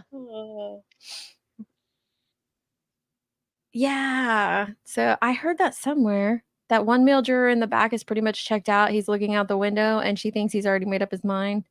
I don't know if it's in her favor or not, but it sounds like it. Yeah. I mean, you got to So prove the it. group, Brian, comma, sitting separate, end quote, correct? Yes. It sounds like Matt McCabe is reporting back to Brian Albert, following the instructions, we're sitting separate. Objection. Sustained. I mean, I know why it's sustained, but we also heard it. So Yep. Matt is reporting that they're sitting in separate areas. This isn't like a spilling of the tea moment. They are literally reporting back. We're sitting separate, and this is the testimony. Wow. 1 minute later, Brian Albert had a one-word response to the Brian sitting separate, correct? Yes. What was that one-word response? Okay. So it sounded like he was giving his approval for where people were situated in that meeting, correct? Objection. Sustained. Page 2168, 515. It's very hard to just look at two texts and try to understand what the context is. If you don't understand a question that I have, just let me know. But otherwise, let me ask a question. 21. I'm sorry, on page 2168, at 515, you wrote the group, quote, "You listening?" I know, Jen Hoffa. Oh my God. Yes. And at the same time, 515, you then wrote, "Cops here again," end quote, correct? It's a play-by-play. Absolutely. That was in reference to the police coming over to your house to further interview Carrie Roberts, wasn't it? That was when they came to talk to me. And Carrie Roberts was there. Was correct? at my house, correct? And a few minutes later at 5:23, Nicole Albert texts, "Call us after," correct? Correct. And a few minutes after that, Matt McCabe texts, quote, "This girl could write a book, ... nonstop," correct? Correct. Damn. So obviously Matt McCabe, along with you, was listening to Carrie Roberts give her interview. We were sitting in the kitchen eating dinner with our children, and Carrie Roberts was in a different room, but she was going on and on and on as she does because they were in the other room. And you can listen. I could hear As she voices. does. Listen, if they were friends before this testimony, they sure as hell aren't now. Listen, your husband is just saying this chick could go on and on and on and on. And she's trying to say, we were in the other room eating dinner and texting your family member. You know what I don't do during family dinner? Eavesdrop and text about the conversation happening in the room next door to me. No, I eat. And when I'm done, I get up and I pick up my talk with plate. my kids. I interact with my children. I wouldn't be able to hear the interview happening in the room next to me. Yeah, that whole as she does, that was like under the bus right next to Peg. Sorry, Carrie. I mean, if you don't have anything to hide, you're eating dinner. You don't give a shit. Yep. Yep, she's in there giving her interview. I'll talk to you guys later. Something's wrong. Something smells funny. Let me And spill it ain't the all the food. deets. It ain't the dinner. It's not the mediocre chicken parm. Did not hear her interview. I could hear them talking, but I was sitting at a table with my children eating dinner, getting ready to go to a basketball game. Always basketball. You then I get responded that, to though. Matt McCabe. I love it. Yes. And then you responded about this interview. You just testified under oath and under penalty of perjury, not hearing anything about, just hearing voices. Your next text was, quote, "She is telling them everything." Yes. End quote. Correct? Yes. So what you said just a few minutes ago about not knowing what she was saying, I could just hear voices. That was a lie. It was. Objection. Sustained. And a couple of seconds later, Nicole Albert responds, one word. What was her response? Good. Ooh, Nicole was happy.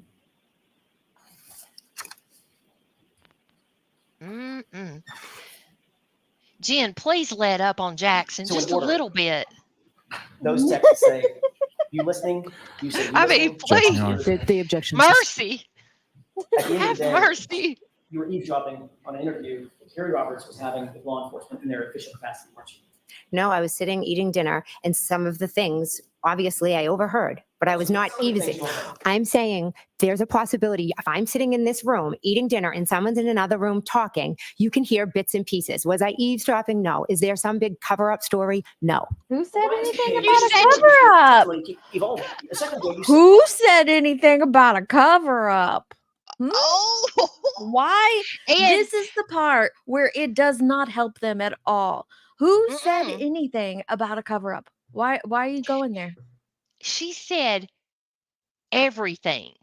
That's not Everything. accidentally hearing bits and pieces or a word here and there. You Yeah. said everything, lady. Mm-hmm. It wasn't a is cover-up. wild. Really? I didn't say it was a cover-up. Who said it was a cover-up? Very defensive. What was for dinner? That's a great question. They probably don't know, but she could tell you everything that Carrie Roberts was saying in the room next door. You know, that's what like they called said Drake was a pedophile, and he said, I didn't do anything with Millie Bobby Brown. Nobody said Millie Bobby Brown. Nobody did. Well, nobody said that. You just freaking put it in your song, dude. That's weird. I don't get your reference, but I'm laughing at it. It's the same thing. Like they were saying he was a pedophile. And his response was about Millie Bobby Brown. They're like, what? Why would you pick her? There's a bunch. Interesting. Yeah, a little weird there. There was just like a lot. Yeah. Why would you say that she's saying everything if you're not hearing her say everything? Yep. She's And telling them who's- everything. And what's the good? What is that? Good. I love it. Yeah. What does that even damn mean? Oh, she's about to tell us, Jenny. She's going to Wait. tell us. She was in the kitchen with her girls. Where was Matt? They were all eating dinner at the table, I think. No, she said her and her girls. She left Matt out. Oh. He's sitting there with a glass against the door, isn't he? a cylinder glass? I don't know, maybe. A cylindrical glass. Cylindrical, with clear that's what it was. liquid. I knew it was something. It's getting late. I'm not operating on all cylinders. Get it? Cylinder. Yeah. Oh, you did on purpose? For up story? Yes. No.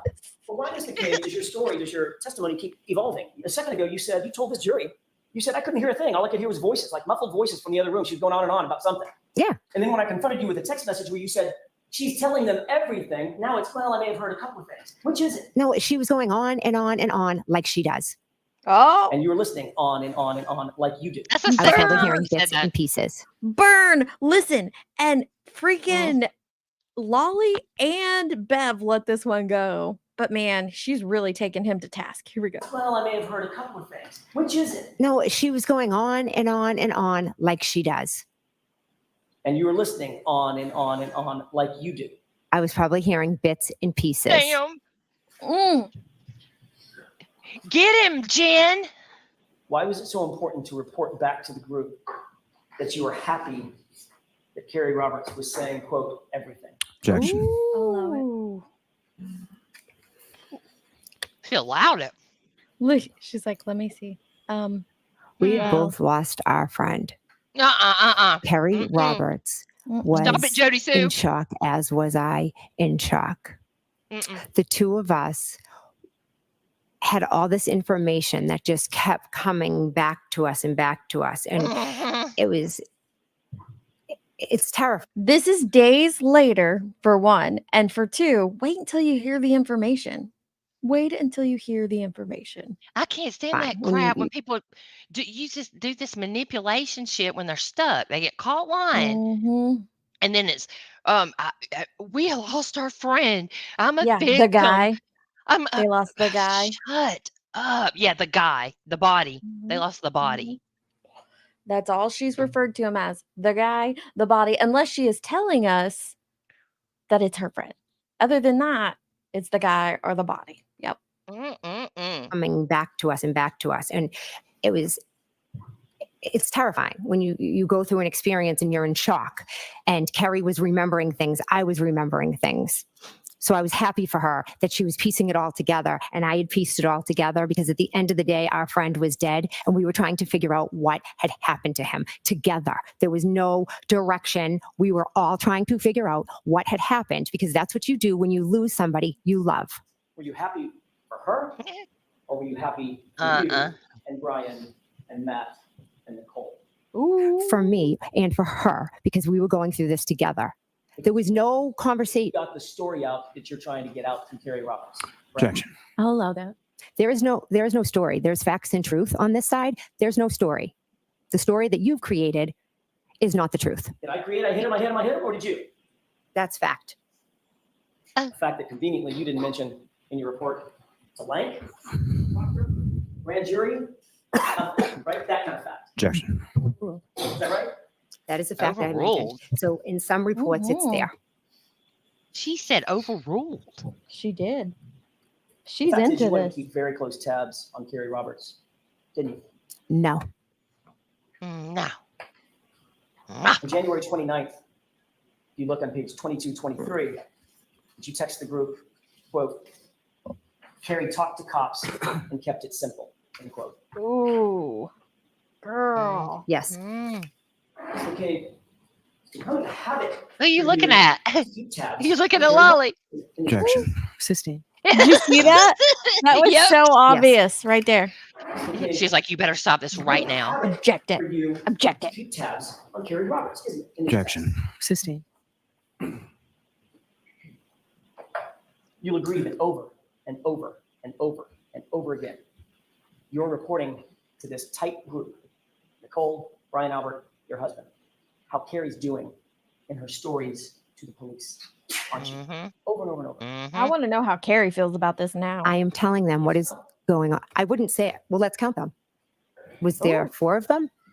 You're saying over and over and over and over. It's a bit extreme. I see. So you take issue with the way that I phrased over and over and over. Well, it's misleading, I believe. I see. Okay. Well, let me see if I can try this in a non-misleading way, Mrs. Kane. Okay. So at least one of us. Damn. Oh. You consistently reported back to the group how Carrie Roberts was doing with the police, didn't you? I would update them after Carrie saw and spoke to the police. Again, we were all trying to figure out what had happened to John. No, There's you another weren't. Text from Brian's wife, Nicole, No, you weren't. on January 29th, and this is on page 2226. Oh, what are we going to She learn says, here? quote, we'll get more info tomorrow. Don't want to text about it, end quote. And then you texted, right, correct? Don't want to text about it? Objection. Come on. What info are you getting tomorrow that you don't want to text about? Look, where's she looking right now? You better object, Why- motherfucker. She is. Like, do not allow this to continue.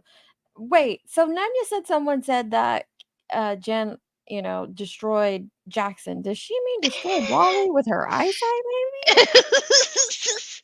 If looks could kill. No?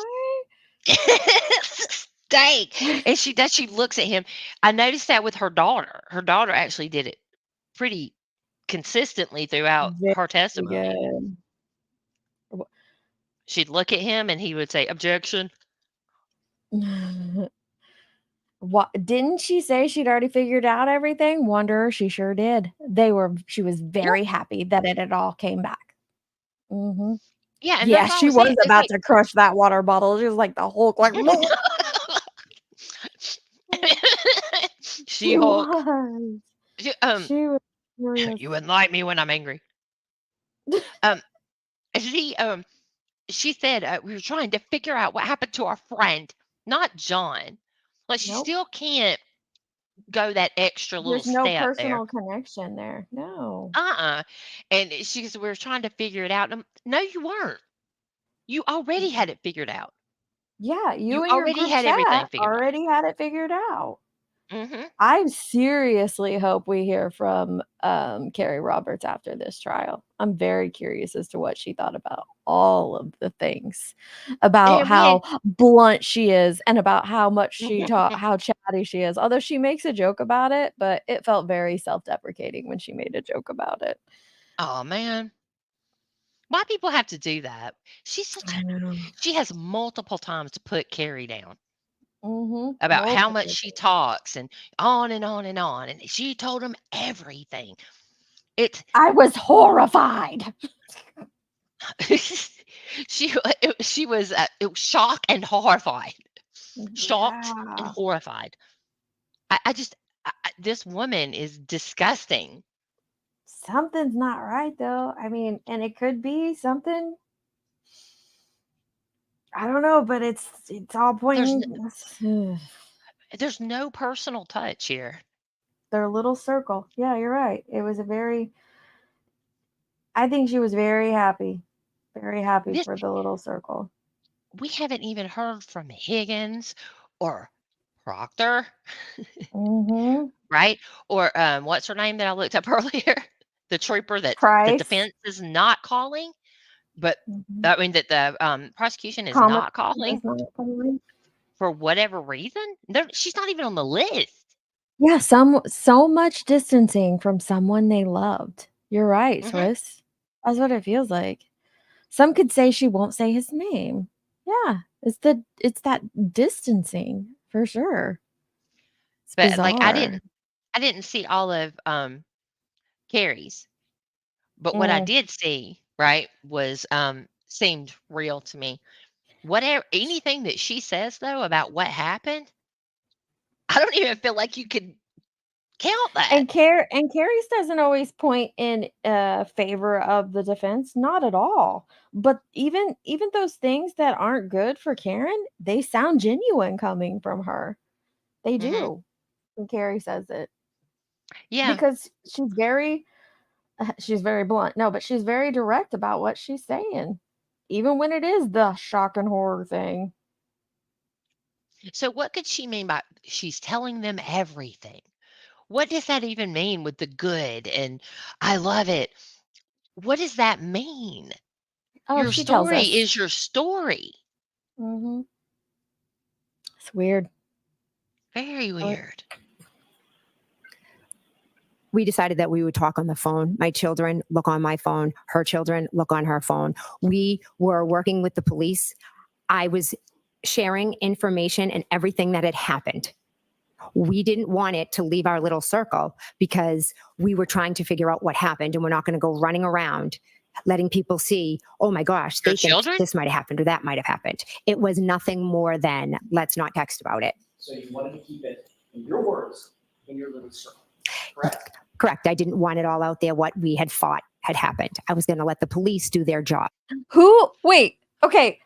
We couldn't put it in a text because we didn't want everybody to know about it. So are you saying that when this happened, which is in the very early days of the investigation, you were aware that people would know what your texts were saying?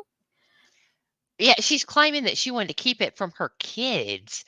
Change your That's not- password then, idiot. Yeah, like, why would your kids be all up in your phone? For real, because they clearly have their own phones.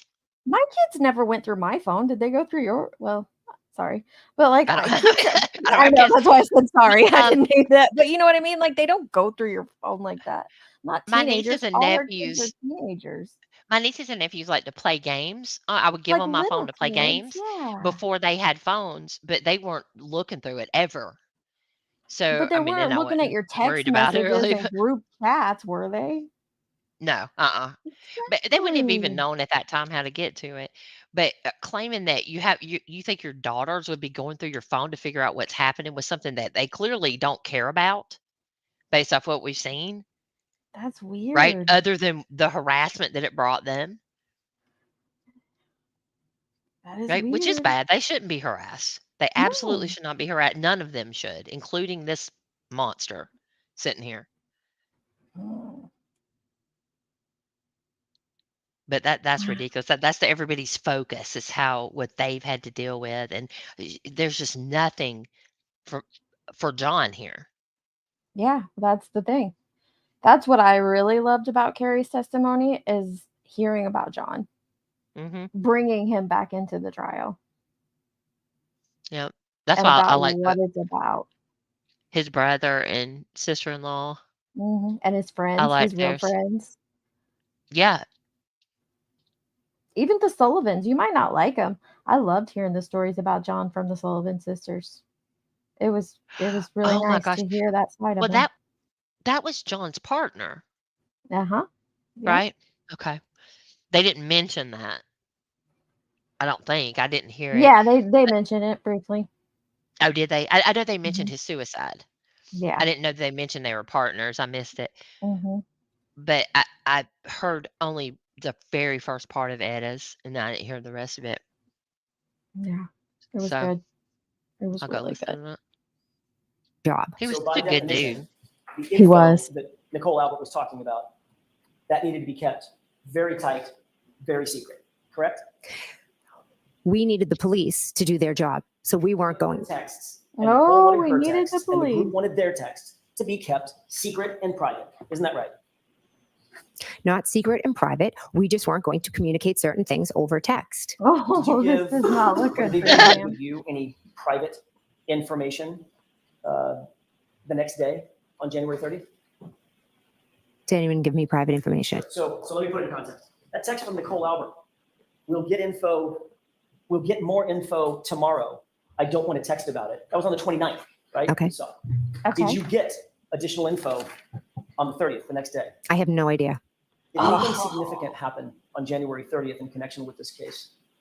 Any meetings, any get-togethers, anything that you can think of? I went to the O'Keefe's house. Other than that, anything else? What'd you do after that, Jen? On the way home, What'd you do? Carrie Roberts' daughter is good friends with Michael Lank. Oh. So we dropped her off at Michael Lank's house. Oh. And Wait. Mike's wife came out of the house. Him and Carrie are friends. Wait. You hear that? Whose wife came out of the house? Right there. Whose Lank. wife? So we dropped her off at Michael Lank's house. And Mike's wife came out of the house. Him and Oh, Carrie. well, you caught it too. Mike's wife came out of the house. You know who I'm not on a first name basis with? Mm-hmm. Yep. I called that earlier when she called him Mike at another point, and so did somebody else. It might have been Carrie referred to him as Mike, and I said everybody else has referred to him as Michael this Michael entire Lank. time. Detective Lank. Yep. Wow. I'm surprised she wasn't. Wait, what did Annie say? Let me see. It's obvious Carrie had watched John was laying on green grass, extremely said snow analysis pointed out, not out there long. But the photographs do not look like he was laying on grass. There is blood on top of snow. Pat Roberts was on the And you TV show can't. with Brian. Interesting. Who was? Sorry, Jenny. Pat Robert. There was his name. Pat something. The John's partner, the Sullivan sisters. Oh Husband. yeah. Oh, I was he learned really? so much about Brian Albert that I didn't know. Like, I didn't realize how entrenched he was in the Boston PD, that he had a hand in apprehending the Boston Strangler. He had a hand in apprehending, like, he did surveillance for the Craigslist killer. And he also did surveillance and helped capture and apprehend, like, a very prominent kidnapper rapist that happened in the area. Like, he was involved in a lot of high profile cases. In surveillance. That's what he was a part of, was surveillance. Yep, Pat Rogers. Pat Rogers, thank you. And here it is: Boston's finest star, Officer Pat Rogers, reportedly took ... and I'm not clicking in there. Yeah. But, yep. Wow. That sucks. That's interesting. Interesting. Oh, he's from where Tracy's from. Is he really? Yeah. Hmm. Oh, we'll have to. She may not even realize that. Ah, that Interesting. stinks. Donnie He Wahlberg seemed tweeted about it. like a nice guy. Yeah, he was cute too. Of course, there's some good looking dudes. There's Mhm. some good looking dudes. Point was, warm live body would have melted snow from 227 to 5:30. Well, you did hear the testimony of that one EMT who said that the wounds only looked a few hours old or something. That's what he said. But when we look at the pictures of the crime scene, you can see like where his legs were in the snow. You can see like his outline Yeah, you can. in the snow. So how was there grass under him? There was a blood and glass on top of the snow. Well, and that's the part I don't understand is he was actively bleeding when he was found.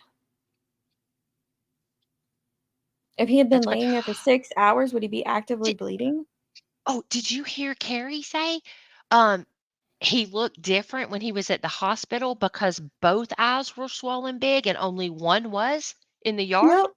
Yep, I did hear that. I did How'd hear that that. happen? I don't know. Did they do something to him on the way to the hospital? No, I would think it's probably a result of his body warming up, but and like possibly the blood moving.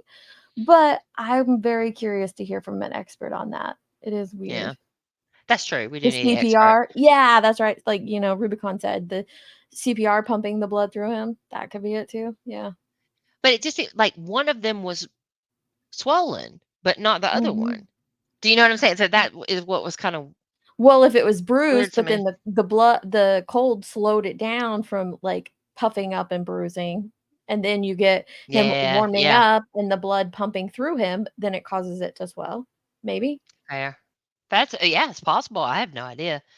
I just thought that was weird she said that because I was like, What? It was still he was still bruising and swelling, but it was very cold." It was. It was freezing. See, we're almost done with this. And Carrie are friends, and she, jumped in the car and was consoling Carrie and asks how the O'Keefes were doing, and we talked to her. So you pulled up to Michael Lake's house on the 30th. That's never been reported, has it? I guess I never thought much of it. Reporting the fact that one of the first responding officers on the case, working for Canton PD, which is conflicted off the case, you had a meeting with that was unreported the next day. I didn't meet with Michael Lenk. I see. So you pulled up in the car. Tell me about that again. You pulled up in the car, and what happened? And Lex, her daughter, went into the house. Okay. And then you just drove away? No. Michael's wife came out of the house. Okay. And y'all had a conversation about what? She got in the car, and her and Carrie are friends, and she was checking on Carrie and, just saying, oh my God, this is so crazy, just checking in on the O'Keefes. How long did that take? Well, Carrie's a talker, so could have been an hour. Again, with the Carrie's a So standing outside, talker. Sitting in the car. sitting in the car on February 30th. Never came in the house? Not February 30th. I said February 30th. January 30th. Never went in the house? I might have ran in to go to the bathroom. It's the back end of a blizzard. It's freezing cold outside. Mhm. Sitting in the car for an hour? The car was running, Carrie, and they were talking. You gotta pee, Jackson. It's her friend. Look, she's so annoyed right there. Did you see that? Yep. Yep. Oh my gosh, look at her. Let me slow it down to real time. I didn't catch that watching it the first time. Because I typically just listen. With her, I Yeah. did try to watch her, but I didn't catch all of it. Look at that. It's her friend. It's her Did you have any conversation before your Oh, wow. testimony today with anybody about you going to Michael Lake's house on January 30th? Anybody? Did you text anyone, Jen? Yes. Tell me about that. Who was it and when? It was a couple of weeks ago at the DA's office. The DA's office had an interview with you, correct? Not an interview. They just explained this process. I mean, a conversation. How about that? Yes. You met with folks at the She'll DA's office. concede conversation. Mr. Lally, Miss McLaughlin, Steve Nelson, Trooper Brian Tully, I believe, and another woman, I can't remember her name, unfortunately. Someone from the DA's office? Yes.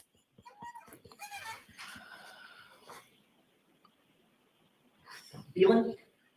No. Lynn Beelan? No, she's here today. She works with Steve Nelson. Ah, but an employee of the DA's office? Yes. That sounds like a pretty big meeting. I mean, I there were wouldn't call it a big people. meeting. There was, what, 5 of them? How long did you, 5 of them and then you? Right? My daughter Allie came with me also. Jackson, this is Jen McCabe. She is kind of a big deal. I don't know if you're aware of that. It wasn't a big meeting. There was just 5 or 6 people. No big deal. No, you notice Proctor's not there, right?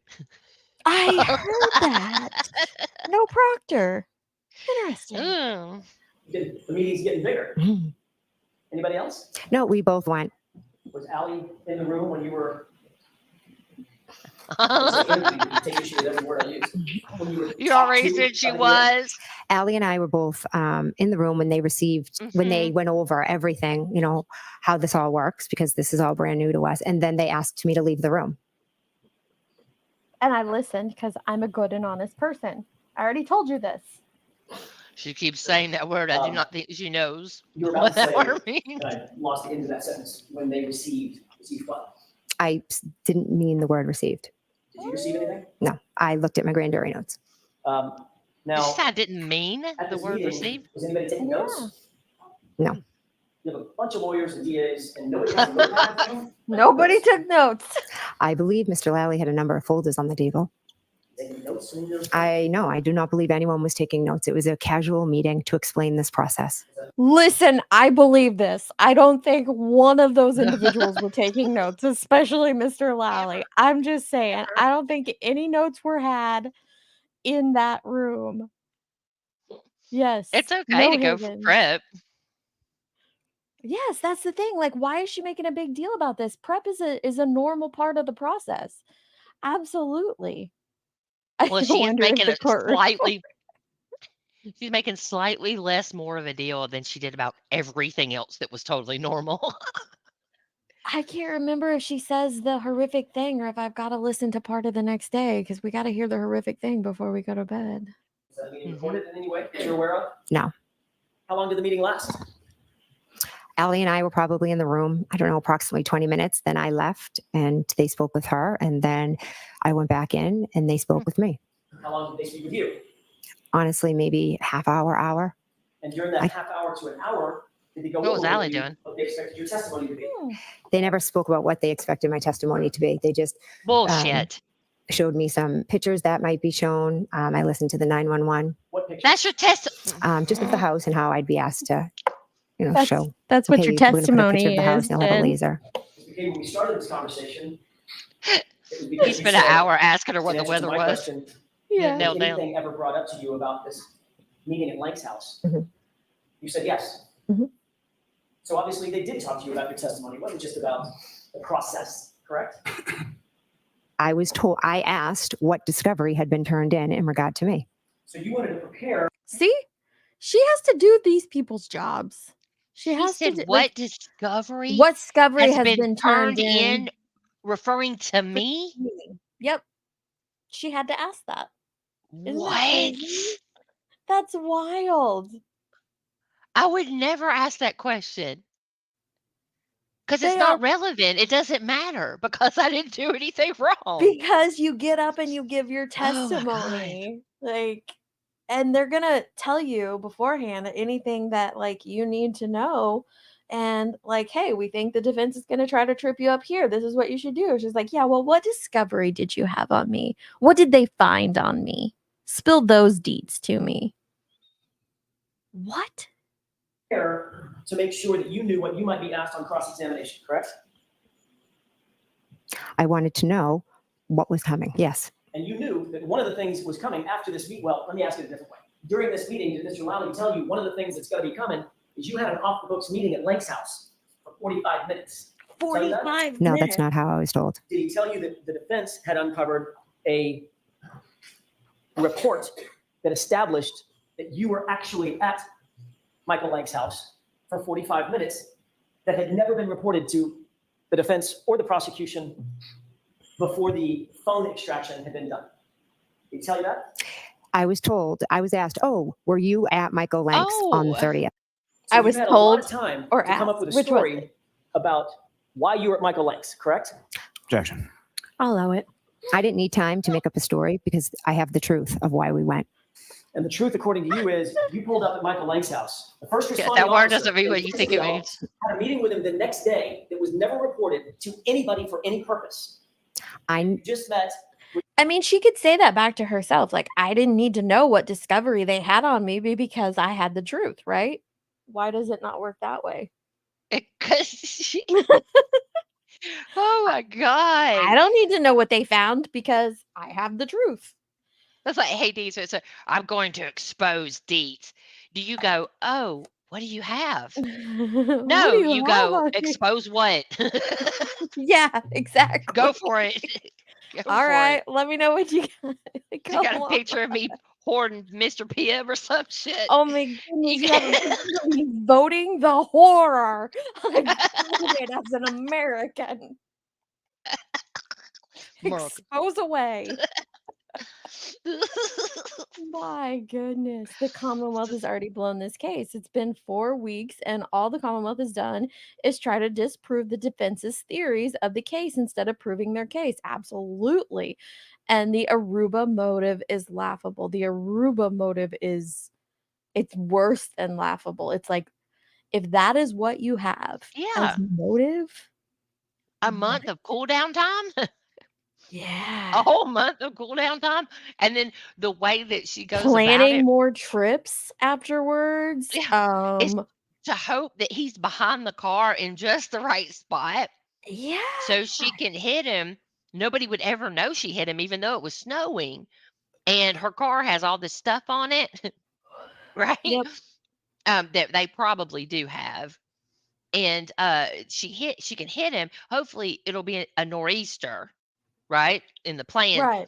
And it'll be so cold that he just won't make it. Exactly. Yeah, that makes Aruba make all kinds of fucking sense. It makes perfect sense when you put it that way, Jenny. Perfect sense. Thank you. Out in the car while the car was running for 45 minutes to an hour. That's your story. It's not a story. It's the truth. Carrie dropped her daughter off. The wife came out. Carrie is a talker. They started talking. A tragedy had happened the day before. It is interesting. Would you 4 not agree times Carrie's a that talker. the day before, you had this off-the-books meeting at Michael Lang's house. Nicole Albert says, we'll get more info tomorrow. Meaning the very day you show up at Lang's house. Boom! Again, I never spoke with Mike Lang at his house. It was not an off-the-books meeting. She has told us so It didn't much matter if you spoke with him. that we don't need to know. Why is she not explaining what the "we'll get more info tomorrow" is? She just she's keeps not saying, I explaining didn't have an that. off-the-books meeting. But she's also not explaining what Lank's wife came out to the car and conveyed to them. It doesn't have to be Mike Lank talking to you directly, lady. Nope. Third-party communication. Meeting. It was Carrie dropping her daughter at one of her good friends' house, whose husband happens to be a Canton cop. That is what it is. That is the truth. A lot of coincidences. We agree. Objection. Christine.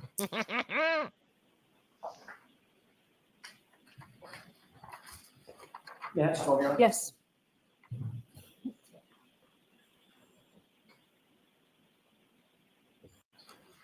Show you. That's, by the way, what did Mr. Lally show you in respect of this issue about this meeting at Michael Lang's house? He showed me nothing. He's told you that. Brian Tully told me. Okay, what did Mr. Tully tell you? Trooper Tully, what exactly did he tell you at this meeting about this Michael Lang issue? He said, did you go to Michael Lang's on January 30th? And at first I said, no, I've never been to his house. And then I thought about it and I said, oh my gosh, yes, I did go there. And that was the extent of the conversation. You said, yeah. She's thought about it twice. And What the heck were you doing at Michael Lang's house? the day after this issue. Objection. I'll allow it. You didn't ask to follow up like that? I do not believe he did. So Trooper Tully had you come down for an interview. He confronted you with a fact that had never been disclosed before, to wit. You showed up at Michael Lank's house, and when you said, yeah, oh yeah, hang on, I think your words were, oh my gosh, yeah, I think I did go there. And he didn't ask a follow-up question? He was there. You're spinning all of this. I do a lot of things. Yeah. I don't spin. There's a judge here to make sure that I don't spin. I'm asking you a question. It's very direct. I do not believe he asked me a follow-up question. So that was the end of that conversation about Michael Lank, correct? Correct. Mr. Lally didn't have any follow-up questions? I don't believe Mr. Lally was in the room. Who else? I thought you said Mr. Lally, Ms. McLaughlin. They were. They might not have been in the room at that time. I see. So Mr. Lally just happened to just saunter out? It was a different time. So Mr. Lally was in and out of the conversation? Mr. Lally was not there when this conversation happened. Oh, why? Because I met with Brian Tully and he was not there. Look.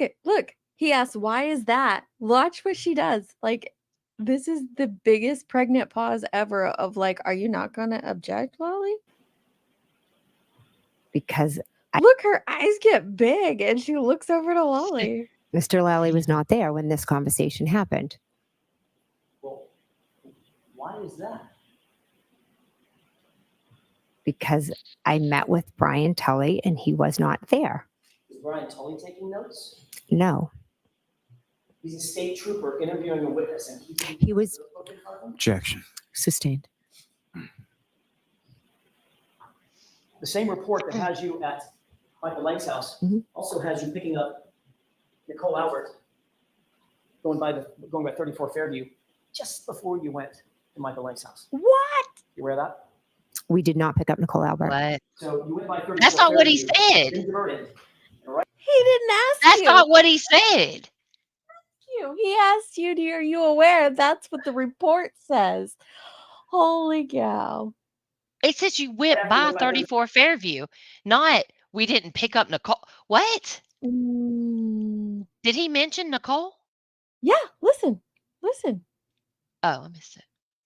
Picking up Nicole Albert. It has Sustained. Oh. He sure did.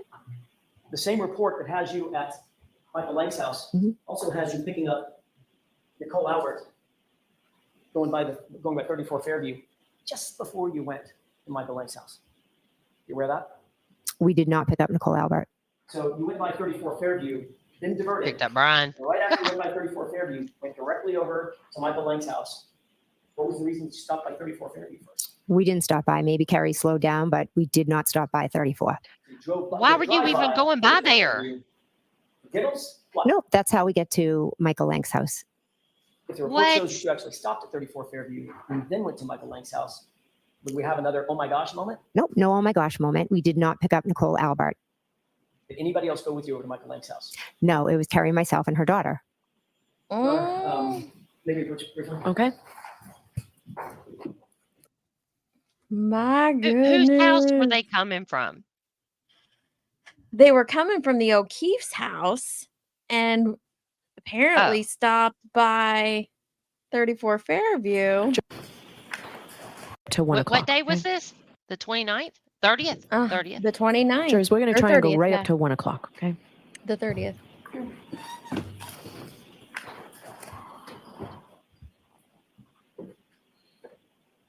Ms. McCabe, we've talked in some detail about your calls with John O'Keefe on the morning of January 29th. Do you recall that conversation?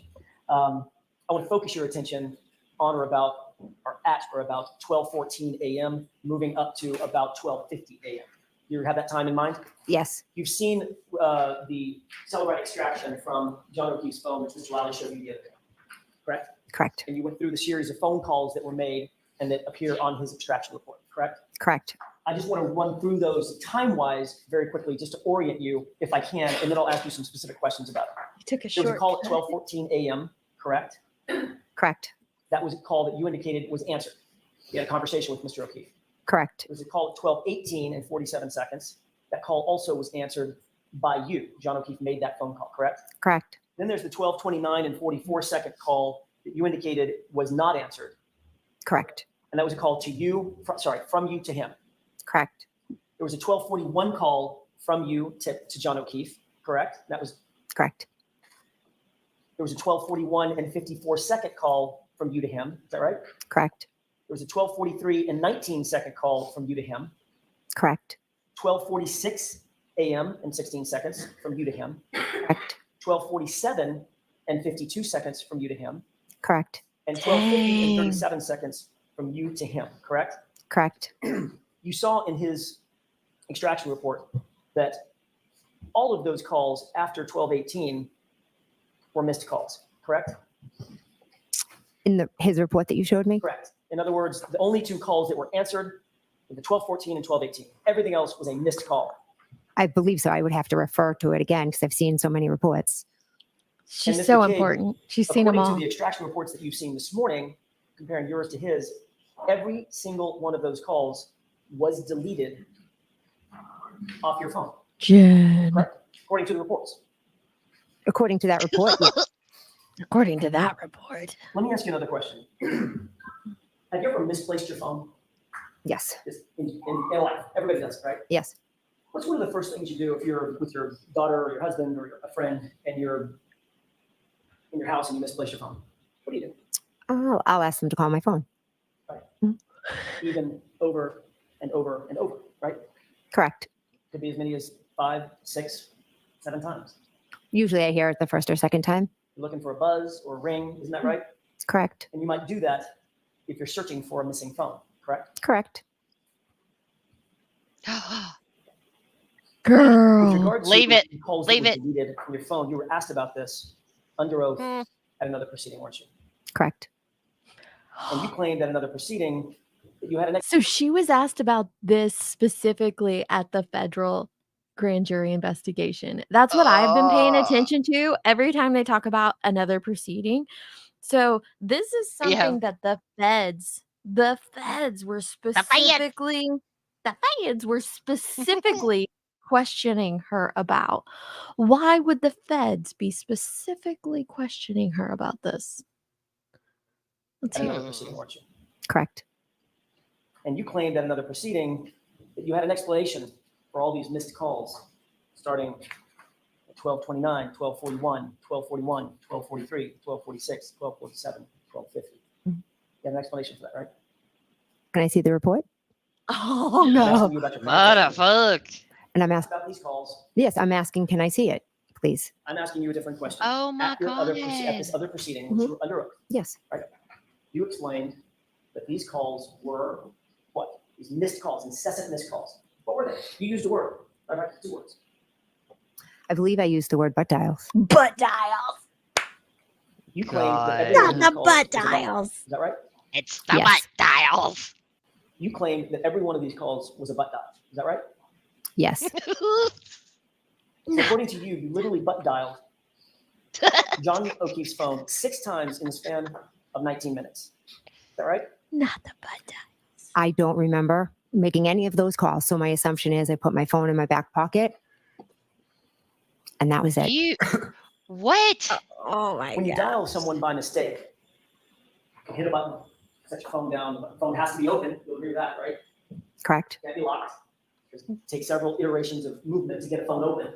Face ID or password, right? Correct. So when you hit the button by mistake, walk away. That's a butt dial. People call butt dials. What happens with the call? I assume it goes to voicemail. It's a good assumption because that's exactly what it does, isn't it? You've had a phone for a lot of years, right? Yes. It rings and rings and rings until it goes to voicemail. Correct. So in order to hang up that butt dial, you have to interact with that phone yet again, don't you? Yes. So if you had 6 butt dials, 7, I think it's 7 butt dials, you'd not only have to interact with the phone once to butt dial, John, you then have to interact with it every single time to turn off that phone ringer so it doesn't go to voicemail, wouldn't you? I suppose. Which makes 14 interfaces with that phone over the course of 19 minutes. Dang. Is that right? I mean, I guess I Yes. don't have it all right in front of me, but there were also text messages I was sending. So again, maybe I said, oh, shoot, I called them and then I turned it off. But Do you your claim is remember you don't doing that? remember those incessant butt dials and those incessant hangups at all, correct? I honestly don't.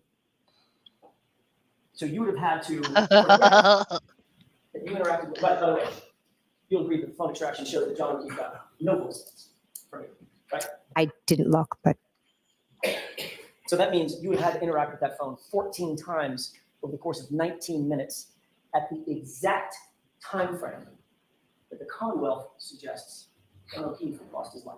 Objection. Sustained. You can ask that differently, and this will be your last question for today, please. Yes, Your Honor. Oh my God, not the eye roll again. The period between 12:29 and 12:50, which is the exact Oh my period goodness. that you were, quote, butt dialing John multiple times. That's also the exact period that John O'Keefe was rendered incapacitated. Isn't that right? Objection. That's sustained. We'll start up again tomorrow, okay? We'll start up all right, again. folks. I'm going to want to stay there a while. Thank you. Oh Okay. my gosh. Let me just tell you that 34 Fairview is not at all on the way between John O'Keefe's house and Sergeant Lank's house. So it's not on the way? Nope. Interesting. Interesting. Yeah, it is. Why, Yeah, why but would she that's say that? It's real easy to tell. because for a Fed, for someone not local to the area, they might believe it. A They Fed. might believe it. For a The, Fed. the Feds don't have Google Earth. I'm so sad though we didn't get to hear the horrific comment that Carrie made. But I cannot Why hang. not? Because it's on part 2. I'm drained. I gotta hit the hay or I'm not gonna hear. She Oh, did you're not gonna sound be so able to go good live and tomorrow night. honest. I'm not gonna be able to listen tomorrow if I don't get some sleep. How long is it? How long is it? Let me see. I have it pulled up from. More. Oh my gosh, it starts at 30 and goes to Why did oh, she just lie about it's that? an hour and a half testimony. Why do you think she just lied about that? I don't know. It was Yeah, I on the can't do way. that. It She was might have not on the slowed way, down. ma'am. She might have slowed down when she drove by there. They did a drive-by. I am not a McAlbert, Missy. I do not have a ritual. I mean, They you could have make yourself go rituals. by there, but why would you do that? It's weird. It's weird. Thank you, Bunny. Thank you. It's weird I don't freaking know. people. All the stuff they were doing with their butts and answering and Didn't they sex dial or something at one point? Nicole and Brian did, apparently. They were in the midst of an intimate moment. Of course, we didn't hear that until man, but there's some really okay, I here, don't let me believe play a it. little bit. There's some really good bombshells in this one. Let me play a little bit. Because there is a really good, I don't know if you call it a bombshell, but there is a really good point coming up here in this one with when she knew what. Oh. That's good. That's okay. Your Honor, with the court's permission, I would ask. Still more.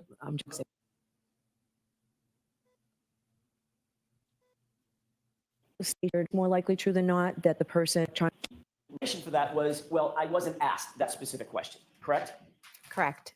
You were, in fact, on January 29th, let me rephrase that just a little bit. You did, in fact, on January 29th, seek to ask an officer to come back to 34 Fairview for the specific purpose of telling that officer something that you thought was important, correct? Correct. Which officer was that? Michael Lank.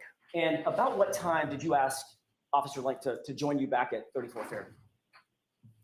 I'm not sure. I know it was in the AM. I'm just not sure what time exactly. Somewhere around 9 a.m. Does that sound about right? Possibly. Okay, so this literally, we're talking about just a couple of hours after the incident in question. Correct. Okay. Sergeant Lank came with Sergeant Gallagher, I believe, correct? Correct. Came back to the location at 34 Fairview and gave you an opportunity to provide whatever information you deemed relevant at that time to impart to him, correct? Correct. And isn't it true that at that time, you didn't tell Sergeant Lank that my client said, I hit him? What you said was that my client said, I hope I didn't hit him. correct? No. May I approach, Your Honor? Yes. Incident report page. Is it the second to the last or third to the last page? It's lengthy. Could you take a look at that report, just the face page, and tell me if that appears to be an incident report associated with this case? I know you didn't draft it, but you recognize that that's an incident report from the police, Canton Police specifically. Yes. Could you turn to the tab that's the little light blue tab, maybe 3 pages from the end of that report? Yes. I'd like you to read that paragraph to yourself if you wouldn't mind, please.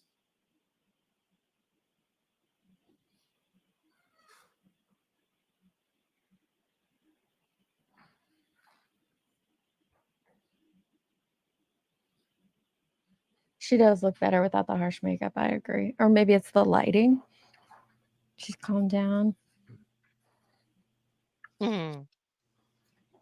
Let me zoom through this a little bit. She goes, What you read just now appears to be a report of the incident in which Sergeant Lank came back to 34 Fairview to give you an opportunity to tell him whatever it was that you thought was important, correct? Was that a full report or is that just oh an my excerpt from it, God. that paragraph? That right there, full report of that incident. Of That's Sergeant a Lank full coming back to report. 34 Fairview. Would you agree? Well, that's not a full report of what I said, but if that's his full report, it's his full report. Okay. And in this report, what he writes that you said to him, Objection. The objection is sustained. isn't it true that what you actually told Sergeant Lank when he returned is that while driving around with her and Roberts looking for the victim, Miss Reed said something to the effect of, quote, "I hope I didn't hit him," end quote. Isn't that what you told him? Yes, because she said that when we were driving around. And then you went on to say that, quote, she, Karen Reed, made these statements again at the scene when the victim was discovered, correct? Correct. And then you went on to say, that you thought that Reed may have made these same statements in front of a police officer, but she was not sure, meaning you were not sure, correct? I was not sure if she made what the police officers may have heard. That report is his recollection. My recollection is I told him that she said, I hit him, I hit him, I hit him. And I told him that he should ask responders if they heard that, because it was a great possibility that they heard it as well. But none of that, you just read the report, none of that is in his report. That's a very brief report. I didn't ask you if it was brief. Correct? Correct. And that's a report of a conversation that he had at 34 Fairview with you for the specific purpose of memorializing what you told him, correct? Correct. And what you told him, according to Sergeant Lank, is she said one phrase, "I hope I didn't hit him," correct? That's what's in the report. That's All what's right. in the report. And again, this was 2.5, 3 hours after the incident, not 2.5 years later, correct? Correct. Ms. McCabe, we talked yesterday about this unrecorded meeting that you had in front of Sergeant Lank's home on January 30th. Do you remember that conversation? I remember the conversation, yes. Have you had any other home visits with any other police officers involved in this case? I went to drop off. It was not a visit. It was myself with Carrie Roberts dropping her daughter off. There was no involvement of Mike Blank on this day. Have you been to the home, the personal residence of any other police officer involved in this case? Ever? Yes. Tell me who. Kevin Albert. Who else? I went to Elizabeth Proctor, the wife of Michael Proctor's house. Who does Elizabeth Michael Proctor. So you actually went to Michael Proctor's personal residence, didn't I you? did, yes. That was in September of what year? 23. I went over. 23. Yes.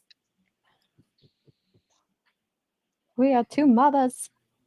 Why'd you go to Michael Proctor's house in September of 2023? 2020. I met Elizabeth Proctor in approximately July or August of 2023. We are two mothers that are being viciously terrorized and harassed by social media. Things that were stated in this courtroom and allegations that were made have torn our lives upside down. We receive hate letters saying that they hope things. Why? I know you want to give a narrative. She gets to answer this. This Mr. is Jackson, where the door's open. every lawyer Your Honor, if you says, could answer the what? question, why she went to the house as No. opposed to the narrative behind her motivation. It sounds to me like she's explaining why she went to the house.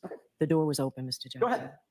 We receive letters, we receive emails, we receive calls. People drive by our house. There was a rolling rally outside of my house where people just screamed at us.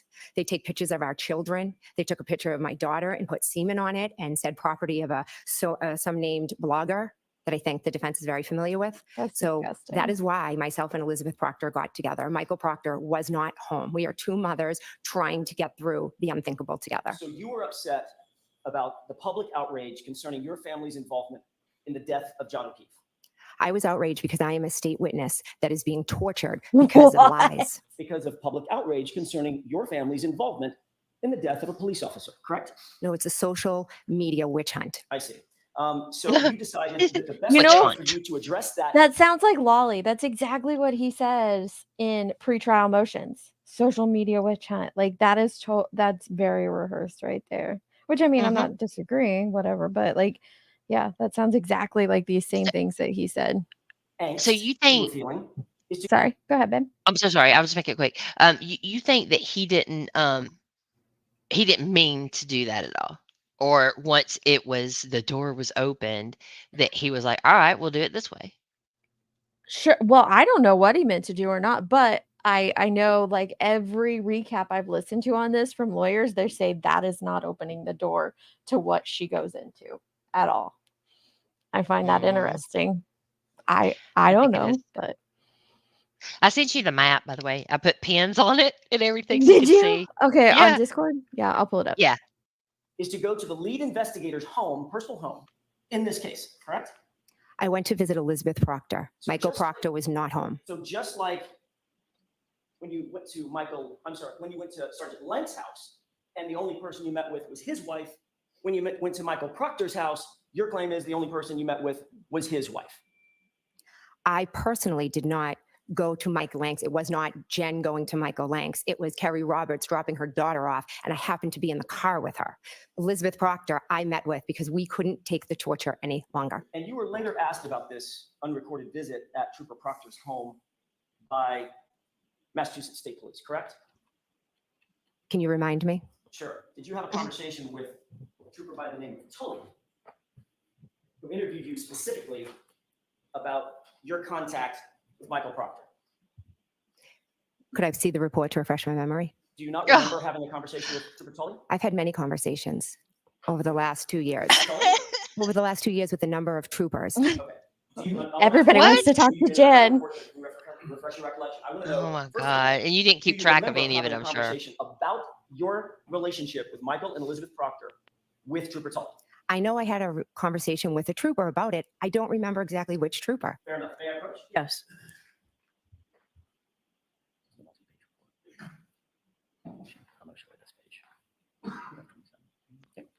I agree and supervise. Thank you. I don't think this is good for her Please at take that read to all. yourself. And then I'd ask you to turn to the tabbed page, which is paragraph 27. So here is, hang on, I'm going to come over here and pause this. Here is where, so Jenny marked it all out. The bottom pin is John O'Keefe's home, which is where they were meeting. The very top pin is Sergeant Lang's home. And the pin to the just left of that is 34 Fairview. 34 Fairview is not on the way. That's not on the way. It's a whole different little subdivision neighborhood over there. Yeah, you got to go It into ain't on it the down way. at the bottom of it. It's like not even connecting. Right. You could say, hey, we're over on this side of town. Let's go by my sister's house. Like, I get that.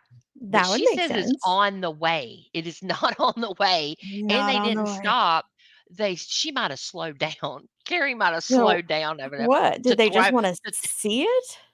Well, maybe to throw some brake light plastic out the window or some shit. I don't know. This is I'm just kidding, by the way. crazy. I'm totally kidding. Yes, Jenny's joking. Yeah, I am. That's crazy. That is not on the way.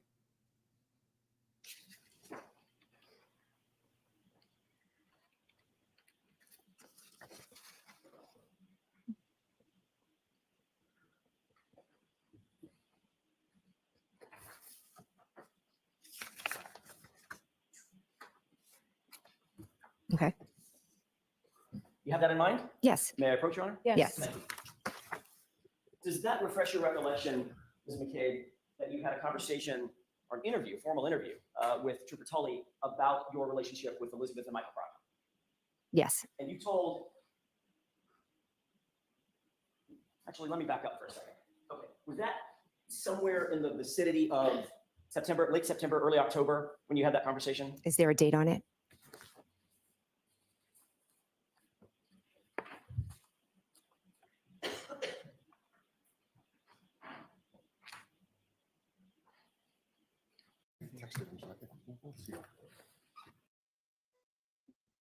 Hey, How'd I skip Nicole, it? are you feeling better?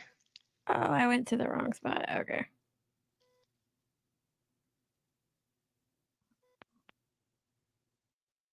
There we go. Expedition.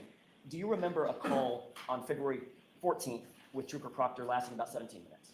I don't know. Do you remember a call on February 17th lasting about 2 minutes? I don't know.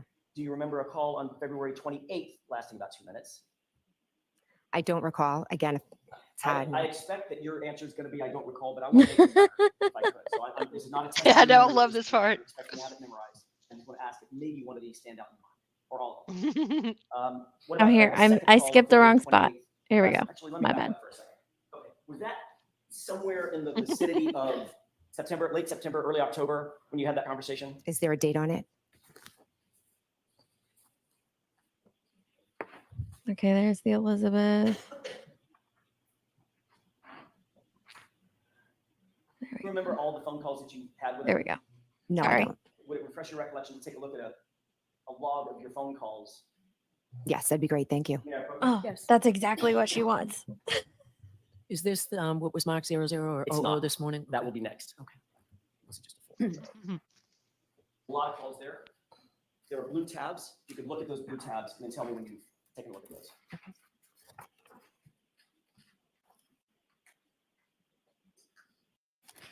Thank you. You're welcome. You're welcome. She's so polite. Having looked at this set of records, does this appear to be an accurate reflection of the phone calls that you shared with Michael Proctor at some point on and after January 29th?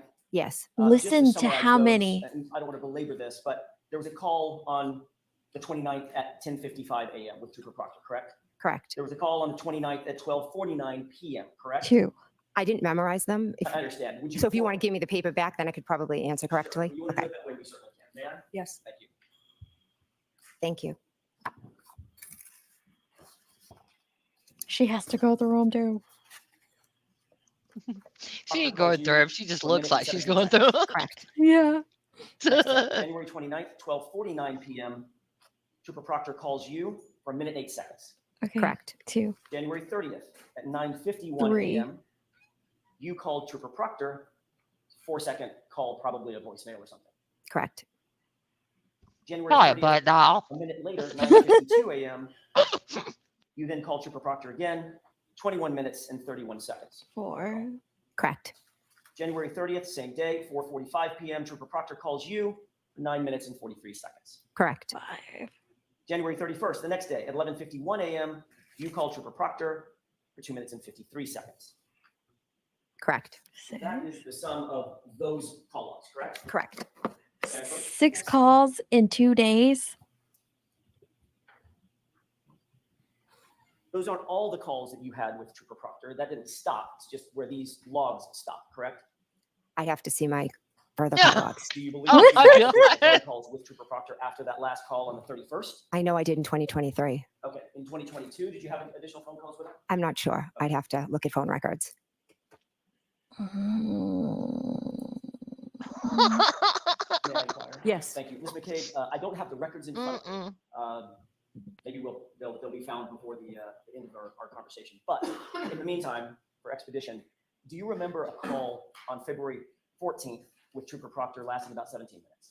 I don't know. Do you remember a call on February 17th lasting about 2 minutes? I don't know. Do you remember a call on February 28th lasting about 2 minutes? I don't recall. Again, it's hard. I expect that your answer is going to be, I don't recall, but I want to make a record if I could. So this is not a test of your memory at this point. I don't expect you to have it memorized. I just want to ask if maybe one of these stand out. It's a tactic, though, ma'am. Don't let it fool you. She's doing better at smiling Don't today, recall. though. On March 1st? For now. I think she's trying to soften her I do not demeanor. recall. apparently a second call on March 1st, lasting about 2 minutes. Doesn't and recall. 2 seconds. I don't recall. Jeez. On March 11th, another call in the afternoon, lasting about 12 minutes. I don't recall. And finally, a call toward the end of March, March 29th, lasting about 4 minutes. Again, I don't recall. Okay, understood that this is not a memory test, and I don't have the records in front of me, so I apologize about that. Based on the conversation that we've just had, does that jog your memory that you had multiple calls in February and March with Trooper Proctor, as well as the calls we've gone over with the records in Of January? course it won't. To be honest, I had calls with many people. I was I in a state of believe shock that. for months following this. So if you have the record, I can answer off of believe that. But that. besides that, Even that just night, reading you them didn't to even me does not sleep, jog my memory. I'm sorry. lady. That's okay. You wouldn't quarrel with the idea. You're I up don't want to pacing hold you to a around, number. calling You wouldn't everybody quarrel on with the up. idea that you had multiple calls with Trooper Proctor in January. I don't want to. He gets Reading them to heated. me does not He jog gets my heated. memory. I'm But sorry. That's okay. You wouldn't quarrel with the idea. I don't want to hold you to a number. You wouldn't quarrel with the idea that you had multiple calls with Trooper Proctor in January, in February, in March, correct? Well, the ones I've just saw on the record, yes, there were multiple calls there. And of course, you met him in your home on January 29th. On January 29th. Yes, I did. And he came into your living room. You had a conversation with him. In my dining room, yes. I'm sorry, your dining room. Mhm. And also, Carrie Roberts was there Carrie Roberts was not there. on the 29th. Carrie Roberts was not at my house on the 29th. No. When was she at your house when she was interviewed? I believe that was the Tuesday, whatever the date was. Maybe first? That sound right? First or second? Yeah, something. It was the Tuesday following. Okay. And was that with Trooper Proctor or a different trooper? A different trooper. And with Trooper Proctor on the 29th, when he was interviewing you in your dining room, that was the day that Brian Albert was also there. Correct. And was Brian Albert also interviewed on that day? I believe so. So Trooper Proctor was in your house for, gosh, it had to have been an hour. I'm not sure. After I interviewed, I went upstairs and then my children started waking up and I was tied upstairs for a while. I'm not sure when or how long he was there. But your memory is clear that not only did you meet Trooper Proctor on that day, you had a full conversation with him. It was in your house, that was in your kitchen, in your dining room, and another witness was interviewed by Trooper Proctor in your home as well. Correct. And then you had multiple conversations with him in January on that day, the day after, and the day after that. You've already seen those records. Correct? Yes, correct. Then in either September or October, you were interviewed by, sorry. Real quick, because I know they're going to get heated. Sorry, I ran to grab a snack, but Heated. I know they're going to get heated, but she says she doesn't remember because her children were waking up. They spent 4 hours over at the Albert home before they went back home. And then it was several hours later before Trooper Proctor arrived. Like, why were her kids waking up in the afternoon? What time was it? I just assumed it was like 9 o'clock in the morning. It would have been, 4 hours later, it would have been after 11 at the earliest. I would have suspected it was closer to like 2 or 3. It's the weekend. They're in the northeaster. That's true. Kids. That's fair. Let it ride. Let it ride. In that interview, you were asked specifically whether or not you had a relationship with Trooper Proctor and when that relationship started, correct? Correct. And you said, quote, you had never met Elizabeth Proctor or Michael Proctor prior to September 2023, correct? I did not say that. So yet again, this is another example of a trooper completely getting it wrong. Is that right? Objection. Sustained. Ask it differently.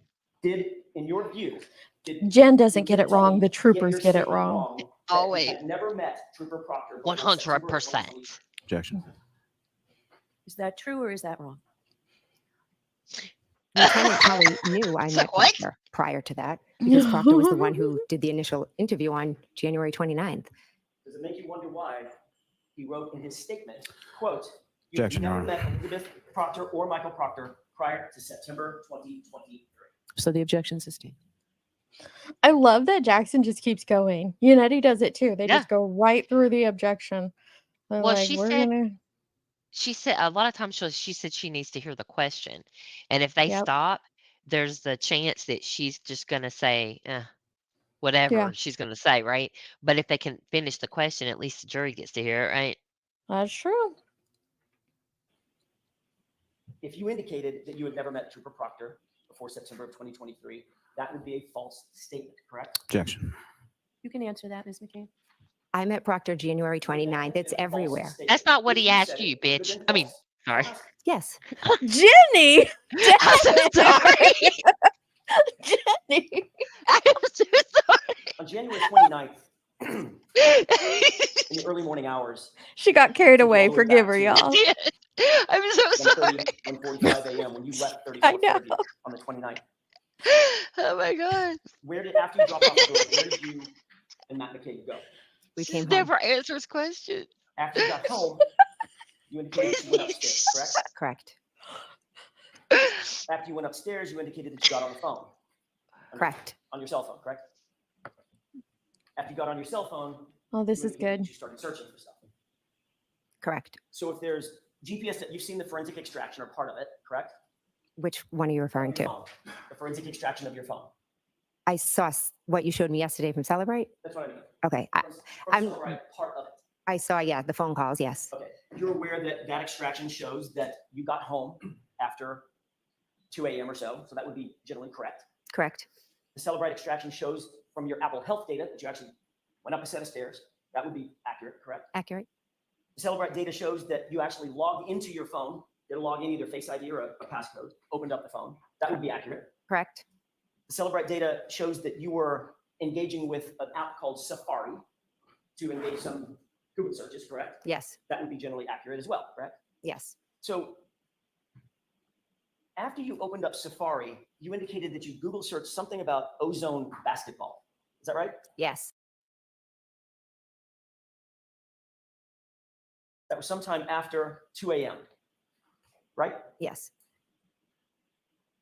What was so important about ozone basketball at 2 a.m. that it couldn't wait until the morning? Why did you search it then?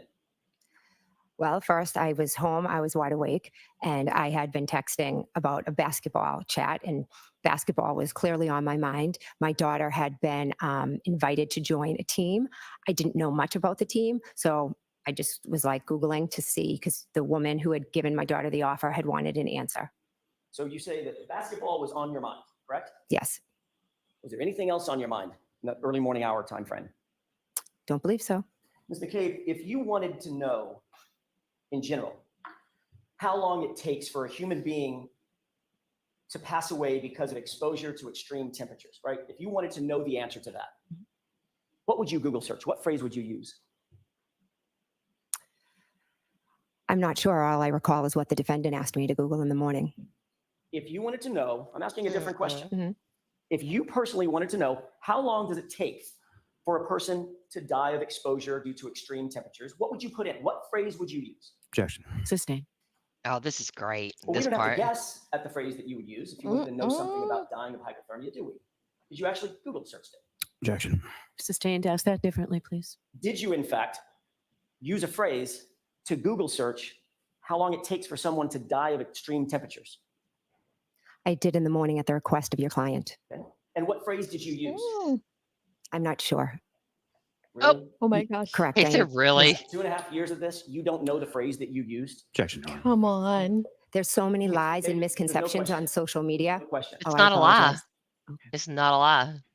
Are you telling me you don't remember what Google search you put? Right, because even if we're to believe that there's not a 227 Google search, they're You still still know what saying you. the 624 one happened, so you know what you searched. I'm not He's going like, to talk in really? the bitch, but Jenny might. Like, I'm just saying, like, you know what you searched at 624. So sorry. Liza was right though. She goes, Jeannie thought she was in Discord watching it. She And did. I think that's it. It's so late. It's like we're just laughing and cutting up. I was like, oh shit. I'm sorry, Dee. I didn't mean to. No, Oh, don't be okay. sorry. It's hilarious. It's just that she's beating up on Jackson so hard. She is. She's really giving it to him. Are you telling me you don't remember what Google search you put in? Karen was screaming. My hands were shaking, and she was saying, Google hypothermia. How long does it take to die in the cold? And what phrase did you put in your phone? I'm just asking you to say it. Why don't you show me it? You literally don't remember? Again, she was screaming, Google hypothermia. How long does it take to die in the cold? How about? And I That's not picked what up you my phone said. and I started Googling. And you literally, to this day, right now, under oath, you're saying you don't remember that phrase. Yeah, that she you won't used. say it. Objection. I'll allow it. Is that what you're saying? I'm saying that at her Do you remember it or do you not, Ms. McCabe? That's a simple question. That morning, I don't remember specifically what I Googled, but I do know what you've put out to the social media. How about this? To the social media. The Costs long to social die in media. cold. Does that sound familiar? Yeah, it's been everywhere. Why does that sound so familiar? Because you put it out on social media. Well, I haven't put anything out on social media because I don't personally have social media. I'm sorry, Turtle Boy did. So if the world I'm happens to sorry. know it, Attaboy. that's not on me, is it? I guess not. I guess not. Costs long to die in cold is what you put in Attaboy. the Google search, right? If you say so. Is there a reason that you don't want to admit to that? Absolutely not. It's a simple question, right? No reason. So say it. What Google search did you use? Objection. My dog stepped on a bee. I mean, come on. What is he doing here? What are you doing here? You were seeking at some point to Google how long to die in the cold, correct? Correct. And you made a mistake and mistakenly typed how long to die in cold, correct? You could show me it. I'd appreciate it. Woman. Oh my gosh. You later Google searched. He's like, He's no. like, nah. Mayor Pro Tem? Yes. No. Got her. Thank you. While Oh. she looks at that, Mr. Jackson, can we text Jimmy? Report and tell me if that refreshes your record. Yes, it does. Does that appear to be an accurate page from a Celebrite extraction from your phone? It does. Okay. May I have that back? I'm sorry, may I approach? Yes. May I have that back for a second? Yes. Did you see this, the actual search phrase? Yes. Does that now refresh your recollection? Yes. But I'd like to have this marked as next in order. Come on. She didn't need her there an recollection objection, Sally? refreshed, No, Your Honor. refreshed on that. Come on. Now make her say it. Jeez. Say my name. Say my name. May I? Yes. Is that Madam Court Reporter? I'm sorry. Thank you. Thank you. Have you exhausted your recollection? Is your memory exhausted? My memory's exhausted. Here we go. Matt McCabe's like, no, my memory's not exhausted. That was great. Yes. I know it's a little bit small. Jason, you know this. You see this column? Yes. Third column from the, actually, it's the fourth column from the left. One, some dates, some We can't see it. data, and then a Google search, correct? Correct. Thank you. What does that Google search say? How's long to die in cold? No, it's Haas You long. indicate that you You did know it that. is. You made that search Host. at 6:23 a.m., correct? Du Correct. hast. And then you indicated that you Du did hast. it again thereafter at 6:24, correct? Correct. At 6:24, you misspelled the phrase and you spelled it as follows: how long TI die in CIKD, correct? Correct. Six. Now you claim that those two searches were at 6:23 and 6:24 a.m. respectively, correct? Objection. Phrase it differently. Sure. You've indicated under direct examination Yeah, that Heather. these two searches were at 6:23 and 6:24 a.m., right? I don't know if I gave exact times, but I said it was in the morning and Karen had asked me to do it. And you exactly, you claimed that you searched Yes. Karen made me do yelling it. at you, Google Karen. and you Googled how long does it take for a person to die? She I'm sorry, Googled she said something about first. how long does it take for a person to die of hypothermia? And you Google searched it at 6:23 and 6:24. Is that Because right? she wouldn't ask the EMTs Again, I'm that not are sure right about the exact there. times. I just did it after Karen asked me to do it. Need Google. Oral with the idea that those were about 30 seconds apart. Okay. 30 seconds apart. And you're aware, Ms. McCabe, that both spellings, both misspellings of that phrase result in the exact same search results, don't they? This I'm is not aware of that. No. important. When you Google them, ma'am, you're I'm aware of it because I tried it. How about that? How long to die in Yep. cold and how long to die in CIKD. Both of That's them. why we know you. Why we I know did. Yes. And they why result she googled in the So you don't how long have to digest food. Yeah, so you don't have to Google it. Like you don't have to research it because you misspelled it once because it's going to produce the same result. So even if you're not aware that it's going to produce the same result, what you're going to get on the first Google search that she misspelled, you're going to get answers, replies to that narrative. Like you would click the very first one to get your answer. You don't need to retype it. And then did she Unless accidentally do it at 10:33 too? I don't know. Or was she still wondering? Maybe. I wonder. I haven't heard about this one. The 10:33:35. Interesting. Exact same search results, don't they? I have no idea. So my question to you is, why the two searches? She was standing next to me screaming, shaking my hand. My hand was cold. I was trying to Google it. Obviously, maybe whatever came up first didn't make sense because I had some misspellings. So I did it again. So Housewives to dying cold results in articles concerning dying of exposure. Doesn't it? We never got the chance to read it. Well, you're the one who Then why you keep Googling it? Lying to God. myself. Great the phone, question. Ms. McCabe. Correct. So you're looking down at your phone and you see exactly what comes up, correct? I don't remember exactly what came up. Well, what came up was something about dying of hypothermia, didn't it? That's what she asked. So why do it again? What? Why do it again, Miss McCabe? You had the result. Why the second search? I cannot answer that beyond telling you that my hands were frozen. She was shaking me and screaming at me. It was her. It's all her fault. It's all your client. According to the Celebrate data, you see this first search that says Housewives to dying cold? I do. What's that time? You've got the, it's right over at 2:27 AM or PM? a.m. Ms. McCabe, you made that search at 2:27 a.m. because you knew that John O'Keefe was outside in your sister's lawn dying in the cold, didn't you? Absolutely not. She I did not deleted make that search at that time. No. Realized the next morning, after John was discovered, after 6 a.m., that you had an incriminating search on your phone, didn't you? Absolutely not. She Cover claims your she tracks. didn't delete You anything. searched it again in order to overwrite the original search at 2:27, correct? Again, absolutely not. But you were nervous and you screwed it up. So the first search you made at 6:23 was Housewives to die in CIKD, wasn't it? No. When you see the search, Yeah, What do you it think was. jurors? What do you think jurors believe? That data that's up there on the screen, or Right now? her? Yeah, The data. the data. I think so too. I mean, I'd be open to somebody explaining to me why it's not, but I'm sitting here looking at it, and it's allowed in as evidence. Yeah. It's like when you misspell something, it will try to correct the words, and then you click that link that it gives you after the correction. Mm-hmm. But it The still keeps data. doing the bad one.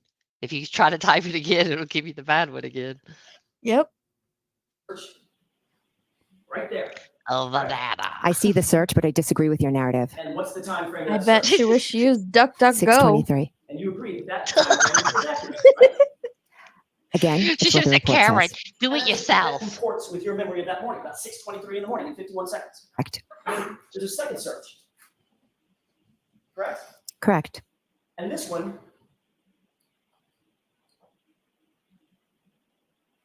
I know, Eliza. I'm like, I don't even think she did anything wrong, but dang. says Housewives to No. dying cold.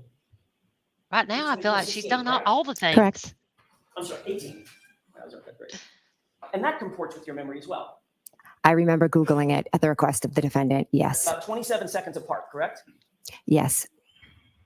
But the reality is, your first search didn't comport with the 2:27 a.m. search, did it? It was a different spelling, wasn't it? I never searched to 2:27. That is not reality. But the That's not 6:24 reality. search did exactly mirror the search that, according to this report, took place at 2:27, correct? I'm sure Celebrate will be able to explain it to you. I can't. Oh, And then of those three searches, I'm sure the fans will be able to explain it to you, ma'am. deleted. Yeah. Isn't that right? I never deleted any search. Take a look at the Celebrate report. Top search. And the column marked deleted. What do you see? The first search she was. I see a yes. It was deleted. Could Celebrate explain that to you, too? Yeah. I hope so. I Pretty hope clear. someone can Okay, the reason explain you it to deleted me. that 2:27 a.m. call Deleted. Yes. because you That's realized very clear. that if you were caught Googling how long it takes for a person to die in the cold 3.5 hours before John's body was found, that would incriminate you, wouldn't it? Objection. The objection sustained. Did you delete that search because you knew that you would be implicated in John O'Keefe's death if that search was found on? Like, she doesn't get it in, but I wonder what his family thinks. I truly do wonder. I can't read his dad to save my life. Mom, I can't either. What? She thinks Karen did it, and so does his brother, John's brother. He was so nasty when they showed the stuff about the tail light, when they just showed the picture from the driveway with Oh snow yeah, all over it where you can't see it. that He was like, face. Yeah. Let me see if it pans over a little bit further. Objection. I don't think Aaron necessarily. Did you answer I that, don't please? know. I did not delete that search. I never made that search at 2:23. I never would have left John O'Keefe out in the cold to die because he was my friend that I loved. But he's not your family, is he? That's by the way, I want to hear that again. I want to hear that again. But it's He's the not your family, is he? it's the look she gives his family afterwards. Mm-hmm. I feel like I don't know. Yeah. I wish I could have seen them at that moment. John O'Keefe out in the cold to die because he was my friend that I loved. But he's not your family, is he? Family and friends. Is he not your Sustained. Family and friends You what? acknowledge that you made the search at 6:23, don't you? In the morning I did, You yes. acknowledge that you made the search at 6:24. Multiple times in the morning, yes. Of the 3 searches that show up that were all found on your phone, the one that you disavow is the one that took place at 2:27 a.m., which would implicate you and exonerate my client, correct? Objection. Sustained. I don't know Can I that ask it differently, exonerator, Mr. but Jackson? Yeah. maybe. Of those Yeah. 3 searches, there was only one marked deleted. Isn't that right? Correct. That was the one at 2:27 a.m., correct? I wouldn't even know how to go in and delete a That's not what I search. asked you. The one according to the Your celebrant husband report might. that was deleted, the one at 2:27 a.m., correct? Correct. Oh. You'd agree that that's awfully convenient for you, isn't it? Objection. Sustained. Oh, she's mad. I'd be mad too. Not gonna lie, I'd be pissed. That's all I have, Your Honor. Thank you. Okay, Mr. Lally? Thank you. Okay, let's zoom past Lally here. Yes. Thank you. And at some point later, you confronted with that you saw the vehicle out front of the house.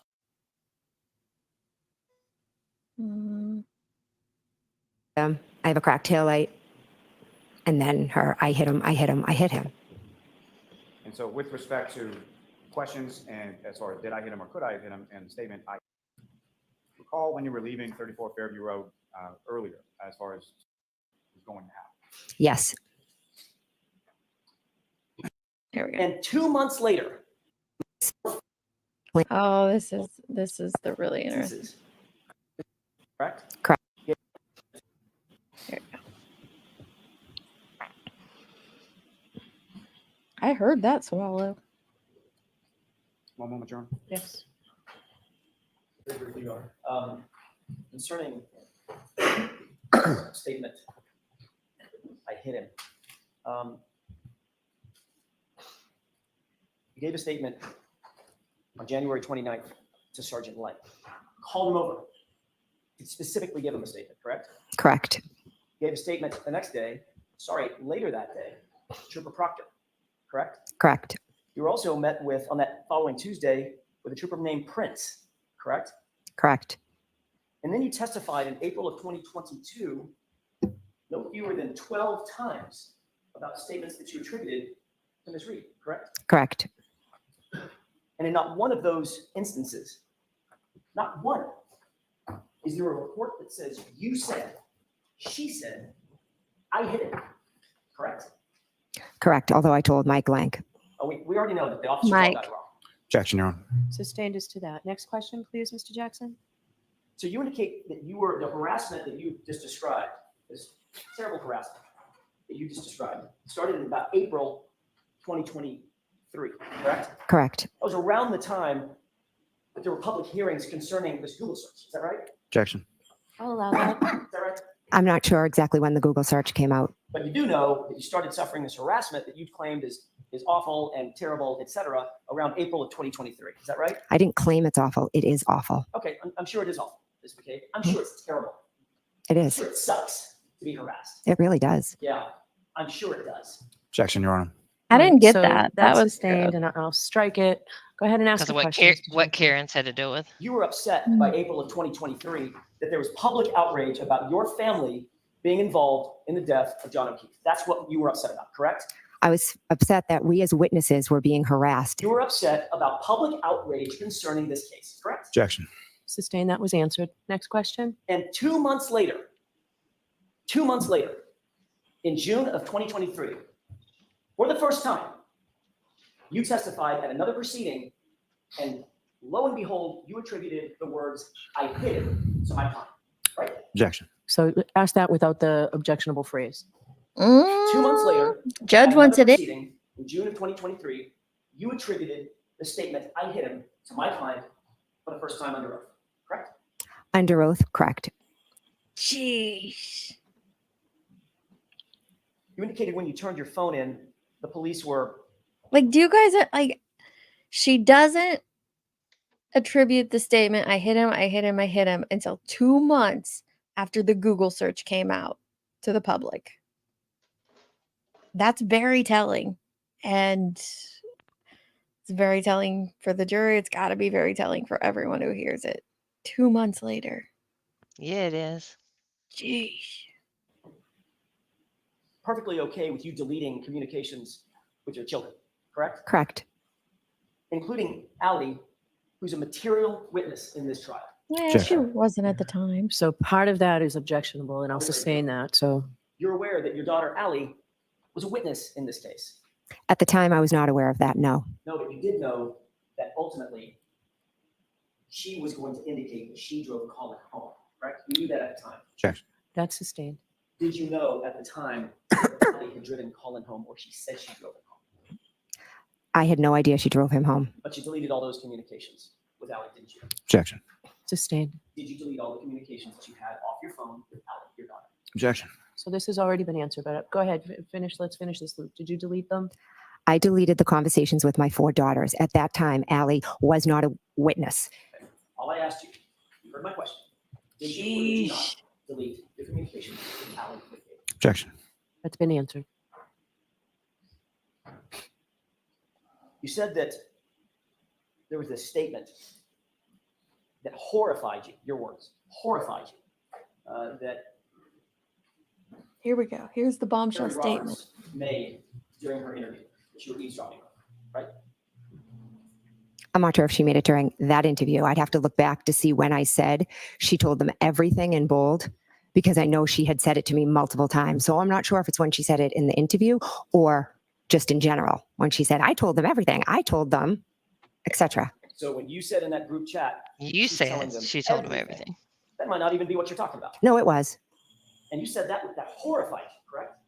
I didn't know Carrie Roberts. So yes, her statement horrified me. Horrified you. Yes, that was horrifying. And in that group chat, Horrifying. your response to that horrifying statement was 3 words. I love it. Was there a response prior to that? You tell me, ma'am. I'm not the one under oath. You are. Well, if you want to show me it again, I'd love to see that. So- Look at she's giddy. Do you have it handy, Mr. Jackson? I don't know. I'll grab it. Ah, too bad. Your Honor, it's been marked and entered. It was the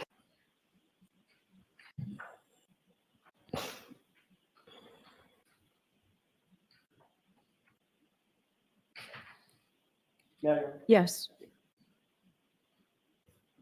take a look at those 2 pages. Could you tell me what pages, please? 169 and the second. 2170. Thank you. You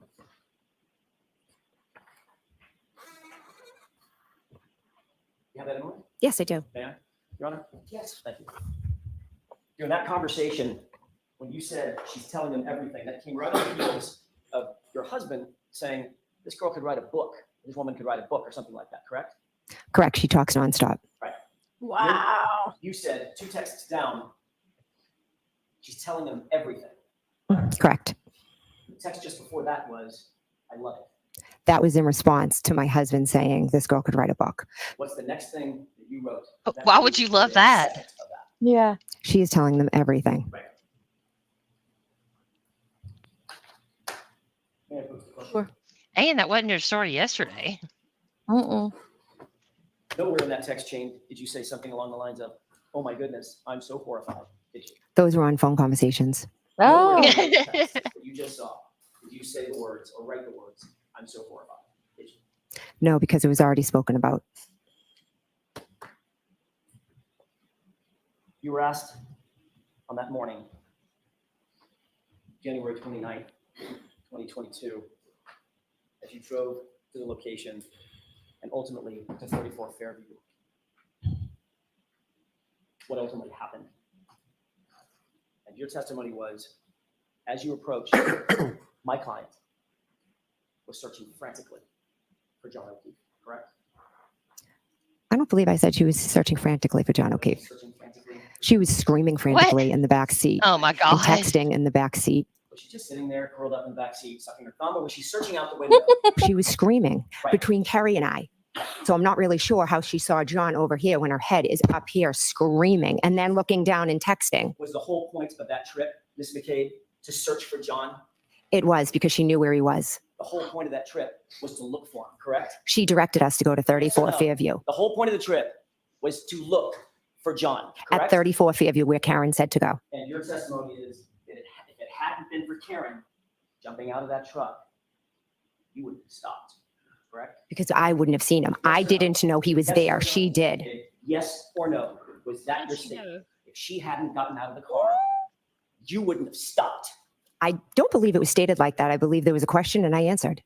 And the question was, would you have stopped? And your answer was what? What was the direct question? Oh my goodness, Ms. McCabe. It was 5 minutes ago.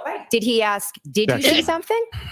You like to change words. I just want to be certain. So, Mr. Jackson, just keep it to questions. You not like to change comments. words.